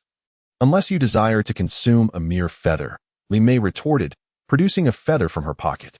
Those who return empty-handed shall assist in transporting the goods, Liu Qi decreed. Is that so? What manner of treasures have you procured? Li Yin inquired with curiosity. Ah, that I shall not disclose at present. A delightful surprise awaits you all. Li Mei replied, Fear not. I shall undertake this task with utmost diligence. There shall be ample sustenance this day, and Ran declared, thumping her chest with assurance. And Ran, with the advent of fresh provisions, promptly prepared the midday repast, eager to partake of the novel fare at the earliest opportunity. It has been quite some time since we last savored the delights of noodles. With eager anticipation, we gazed at and Ran, who, in a leisurely manner, held a ladle and sampled the flavors. Observing and Ran in his blissful reverie, Zhang Chen abruptly seized the ladle from his grasp, proclaiming, Dinner is served. This meal was particularly delectable. Those dishes that once seemed bland now transformed into the finest of culinary delights. As we feasted upon our bowls while casting glances at the pot, this long unseen scene re-emerged before us. Are you not worried about overindulging? Those ingredients have long since expired. Mu Lily remarked as she watched Li Mei prepare her third helping. My immunity is robust. If you're concerned, perhaps you should refrain from eating, Li Mei retorted while filling her bowl. Who said I was afraid? I merely suggested you moderate your portions. You're already on your third bowl. Mu Lily replied as she diligently polished off her own serving. Indeed, can you not wait for us? Why the haste? Jian Min chimed in. Hee. It's your slow pace that compels me to hurry. I cannot afford to wait, Li Mei responded, still indulging in her meal. Observing the relentless consumption by Li Mei, Li Yin felt a pang of concern. The remark about lacking resources was said in jest, yet it struck a chord with the listeners. After all, these items were indeed past their prime, and should any issue arise, it would be no trivial matter. Furthermore, having been preserved in a sealed environment beneath the sea, it is conceivable that even over time, they may not have deteriorated.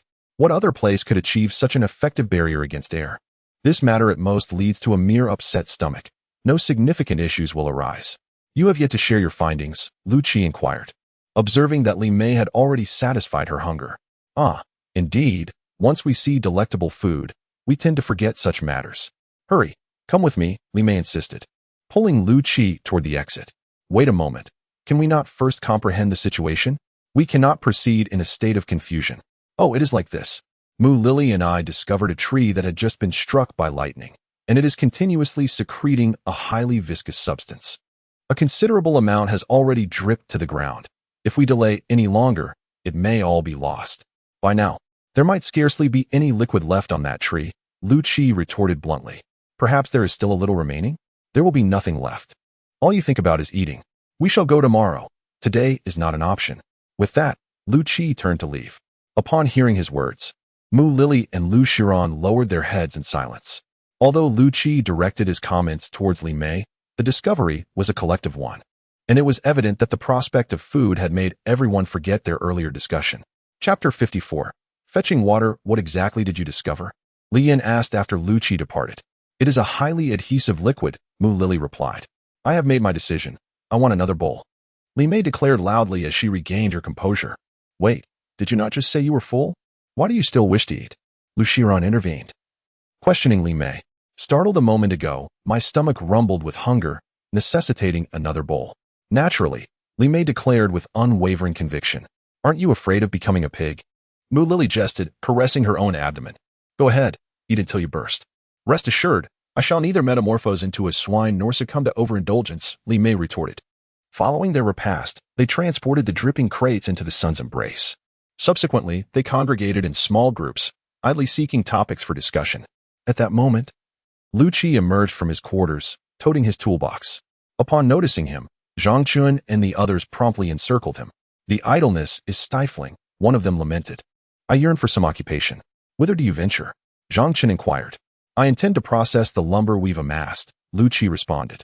Perhaps it shall serve us in the future. Allow us to assist. Zhang Chen and Li Ran volunteered in unison, relieving Liu Qi of his toolbox and extracting their preferred implements. Observing the toolbox now containing only an axe, Liu Qi shook his head in bemusement. What has befallen everyone? Why has diligence suddenly seized them all? Noticing Wang Ning's unwavering gaze upon him, Liu Qi reluctantly beckoned him to accompany him. What is our purpose? Wang Ning queried. Upon learning that they were to fell trees once more, Wang Ning cast an envious glance at the swift Zhang Chen and his companions. Resignedly, he sighed and trailed after Liu Qi. In the forest's more desirable locales, the women had already established their dominion. They engaged in lively discourse. punctuated by peals of laughter akin to the tinkling of silver bells. Upon the arrival of Liu Qi and Wang Ning, the women temporarily ceased their conversation. Their curiosity piqued as they observed the two. Liu Qi ascended a tree, wielding an axe to sever all the branches above, transforming what was once a lush, verdant tree into a stark, barren silhouette. This spectacle soon bored the women, prompting them to find a new spot to resume their chatter. They were well acquainted with the sound, instantly recognizing it as Liu Qi's woodcutting. Yet, they could not fathom why Liu Qi had taken up such a challenge against the trees in this area. In their minds, he had never wavered in his relentless pursuit of timber. However, Liu Qi's actions sparked a flicker of doubt within them. Was another relocation imminent? The recently constructed house had barely been inhabited for a handful of days. Were they destined to perpetually erect new shelters in this place? Li Yin, upon hearing the familiar sound, began to comprehend Liu Qi's intentions. It appeared that their previous conversation had resonated with him, yielding some effect. Liu Qi was a man of substance. He would resolutely abstain from endeavors he deemed unnecessary. The three individuals who had been nestled indoors were unceremoniously ushered outside, as such tasks were certainly beyond their purview. Wang Ning, with a gleeful demeanor, watched as Zhang Chen and the others emerged, their spirits visibly deflated. What brings you out? Was the inside not to your liking? Wang Ning inquired. I prefer to avoid any unpleasantness. This place is far more agreeable, she replied. Zhang Chen cast a glance at Wang Ning, sighed deeply, and approached Liu Qi, accepting the axe from his hands to take his place. In the present moment, Liu Qi finds himself wishing fervently for several axes, so that everyone might have tasks to occupy themselves with, rather than taking turns. Sister Yin, are we constructing a house again? Wen Jing inquired while attending to her duties. No, this time we are to build a boat. A boat? Are we leaving this place? Zhan Min asked, astonished. What's the matter? Do you not wish to depart from here? Li Yin questioned. Not at all. I merely did not grasp it at first. Zhan Min responded. This is merely a temporary measure.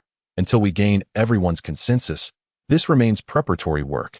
Now, let us all share our thoughts on this matter. Sister Yin, I believe this place is quite suitable. We should simply wait for rescue here. Venturing out to sea seems perilous, Lu Shiran expressed. Not necessarily. As long as we are well prepared, the risks may not be significant, Mu Lily countered. I still maintain that staying here is preferable. The tempests at sea are unpredictable. Moreover, we may not even succeed in building a proper boat, Wen Jing remarked. What does Liu Qi say? Li Mei inquired. He mentioned that once we reach a decision, he would not voice any objections, Li Yin replied, casting a glance at Li Mei. Then I have nothing further to add. I shall follow your lead. Wherever you choose to go, Li Mei said with a grin. You truly are carefree. As long as Liu Qi is around, any place is good enough for you, isn't it? Li Yin teased. Sister Yin, you are being annoying. All right, I shall cease my banter.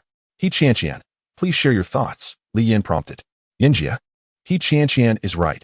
We'll defer to your judgment, Mu Lily affirmed. Your confidence in me is truly gratifying. However, this matter is of considerable importance, and I value your perspectives, Li Yin responded. We've already expressed our willingness to follow your lead, Li Mei stated. Indeed, Yinjia, cease your deliberations. Excessive worry will hasten the aging process, Lu Shiran remarked. Are you implying that you wish to expedite my senescence? That's not my intention. Regardless, I shall adhere to your decisions, Lu Shiran clarified.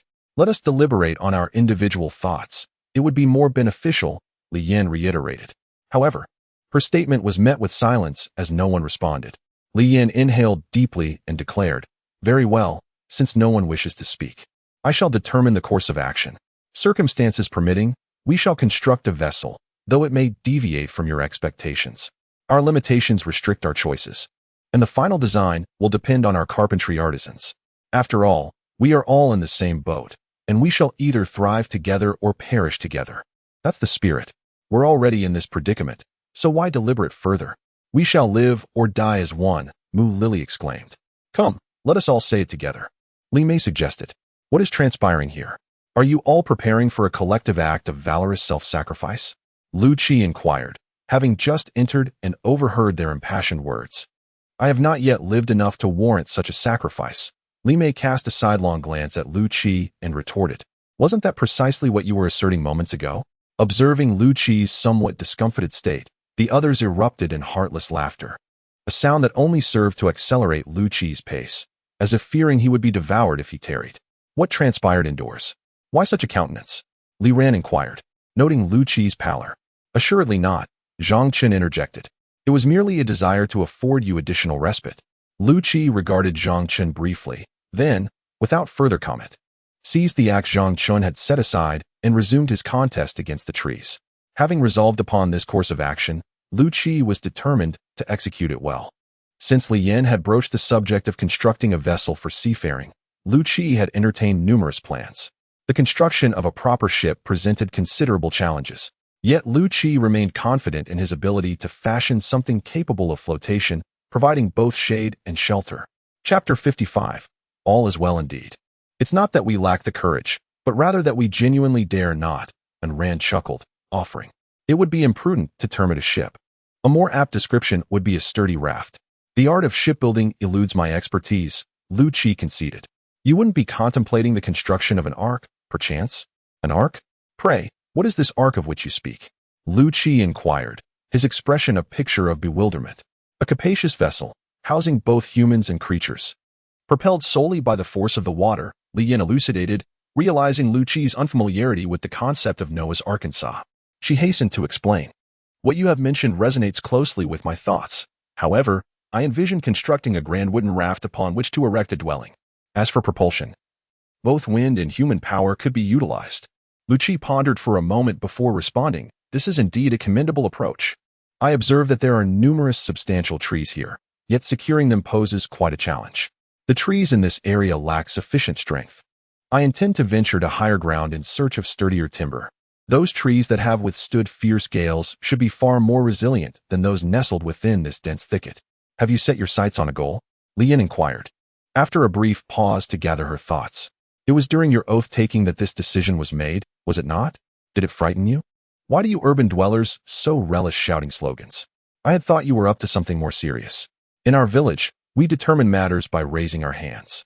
Very well, next time we shall resort to a show of hands. Dinner once again consisted of boiled noodles, albeit enhanced with a generous assortment of fresh seafood, which left and ran, the chef, feeling somewhat overshadowed. He sensed that his culinary standing was under significant threat, and the reality was far from his expectations. Lily, your culinary skills are truly remarkable. Our chef pales in comparison to you, Zhang Chen remarked, observing and Rand's crestfallen demeanor. Indeed, our expertise is unparalleled, wouldn't you agree? Chefin, Mu Lily added. Of course, but what? Mu Lily shot a fierce glare at and ran, demanding an explanation. My abilities pale in comparison to yours. I must endeavor to learn from you in the future, and Rand promptly amended. There's no need for formal study. A mutual exchange of ideas would suffice. Come, partake generously. With that, Mu Lily ladled a copious amount of shrimp meat into Rand's bowl, prompting Rand to express her gratitude. This action incited envy in Zhang Chen and the others seated nearby, who cast expectant glances at Mu Lily, but she remained oblivious to their presence. Lily is partial. She gives Rand so much meat, yet she only offers me a meager portion, she said, pouting. You dare complain? You consumed your share while peeling shrimp, so receiving any at all is a privilege. What more could you desire? Mu Lily retorted, hands on her hips. Yinjia, Lily is bullying me. Seeing that she was making no headway with Mu Lily, she shifted her focus. Lily speaks the truth. Who was it that declared they would consume their evening portion in advance while peeling shrimp? Li Yan responded, dismissing her plea, realizing her entreaty had failed. She turned her gaze to Liu Qi, only to witness him rapidly stuffing the shrimp meat from his bowl into his mouth, swallowing it with utmost haste. Observing that everyone's bowls were now devoid of shrimp meat, she resigned herself to forlornly consuming the noodles in her own bowl. Li Mei's fondness for such indulgences was generally endearing, but its appropriateness depended on the timing and setting. Adherence to principles is paramount when required. Yet leniency is naturally extended when permissible. This underscores the rationale for refraining from advocating on Li Mei's behalf during this excursion. One must uphold their pronouncements. As a collective entity, individual exceptionalism is untenable, lest it disrupt the harmony of the group. Hence, Li Mei must acknowledge this verity. While Liu Qi and Li Yan may indulge her privately, such favoritism is unsuitable within the collective. Crestfallen yet compliant, Li Mei dutifully finished her repast, her thoughts preoccupied with devising a strategy for Liu Qi to cater to her culinary desires this evening. Liu Qi, discerning Li Mei's intermittent glances in his direction, was seized by a premonition of impending tribulations. He surmised that his morrow would be fraught with challenges, as Li Mei would undoubtedly solicit him to procure her preferred delicacies. At that juncture, his thoughts drifted to the orchard. His earlier deception regarding its depletion was merely a stratagem to mitigate Li Mei's depredations.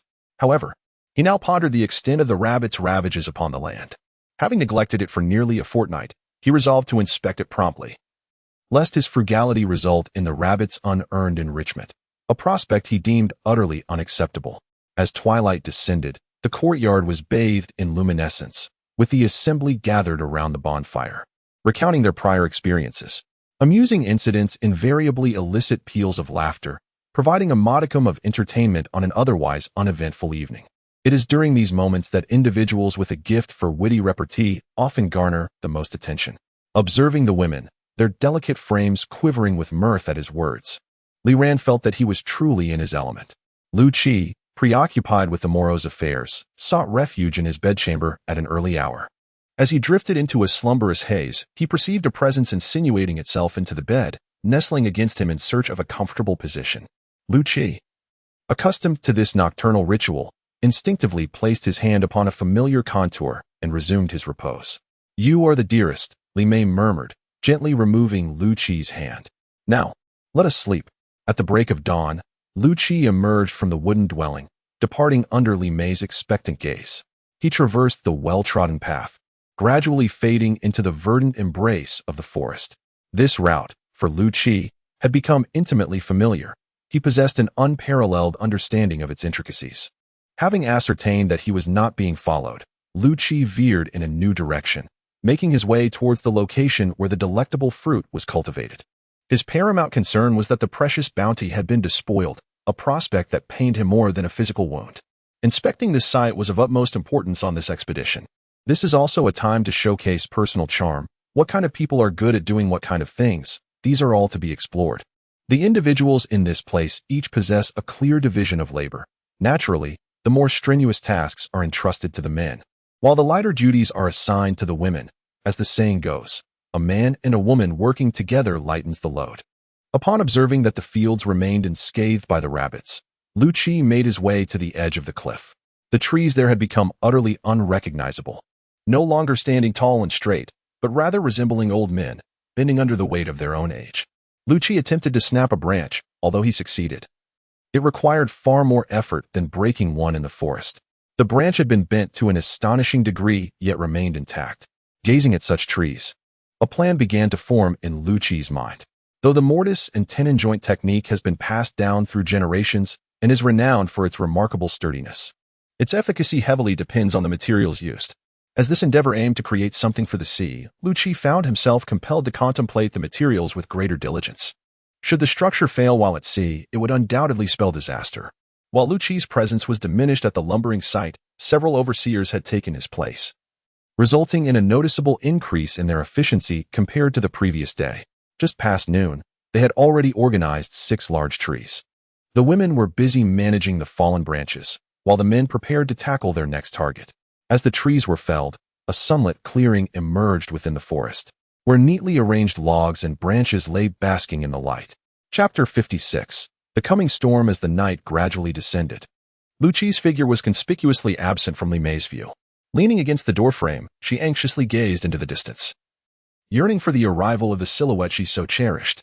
"Perhaps we should simply wait for him here. You've been standing for quite some time," Li Yin suggested, approaching Li Mei's side. "But I can't help but worry," Li Mei replied. "Ah, you've grown up and learned to worry about others," Li Yin chuckled. "You can fret here while I take a seat. I'm a bit fatigued from standing." With that, Li Yin settled beside the campfire, stirring the embers as she spoke. "Yinjia, haven't you gone to rest yet?" Zhang Chen inquired, having just finished dismantling the solar panels on the roof. "Not yet, but I will soon." "Have you all finished your tasks?" "Not quite.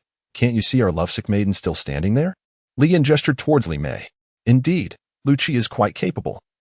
This little matter should pose no challenge for him," Zhang Chen replied.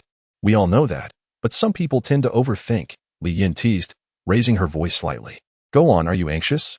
Liu Qi softly asked, approaching Li Mei. "Not at all. I just arrived," Li Mei responded. "Enough of your affectionate exchange," Li Yin remarked with a smile, observing the tender gazes shared between the two. To be honest, I am quite hungry, Liu Qi admitted, patting his stomach. Then you should hurry and eat, Li Mei urged. Elatedly, Li Mei observed Liu Qi devouring his meal with unrestrained gusto, intermittently wiping away morsels clinging to the periphery of his lips, an act that induced a degree of unease within Liu Qi. Indeed, permit me to investigate. This stratagem proved efficacious, diverting Li Mei's attention from Liu Qi forthwith. Capitalizing on this interlude, Liu Qi expeditiously consumed the contents of his bowl. The sensation of being scrutinized during his repast engendered a sense of disquietude within Liu Qi. As the witching hour approached, the zephyrs intensified their velocity, exacerbating the friction between the arboreal boughs. Sporadic droplets of precipitation descended from the firmament, perturbing the hitherto placid surface of the aqueous expanse. The rain, with unreserved vehemence, unleashed its force, relentlessly assaulting all that lay within its purview. A bolt of lightning lacerated the Empyrean, seemingly illuminating the vanguard's trajectory. The raindrops, redoubling their endeavors, coalesced into larger, more potent entities, vehemently striking the foliage and the roofs of the wooden dwellings. Tranquility had forsaken the forest. The sylvan symphony resonated ceaselessly around the wooden edifice. The nimbus, accompanied by its retinue, had completely enshrouded the theater of conflict, gleefully discharging its aqueous cohorts. The lightning, perceiving its mandate fulfilled, bid farewell to the thunder and, accompanied by the somewhat reluctant thunder, withdrew from the field of battle. Observing its subordinates impeded by the towering arboreal sentinels, the nimbus, in a fit of pique, issued a decree to the winds. The wind intensified, howling fiercely as it whipped the already swaying trees into a frenzied dance. The trees, compelled to unite once more, leaned against one another, drawing strength from their companions to uphold their weary forms. After enduring several gusts, the trees by the shore, reluctant yet resolute, gradually leaned upon their neighboring allies. Though one had succumbed to the tempest, it still valiantly shielded its comrades from the encroaching waves with its remaining strength. This was their stronghold, a battleground from which there was no retreat. To survive, they were prepared to sacrifice everything, even unto their complete dissolution from this realm. Witnessing the trees' unwavering fortitude, the ominous clouds grew ever more incensed, and under their command, the winds surged anew. In concert with the dark tides, formidable waves began to coalesce, bearing sinister grins as they lunged ferociously at the trees, which resembled lambs awaiting slaughter. The ominous crackling of splintering wood echoed amidst the overwhelming deluge, as the trees could no longer withstand the onslaught, yielding to the merciless waves that shattered their forms. Meanwhile, the trembling villagers, free from the clamor of thunder, succumbed once more to slumber. Despite the persistent tempest outside, they remained steadfast in their faith in the wooden shelter, though the thunder did indeed prove to be a vexation. Liu Qi, accompanied by the symphony of rain, wind, and crashing surf, gently closed his eyes, embracing Li Mei as they both drifted back into the realm of dreams. The following day, the rain persisted relentlessly, the wind raged tempestuously, and the ocean waves continued their thunderous roar. Yet, none of this held any consequence for the inhabitants of the wooden cabin. They remained gathered around the bonfire, partaking in the provisions they had previously gathered and engaging in conversations whose topics had been revisited countless times before. However, each discussion seemed to arrive at a distinct conclusion. Taking a moment, Liu Qi ventured outside to assess the situation. Upon confirming that the tide was still unable to reach their sanctuary, he felt reassured and returned to listen attentively to the ongoing discussions. Gradually, the tempestuous clamor outside seemed to grow increasingly provoked by the indifference of those within the cabin. The elements intensified their efforts, eager to impart a profound lesson upon these individuals who dared to disregard their might, hoping to etch the memory of their power into their minds. Chapter 57. The Impenetrable Tree. After finishing their morning meal, Li Mei retrieved the honeycomb and placed it in a pot to simmer in water. As some honey remained stubbornly trapped within the comb, discarding it seemed wasteful. Thus, Li Mei devised a method to extract the remaining honey by boiling it, allowing everyone to enjoy a refreshing honey-infused beverage. And we anticipate the sharing of other delectable treats, Zhang Min remarked with a cheerful smile. Understood. I have no inclination to hoard delicacies, Li Mei responded. Once the honey water is prepared, I shall retrieve them. Pray, fetch them now. We shall oversee the boiling process, Wen Jing suggested, relieving Li Mei of the ladle. Very well, I shall retrieve them presently, Li Mei replied, before entering her chamber. In the midst of this inclement weather, the act of congregating around the bonfire, savoring fruits, and sipping honey water constituted an idyllic existence. Liu Qi, while learning to eat crabs in this manner, listened to their conversation. Today presented a rare opportunity for respite, allowing Liu Qi to genuinely unwind. The rain had fallen relentlessly throughout the day, leaving a palpable impact on the interior of the room. The humidity in the forest had intensified, and many items within the room felt distinctly damp to the touch. Such conditions could certainly lead to discomfort for anyone attempting to rest. Consequently, the group had no choice but to bring in some bright embers to help dispel the moisture lingering within the space. Liu Qi pondered whether it might be prudent to gather some firewood to burn charcoal when the weather improved. Although the effectiveness might be limited, it would undoubtedly be preferable to doing nothing at all. With little to occupy their time, conversations inevitably reached their limits. It was impractical to endlessly reiterate past discussions, especially given the small size of the room and the few people present, leaving little to talk about. At this juncture, choosing to sleep seemed an excellent way to pass the time. The warmth radiating from the room made it particularly inviting for an early slumber. The embers remained a vibrant red, indicating that Li Mei had stoked the fire before retiring for the night. Liu Qi placed his hand above the flames to warm himself. "Are you asleep?" he inquired, glancing at Li Mei, who was nestled under the covers. "Not yet," came her muffled response. "Then why are you bundled up so tightly?" he asked. "It's my preference," Li Mei replied, peeking her head out, her cheeks slightly flushed. Observing her rosy complexion, Liu Qi decided to crack open the ventilation hole in the ceiling a bit. Instantly, a gust of frigid air wafted in from the aperture. "What are you doing?" "Close it quickly," Li Mei implored, retracting her head further into the covers. "Weren't you feeling warm?" Liu Qi inquired, adjusting the vent to a smaller opening. "I never said I was hot." "Then why is your face so flushed?" Liu Qi questioned, drawing nearer to the bedding and taking a seat. He was then rendered speechless. From Li Mei's outstretched hand, it was evident that she was unclothed beneath the covers. He sat there, dumbfounded, for a prolonged moment, his mind momentarily short-circuiting as he struggled to comprehend the situation. "Are you just going to sit there until dawn?"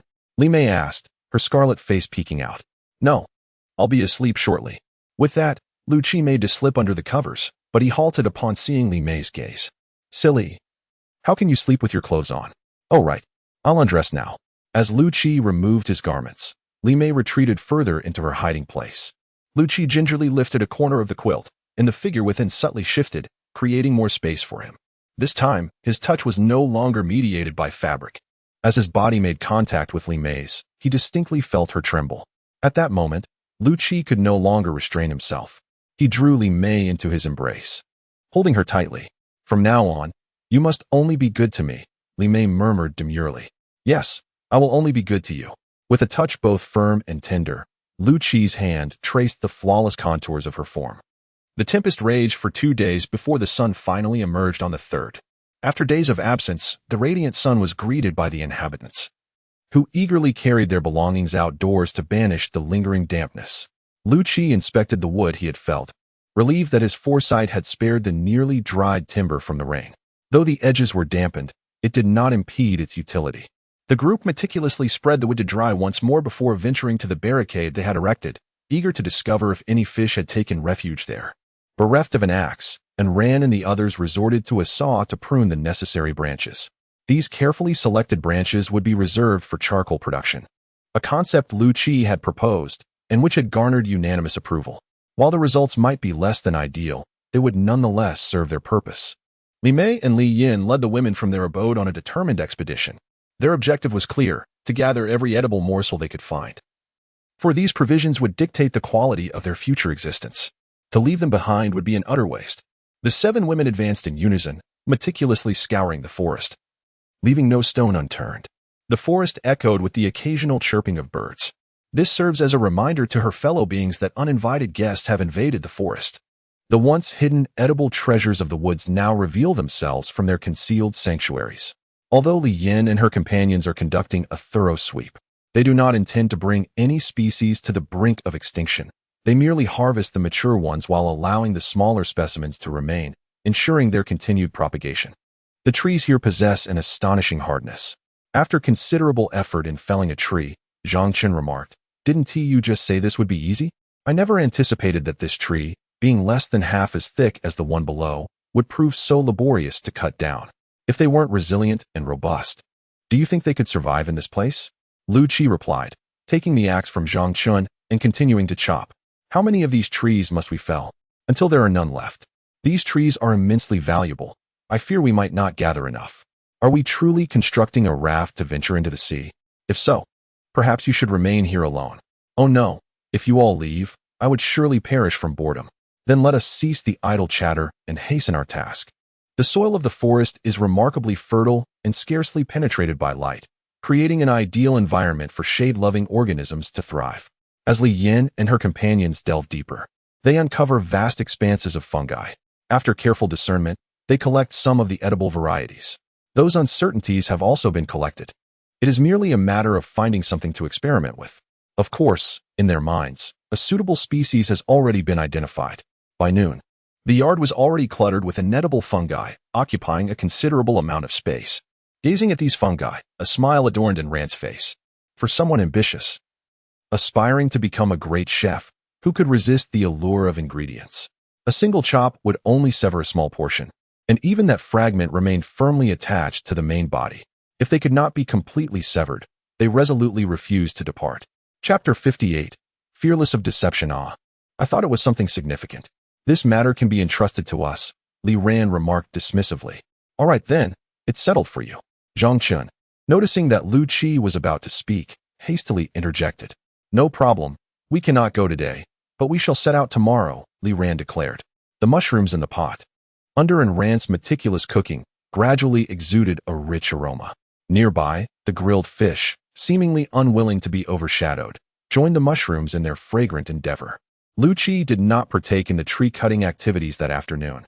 Instead, he arranged the already dried timber, marking them with a piece of wood that had not yet completely burned out. The marked spots indicated where Liu Qi intended to work, taking advantage of the favorable weather. It was imperative to accomplish the task now, lest impending changes in the weather delay his plans. These trees had previously undergone treatment, and Liu Qi merely needed to mark them before commencing the excavation. However, this time, the depth of the excavation was significantly greater. If it were too shallow, the structural integrity might be compromised. Therefore, Liu Qi resolutely drilled through them, as these perforated sections would later be connected with appropriately sized tenons. This was a meticulous endeavor that required considerable skill. If one did not master the right amount of force, it was highly likely that the wood would be damaged. Either the drill would penetrate too deeply, making it impossible to extract, or it would be improperly aligned. Additionally, the drilling could not be executed perfectly vertical. It always required a slight angle. Zhang Chen and the others were simultaneously felling trees and transporting the cut timber, ensuring that the open space was ample and bathed in sunlight. Each individual diligently attended to their tasks, creating an atmosphere of remarkable orderliness. No one intruded upon another's work, with only the occasional inquiry to check if assistance was needed. The women, having rested, decided against continuing their collection in the afternoon. The items in the courtyard had accumulated somewhat, and it would be wasteful to gather more without first managing what they had. They approached Liu Qi's drilling site, engaging in tasks suited to their capabilities. Li Mei was eager to try her hand at it, but Liu Qi declined her request.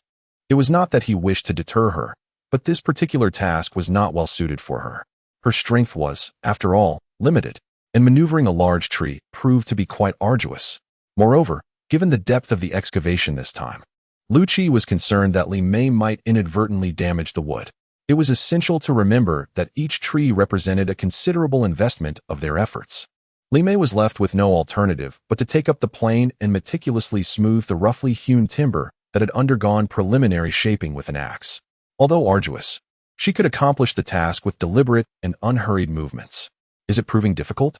Li Yin inquired, observing the perspiration beading on Li Mei's brow after only a few strokes. Indeed, it is somewhat challenging, Li Mei replied, wiping her forehead. The unevenness renders it nearly impossible to plane. You have not yet discovered the proper technique, Liu Qi remarked, setting down his own work. He took the plane from Li Mei and began to smooth a section of timber that Li Mei had found particularly troublesome. Initially, one must apply gentle pressure, gradually smoothing the surface. Only when it is nearly level should force be exerted. In Liu Qi's hands, the plane, which had been unyielding for Li Mei, transformed into a compliant tool, responding effortlessly to his guidance. There, Liu Qi said, returning the plane to Li Mei. Simply follow my instructions. Li Mei nodded and resumed planing, emulating Liu Qi's demonstration. With this guidance, she immediately found the task less strenuous. Although each stroke still met with some resistance, it was a marked improvement over her previous efforts. Nevertheless, the work remained physically demanding for a woman. After only a few strokes, Li Mei felt her strength waning. "Allow me to try," Li Yan offered, noticing Li Mei's fatigue. Li Mei relinquished the plane without protest. Taking a seat to quench her thirst, Liu Qi gazed at the utterly content expression on Li Mei's face, immediately suspecting that the kettle contained something intriguing. Li Yan maintained a commendable posture, though the efficacy of their efforts was better left unsaid. Liu Qi had never harbored high expectations for their performance. He merely wished to indulge their modest desires. Observing Li Yan, who seemed utterly unable to stretch her body, a faint smile crept upon Liu Qi's lips. Yet, he remained oblivious to the fact that this fleeting smile had not gone unnoticed. "Is something amusing, Liu Qi?" Li Yan inquired, pausing to wipe the sweat from her brow. "Not at all. I merely recalled something rather entertaining," Liu Qi quickly replied. "Oh really? It's better to share joy than to keep it to oneself. Do enlighten us," she urged. "Perhaps I shall refrain from sharing. It no longer seems as amusing," he responded. "Sister Yan, don't mind him. Come, have some water," Li Mei offered, extending the kettle to Li Yan. "Very well," Li Mei replied reluctantly. At that moment, regret washed over her. Had she known better, she wouldn't have added honey to the kettle, now facing the prospect of having to share it. Not only did she have to part with half, but she also remembered her promise to share with her other sisters. Contemplating this, Li Mei felt as though the honey she had was already depleted. Unconsciously, her gaze shifted toward Liu Qi. Upon noticing her stare, Liu Qi hastily lowered his head. He didn't need to think hard to understand that the intent behind Li Mei's gaze was abundantly clear. In this moment, it was best for him to feign ignorance. "Seeing that you were lowering your head, were Liu Qi and Li Mei watching you?" However, Li Yan was unwilling to relinquish this opportunity for retribution, and she voiced her thoughts. I'm merely trying to concentrate on my work. I can't see clearly if I hold my head too high," Liu Qi responded, still keeping his head downcast. "I don't have time right now. I'll find it for you when I have a moment," Liu Qi stated. Upon hearing that Liu Qi had not agreed to search for it, Li Mei immediately felt aggrieved, and tears gradually welled up in her eyes. "I want to go too, lest you monopolize all the good things every time," Li Yan added. "Sister Yan, let me try." "I refuse to believe that I can't handle this," Li Mei exclaimed, rolling up her sleeves and taking the plane from Li Yan's hand to continue toiling away at the tree. Liu Qi ceased paying attention to Li Yan and Li Mei, focusing wholeheartedly on his own tasks. After a while, Li Yan and Li Mei gradually got the hang of it. Their movements were no longer so timid, and they began to show some semblance of skill. "Liu Qi, come and see. How is this planing?" Li Mei exclaimed excitedly, seeing that she and Li Yan had planed the piece of wood flat. "Very good," Liu Qi said, giving it a glance and giving a thumbs up. "Hee. It's all thanks to your excellent teaching, Master," Li Yan said with a chuckle. "The Master leads you to the door, but the creation lies within the individual. This is also the result of your efforts. I dare not take credit for it. Actually, it can only be said that we have a good aptitude. We learned it in such a short time," Li Mei said with a proud expression, watching them gleefully flip the tree over and continue to plane the other side. Liu Qi also resumed his own work. The rotund trees were swiftly felled on two sides, leaving the remaining task to the sun. Only by thoroughly drying the timber could the subsequent stages of the work commence. Chapter 59. Relocating the wooden shelter at the site where Liu Qi and his companions toiled. The women deposited their burdens, revealing baskets brimming with dark brown cassava roots. These were of considerable size, suggesting they had discovered a substantial cassava patch. The sight of the cassava lifted Liu Qi's spirits considerably, as he was relieved to have a respite from the constant seafood diet. He found that consuming such fare was far more agreeable to his palate. After an excess of rich meats and fish, a change of pace would undoubtedly be a welcome delight. The following day, the tide gradually receded, and as anticipated, the fences had indeed captured a multitude of creatures brought in by the high water. Observing the fish swimming in the shallows, some were jubilant, while others were pensive. And Rand continued his work with pottery, his tasks renewed by the presence of fish. Li Yan, accompanied by Li Mei and the others, resumed their fishing endeavors, while Liu Qi, of course, continued his carpentry. At this juncture, his expertise remained irreplaceable. Although Liu Qi longed to join in the fishing, he was presently unable to spare the time. Before resuming his work on the timber, Liu Qi first constructed a rudimentary kiln for charcoal production. The discarded branches had become exceedingly dry. Capitalizing on the favorable weather, Liu Qi deemed it prudent to char them without delay. Observing the burgeoning flames, Liu Qi added a substantial quantity of wood, which immediately subdued the intensity of the fire. Having meticulously replaced the excavated soil, Liu Qi resumed his woodworking endeavors. Felling the trees had already proven arduous, and shaping the timber presented its own challenges. Fortunately, Liu Qi's work involved only basic refinement, stopping short of becoming unbearably strenuous. The fish and shrimp near the fence were gradually depleted. Liu Qi found himself on the verge of exasperation, his diet consisting solely of seafood day after day. Despite Enran's best efforts to prepare the fish and shrimp in a palatable manner, the monotony eventually became unbearable. The scarcity of alternative flavors exacerbated the situation. Certain provisions were being carefully conserved for their upcoming voyage, leaving them with little choice but to subsist on the most readily available fare. After preparing the mortise and tenon joints, Liu Qi retrieved a basin and poured in the tree sap discovered by Li Mei, adding water and gently simmering the mixture. He had tested this with glue and found its adhesive properties to be exceptional, particularly for woodworking. Once the glue had reached the desired consistency, Liu Qi arranged the prepared timbers and used a branch to apply the glue to the mortise holes. He then inserted the tenons and gently tapped them to ensure a secure fit. With the assistance of Li Mei and Li Yan, he lifted another timber and positioned it atop the frame. After evenly spreading glue on the planed surface, Liu Qi forcefully hammered the timber into place. Thus, the first timber of the raft was successfully assembled. After Liu Qi amassed the extruded adhesive, he resumed assembling the subsequent timber in accordance with the established procedure. Liu Qi, how shall we convey this to the sea? Li Mei inquired, observing the gradually expanding raft. There is no need for concern. The sea will assist us in its transportation in due course, Liu Qi responded. The sea? Li Mei and Li Yin echoed in unison. Would you believe me if I were to assert that this locale shall be submerged upon the culmination of the subsequent event? Liu Qi queried, directing his gaze towards them. I do not. I do.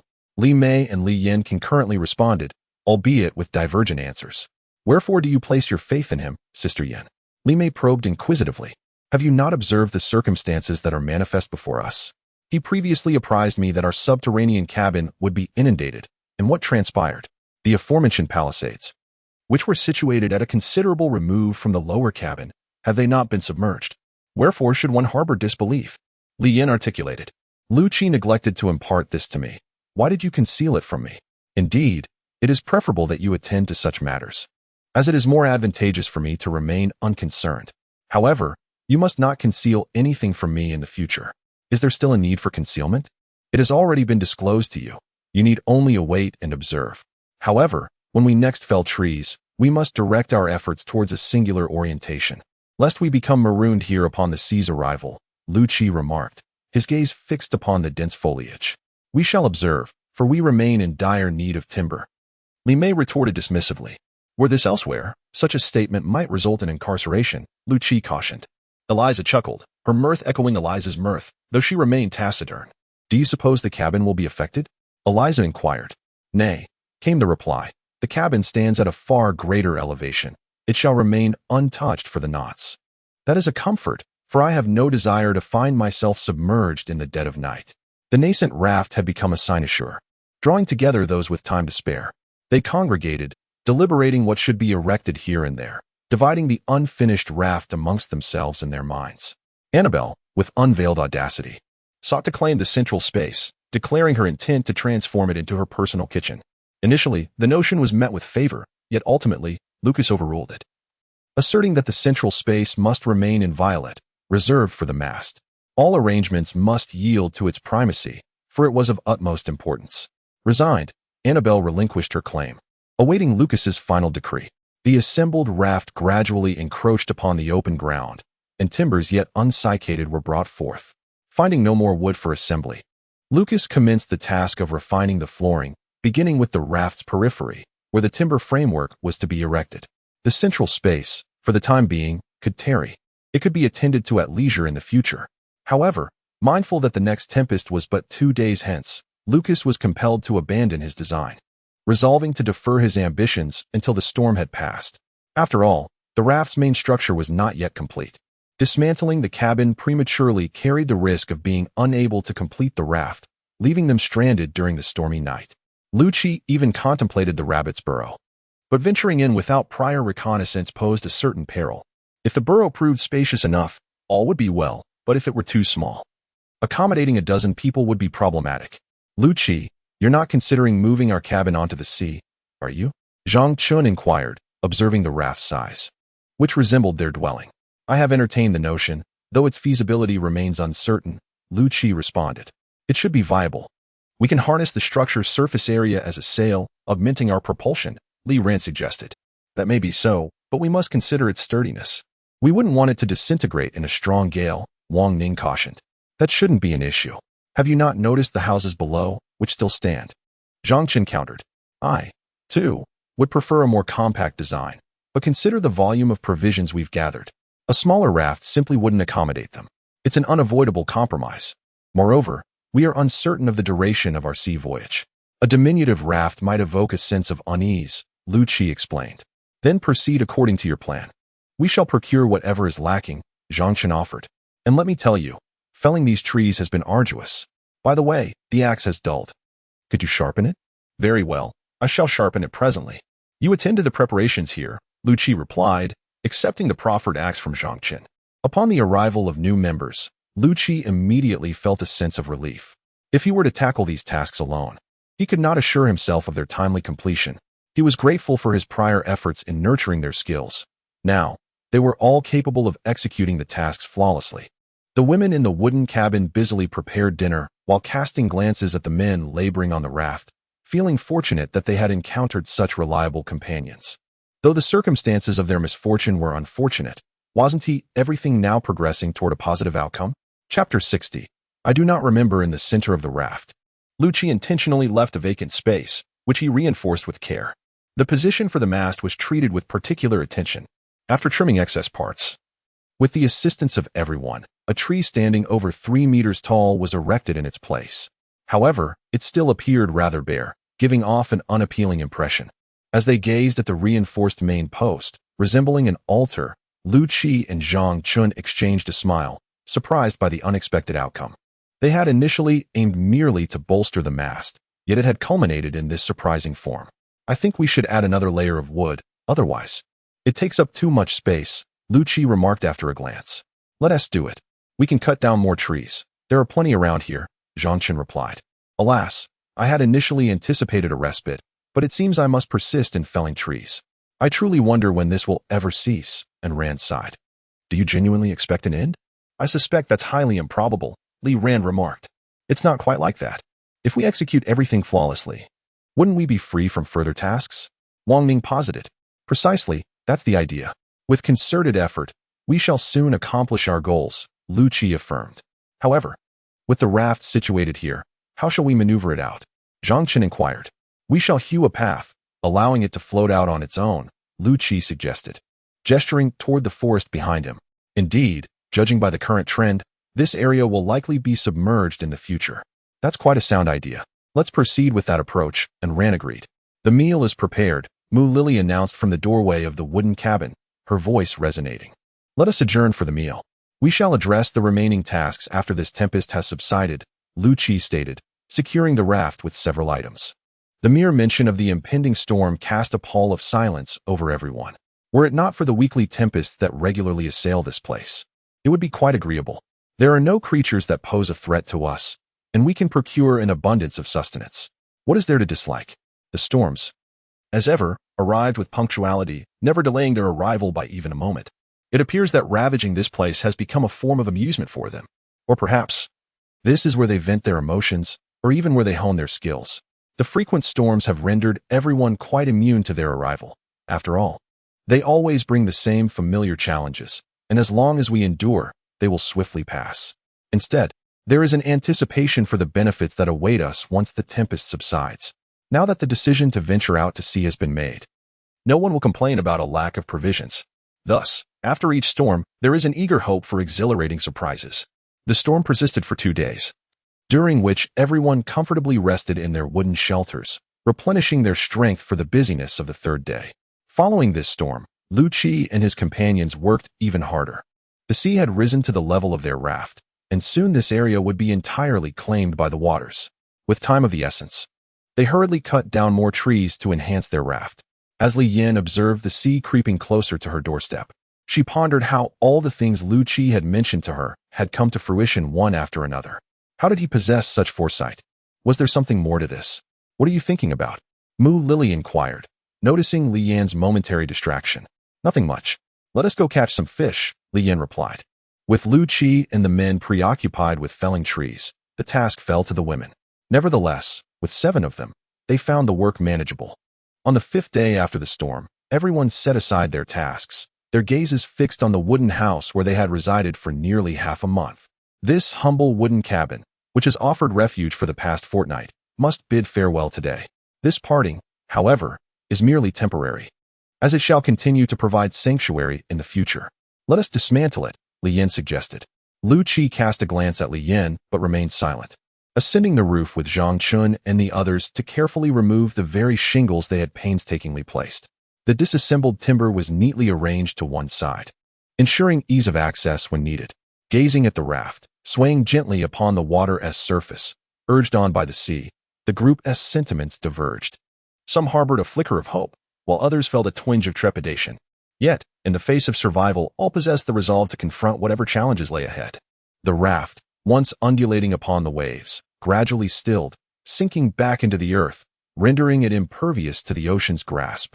However, this descent brought forth a new dilemma. The seawater swiftly infiltrated the raft's confines, compounding the concerns of those who would dwell within. It's flooding inside. Where will we sleep tonight? Liu Shiran inquired. Her brow furrowed. We can camp out, Zhang Min proposed. But we still need something to sleep on, Wen Jing countered. Let us wait and see. I am certain they will not leave us without shelter, Li Yin reassured. Liu Qi, confronted by the anxious gazes of his companions, felt a chill creep down his spine. Liu Qi, do you have a contingency plan? Upon noticing the group of women with unfriendly gazes, Zhang Chen quietly inquired. I truly have not, replied Liu Qi. Is that so? Did you not observe the peculiar looks in their eyes? And Ran interjected. What does it matter? I am not the one who suggested dismantling it. Liu Qi retorted. Very well, you may explain it later, Wang Ning remarked. You are being rather inconsiderate, Liu Qi expressed. My friend, I cannot assist you with this. Li Ran added. As Liu Qi glanced at those who disregarded him, he felt a pang of unease while eyeing the women observing the spectacle. Upon noticing Liu Qi's gaze, Li Yin and Li Mei immediately bestowed upon him warm smiles. The sight of such smiles nearly caused Liu Qi to tumble from the rooftop. Fortunately, Zhang Chen was nearby to catch him. Otherwise, it would have resulted in quite the spectacle. Be cautious, Zhang Chen advised. Alas, life is indeed challenging, Liu Qi sighed. The sight of Liu Qi nearly losing his balance genuinely startled the women watching.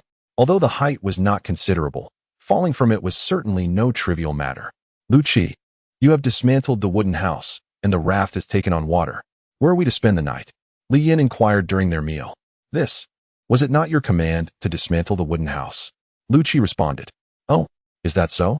I was unaware that I had uttered such words, Li Yin chuckled. You just said so moments ago. I do not recall. Why is it that you refuse to be reasonable? Have you ever encountered a woman who was reasonable?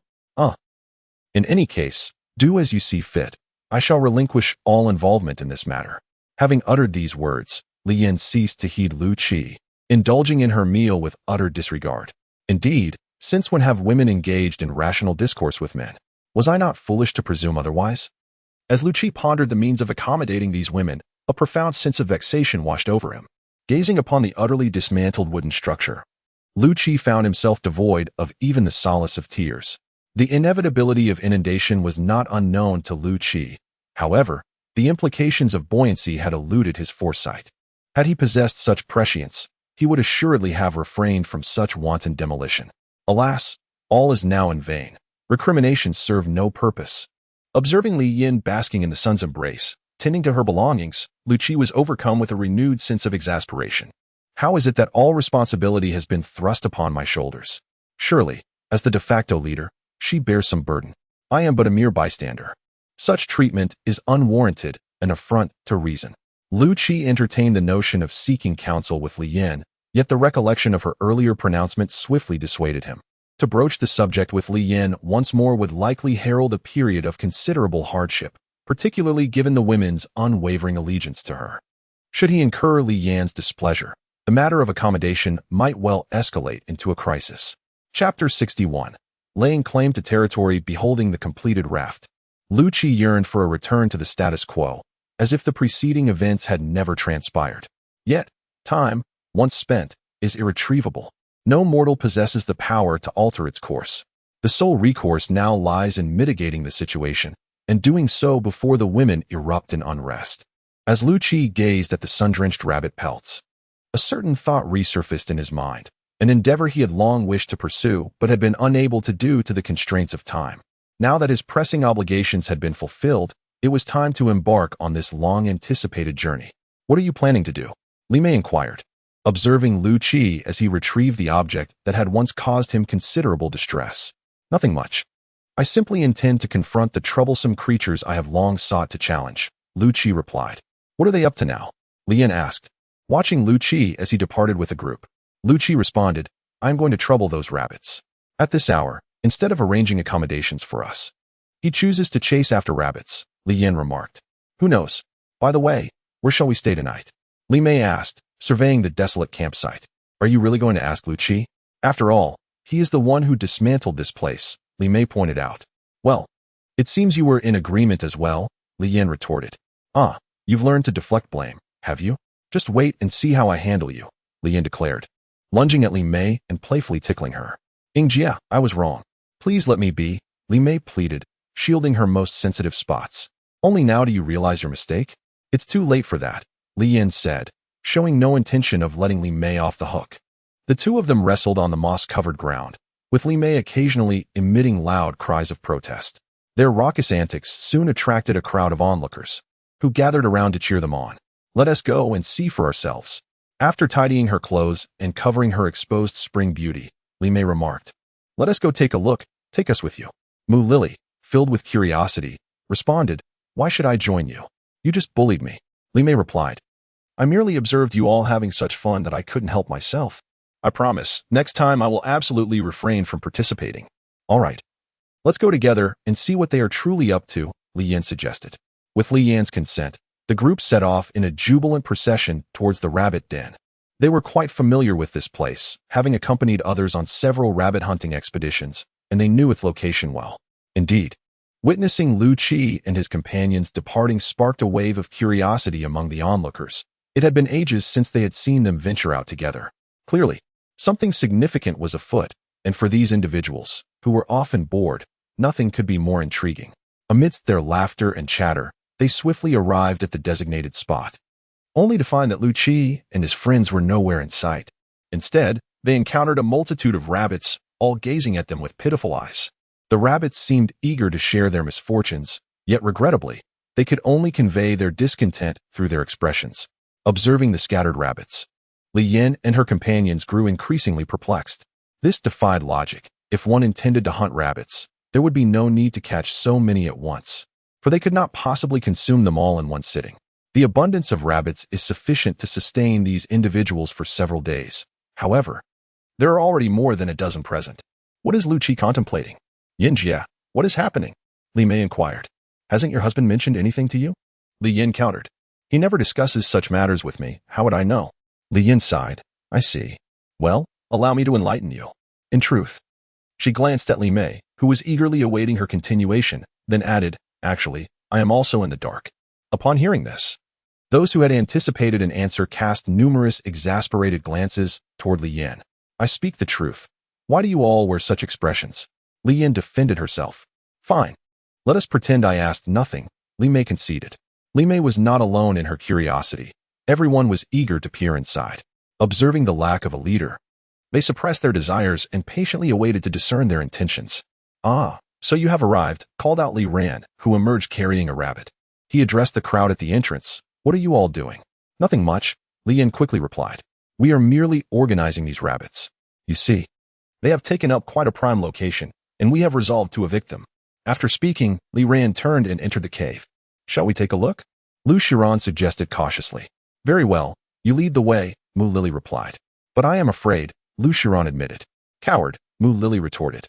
"If you are so fearless, then you should take the lead," Liu Qiran replied. Upon hearing Liu Qiran's remarks, Mu Lily found herself at a loss for words. "A bunch of cowards," All following me, Li Mei remarked. Under Li Mei's guidance, a group of women entered the cave one by one, carefully supporting themselves against the walls. As they stepped into the cavern, the anticipated odor was conspicuously absent. The air within was surprisingly fresh, devoid of any unpleasant scent. This peculiarity intrigued them, for it was reasonable to expect that the presence of animals would result in some degree of odor. The absence of such scents indicated excellent ventilation, suggesting that any foul air had been dispelled by the breeze. This also corroborated why Li Ran had claimed it to be a favorable location. Once accustomed to the cave's dimness, Li Mei quickened her pace. After navigating several twists and turns, she soon spotted a glimmer of light ahead. Liu Qi and his companions were busy sorting through the debris brought into the cave by rabbits. The only rabbits remaining were a few young ones, as the adults had already been cleared out. Upon seeing the fluffy little creatures, Li Mei immediately scooped one up, her face alight with joy as she playfully engaged with the rabbit in her hands.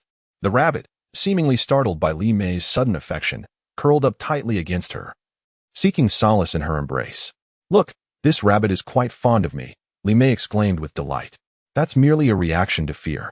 It seeks refuge in what it perceives as a safe haven," Mu Lily remarked, holding another rabbit by its ears. "You shouldn't handle it like that. It will hurt." Li Mei retorted, "It just urinated on me. I need to teach it a lesson." "Ah, it seems that rabbit of yours holds you in low regard." "Huh, it has also urinated upon me." "Serves you right. See if you still wear that smug look," murmured Merle. Li Yin scrutinized the cavern with meticulous care. Indeed, it was as Li Ran had described, truly remarkable. One could distinctly perceive a gentle zephyr, indicating the presence of another egress. The olfactory essence of fauna, while not entirely absent, had noticeably diminished. "How do you intend to deal with those rabbits?" Li Yin inquired of Liu Qi, who was still immersed in his endeavors. "Slaughter them, for their meat. Are we capable of consuming such a quantity?" Li Yin retorted, casting a sidelong glance at Liu Qi. "If not, we can render them into cured meats. In any case, our departure is imminent. Leaving them here would be an utter waste. That, indeed, is a viable course of action. However, would the wholesale slaughter of them result in a considerable squandering of resources? Then I shall construct an enclosure, confining them therein. In any event, we possess the means to incapacitate them, precluding any possibility of escape. Go forth, we shall take charge of matters here." Liu Qi chuckled with mirth.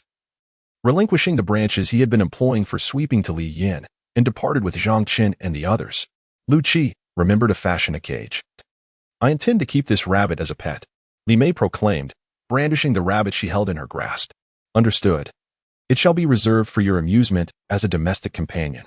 Liu Qi's pronouncement was met with the women's delight, for the fluffy, endearing rabbits were undeniably appealing to them. Subsequent to Liu Qi's departure, the women proceeded to apportion the adorable rabbits amongst themselves.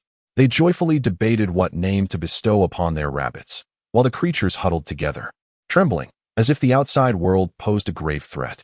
After a while, some bolder rabbits began to venture into their familiar territory, occasionally tilting their heads in curiosity at the beings that walked on two legs, striving to comprehend their stark differences. Li Mei produced several fruits and placed them before the timid rabbits, who immediately clustered together, their bright red eyes fixed on her. Their sensitive noses twitched, inhaling the unfamiliar scents wafting through the air. Upon realizing that Li Mei harbored no intent to harm them, they hopped eagerly towards the fruits she had laid out, gnawing at them with their newly grown small teeth. Chapter 62. Psychological Trauma. Observing the rabbits incessantly vying for food, Li Mei rummaged through her small backpack and retrieved a generous supply of fruits. These were the provisions she had stowed away for her own hunger. Noticing the rabbits' enthusiasm for the fruits, she readily shared them. "Li Mei, usually you're reluctant to share your food, yet now you're so generous?" Mu Lily inquired. "It depends on the situation. You all can pick your own, so why should you eat mine?" These rabbits, however, are different. They cannot gather food themselves. And being so small, they certainly deserve some care. Furthermore, you are not as endearing as they are. Instantly, the cavern was once more filled with pandemonium. Alas, the rabbits huddled together, trembling, observing these creatures with inquisitive gazes. They were genuinely perplexed, unable to comprehend the ever-changing demeanor of these individuals, who were amicable one moment and hostile the next. The rabbits within the cave were considerably frightened by the women's sudden outbursts, though their lives remained, for the time being, unaffected. Those outside the cave, however, faced an entirely different fate. Some, with robust physiques, were led aside by Liu Qi and his companions. And under the gaze of bewildered eyes, they gradually succumbed to their demise. The handling of these rabbits was executed with practiced ease by the people here. In a mere matter of minutes, a rabbit, meticulously skinned, lay before everyone, and Rand retrieved the seasonings he invariably carried with him, meticulously applying them to the skinned rabbit. And Rand resolved to roast an entire rabbit this evening, and thus, he needed to make preparations in advance. Now that he possessed a greater variety of seasonings, he was inclined to experiment with recipes he had previously disregarded. The little rabbits, too, widened their curious eyes, continuously scrutinizing their surroundings. This marked their inaugural venture outside the cave, and everything around them was novel and captivating.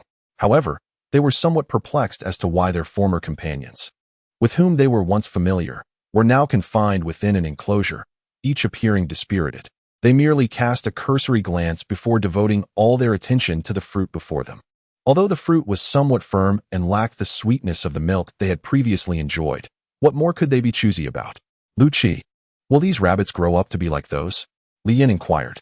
It's difficult to say at this moment. Who knows if their traits are innate or acquired?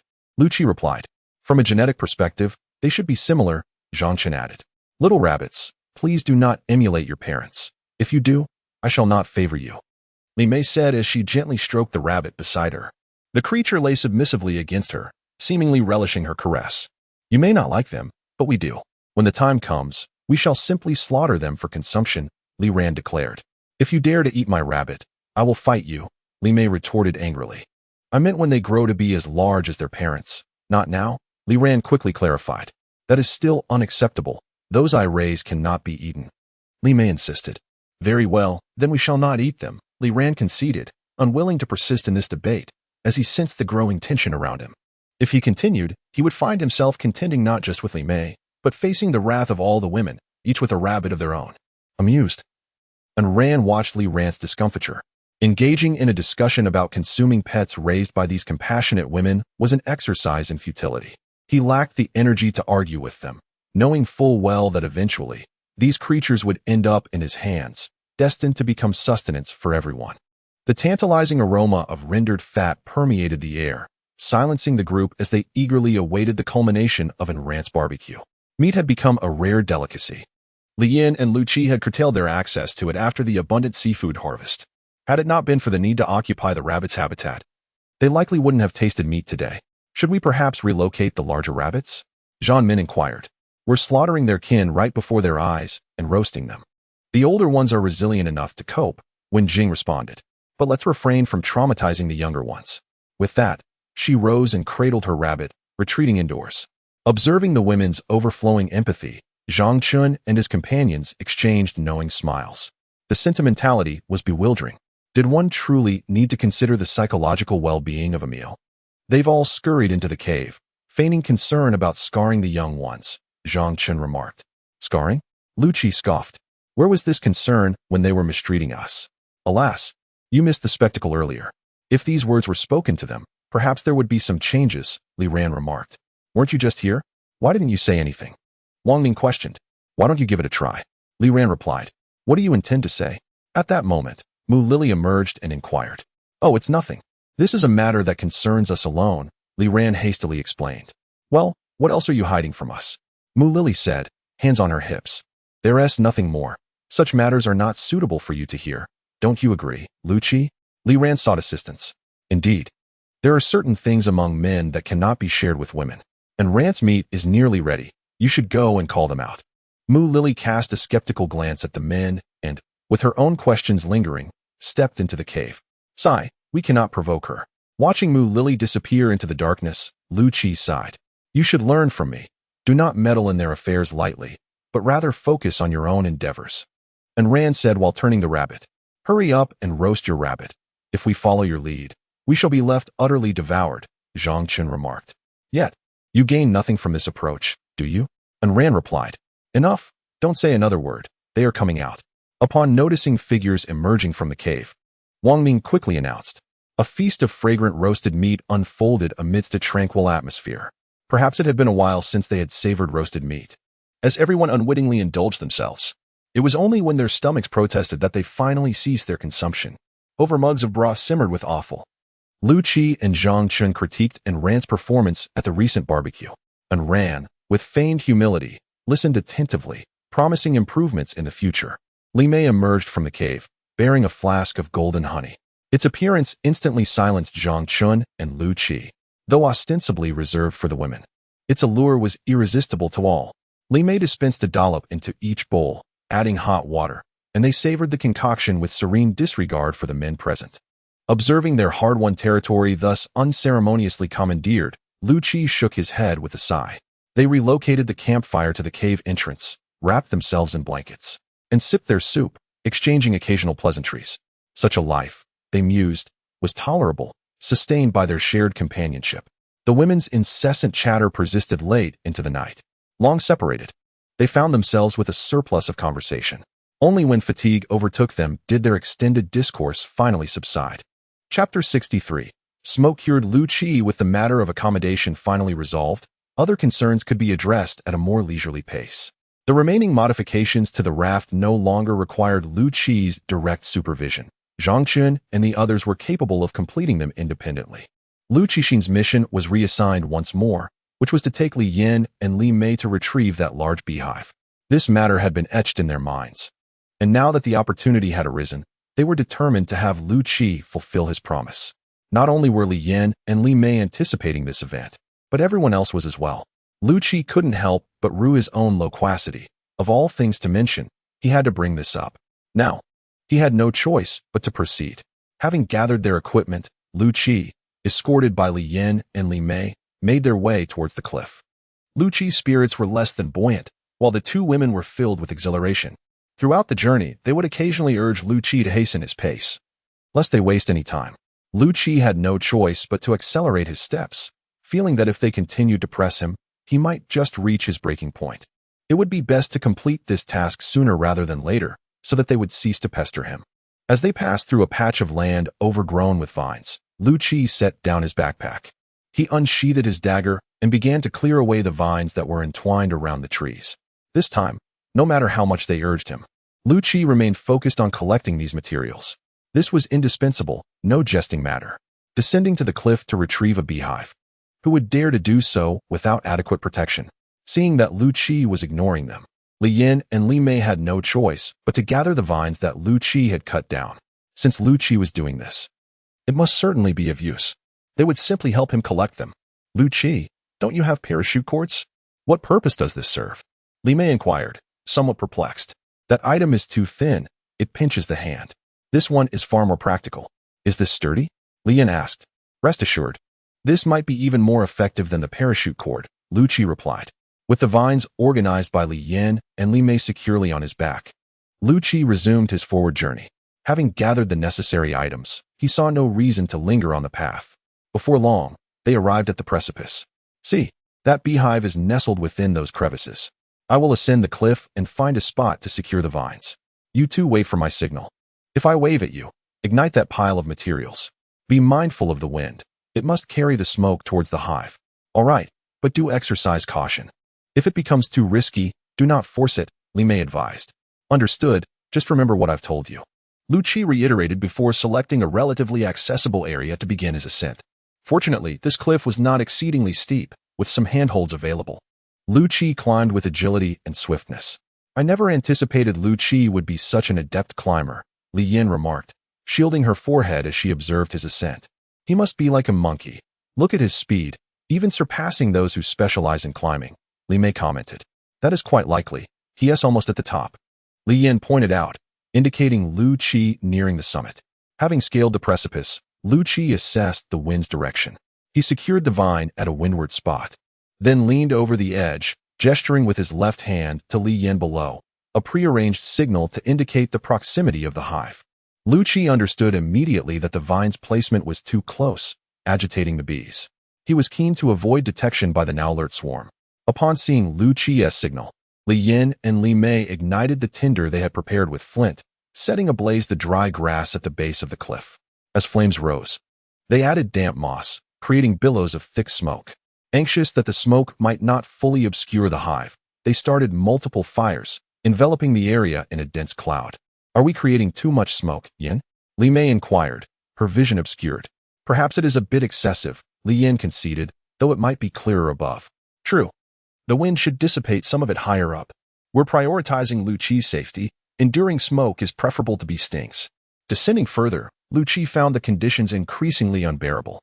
Enveloped in the smoke, he felt as though his lungs were about to burst. He strained to keep his body extended outward, desperate for a breath of fresh air. Yen. Look, Liu Qi is descending. With keen eyes, Li Mei spotted Liu Qi's head emerging from the thick fog. It really is him, she remarked, though in such dense smoke. It must be quite uncomfortable. Should we extinguish some of this fire?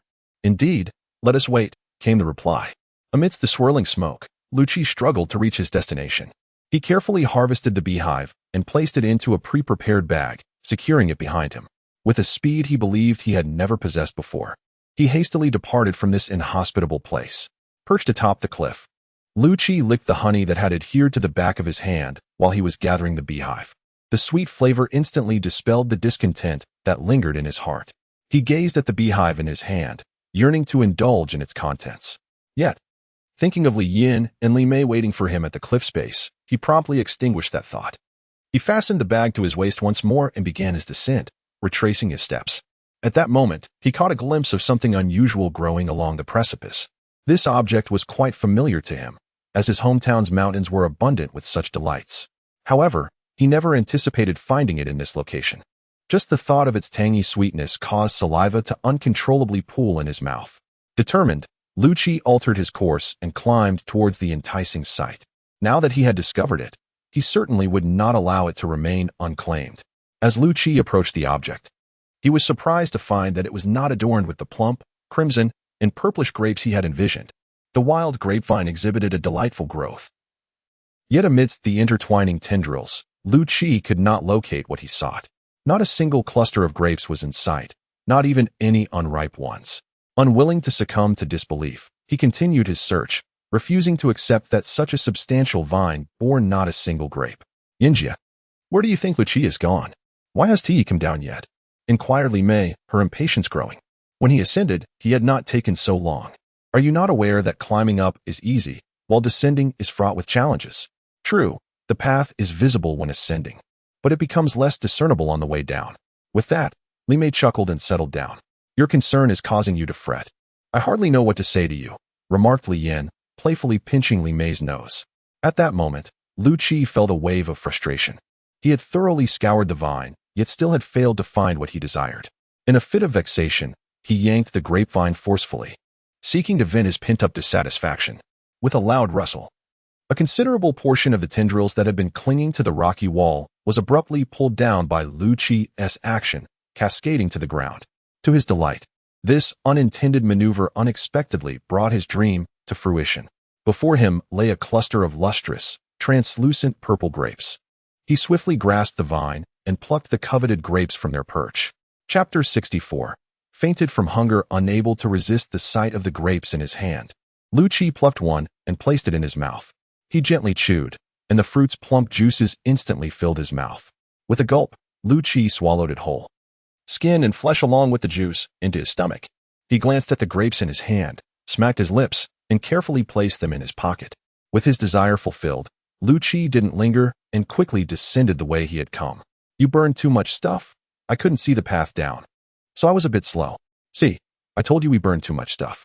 This honey even has a smoky smell, Li Yin remarked after sniffing the honeycomb. It's all for his safety. Finding those things also takes effort, Li Mei pouted. I thought you wanted to turn me into smoked meat. The smoke up there is intense. Do you want to try it? Liu Qi joked. I don't think you have much meat on you. Smoking you wouldn't be as worthwhile as smoking a rabbit. Li Yin chuckled. No, his body is quite firm. He definitely has more than just a few pounds of meat, Li Mei said. Upon hearing Li Mei's words, Liu Qi and Li Yin consciously ceased their conversation, leaving Li Mei somewhat bewildered. She looked at Liu Qi and Li Yin with a puzzled expression, pondering what she had said, as nothing seemed amiss. Why aren't you talking? Li Mei inquired. Continuing with your words, we must hang Liu Qi up, then set a fire to transform him into smoked meat. After Li Yin finished her sentence, she couldn't help but burst into laughter. Liu Qi, I didn't mean it that way, Li Mei said, looking at Liu Qi. That may not be the case. Just a moment ago, someone had such intentions. Sister Yin, I realize my mistake. Please let me off the hook, Li Mei pleaded as she threw herself into Li Yan's embrace, shaking her gently. All right. Stop shaking. You'll dislocate my bones, Li Yan replied, pushing Li Mei away from her. Have you roasted the cassava yet? I feel quite hungry, Liu Qi remarked. It can't be ready so soon. We just put it in a little while ago, Li Yan responded. I don't know. I just feel very hungry, Liu Qi said. The cassava will take time. Why not find something else to eat? Li Yan suggested. All right, I will look for something nearby to satisfy my hunger. With that, Liu Qi stood up and left. Li Mei, have you noticed that Liu Qi seems a bit off? Li Yan asked after Liu Qi departed. I'm not sure. He just feels different from usual, Li Mei replied. Li Yan took the bag containing the honeycomb from Li Mei and dipped her hand inside. She gathered some honey, placed her finger in her mouth, and after savoring it, she said, Then let us not worry about him. He will sort it out himself. Sister Yan, how much honey do you think is in here? There must be plenty. This honeycomb is quite hefty, enough for all of us to share. Are Zhang Chen and the others going to share? Should we monopolize this alone? That idea is quite appealing. However, we have found so much this time. It is imperative that everyone receives their share. Noticing Li Mei's evident dissatisfaction, Li Yan continued, You will receive 2 portions, you know. With that reassurance, Li Mei's spirits lifted instantly. Liu Qi felt an increasing pang of hunger, as if he had not eaten in several days. He believed that in his current state, he could devour an entire cow without hesitation, consuming every last morsel. This sensation left him quite unsettled. He had never before experienced such intense hunger. He recalled that he had left home well fed, as Li Mei had prepared an abundance of food to ensure he had sufficient energy to scale that cliff, all of which he had finished. The cliff was not particularly high, certainly not comparable to the sheer cliffs he had climbed back home. He had never felt this way during those climbs. Could it be that he had been stung by a bee? He quickly dismissed that possibility. The thick smoke would have been unbearable for anyone, let alone bees. Could it be the grapes he had consumed? As this thought crossed his mind, he reached into his pocket to retrieve the grape. Yet, before he could complete the motion, he collapsed to the ground. I truly have no idea. It should be around here. Why don't we go and search? Li Yan suggested. It is well understood that food can be found in various places. Generally, if one is in search of sustenance, they would gravitate towards those locations. Thus, Li Yan and Li Mei did not wander aimlessly. Instead, they focused their efforts on areas where food could likely be discovered. The further they walked, the more their anxiety grew. In areas abundant with wild fruits, they found no trace of Liu Qi, which logically should have been his preferred destination. As someone who felt ravenous, how could he possibly forego such readily available nourishment? Yanjia, do you think Liu Qi is in trouble? Li Mei couldn't contain her tears, speaking through her sobs. Why are you crying? If you have the energy for that, you should be using it to find him, Li Yan scolded sharply. All right, I won't cry anymore. I will go find him right away. With that, Li Mei wiped away her tears and turned to leave. Stay close to me, don't run off. Li Yan firmly grasped Li Mei, whose emotions were slightly askew. Yanjia, it's all my fault. If I hadn't been so greedy, this wouldn't have happened. This time, the two did not visit the areas where food could be found, but rather followed the path leading to the cliff, searching diligently. In fact, they had already passed the spot where Liu Qi had collapsed. Had Liu Qi been conscious, he would undoubtedly have called out to these two who were engrossed in their conversation. Regrettably, he was now completely unconscious, oblivious to everything happening around him. First, you try shaking him. Let me see what is going on, she urged. Having wiped away her tears, Li Yan restrained Li Mei's actions and spoke. Upon hearing Li Yan's words, Li Mei immediately ceased her movements, gazing at Li Yan with tearful eyes, hoping she could discern what had befallen Liu Qi. Li Yan placed her finger before Liu Qi's nose, and sensing his breath, she felt a wave of relief wash over her. As long as there was breath, all would be well. He still breathes.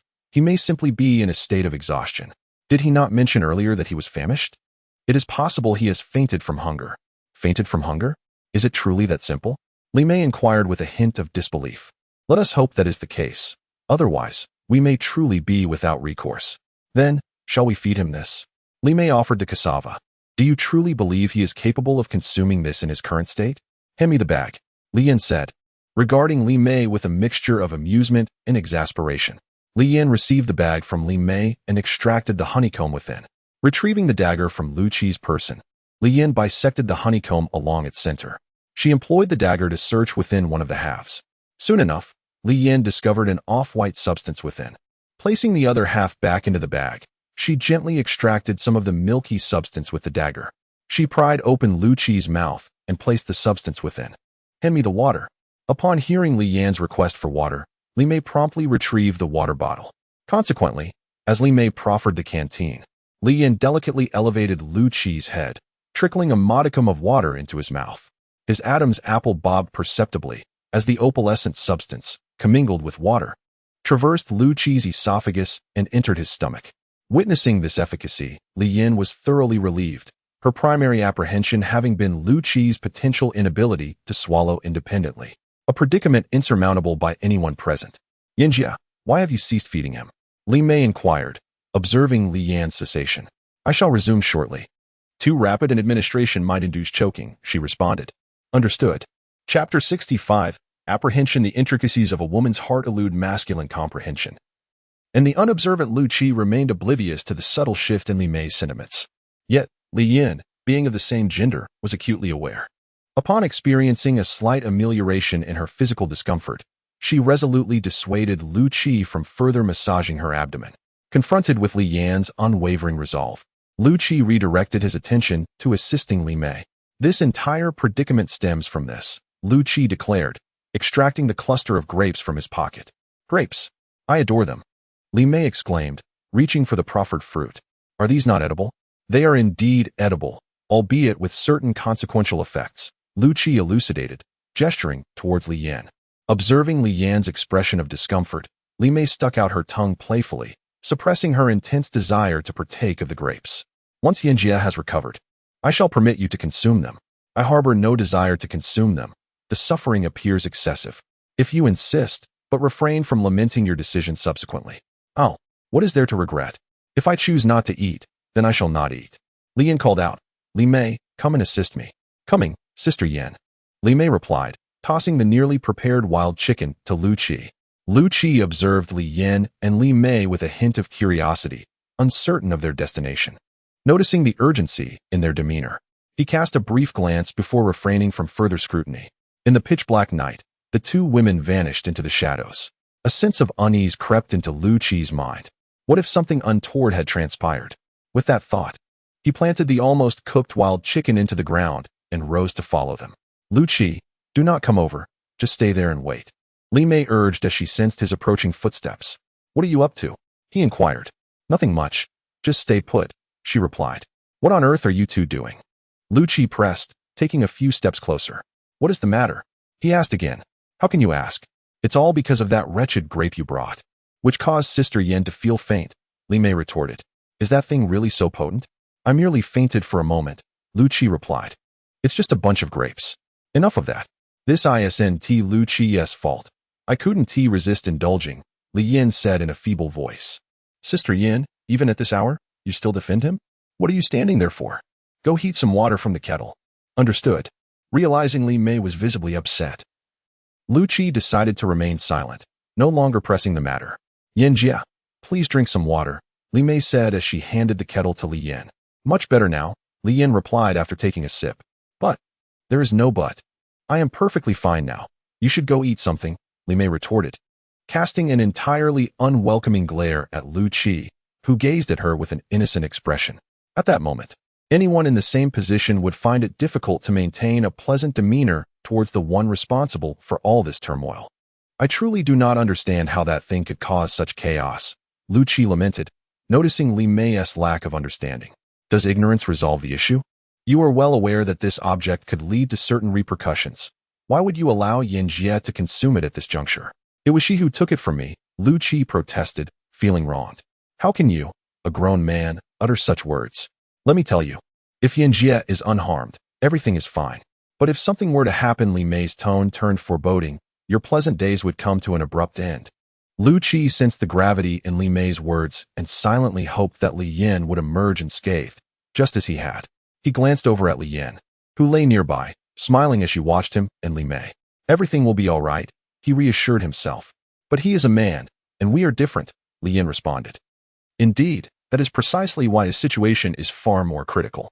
Had we not found him, it is quite possible he would have perished here. Therefore, from now on, it is prudent for us to exercise caution regarding our food choices, especially you." After Li Yan spoke, she gestured towards Li Mei. "Sister Yan, why am I being implicated in this?" Li Mei protested. I am not someone who carelessly consumes food. So, are you implying it is me? No. That is not my intention. I was merely jesting. Sister Yin understands you did not mean it that way. All right, could you please hand me a chicken leg? I seem to be feeling a bit hungry, Li Yin requested. Certainly, Li Mei replied, as she tore off a chicken leg and handed it to Li Yin. Li Yin inhaled the tantalizing aroma wafting from the chicken leg, took a gentle bite, and savored it slowly. Witnessing Li Yin's intent to indulge in the chicken leg, Liu Qi felt an urge to intervene. Yet, recalling the incident that occurred after he finished his grapes, he restrained himself, choosing not to voice his thoughts. After consuming some honey water, Li Yin's stomach issues had significantly improved. However, being a woman, her body was still not as resilient as a man's, and recovery required time. At that moment, her stomach genuinely felt hungry. Otherwise, she would not have sought out such rich food. Li Yin possessed a basic understanding of what was suitable to eat and what was not. If her stomach had not already settled, she would have found such food utterly unappetizing. Once Li Yin finished the chicken leg, she closed her eyes to rest. Observing that Li Yin had drifted into slumber, Liu Qi glanced at Li Mei and quietly said, Please do not harbor any resentment towards me. I truly did not mean to upset you. I understand that you did not intend to cause distress, but I am filled with apprehension. You and Sister Yin are the two dearest people to me, and I cannot bear the thought of losing either of you. Li Mei murmured as she rested her head upon Liu Qi's shoulder. Rest assured, nothing will happen to us, Liu Qi reassured her, gently patting her back. He added more firewood to the bonfire, causing the flames to dance more vigorously. This night, sleep eluded him entirely, as he occasionally cast glances at Li Yin, harboring his own concerns. Should anything untoward occur, he feared he might not be able to remain in this place any longer. As dawn broke, Liu Qi carefully readjusted the blanket that had slipped from Li Yin and Li Mei, ensuring they were warm. After observing the two women sleeping soundly, he turned and ventured into the forest. While they could continue their slumber, Liu Qi had his own tasks to attend to. After having occupied their time the previous day, he felt compelled to do something productive. At the very least, he wished to prepare a sumptuous breakfast for them upon their awakening. This place now resembled the backyard of Liu Qi's home, and he was acutely aware of the scarcity of provisions. Nevertheless, on this particular morning, he aimed to provide Li Yin and Li Mei with a more delightful meal, prompting him to journey a little farther than usual. What are you grinning about? Where's breakfast? Li Mei inquired, slightly annoyed, as she noticed Liu Qi's silly smile. Well, today's efforts were commendable. We should aim for such every day, Li Mei remarked, handing Li Yin a fruit caked in mud. This is acceptable on occasion, but if it were to become a daily affair, it might prove somewhat challenging. So you're unwilling? Both Li Mei and Li Yin queried in unison. That's not what I meant. It's just that this is quite challenging. As you know, some things are indeed difficult to procure, Liu Qi hastened to explain. Where's the fun if there's no challenge? Li Mei retorted. All right, I'll do it then. Seeing that Li Yin was entirely on Li Mei's side, Liu Qi had no choice but to concede. Chapter 66. Yet another one. You're familiar with the procedure, correct? I'll leave the rest to you. I'll go find us something to eat. I reckon we'll have to camp here tonight. Yin, you should do the feeding. I'll go forage for food, Li Mei proposed. What's wrong? Li Yin scrutinized Li Mei. I'm afraid I won't do it properly. You should do it. Besides, I'm better at finding food than you are, Li Mei said, her expression slightly altered. Li Mei's statement was indeed truthful. She was better at finding food in this area than Li Yin. Moreover, Li Yin was somewhat apprehensive about Li Mei's ability to handle the task she had previously undertaken. All right, take this with you, and be careful, Li Yin said, handing the dagger to Li Mei. I will. Liu Qi is in your care. After Li Mei departed, Li Yin resumed feeding Liu Qi royal jelly. With continuous feeding, Liu Qi's swallowing reflexes were subconsciously activated, and he gradually no longer needed water to aid in swallowing. Whenever the royal jelly entered Liu Qi's mouth, he would subconsciously swallow it into his stomach. Liu Qi's complexion was no longer pale, and he gradually regained some normal color. Seeing this, Li Yin accelerated her feeding. Imperceptibly, a flush began to grace Liu Qi's countenance. The royal jelly from the wasp nest had vanished, compelling Li Yin to administer honey directly into Liu Qi's mouth. A subtle shift in Liu Qi's facial expression went unnoticed by Li Yin. Observing Liu Qi's gradual return to normalcy, Li Yin tentatively placed a piece of cassava into his mouth. Liu Qi's lips smacked together a few times before he swallowed the cassava. This phenomenon struck Li Yin as peculiar and abnormal. Sensing the absence of sustenance, Liu Qi's mouth spontaneously opened, prompting a shriek from Li Yan. With a thud, the head that had rested upon her lap made intimate contact with the earth. Li Yan swiftly cradled Liu Qi's head, gently placing it back on her lap, and inserted a small piece of cassava into his mouth. Liu Qi's mouth dutifully masticated the offering. "Liu Qi, are you awake?" Li Yan inquired softly. Miraculously, Liu Qi's mouth deftly expelled the charred cassava peel, while the starchy flesh was swallowed. Comprehension dawned upon Li Yan. She surmised with certainty that Liu Qi had indeed awakened, yet the reason for his closed eyes remained a mystery. Now that he had regained consciousness, Li Yan wasted no time in unceremoniously stuffing piece after piece of charred cassava into Liu Qi's mouth. Liu Qi was undeterred, repeatedly expelling the remnants of the cassava. Observing Liu Qi's demeanor, Li Yan felt a surge of anger, yet found herself unable to fully express it. With her hands, still smeared with cassava residue, she pinched Liu Qi's face forcefully, her actions resembling that of someone venting their frustrations on a mere plaything. "How long do you intend to keep this charade up?" "My legs have gone numb," Li Yan remarked. Upon realizing he could no longer maintain the pretense, Liu Qi reluctantly opened his eyes and grinned at Li Yan. "If you're awake, just admit it. Why continue the act?" Li Yan chided him with a disdainful glance. "Isn't it just to savor the moment a little longer?" Liu Qi replied, scratching his head with a playful smile. "Oh, I'm too weary to argue with you. Do you have any idea how worried Li Mei is about you? How can you still afford to play around like this?" "I truly did not know, as I just woke up not long ago." "Where is she?" Liu Qi inquired, noticing Li Mei's absence. "She went to find something to eat. Since you're awake, you can fend for yourself," Li Yan said, handing Liu Qi the remaining portion of cassava. "Ah, it seems I can no longer indulge in being waited upon," Liu Qi lamented as he began to peel the cassava. "If you wish to be pampered, you ought to call Li Mei." "I have no such obligation," Li Yan replied, her expression shifting slightly. "Her? I wouldn't dare to expect that." "What? Do you pity her, but not me?" No. It's not that I pity her. Rather, I believe she is incapable of handling this task as well as you do." "By the way, how did you faint?" Li Yan, wishing to divert the conversation from this topic, sought a different subject. "Did you eat anything else today?" "Well, while I was at the cliff's edge, I had some honey. Both Li Mei and I have consumed it without any issues. By the way, on my way down, I discovered a wild grapevine on the cliffside and ate a single grape." After saying this, Liu Qi took out the grapes he had stowed in his pocket. Li Yan accepted the grapes from Liu Qi's hands and scrutinized them carefully. They were a cluster of remarkably ordinary grapes.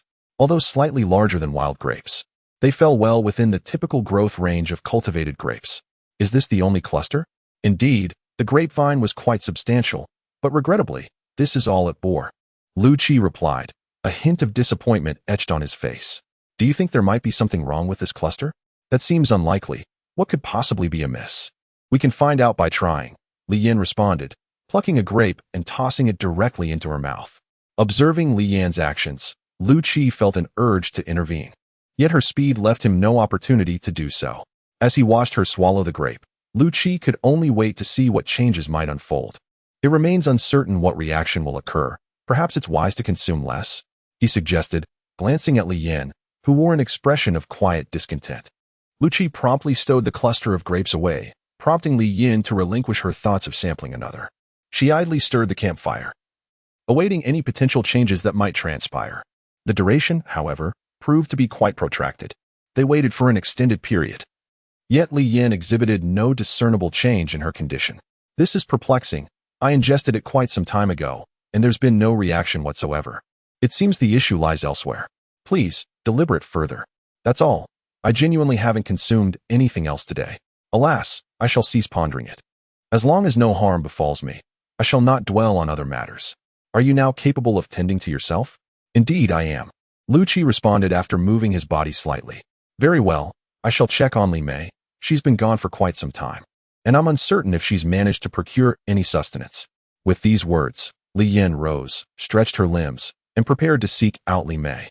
Just as Li Yan was stretching, her complexion underwent a sudden alteration. She hastily clutched her abdomen and bent over. "What ails you?" Seeing Li Yan's abrupt change, Liu Qi rushed to support her, inquiring with concern. "It's all my fault. I shouldn't have allowed you to consume that substance." Gazing at Li Yan's now pallid face, Liu Qi expressed profound remorse. "This is not attributable to you. It was my own decision to eat it." Liu Qi assisted Li Yan in slowly sitting down, and he placed his hand upon her abdomen, gently massaging it. Observing Liu Qi's actions, Lian, who had initially intended to intervene, found that before she could utter a word, she immediately felt that her abdomen, under Liu Qi's massage, was not as painful as before. She had no choice but to relinquish her intention to stop him. "How are you feeling? Is it any better?" Liu Qi asked, his face filled with solicitude. "Yes, much better. Your method is quite commendable. Who did you learn it from?" Lian inquired after feeling a bit more at ease. "That girl Li Mei often suffers from stomach pains. Each time she requires my assistance in massaging her, I gradually learned," Liu Qi explained. "Oh, I see." Upon hearing Liu Qi's words, an inexplicable sense of loss washed over Lian. She herself could not fathom the reason for such a feeling. Perhaps it stemmed from jealousy. She lifted her gaze to meet Liu Qi's earnest expression. Resting her head gently on his shoulder, she relaxed her body, allowing him to tend to her stomach. "Just like you, I too am experiencing stomach pain. Don't move. It's not yet healed," Liu Qi remarked as he restrained Li Yan from rising. "I see. Sister Yan. He is quite adept at massaging. You will feel better shortly," Li Mei commented. "Indeed, he is quite skilled," Li Yan admitted, her cheeks tinged with a faint blush. "Liu Qi, take good care of Sister Yan. It was she who looked after you earlier," Li Mei chided playfully. "Understood," Liu Qi replied. Li Mei then took the 2 wild chickens and settled by the campfire, combing through their feathers. However, as she observed Liu Qi and Li Yan sitting together, a peculiar emotion stirred within her, a sensation akin to having something dearly cherished taken away. Shaking her head, she dismissed such thoughts and focused intently on preparing the 2 wild chickens. Chapter 67.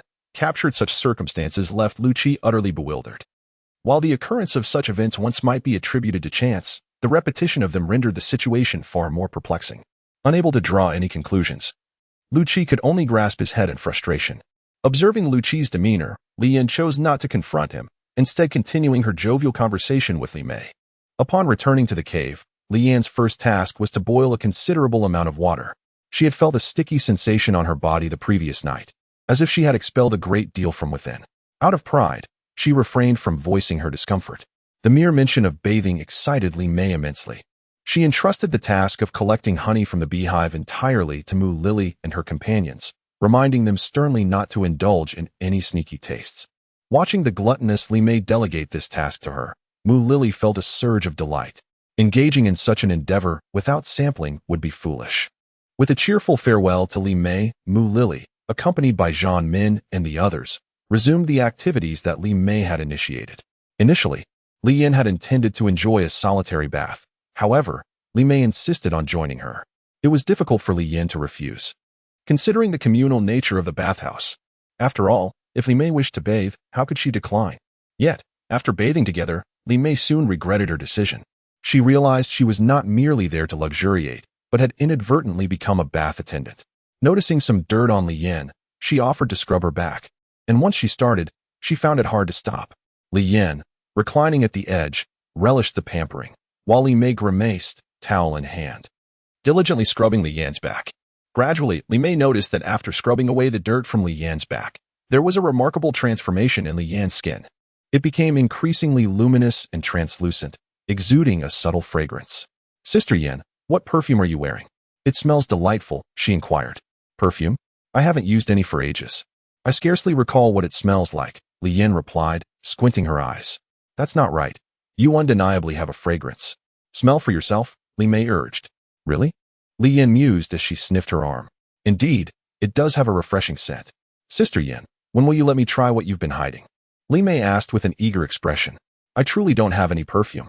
Did you notice it when we bathed together before?" Li Yan countered. "Actually, I didn't notice it then. It was only this time," Li Mei reflected. "Then that must be it. Besides, I have no inclination to keep secrets," Li Yan replied. "Then where does this fragrance come from? Could it be a result of this experience?"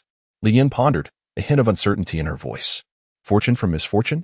Sister Yan, I envy you so much," Li Mei said as she leaned against Li Yan's back, gently caressing her radiant skin.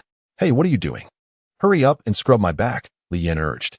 "Sister Yan, I want that too," Li Mei continued as she resumed her previous actions.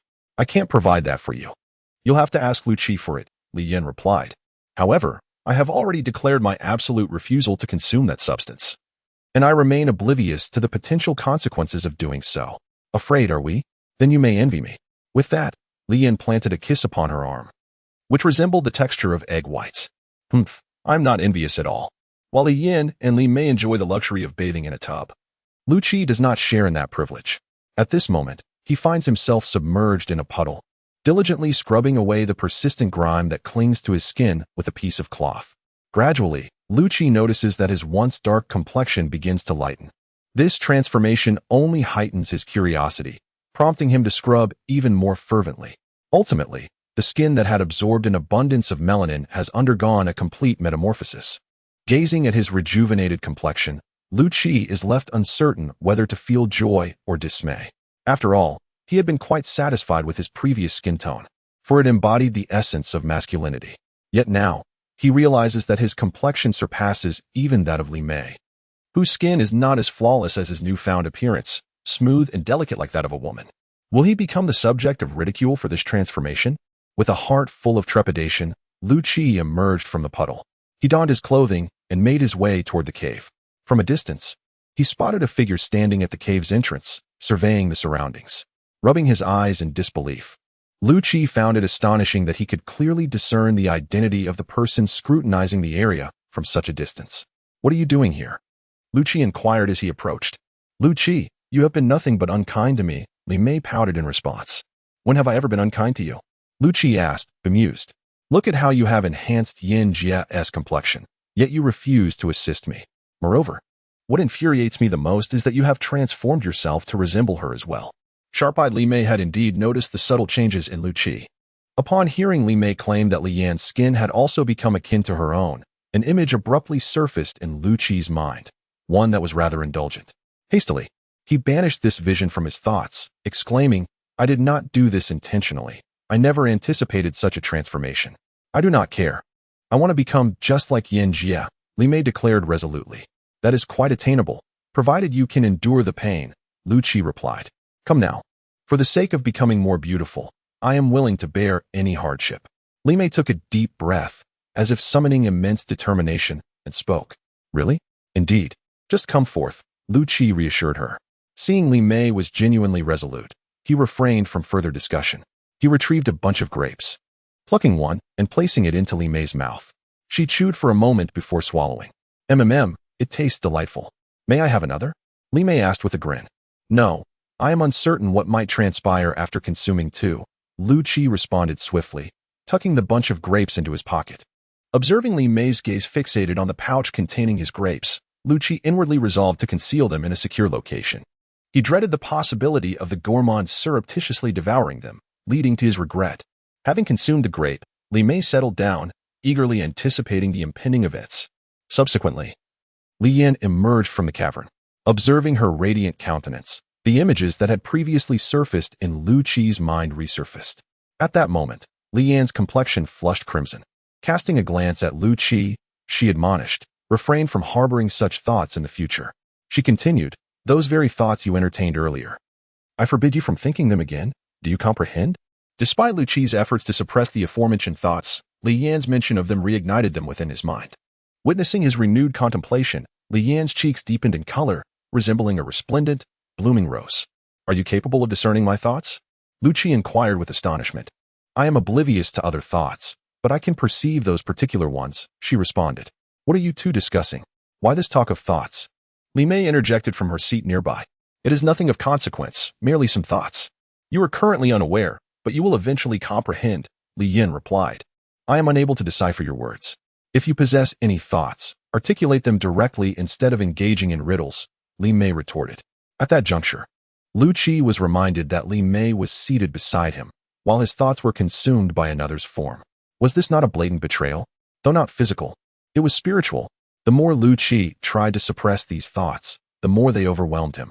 An incessant stream of images played out in his mind. "That lecherous Liu Qi is only thinking of Yinjia's body, not mine," Li Mei pouted. "What? You can sense that?" Liu Qi and Li Yin asked in unison. "Yes. Just now," she replied. "Are you feeling unwell?" Liu Qi inquired. "No, I'm not feeling unwell," Li Mei said, stretching her limbs. "Perhaps it's still early. Remember to tell us if you feel any discomfort," Li Yin advised. Li Mei scrubbed for a while, until her skin was flushed. Yet she could not remove any grime from her arms. With a hint of disappointment, she ceased her efforts. gazing at Li Yin and Liu Qi with a look of grievance. Their gazes met Li Mei's, and Liu Qi and Li Yin were immediately overcome with embarrassment. Though it had only transpired in their minds, it had been perceived. Both felt as though they had wronged Li Mei in some way, yet they were at a loss for words. The three of them remained silent, exchanging glances, unable to find anything to say. Chapter 68. Another one arrives. Those entering and exiting the cave chose to ignore the trio sitting there, locked in their silent exchange. They could distinctly sense that after Liu Qi and the other two stepped out, a subtle transformation had occurred in their relationships. Although the signs had been apparent before, they had now become even more pronounced. In any case, there was nothing pressing to attend to, even if there were. It would merely involve occasional trips to the forest to gather the matured fungi. The raft was nearly completed, awaiting the tide to carry it away. Everything at the camp had been meticulously organized. One could say that all was in readiness, with only the favorable wind lacking. With some leisure time on their hands, they could pursue their individual interests, especially the men. Observing Liu Qi's flourishing prospects, who could refrain from harboring a twinge of envy. They resembled diligent little bees, buzzing around a blooming garden in search of nectar. Yet, these flowers seemed rather unwelcoming, hastily closing their petals, indifferent to the persistent knocks of the little bees, denying them even the slightest opportunity. Liu Qi, could you possibly give me one more? Why am I not experiencing any reaction? Li Mei inquired, unable to bear it any longer. No, absolutely not until your condition manifests, Li Yin replied with resolve. Indeed, I concur. It is better to exercise caution, Liu Qi added. What if my constitution is unique? Perhaps one pill is insufficient to achieve the desired effect, Li Mei suggested. That is still not permissible. You must patiently wait. If by tomorrow you still have no reaction, then I shall give you another, Liu Qi reassured her. Seeing that Liu Qi and Li Yin were adamantly opposed to her taking another pill, Li Mei had no choice but to relinquish the idea and await the inevitable torment. Yet, she harbored a secret delight that the pain was lingering. Wouldn't it be a felicitous outcome if she could attain her desires without enduring any suffering? What are you all doing? Engaging in a staring contest? Inquired Mu Lily, who approached carrying several jars of honey, her curiosity piqued. A staring contest? What manner of game is that? Li Mei questioned inquisitively. Am I not the one posing the question? You three have been sitting here for quite some time. Surely you must be occupied with some amusement, Mu Lily responded, setting down the 3 jars. There are no games of any note. They are merely scrutinizing me. Li Mei retorted, picking up a jar from the ground, uncapping it, and inhaling its fragrance. Are you surreptitiously planning to indulge in some delectable treat? Include me. I implore you, Mu Lily said with a beaming smile. Have not the delicacies already been bestowed upon you? Where else would I procure such delights? Li Mei replied. Then why are they fixated upon you? Mu Lily inquired, her bewilderment deepening. How shall I articulate this? I am equally perplexed. Simply observe, and you shall soon comprehend. Very well. And thus, Mu Lily joined their ranks. Yinjia, might I broach a matter with you? Mu Lily addressed Li Yin. Pray speak, what is it? Might I borrow your perfume? Li Mei, is that perfume yours, perchance? It is not mine, nor do I possess any. You are rather stingy, aren't you? Willing to share with Liu Qi, yet unwilling to extend the same courtesy to your sisters. And you, Liu Qi, what need have you for perfume, being a man? Mulalai exclaimed in rapid succession. This is not a matter of stinginess. It is simply that we truly lack any, Li Yin replied. Is it possible that the scent upon you is innate? Why does it seem that all scents are alike, predominantly fruity? Mulalai said, furrowing her brow. Oh, are you suggesting that I too possess such a fragrance? Upon discerning the implication in Mulalai's words, Li Mei joyfully grasped Mulalai's arm and inquired. Indeed. How could you not have noticed? Mulalai looked at Li Mei with a hint of curiosity. Ha! Finally I have acquired such a scent. And without having endured any hardship. Liu Qi, hurry and boil some water. I wish to take a bath, Li Mei cheerfully declared. Were you not just washed? Why the need for another bath? Noticing Liu Qi obediently heading to prepare water for Li Mei, Mulalai asked in confusion. Some matters cannot be articulated. You shall see for yourself, Li Mei replied, skipping along to follow Liu Qi. Sister Yin, have you uncovered something remarkable on this outing? Mulalai queried. Why do you say that? There is indeed a discovery, yet we cannot ascertain at this moment whether it is beneficial or detrimental. Thus we cannot share it with everyone just yet. Once we are certain it poses no harm to our health, then all shall have the opportunity to partake. Given that Mulalai had broached the subject to this extent, Li Yin felt compelled to respond thusly. Li Yan's words still hold considerable weight here. Although Mu Lily feels somewhat disappointed, she decides to accept it since Li Yan has spoken, even though the answer she received is not particularly satisfying. It has satiated her curiosity. After exchanging a few words with Li Yan, Mu Lily departs from the scene. As for this matter, Li Yan is uncertain whether it is a blessing or a curse. While it has the potential to alter her constitution, it also comes with significant adverse effects. The mere thought of being able to perceive Liu Qi's thoughts, particularly the nature of those thoughts, causes Li Yan's cheeks to flush. The bathroom is located at the deepest part of the cave, which was originally the burrow of some little rabbits.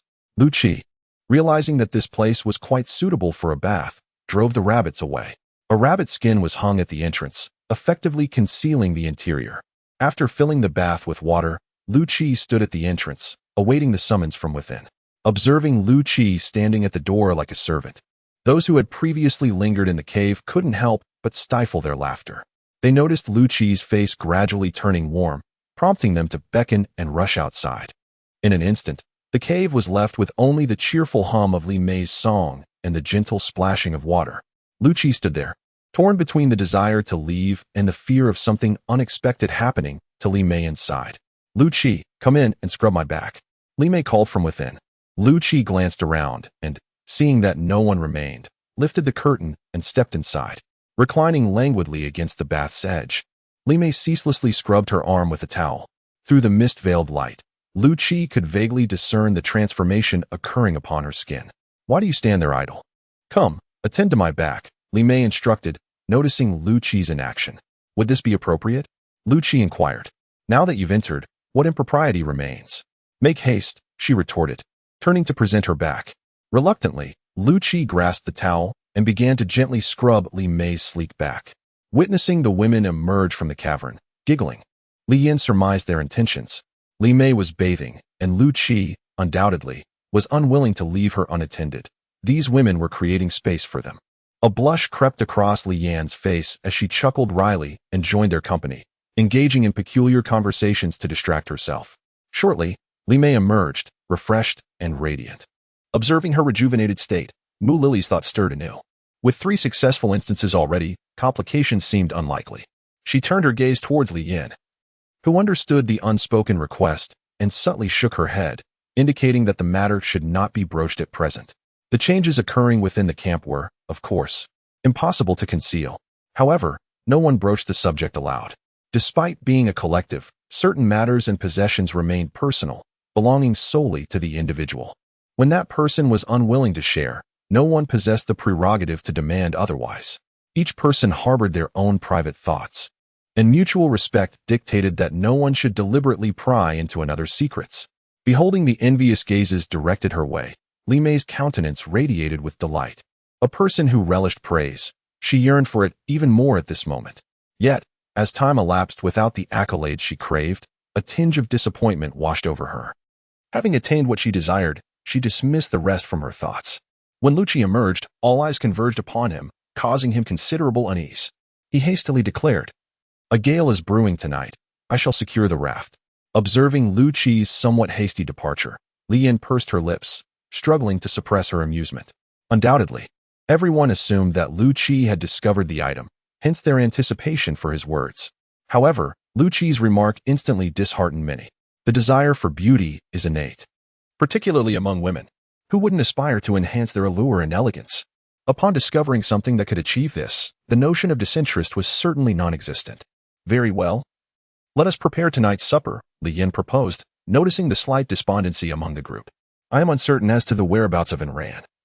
She has yet to commence the preparation of our meal at this hour, lamented Mu Lily, her voice tinged with exasperation. Allow her a brief respite. Today, we shall undertake the culinary duties ourselves, Li Yan proposed. Chapter 69, an unfinished canvas. The tempest, akin to a punctilious timepiece, unfailingly executes its designated task upon the prearranged hour, irrespective of one's reluctance. Amidst the collective anticipation, the storm graced their locale, bearing its characteristic temper. Alas, the rabbits stationed at the cavern's aperture were experiencing the dreadfulness of the thunder for the first time. The lightning's luminance was stark, and the wind's caress upon their forms evoked a chilling sensation. They huddled together, their bodies trembling. Within the cavern, however, the denizens remained oblivious to the external occurrences. They engaged in fervent discourse, speculating whether the tempest's aftermath would permit their maritime expedition. Seemingly, they harbored a profound yearning to embark upon a nautical voyage. Observing the collective ardor, Liu Qi entertained the notion that their voyage might indeed yield a secure haven. Yet, Liu Qi harbored the knowledge that such aspirations were unattainable. His construction of the raft was predicated upon future exigencies. Liu Qi now reposed considerable faith in his nocturnal visions, as several of his premonitions had materialized, rendering them impossible to dismiss. With the rain's descent, the idle occupants of the cavern resorted to exploration within its confines. Although they had resided here for several days, there remained several areas yet to be explored. Seizing the opportunity presented today, the group unanimously resolved to thoroughly investigate the surroundings, ensuring no regrets lingered. This venture had initially been deliberated between Li Mei and Mu Lily upon their entrance into the cave. Such a splendid opportunity for adventure was one they would undoubtedly not forsake. However, during this interval, Li Mei had accompanied Liu Qi on an outing, temporarily setting their exploration plans aside. The cave itself was not particularly vast, yet it contained numerous small openings. These apertures were positioned quite high, making access impossible without a ladder or similar apparatus. For the current group, such a challenge was hardly insurmountable. They formed teams and each selected an entrance to explore, taking precautions to avoid getting lost. Nonetheless, upon observing their preparations, Liu Qi felt such measures were entirely unnecessary. The formations within the cave were deemed artificial, rendering the notion of becoming lost rather laughable. With a hint of resignation, Liu Qi was urged by Li Mei to enter one of the openings, her heart brimming with anticipation as she followed closely behind him. Liu Qi, torch in hand, led the way, with Li Mei, Li Yan, and Mu Lily trailing behind. "Do you think there might be other creatures in this cave?" Li Mei inquired after a few paces. "The likelihood is quite low. Have you not noticed the absence of any animal droppings on the ground?" Mu Lily replied. "Indeed, is it not said that bats are particularly fond of caves? We have resided here for several days, yet we have not encountered a single bat," Li Mei remarked. "Perhaps this island is too distant from the mainland," suggested Li Yan. "The bats cannot reach this place." Li Mei inquired. "Surely there must be some other small insects around." "Well, I suspect there are a few fleas. I was bitten by one last night, and it still itches," Mu Lily replied. "Given your tough skin, the fleas should have difficulty biting you," Li Mei said. "Indeed. They should target your delicate flesh instead. Why do they come after me? Is it that your blood is toxic? Perhaps they refrain from biting you due to that. Your blood is the truly toxic one. The fleas must cherish me, which is why they avoid biting." "Cherish you indeed. You." "Oh," Li Mei suddenly exclaimed. "What happened? Are you hurt?" Li Yan, who was following her, asked as she pulled Li Mei up. "I was paying attention to my feet and accidentally stepped on something. My foot just slipped," Li Mei replied, rubbing her sore backside. "Look at you, bickering while walking. Serves you right for falling," Liu Qi interjected as he approached, illuminating the ground with his torch. "When someone falls, you offer no comfort, but instead scold me. What is wrong with you?" Li Mei was quite displeased with Liu Qi's words. "This object, however, is quite intriguing," Liu Qi said as he picked up what he had spotted on the ground. "What intriguing object?" "Show me," Li Mei reacted, her previous grievances seemingly forgotten. "What on earth is this?" Li Mei glanced around, unable to discern the purpose of the object in her possession. She inquired, "Just keep it safe, and I'll explain its use once we exit." The torch's flame was dwindling, urging them to hasten their departure. The depth of the cavern remained a mystery. Following this incident, Liu Qi deliberately lowered the torch to allow the individuals trailing behind to better observe the ground. Simultaneously, he scrutinized the surroundings for any overlooked items. The end of the tunnel was soon located. Liu Qi stood in a relatively spacious cavern, brandishing the torch as he surveyed the area. Li Mei, preoccupied with the object in her hand, failed to notice that Mu Lily, who was ahead of her, had come to a halt, resulting in a collision. Liu Qi chose to disregard their commotion and continued his exploration. The layout suggested that this was once a residence. The high-perched cavities may well have served as living quarters. Yet, one might ponder why anyone would choose to dwell so elevated, likely a decision influenced by the local tides. Upon reaching the cavern's terminus, the three women retrieved their mobile phones, activating the built-in flashlight feature. Instantly, the dimly lit cavern illuminated, transforming the space into a radiant expanse. Their collective gaze was drawn to a painting adorning one of the walls. They studied the artwork intently, ensnared in silence, each lost in contemplation of the image before them.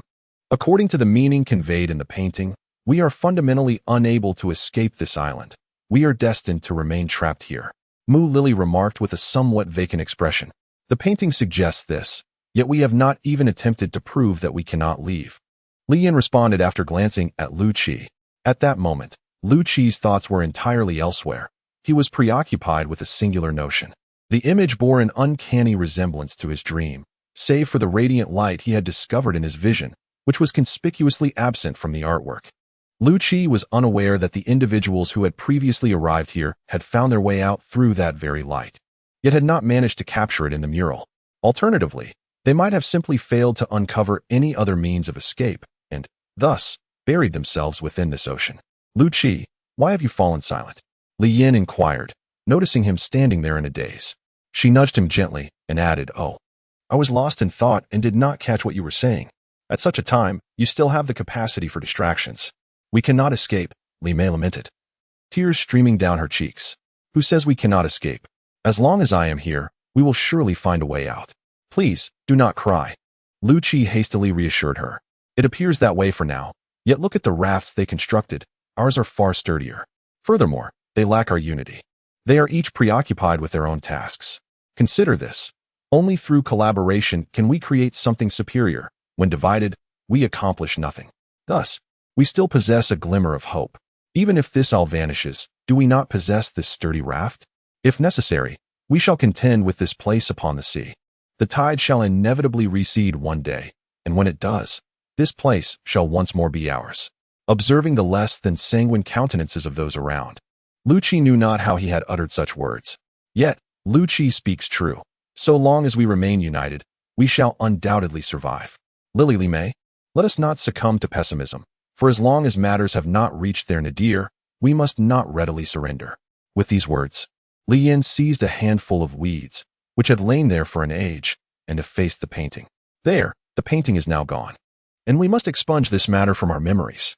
Remember, you must forget it without fail, Li Yin declared with utmost seriousness. Yinjia, I comprehend your meaning, rest assured. I shall not breathe a word of it, said Mu Lily, wiping away her tears. Chapter 70. Fortunate hand, the agitation of their hearts gradually subsided, and they embarked upon the boundless ocean. The undulating waves had yet to cause them distress, and the absence of seasickness thus far was indeed a propitious matter. Liu Qi stood upon the rooftop, gazing into the distance. He knew not their destination, nor their bearing. Though his dreams offered guidance, the appointed time had not yet arrived, and all that met his gaze was the unending expanse of the sea. The initial trepidation having waned, some of the more audacious among them removed their shoes and immersed their feet in the seawater. From time to time, they would use their feet to kick up a spray of waves. Observing these antics, Liu Qi cautioned them to be more careful. Caution. This had always been Liu Qi's guiding principle. Regardless of how tranquil the surroundings appeared, one could never afford to be careless, especially when out on the unfathomable ocean. This voyage was an experiment for both Liu Qi and Li Yin. They did not harbor expectations of certainly discovering their desired objective. They believed this might merely be a necessary step, a mere exploration. As time wore on, the novelty gradually faded, leaving behind a stark monotony. Looking around, all that surrounded them was the endless sea. Who could gaze upon it indefinitely? At that moment, Li ran, with an air of mystery, beckoned Liu Qi into a room. Soon after, he summoned Zhang Chen and Wang Ning as well. "Why did you call us here?" Liu Qi inquired. "You'll find out shortly. I have something splendid," Li Ran replied, as he retrieved a small box from a wooden chest. With a smile, he slowly opened it before their eyes.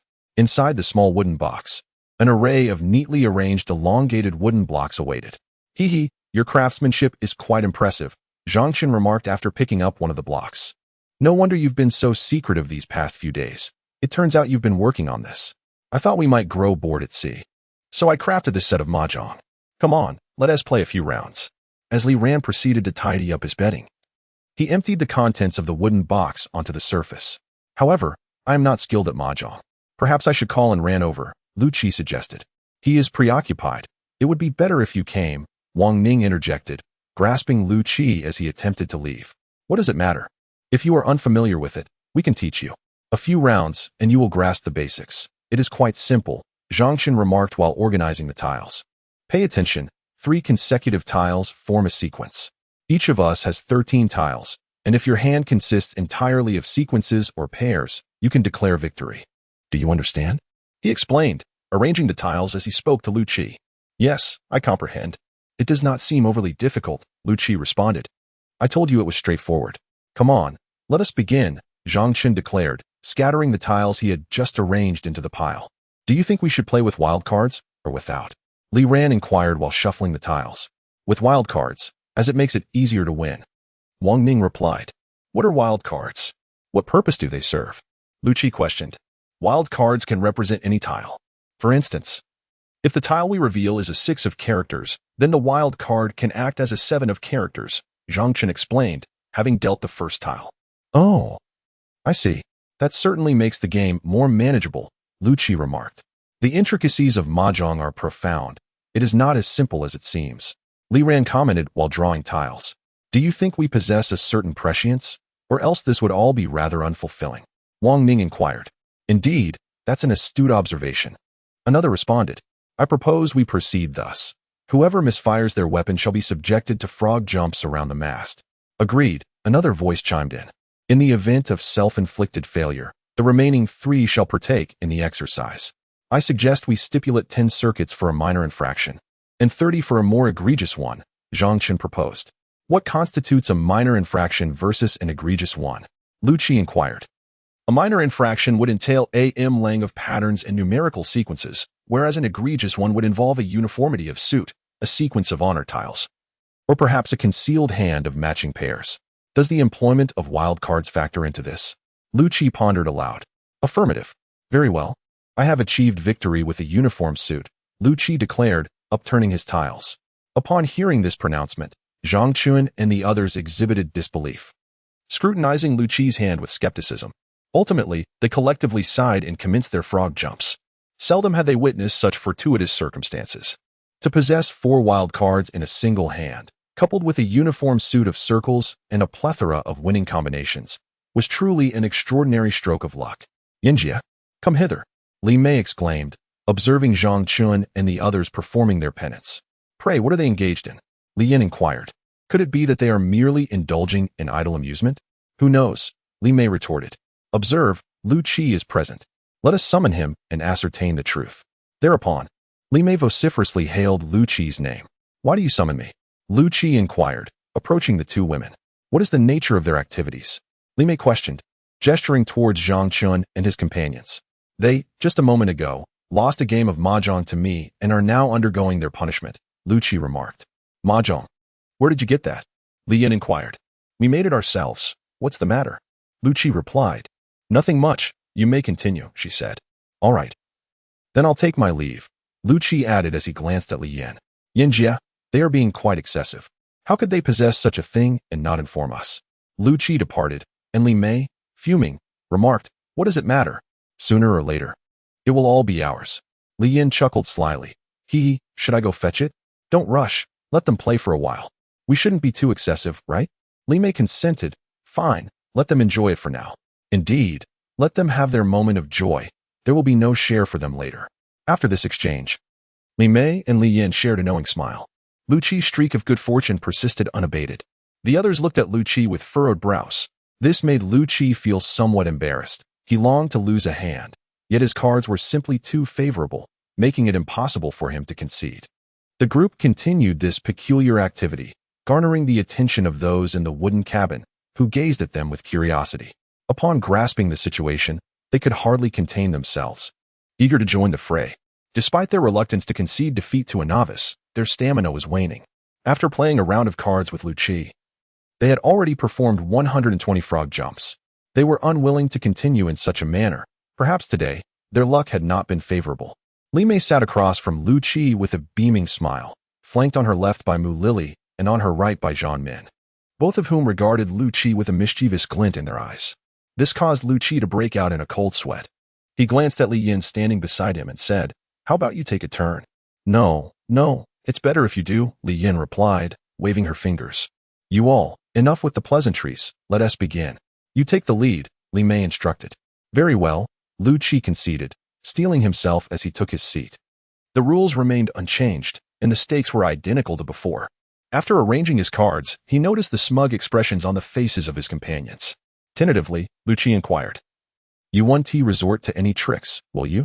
Rest assured, we have no intention of cheating, Li Mei replied with a cheerful smile. Behind Liu Qi, Lian, who had been gesturing toward Li Mei, let out a deep sigh. She couldn't fathom why these usually astute individuals failed to comprehend her signals. Did she truly need to articulate her thoughts? All right, a heavenly hand. You all go engage in some exercise. Haha. Upon hearing Li Mei's words, Liu Qi promptly revealed his cards, with expressions of profound disbelief. Li Mei and her companions reluctantly stepped outside to partake in the same activities that Zhang Chen and the others had done earlier. Meanwhile, Liu Qi, wearing a broad smile, watched them mimic frog jumps. Soon enough, he found himself added to their blacklist. No one is willing to play mahjong with Liu Qi anymore. It has become impossible to engage with him in the game. Whenever he is present, the others are destined to lose.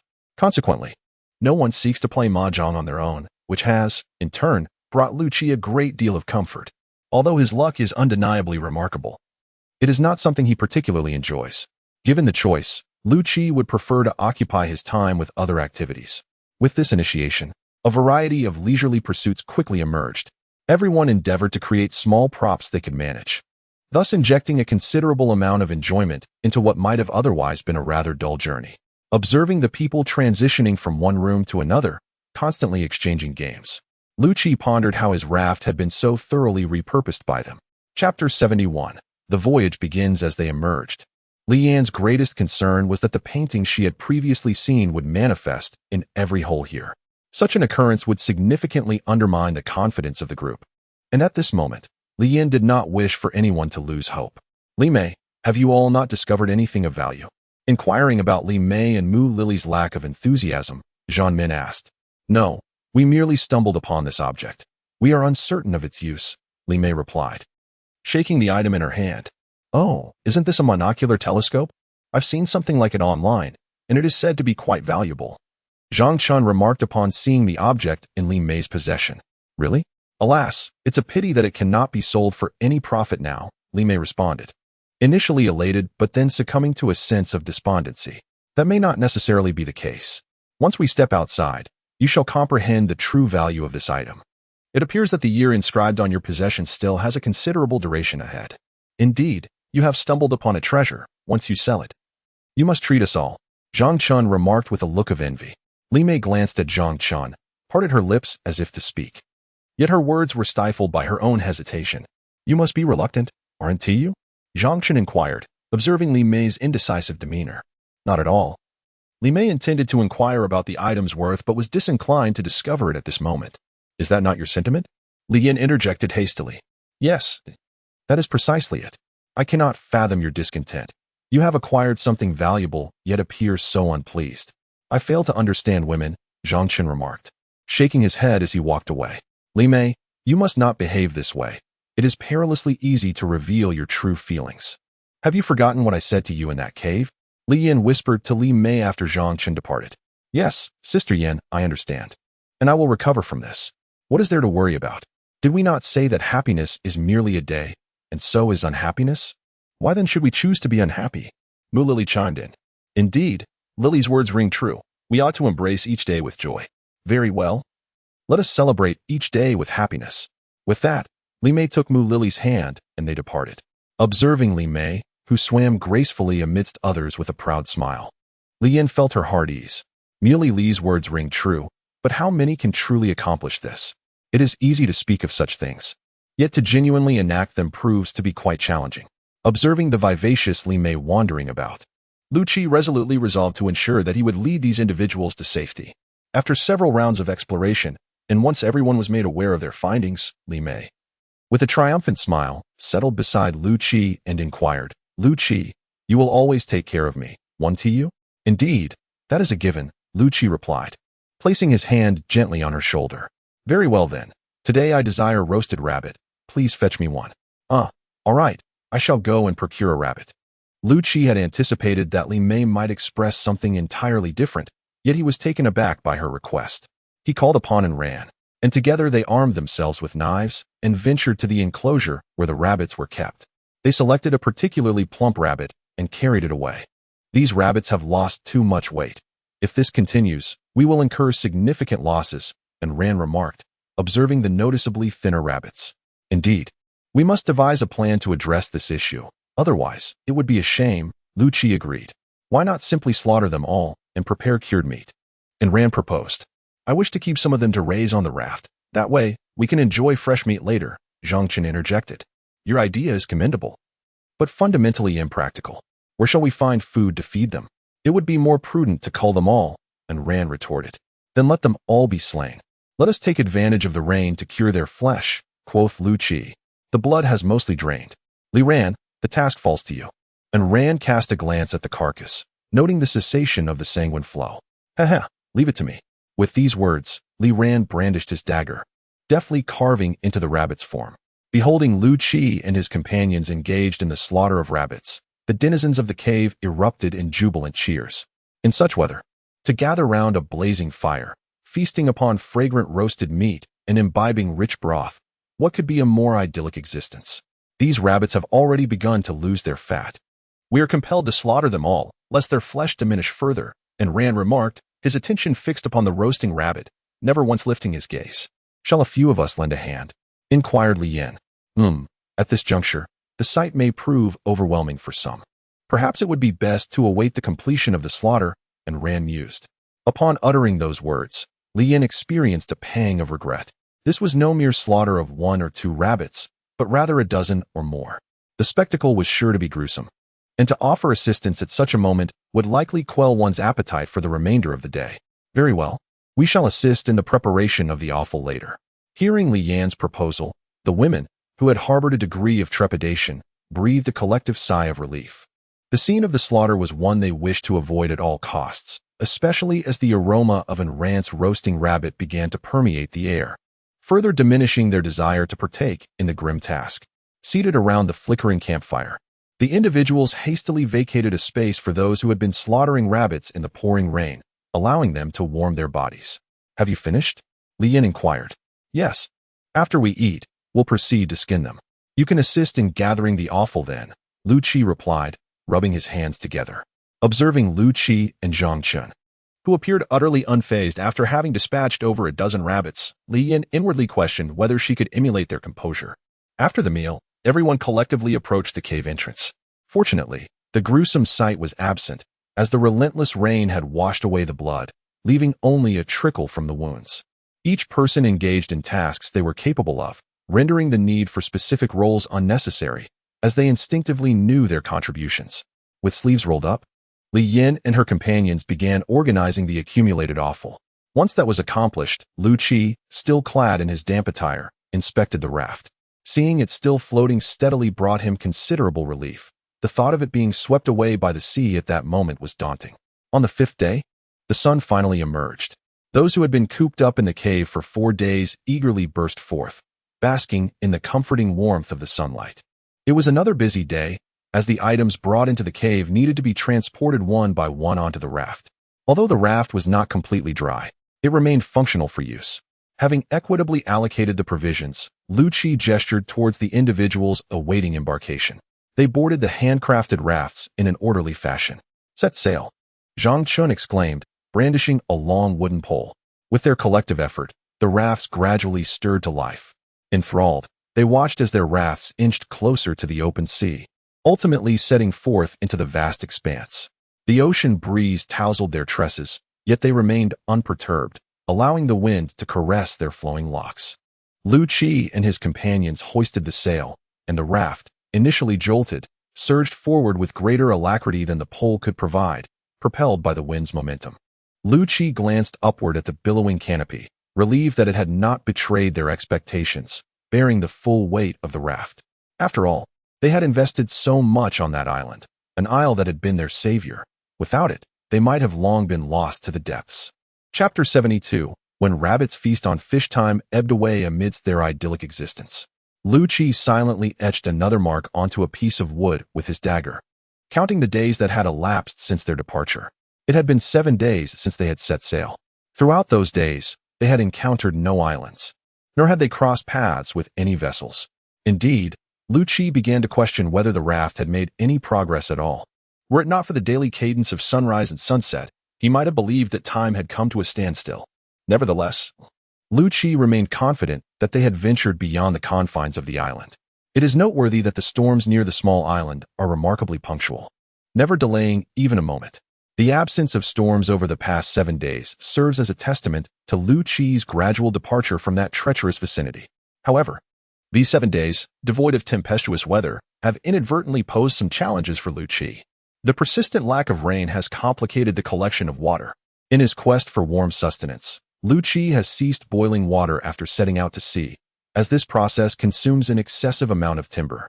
Given the limited size of the raft, there is little to spare for such resource-intensive endeavors. Yesterday, Ran approached him to discuss the pressing issue of water. This matter is one that cannot be overlooked. Waiting until all the water is depleted to devise a solution would be far too late. Nevertheless, the task of acquiring water has become a source of concern for Liu Qi. Fortunately, the water he previously gathered remains sufficiently abundant, and the situation has not yet escalated to a critical level. Nonetheless, certain preventative measures must be taken. Liu Qi spoke with Ran, advising him to restrict water usage. Until it rains, it is imperative to conserve as much as possible. This situation has not gone unnoticed by the others. While the water consumption has been curtailed, everyone understands the gravity of the matter as it pertains to their very survival. In the vastness of the ocean, the absence of water could jeopardize their journey. To mitigate the loss of this precious resource, the group has suspended various outdoor activities, choosing instead to gather and engage in low-energy games. Amidst this protracted voyage, leisure activities remain essential. Observing the firmament incessantly, Liu Qi yearned to discern some alteration in the celestial sphere. He longed for a deluge, content with mere precipitation, yet wary of a tempest's advent. Several days elapsed in this vigil, the wind persisting in its ceaseless gust, alas, without heralding the longed-for rain. Liu Qi, with parched lips, descended despondently from the rooftop observatory. Despite the presence of shading, the temperature remained oppressively high. Accepting the canteen proffered by Li Mei, he imbibed a mouthful, retaining it within, allowing the arid mouth to be thoroughly moistened. "How long can we persevere?" Li Yin inquired. "It is difficult to ascertain, but we can endure for perhaps a fortnight." Liu Qi responded. "Have you factored in the fruits?" Li Yin queried. "Nay, unless dire necessity compels us, let us not consume the fruits. They are our ultimate recourse." "Indeed. I comprehend. Furthermore, the fruits and such within the storehouse must be judiciously apportioned, sufficient only for daily sustenance. Forgo the gluttonous consumption of your consuming a single fruit daily. Is that permissible?" Li Mei inquired. "Fruits are temporarily proscribed. Let them be preserved. With each meal providing satiety, what need have we of fruit?" Liu Qi declared. "Perhaps we might distribute one every few days to replenish vitamins, given our dearth of verdant vegetables," Li Yin suggested. "Very well, let it be thus. May the heavens grant us rain in the coming days." As the daily provisions dwindled, everyone gradually realized that they were entering a predicament. Unlike the island where food could be swiftly replenished upon depletion, here at sea, the availability of sustenance was contingent upon mere fortune. The fishing net, long submerged in the briny depths, seemed to have caught nothing of worth, which only deepened their collective despondency. The joyous laughter that once filled the air had faded into silence, and the clattering of mahjong tiles had vanished without a trace. The men, each armed with their makeshift fishing rods, sat at the edge of the wooden raft, hoping to reel in a few fish. The sail, crafted from umbrella fabric, billowed robustly in the wind, yet its destination remained uncertain. It appeared as though the fates of these individuals had been entirely surrendered to the heavens, leaving them powerless to struggle against their plight. As night descended, Liu Qi and his companions stowed the sail and cast aside some of their fixed belongings, allowing the raft to linger momentarily upon the surface of the sea. Taking advantage of the coolness of the night, they gathered once more. Though the lively chatter of yesteryears was replaced by an unsettling quietude, Liu Qi carefully removed the wilting plants, suffering from a lack of water, so they might absorb the moisture that lingered in the night air. He pinched the parched soil, sensing that if they failed to provide hydration soon, the plants would perish. With dwindling supplies of water for themselves, who could afford to squander it on flora? If they were to die, so be it. One could not waste precious water in a futile attempt to revive them. In contrast to the plants, the rabbits fared considerably better, procuring water not only from their caretakers, but also from the daily dew. Their sole deficiency lay in sustenance, subsisting on a carnivorous diet, which was unpalatable to them. They could only endure the hunger, awaiting their master's provision, the timing of which remained uncertain. Liu Qi positioned a lantern above their fishing net, hopeful that it would lure photophilic fish. He had employed this method previously at home, yet its efficacy on the open sea remained to be seen. Liu Qi experienced a profound sense of helplessness, as events hinged on the whims of fate, leaving him with passive acceptance, which he found disconcerting. It seemed that his arrival on the island had been the greatest boon, which he had relinquished to venture onto the boundless ocean. Now, it appeared that Providence, displeased with their refusal to partake in its game, sought to punish them, instilling a sense of regret. Perhaps it found greater amusement in this new dynamic or sought to observe the extent of their resourcefulness. Through the illumination, Liu Qi occasionally glimpsed a silvery glint beneath the surface, the reflection of scales as fish darted through the water. Despite the presence of fish beneath the raft, their reluctance to enter the net was a frustrating predicament. Gazing at the barren fishing net, Liu Qi mused that were he a fish, he would certainly not venture into a net devoid of any enticement. What could he possibly use as bait? His gaze fell upon the flora nearby. The tuber-like fruits were a favorite of the rabbits, who only consumed the fruits and never damaged the vines. Though these plants appeared somewhat withered from lack of watering, they fared far better than the chili plants. Liu Qi wondered if he could employ these vines as bait. With this thought, he rose and approached the wooden basin where they grew, grasping a few tendrils. The sensation in his hand revealed the plant's hollow nature. In the dim light, he could discern a viscous fluid seeping out from within. Disregarding the nature of the liquid, he cast the severed vines onto the fishing net. With a wooden rod, he guided the floating tendrils, preventing them from being carried away by the wind. Liu Qi intently watched the water's surface, vigilant for the slightest trace. As he waited with bated breath, an increasing number of silvery streaks glided through the water. Gradually, he observed fish rising to the surface, devouring the vines. Instantly, Liu Qi tugged at the rope that secured the raft to a wooden stake. In quick succession, the two ropes connected to it were also drawn taut. After an extended period submerged in the ocean depths, the fishing net was finally retrieved. Observing the fish struggling within, Liu Qi's countenance was illuminated with a long-awaited smile. Although the fish were not particularly large, they represented the sole bounty of recent days. With meticulous care, Liu Qi extricated each fish ensnared in the net, depositing them into an adjacent wooden bucket before casting the net once more. At that moment, the bucket containing the fish was overturned, revealing several rabbits, noticeably larger in size, voraciously devouring the fish he had painstakingly caught. Liu Qi's mind momentarily faltered, questioning the dietary habits of rabbits, traditionally herbivores. When had they developed a taste for meat? He hastily salvaged the remaining fish, mindful that they were intended for human consumption and not for the indulgence of rabbits. The commotion attracted the attention of onlookers, who regarded the rabbits with curious expressions. Had the rabbits in this locale undergone a dietary shift, with fish now included in their diet? This defied conventional wisdom. Please restrain your pets, Liu Qi exclaimed to the observers. My efforts have been in vain. Upon hearing Liu Qi's plea, the bystanders scrambled to apprehend the errant rabbits. Chapter 73. Cultivating Vines in Seawater. A harvest achieved with the acquisition of a harvest, one's spirits are invariably lifted. Liu Qi toiled until the late hours of the night, ultimately succumbing to the pervasive influence of sleep. He hauled in what would be his final net of the evening. After retrieving the fishing net, Liu Qi glanced at the vines, which had been partially devoured by fish. After a moment's contemplation, Liu Qi opted not to discard the vines into the sea but instead placed them on the raft. Although they had been significantly consumed by fish, he was unwilling to let the fish benefit so easily. Liu Qi resolved to retain them, allowing the vines to serve their final purpose. It was Liu Qi's principle not to squander any useful resource, and Ran was aware that Liu Qi had caught fish the previous night, but he had anticipated that Liu Qi might have caught a dozen or so small fish. However, he did not expect the sheer quantity of fish that Liu Qi had caught, even if they were small. And Ran gazed at the fish swimming incessantly in the wooden bucket and estimated that there were at least 50 or 60 of them. The fish were diminutive, each measuring only about 10 centimeters in length and approximately 3 centimeters in width, with an elongated shape. Their flesh felt remarkably resilient to the touch, and Ran scooped out several fish floating on the surface and set them aside, intending to dispose of them along with the fish innards later. However, upon noticing several rabbits staring at him with wide eyes, he was reminded of the previous night's events. He picked up the deceased fish and tossed one to a rabbit, which immediately seized the fish and devoured it voraciously.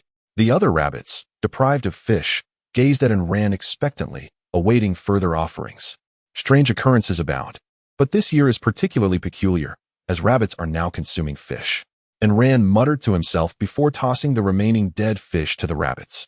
Observing the rabbits as they surged forward, vying strenuously for the fish, and Ran ceased to pay them any heed, instead concentrating on preparing the fish. And Ran placed some rabbit oil, which he had previously rendered, into the pot. Once the pot began to emit a wisp of bluish smoke, he carefully placed the cleaned and prepared fish into it. With a sizzle, the freshly dissected fish, not yet entirely expired, immediately writhed in the hot oil. After the fish had been pan-fried to a golden hue on both sides, and Ran inhaled deeply, savoring the fish aroma permeating the kitchen. He then added an appropriate amount of clear water, covered the pot, and waited for the fish to be thoroughly cooked. Subsequently, he retrieved several fruits with slightly wrinkled skins from a storage box, carefully wiping each one with a towel before arranging them neatly in a basin. The delicate fragrance of the fish soon diffused across the raft, awakening those still slumbering, who stirred and sniffed, seemingly seeking the source of the enticing aroma. Enticed by the fragrance, their stomachs audibly grumbled, as if reminding their owners that it was time to rise and satiate their hunger. And Ran, what are you preparing today? It smells divine, Li Mei inquired, leaning against the kitchen door frame. Oh, nothing much, just some fish soup, and Ran replied nonchalantly. Fish soup? Where did the fish come from? Li Mei asked inquisitively. Liu Qi caught them last night. Didn't you know? I was aware. But I retired early last night, and was unaware of how many fish he caught. You shall soon discover. Go and rouse the others. Everyone had already risen, waiting for you to call them to dinner, Li Mei said with a cheerful smile. That's great. You may go ahead. I will join you shortly. By the way, please bring those dried fish along. Certainly, Li Mei replied, picking up the dried fish that Ran had prepared earlier and exiting the kitchen. And Ran tasted the fish soup and found it to be delightful, so he lifted the pot and placed another one on the stove.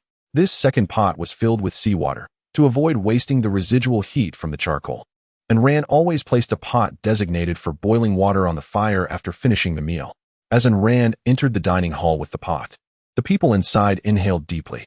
The aroma seemed to have been absent from their lives for quite some time, and today it had finally returned.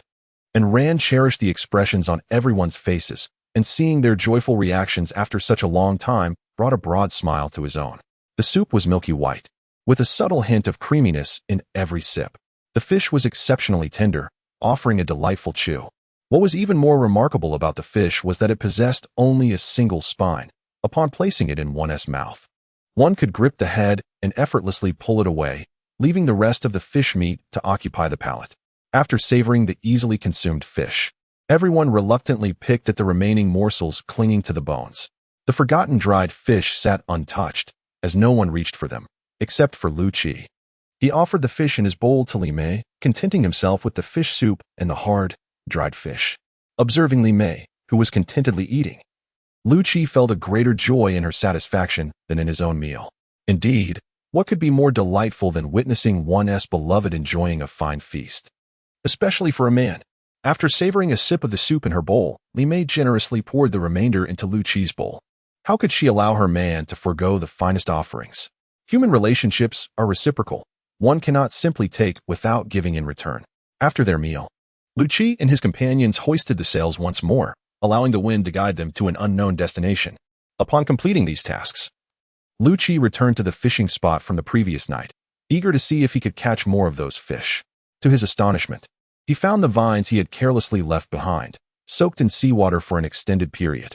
The once wilted vines had transformed dramatically. The leaves, which had appeared withered and yellowed, now exhibited a vibrant vitality, standing upright as if to convey a message. He quickly withdrew his hand, and the unpleasant odor dissipated instantly. Yet, when he brought his hand back to his nose, the nauseating scent returned with a vengeance. Liu Qi promptly submerged his hand in the ocean, vigorously shaking it to rid himself of the foul stench. Fortunately, the odor did not cling to him, and after washing in the seawater, he found the repugnant smell vanished completely. This alleviated Liu Qi's concerns, for he was genuinely apprehensive that the odor might prove indelible.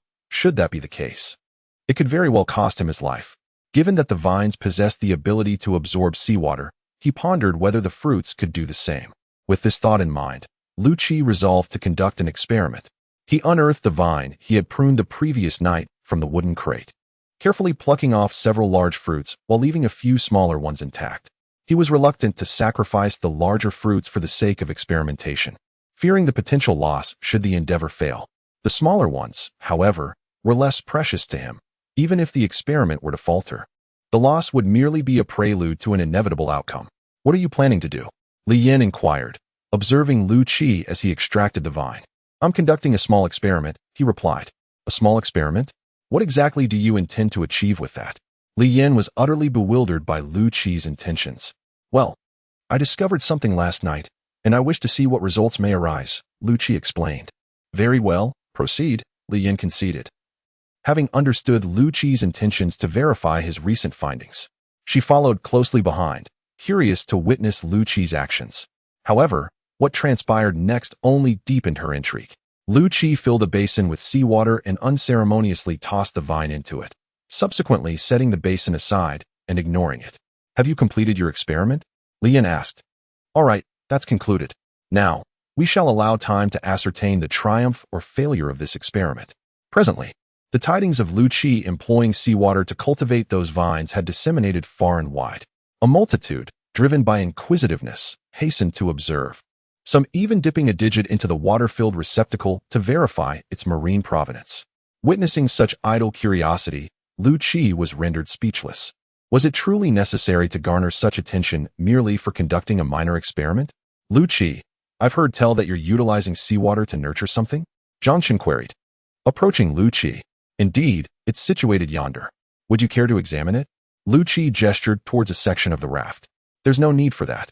My primary purpose in seeking you out is not that matter. Might you elucidate how you managed to ensnare those fish last night? Did I not inform you that it was through the agency of those vines? Did you not succeed in capturing any? Indeed not, to this very moment. We've not sighted even a solitary whisker. Heh, your fortune must be unfavorable, hence your lack of success, Liu Qi chuckled. Chapter 74.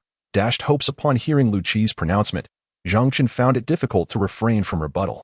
Liu Qi's good fortune was something he had personally witnessed some time ago, a sentiment unanimously shared by the denizens here. To contradict it at this juncture would merely be to invite discomfort. Indeed, your good fortune is something that has been witnessed by all. Let us proceed and observe how you managed to ensnare those fish. Having uttered these words, Zhang Chen afforded Liu Qi no opportunity for refusal, and forthwith escorted him towards the location where the fishing nets were situated. Upon Liu Qi's arrival, Li Ran and the others who were seated promptly rose to offer him the most suitable spot. Without further ado, Liu Qi observed Zhang Chen and the others' methods, discerning no discrepancies from his own endeavors the previous night. This perplexed him, as the implements employed were identical, yet their yield was nil. Extending his gaze, Liu Qi peered into the depths below. Noticing their lack of comprehension, he personally retrieved the fishing net submerged in the sea. Pardon me, what did you just utter? A sizable creature dwells within the sea?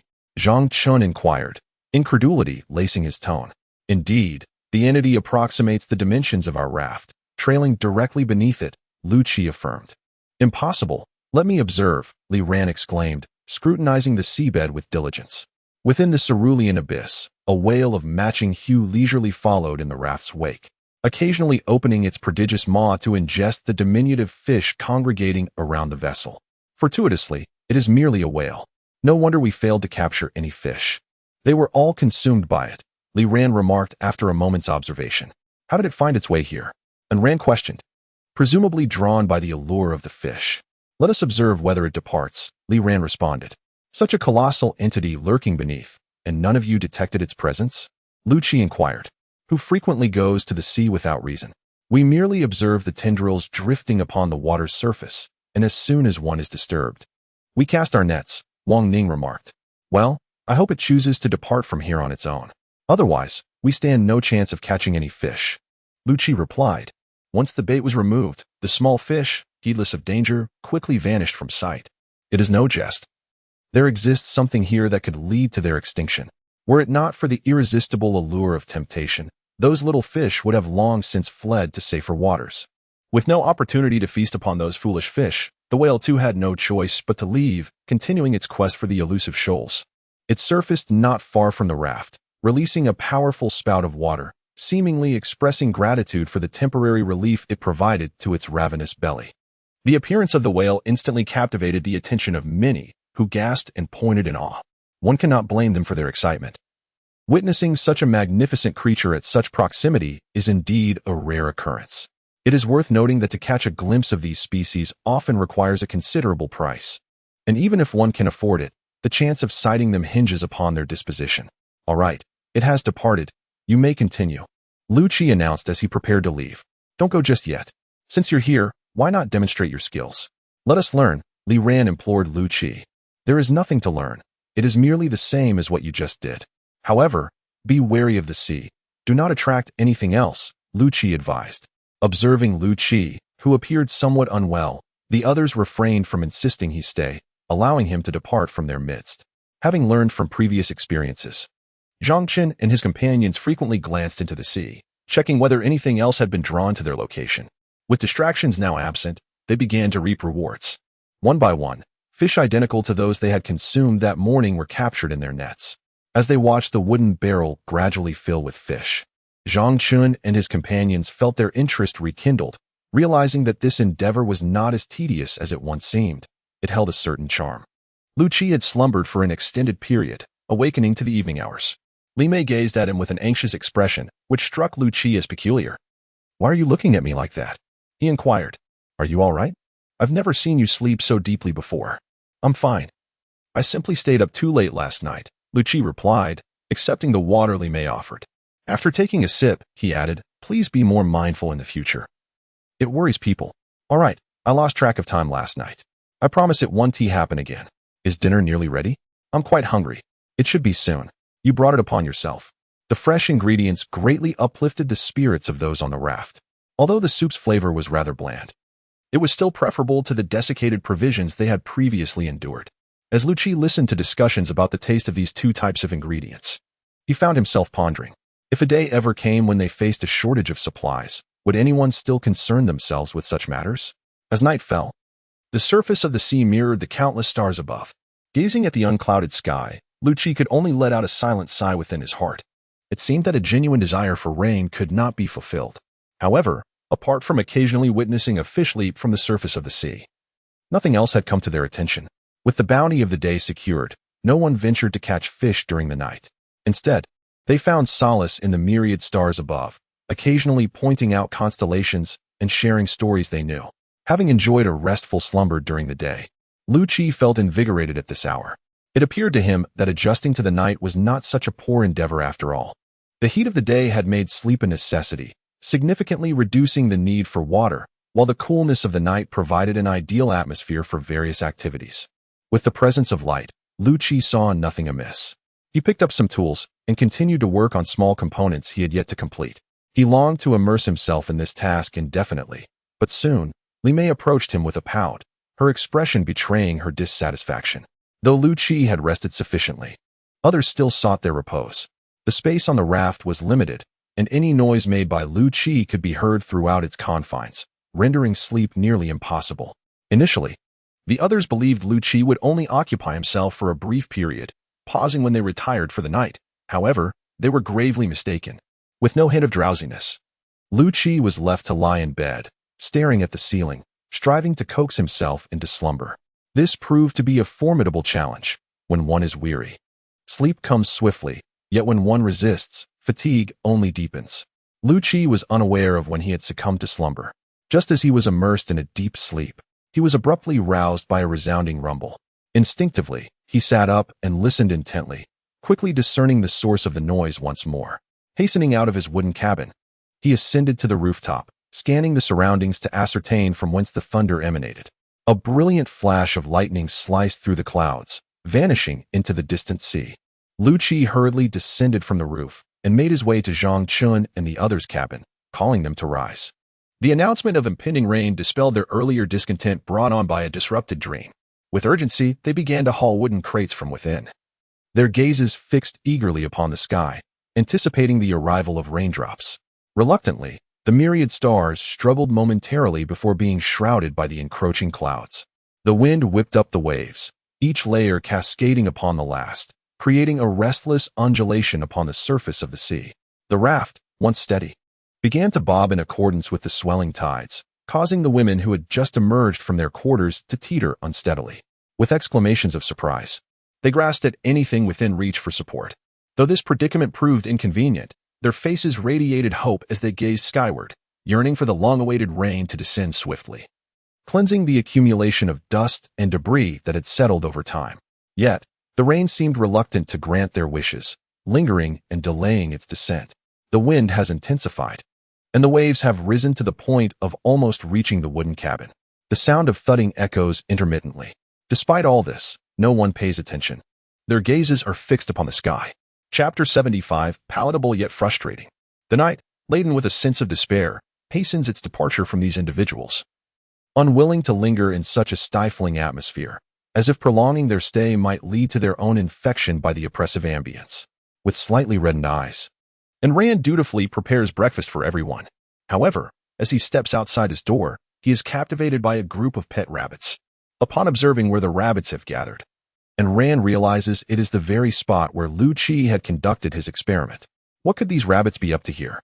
Driven by curiosity, and Rand approaches the area. The rabbits, upon noticing and Rand's approach, instinctively sidestep to allow him passage. They understand that within this wooden raft, there exists an individual not to be trifled with in Rand himself. It has changed much. The water has merely diminished, and Rand muses aloud. Yet, as soon as he utters this, he recognizes the flaw in his reasoning. It is known that Liu Qi had introduced seawater into the container. The reduction in water level signifies that the plants have absorbed the seawater. Rubbing his eyes, and Rand scrutinizes the scene once more. Liu Qi, come out, he calls, filled with questions. What is it? With eyes equally bloodshot, Liu Qi stepped forward and remarked, it appears your experiment has encountered a minor setback. What happened? Did you spill it? Liu Qi inquired nonchalantly. No, it would be better for you to see it for yourself. Liu Qi cast a glance at and ran, but gleaned no information from her expression. Consequently, he proceeded towards the location where he had placed the basin. There seems to be no change. What is the issue you mentioned? Liu Qi observed. Did you not notice that the seawater has diminished significantly? Upon and Rand's prompting, Liu Qi too realized that the seawater had indeed decreased considerably, by at least 2/3. He lifted the vine from the basin and confirmed that the water level had indeed receded by that amount. The fruits, which had previously appeared somewhat wilted at the roots, now looked notably plumper. Witnessing this transformation, a smile crept across Liu Qi's lips. Although he had not awaited the rain last night, he was now greeted with this delightful outcome, one that even surpassed the joy a rainfall could bring. Liu Qi plucked a single fruit, peeled it, and tossed it into his mouth. While its flavor did not rival that of the fully matured fruits, it was brimming with essential moisture, an indispensable element. You should try some, Liu Qi said, offering a fruit to Rand. And Rand scrutinized the fruit with skepticism, noting its increased plumpness, yet found no other discernible changes. Rather than tasting it, she regarded Liu Qi with curiosity. The flavor is not particularly remarkable. It is merely more hydrating and has a faint hint of saltiness. Not reminiscent of the sea, but rather akin to a saline solution concocted with table salt, observed Rand after consuming the fruit. Indeed, a discerning palate you possess, able to discern such nuances, Liu Qi remarked. Do you deem this advantageous? Advantageous it is, yet excessive absorption of seawater may engender certain repercussions. The current gustatory sensation is optimal, any more concentrated, and it would prove less agreeable. Indeed, that poses a quandary.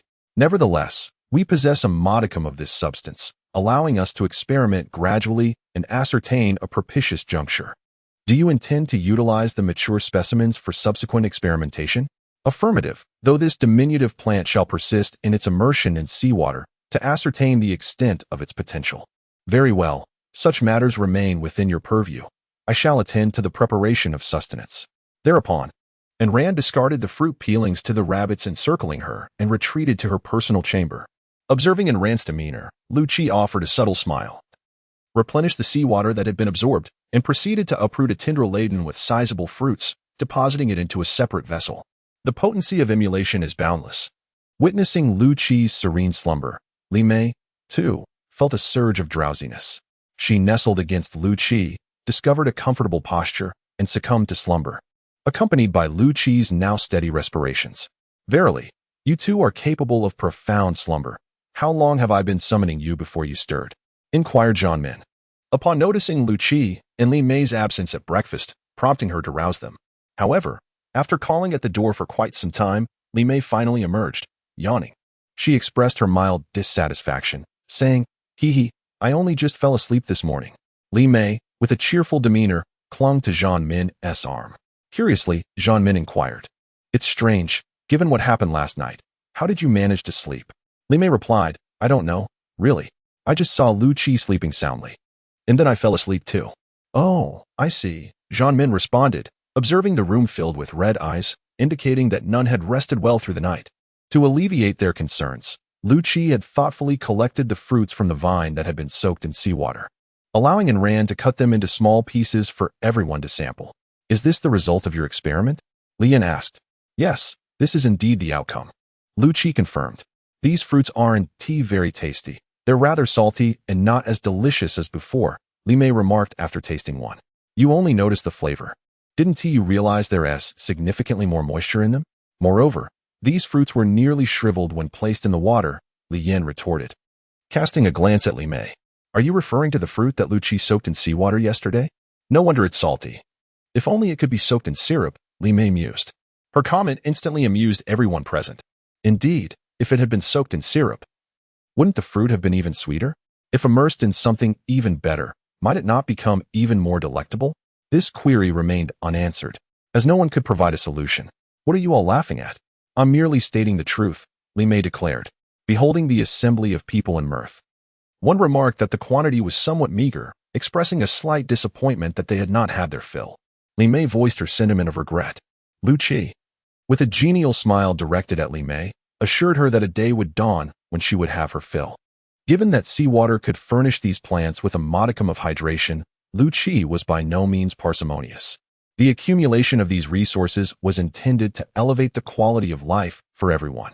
Prior reluctance was merely due to the circumstances not yet being ripe. Now that the matter was resolved, they would, of course, no longer be austere with themselves. Following the repast, Liu Qi's thoughts were entirely consumed by those few plants. He yearned to swiftly attain the results he sought. With anticipation kindled, time seemed to crawl by at an agonizingly slow pace. After enduring a trying night, dawn broke anew. Everyone congregated around the plant, awaiting Liu Qi's ultimate unveiling, to ascertain whether success or failure had been achieved. Liu Qi lifted the vine that had been submerged in seawater, and with a swishing sound, the residual seawater cascaded off. Some unruly droplets even landed on the wooden planks and onto Liu Qi's feet. However, no one paid heed to these trivialities, as all eyes were riveted upon the vine. The fruits on the vine did not betray their expectations. They appeared more succulent than when they were initially placed in the water, while they presently looked promising, until the taste of the fruit had been savored. No one could definitively ascertain the success of this endeavor. Under the expectant gazes of everyone, Liu Qi plucked the largest fruit. After peeling away the rind, he sliced off a small piece with his dagger and placed it in his mouth. He gently masticated it for a moment, and then, along with the moisture that surged from within the fruit, he swallowed the pulp into his stomach. Observing Liu Qi ingest the morsel without any sign of discomfort on his face, an individual could no longer contain their impatience and inquired, "How is it?" "It's quite palatable." "Actually," Liu Qi responded as he sliced off another piece, placing it in his mouth and chewing as he spoke. Upon hearing Liu Qi's affirmation, those who had been waiting anxiously could no longer restrain themselves. One by one, the fruits that had been serenely hanging on the vines were detached from their positions and found their way into eager hands. Li Mei unceremoniously took the fruit from Liu Qi's hand and devoured it with gusto. After all, this was the first time in all their time at sea that they had been able to consume something so satisfyingly. Moreover, it was something that they had always cherished. "Delicious. If only we could have this every day," Li Mei said with an expression of pure enjoyment. "Eating it every day is not feasible. You must allow them some time to mature," Liu Qi replied. "Are you planning to irrigate all of those fruits with seawater next?" Lian asked. "That is certainly the intention. After all, water is a precious resource that we lack, so we would never forego the opportunity to utilize an alternative. Just in the event that we fail to maintain adequate control, wouldn't these items be ruined? Rest assured, I will exercise the necessary control. Furthermore, I shall not permit them to remain submerged in seawater indefinitely. I shall only immerse them when they are in need of hydration, as seawater lacks the necessary nutrients for their propagation," Liu Qi affirmed. "Very well, as long as you have a plan, my mind is at ease," Li Yan responded, her apprehension slightly alleviated by Liu Qi's reassurance. Chapter 76. Wind and waves. Liu Qi was not a man of avarice. Even the slightest advantage would fill him with contentment. Given that these fruits could absorb moisture from seawater, he deemed it more than satisfactory and saw no need to demand more. The sea was replete with water. Yet how much of it could man truly utilize? This discovery had already resolved a considerable predicament, and he felt there was no need to be extravagant. At the very least, the demand for water had been temporarily alleviated. However, should replenishment remain elusive, it would still present a modicum of difficulty. All things possess their own gestation period, from which none can escape. Time elapsed gradually, and the sky remained as somber as ever, yet the anticipated raindrops failed to materialize. With a hint of disappointment, they gazed skyward, pondering why it was merely thunder without rain. It would seem that Providence is envious of our discovery of a viable substitute, Zhang Chen remarked, embracing Mu Lily's shoulders. Alas, I had hoped that if it rained, I could have a thorough wash. It has been several days, and my person is rather odorous, Mu Lily lamented, wrinkling her brow as she sniffed her arm. Shall we venture into the sea for a swim? Zhang Chen proposed. No, we're not familiar with the water conditions here, and besides, this is the deep sea. If something unexpected were to occur, a rescue would be difficult to execute promptly. Li Yin promptly interjected, noticing Mu Lily's inclination to agree. All right, they conceded, abandoning the notion upon discerning Li Yan's disapproval. The dark clouds above, having seemingly exhausted their amusement, gradually receded from the firmament, relinquishing dominion to the resplendent sun. The sun, previously somewhat displeased, once again unveiled its genial smile, its gaze fixed upon the scenery it could never tire of observing. For several consecutive days, thunder and dark clouds had made their presence known, yet the group had grown indifferent with familiarity. Regardless of the thunder's clamor or the cloud's gloom, their attention remained elsewhere. Liu Qi's streak of good fortune had seemingly deserted him, as he suffered significant losses in the day's mahjong game. His visage was now entirely obscured by various items, rendering his original features unrecognizable. Seated across from him, Li Mei reveled in the spectacle, finding it immensely amusing. Who can truly foretell the capricious nature of luck, when it arrives or when it departs? Liu Qi mused, affixing another item to his face. I observe that your face is already quite adorned. Where do you intend to affix more? Li Yin inquired, shuffling the cards. Why concern yourself with where he affixes them? If one layer proves insufficient, one can simply add another, Zhang Chen quipped. Do not rejoice prematurely.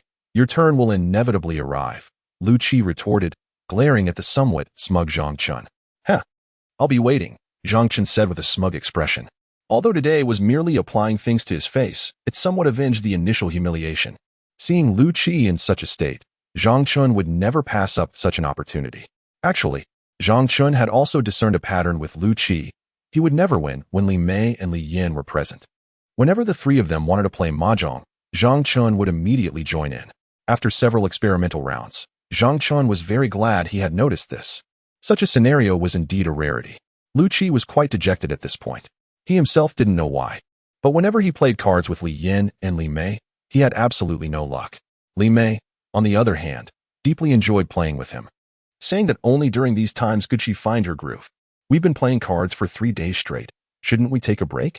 Liu Qi asked tentatively. No. I haven't had my fill yet, Li Mei said bluntly. My hands are numb from shuffling tiles, and you're still not satisfied?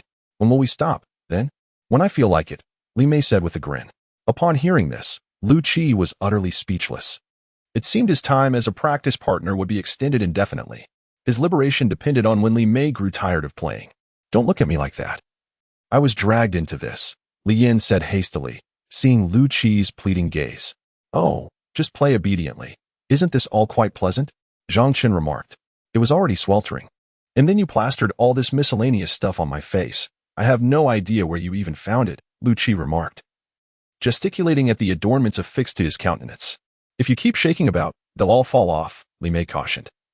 Observing Liu Qi dislodging some of the items adhered to his face, Liu Qi inwardly sighed, silently reattaching the deliberately displaced pieces and resuming his handling of the cards. Observing Liu Qi's expression, a faint smile graced Li Yan's lips. The thought of Liu Qi's continuous losses over the past few days was a source of amusement for Li Yan. A sudden rustling sound erupted, momentarily stunning everyone before they swiftly discarded their belongings and rushed outside. Large raindrops pounded against the rooftop, creating a resounding clamor. A long-awaited rain had arrived without warning. Using the rainwater cascading from above, Liu Qi thoroughly cleansed his face. The various items that had been adhered to his skin for days were finally washed away. Feeling the newfound comfort of his skin, Liu Qi was immensely grateful for the rain. Everyone cheered and frolicked in the rain, occasionally tilting their heads back, mouths agape, to catch the falling droplets. They swallowed the water, savoring it as if it were the most exquisite wine in the world. Watching the wooden barrels gradually fill, and Rand's spirits lifted considerably. The prospect of no longer having to scrimp and save on water naturally filled and Rand with joy. He was acutely aware of the myriad appellations he had accrued recently. This downpour, he mused, possessed the potential to expunge the burdens he had been carrying. The rain persisted outside, as if endeavoring to articulate the grievances of its prolonged sequestration.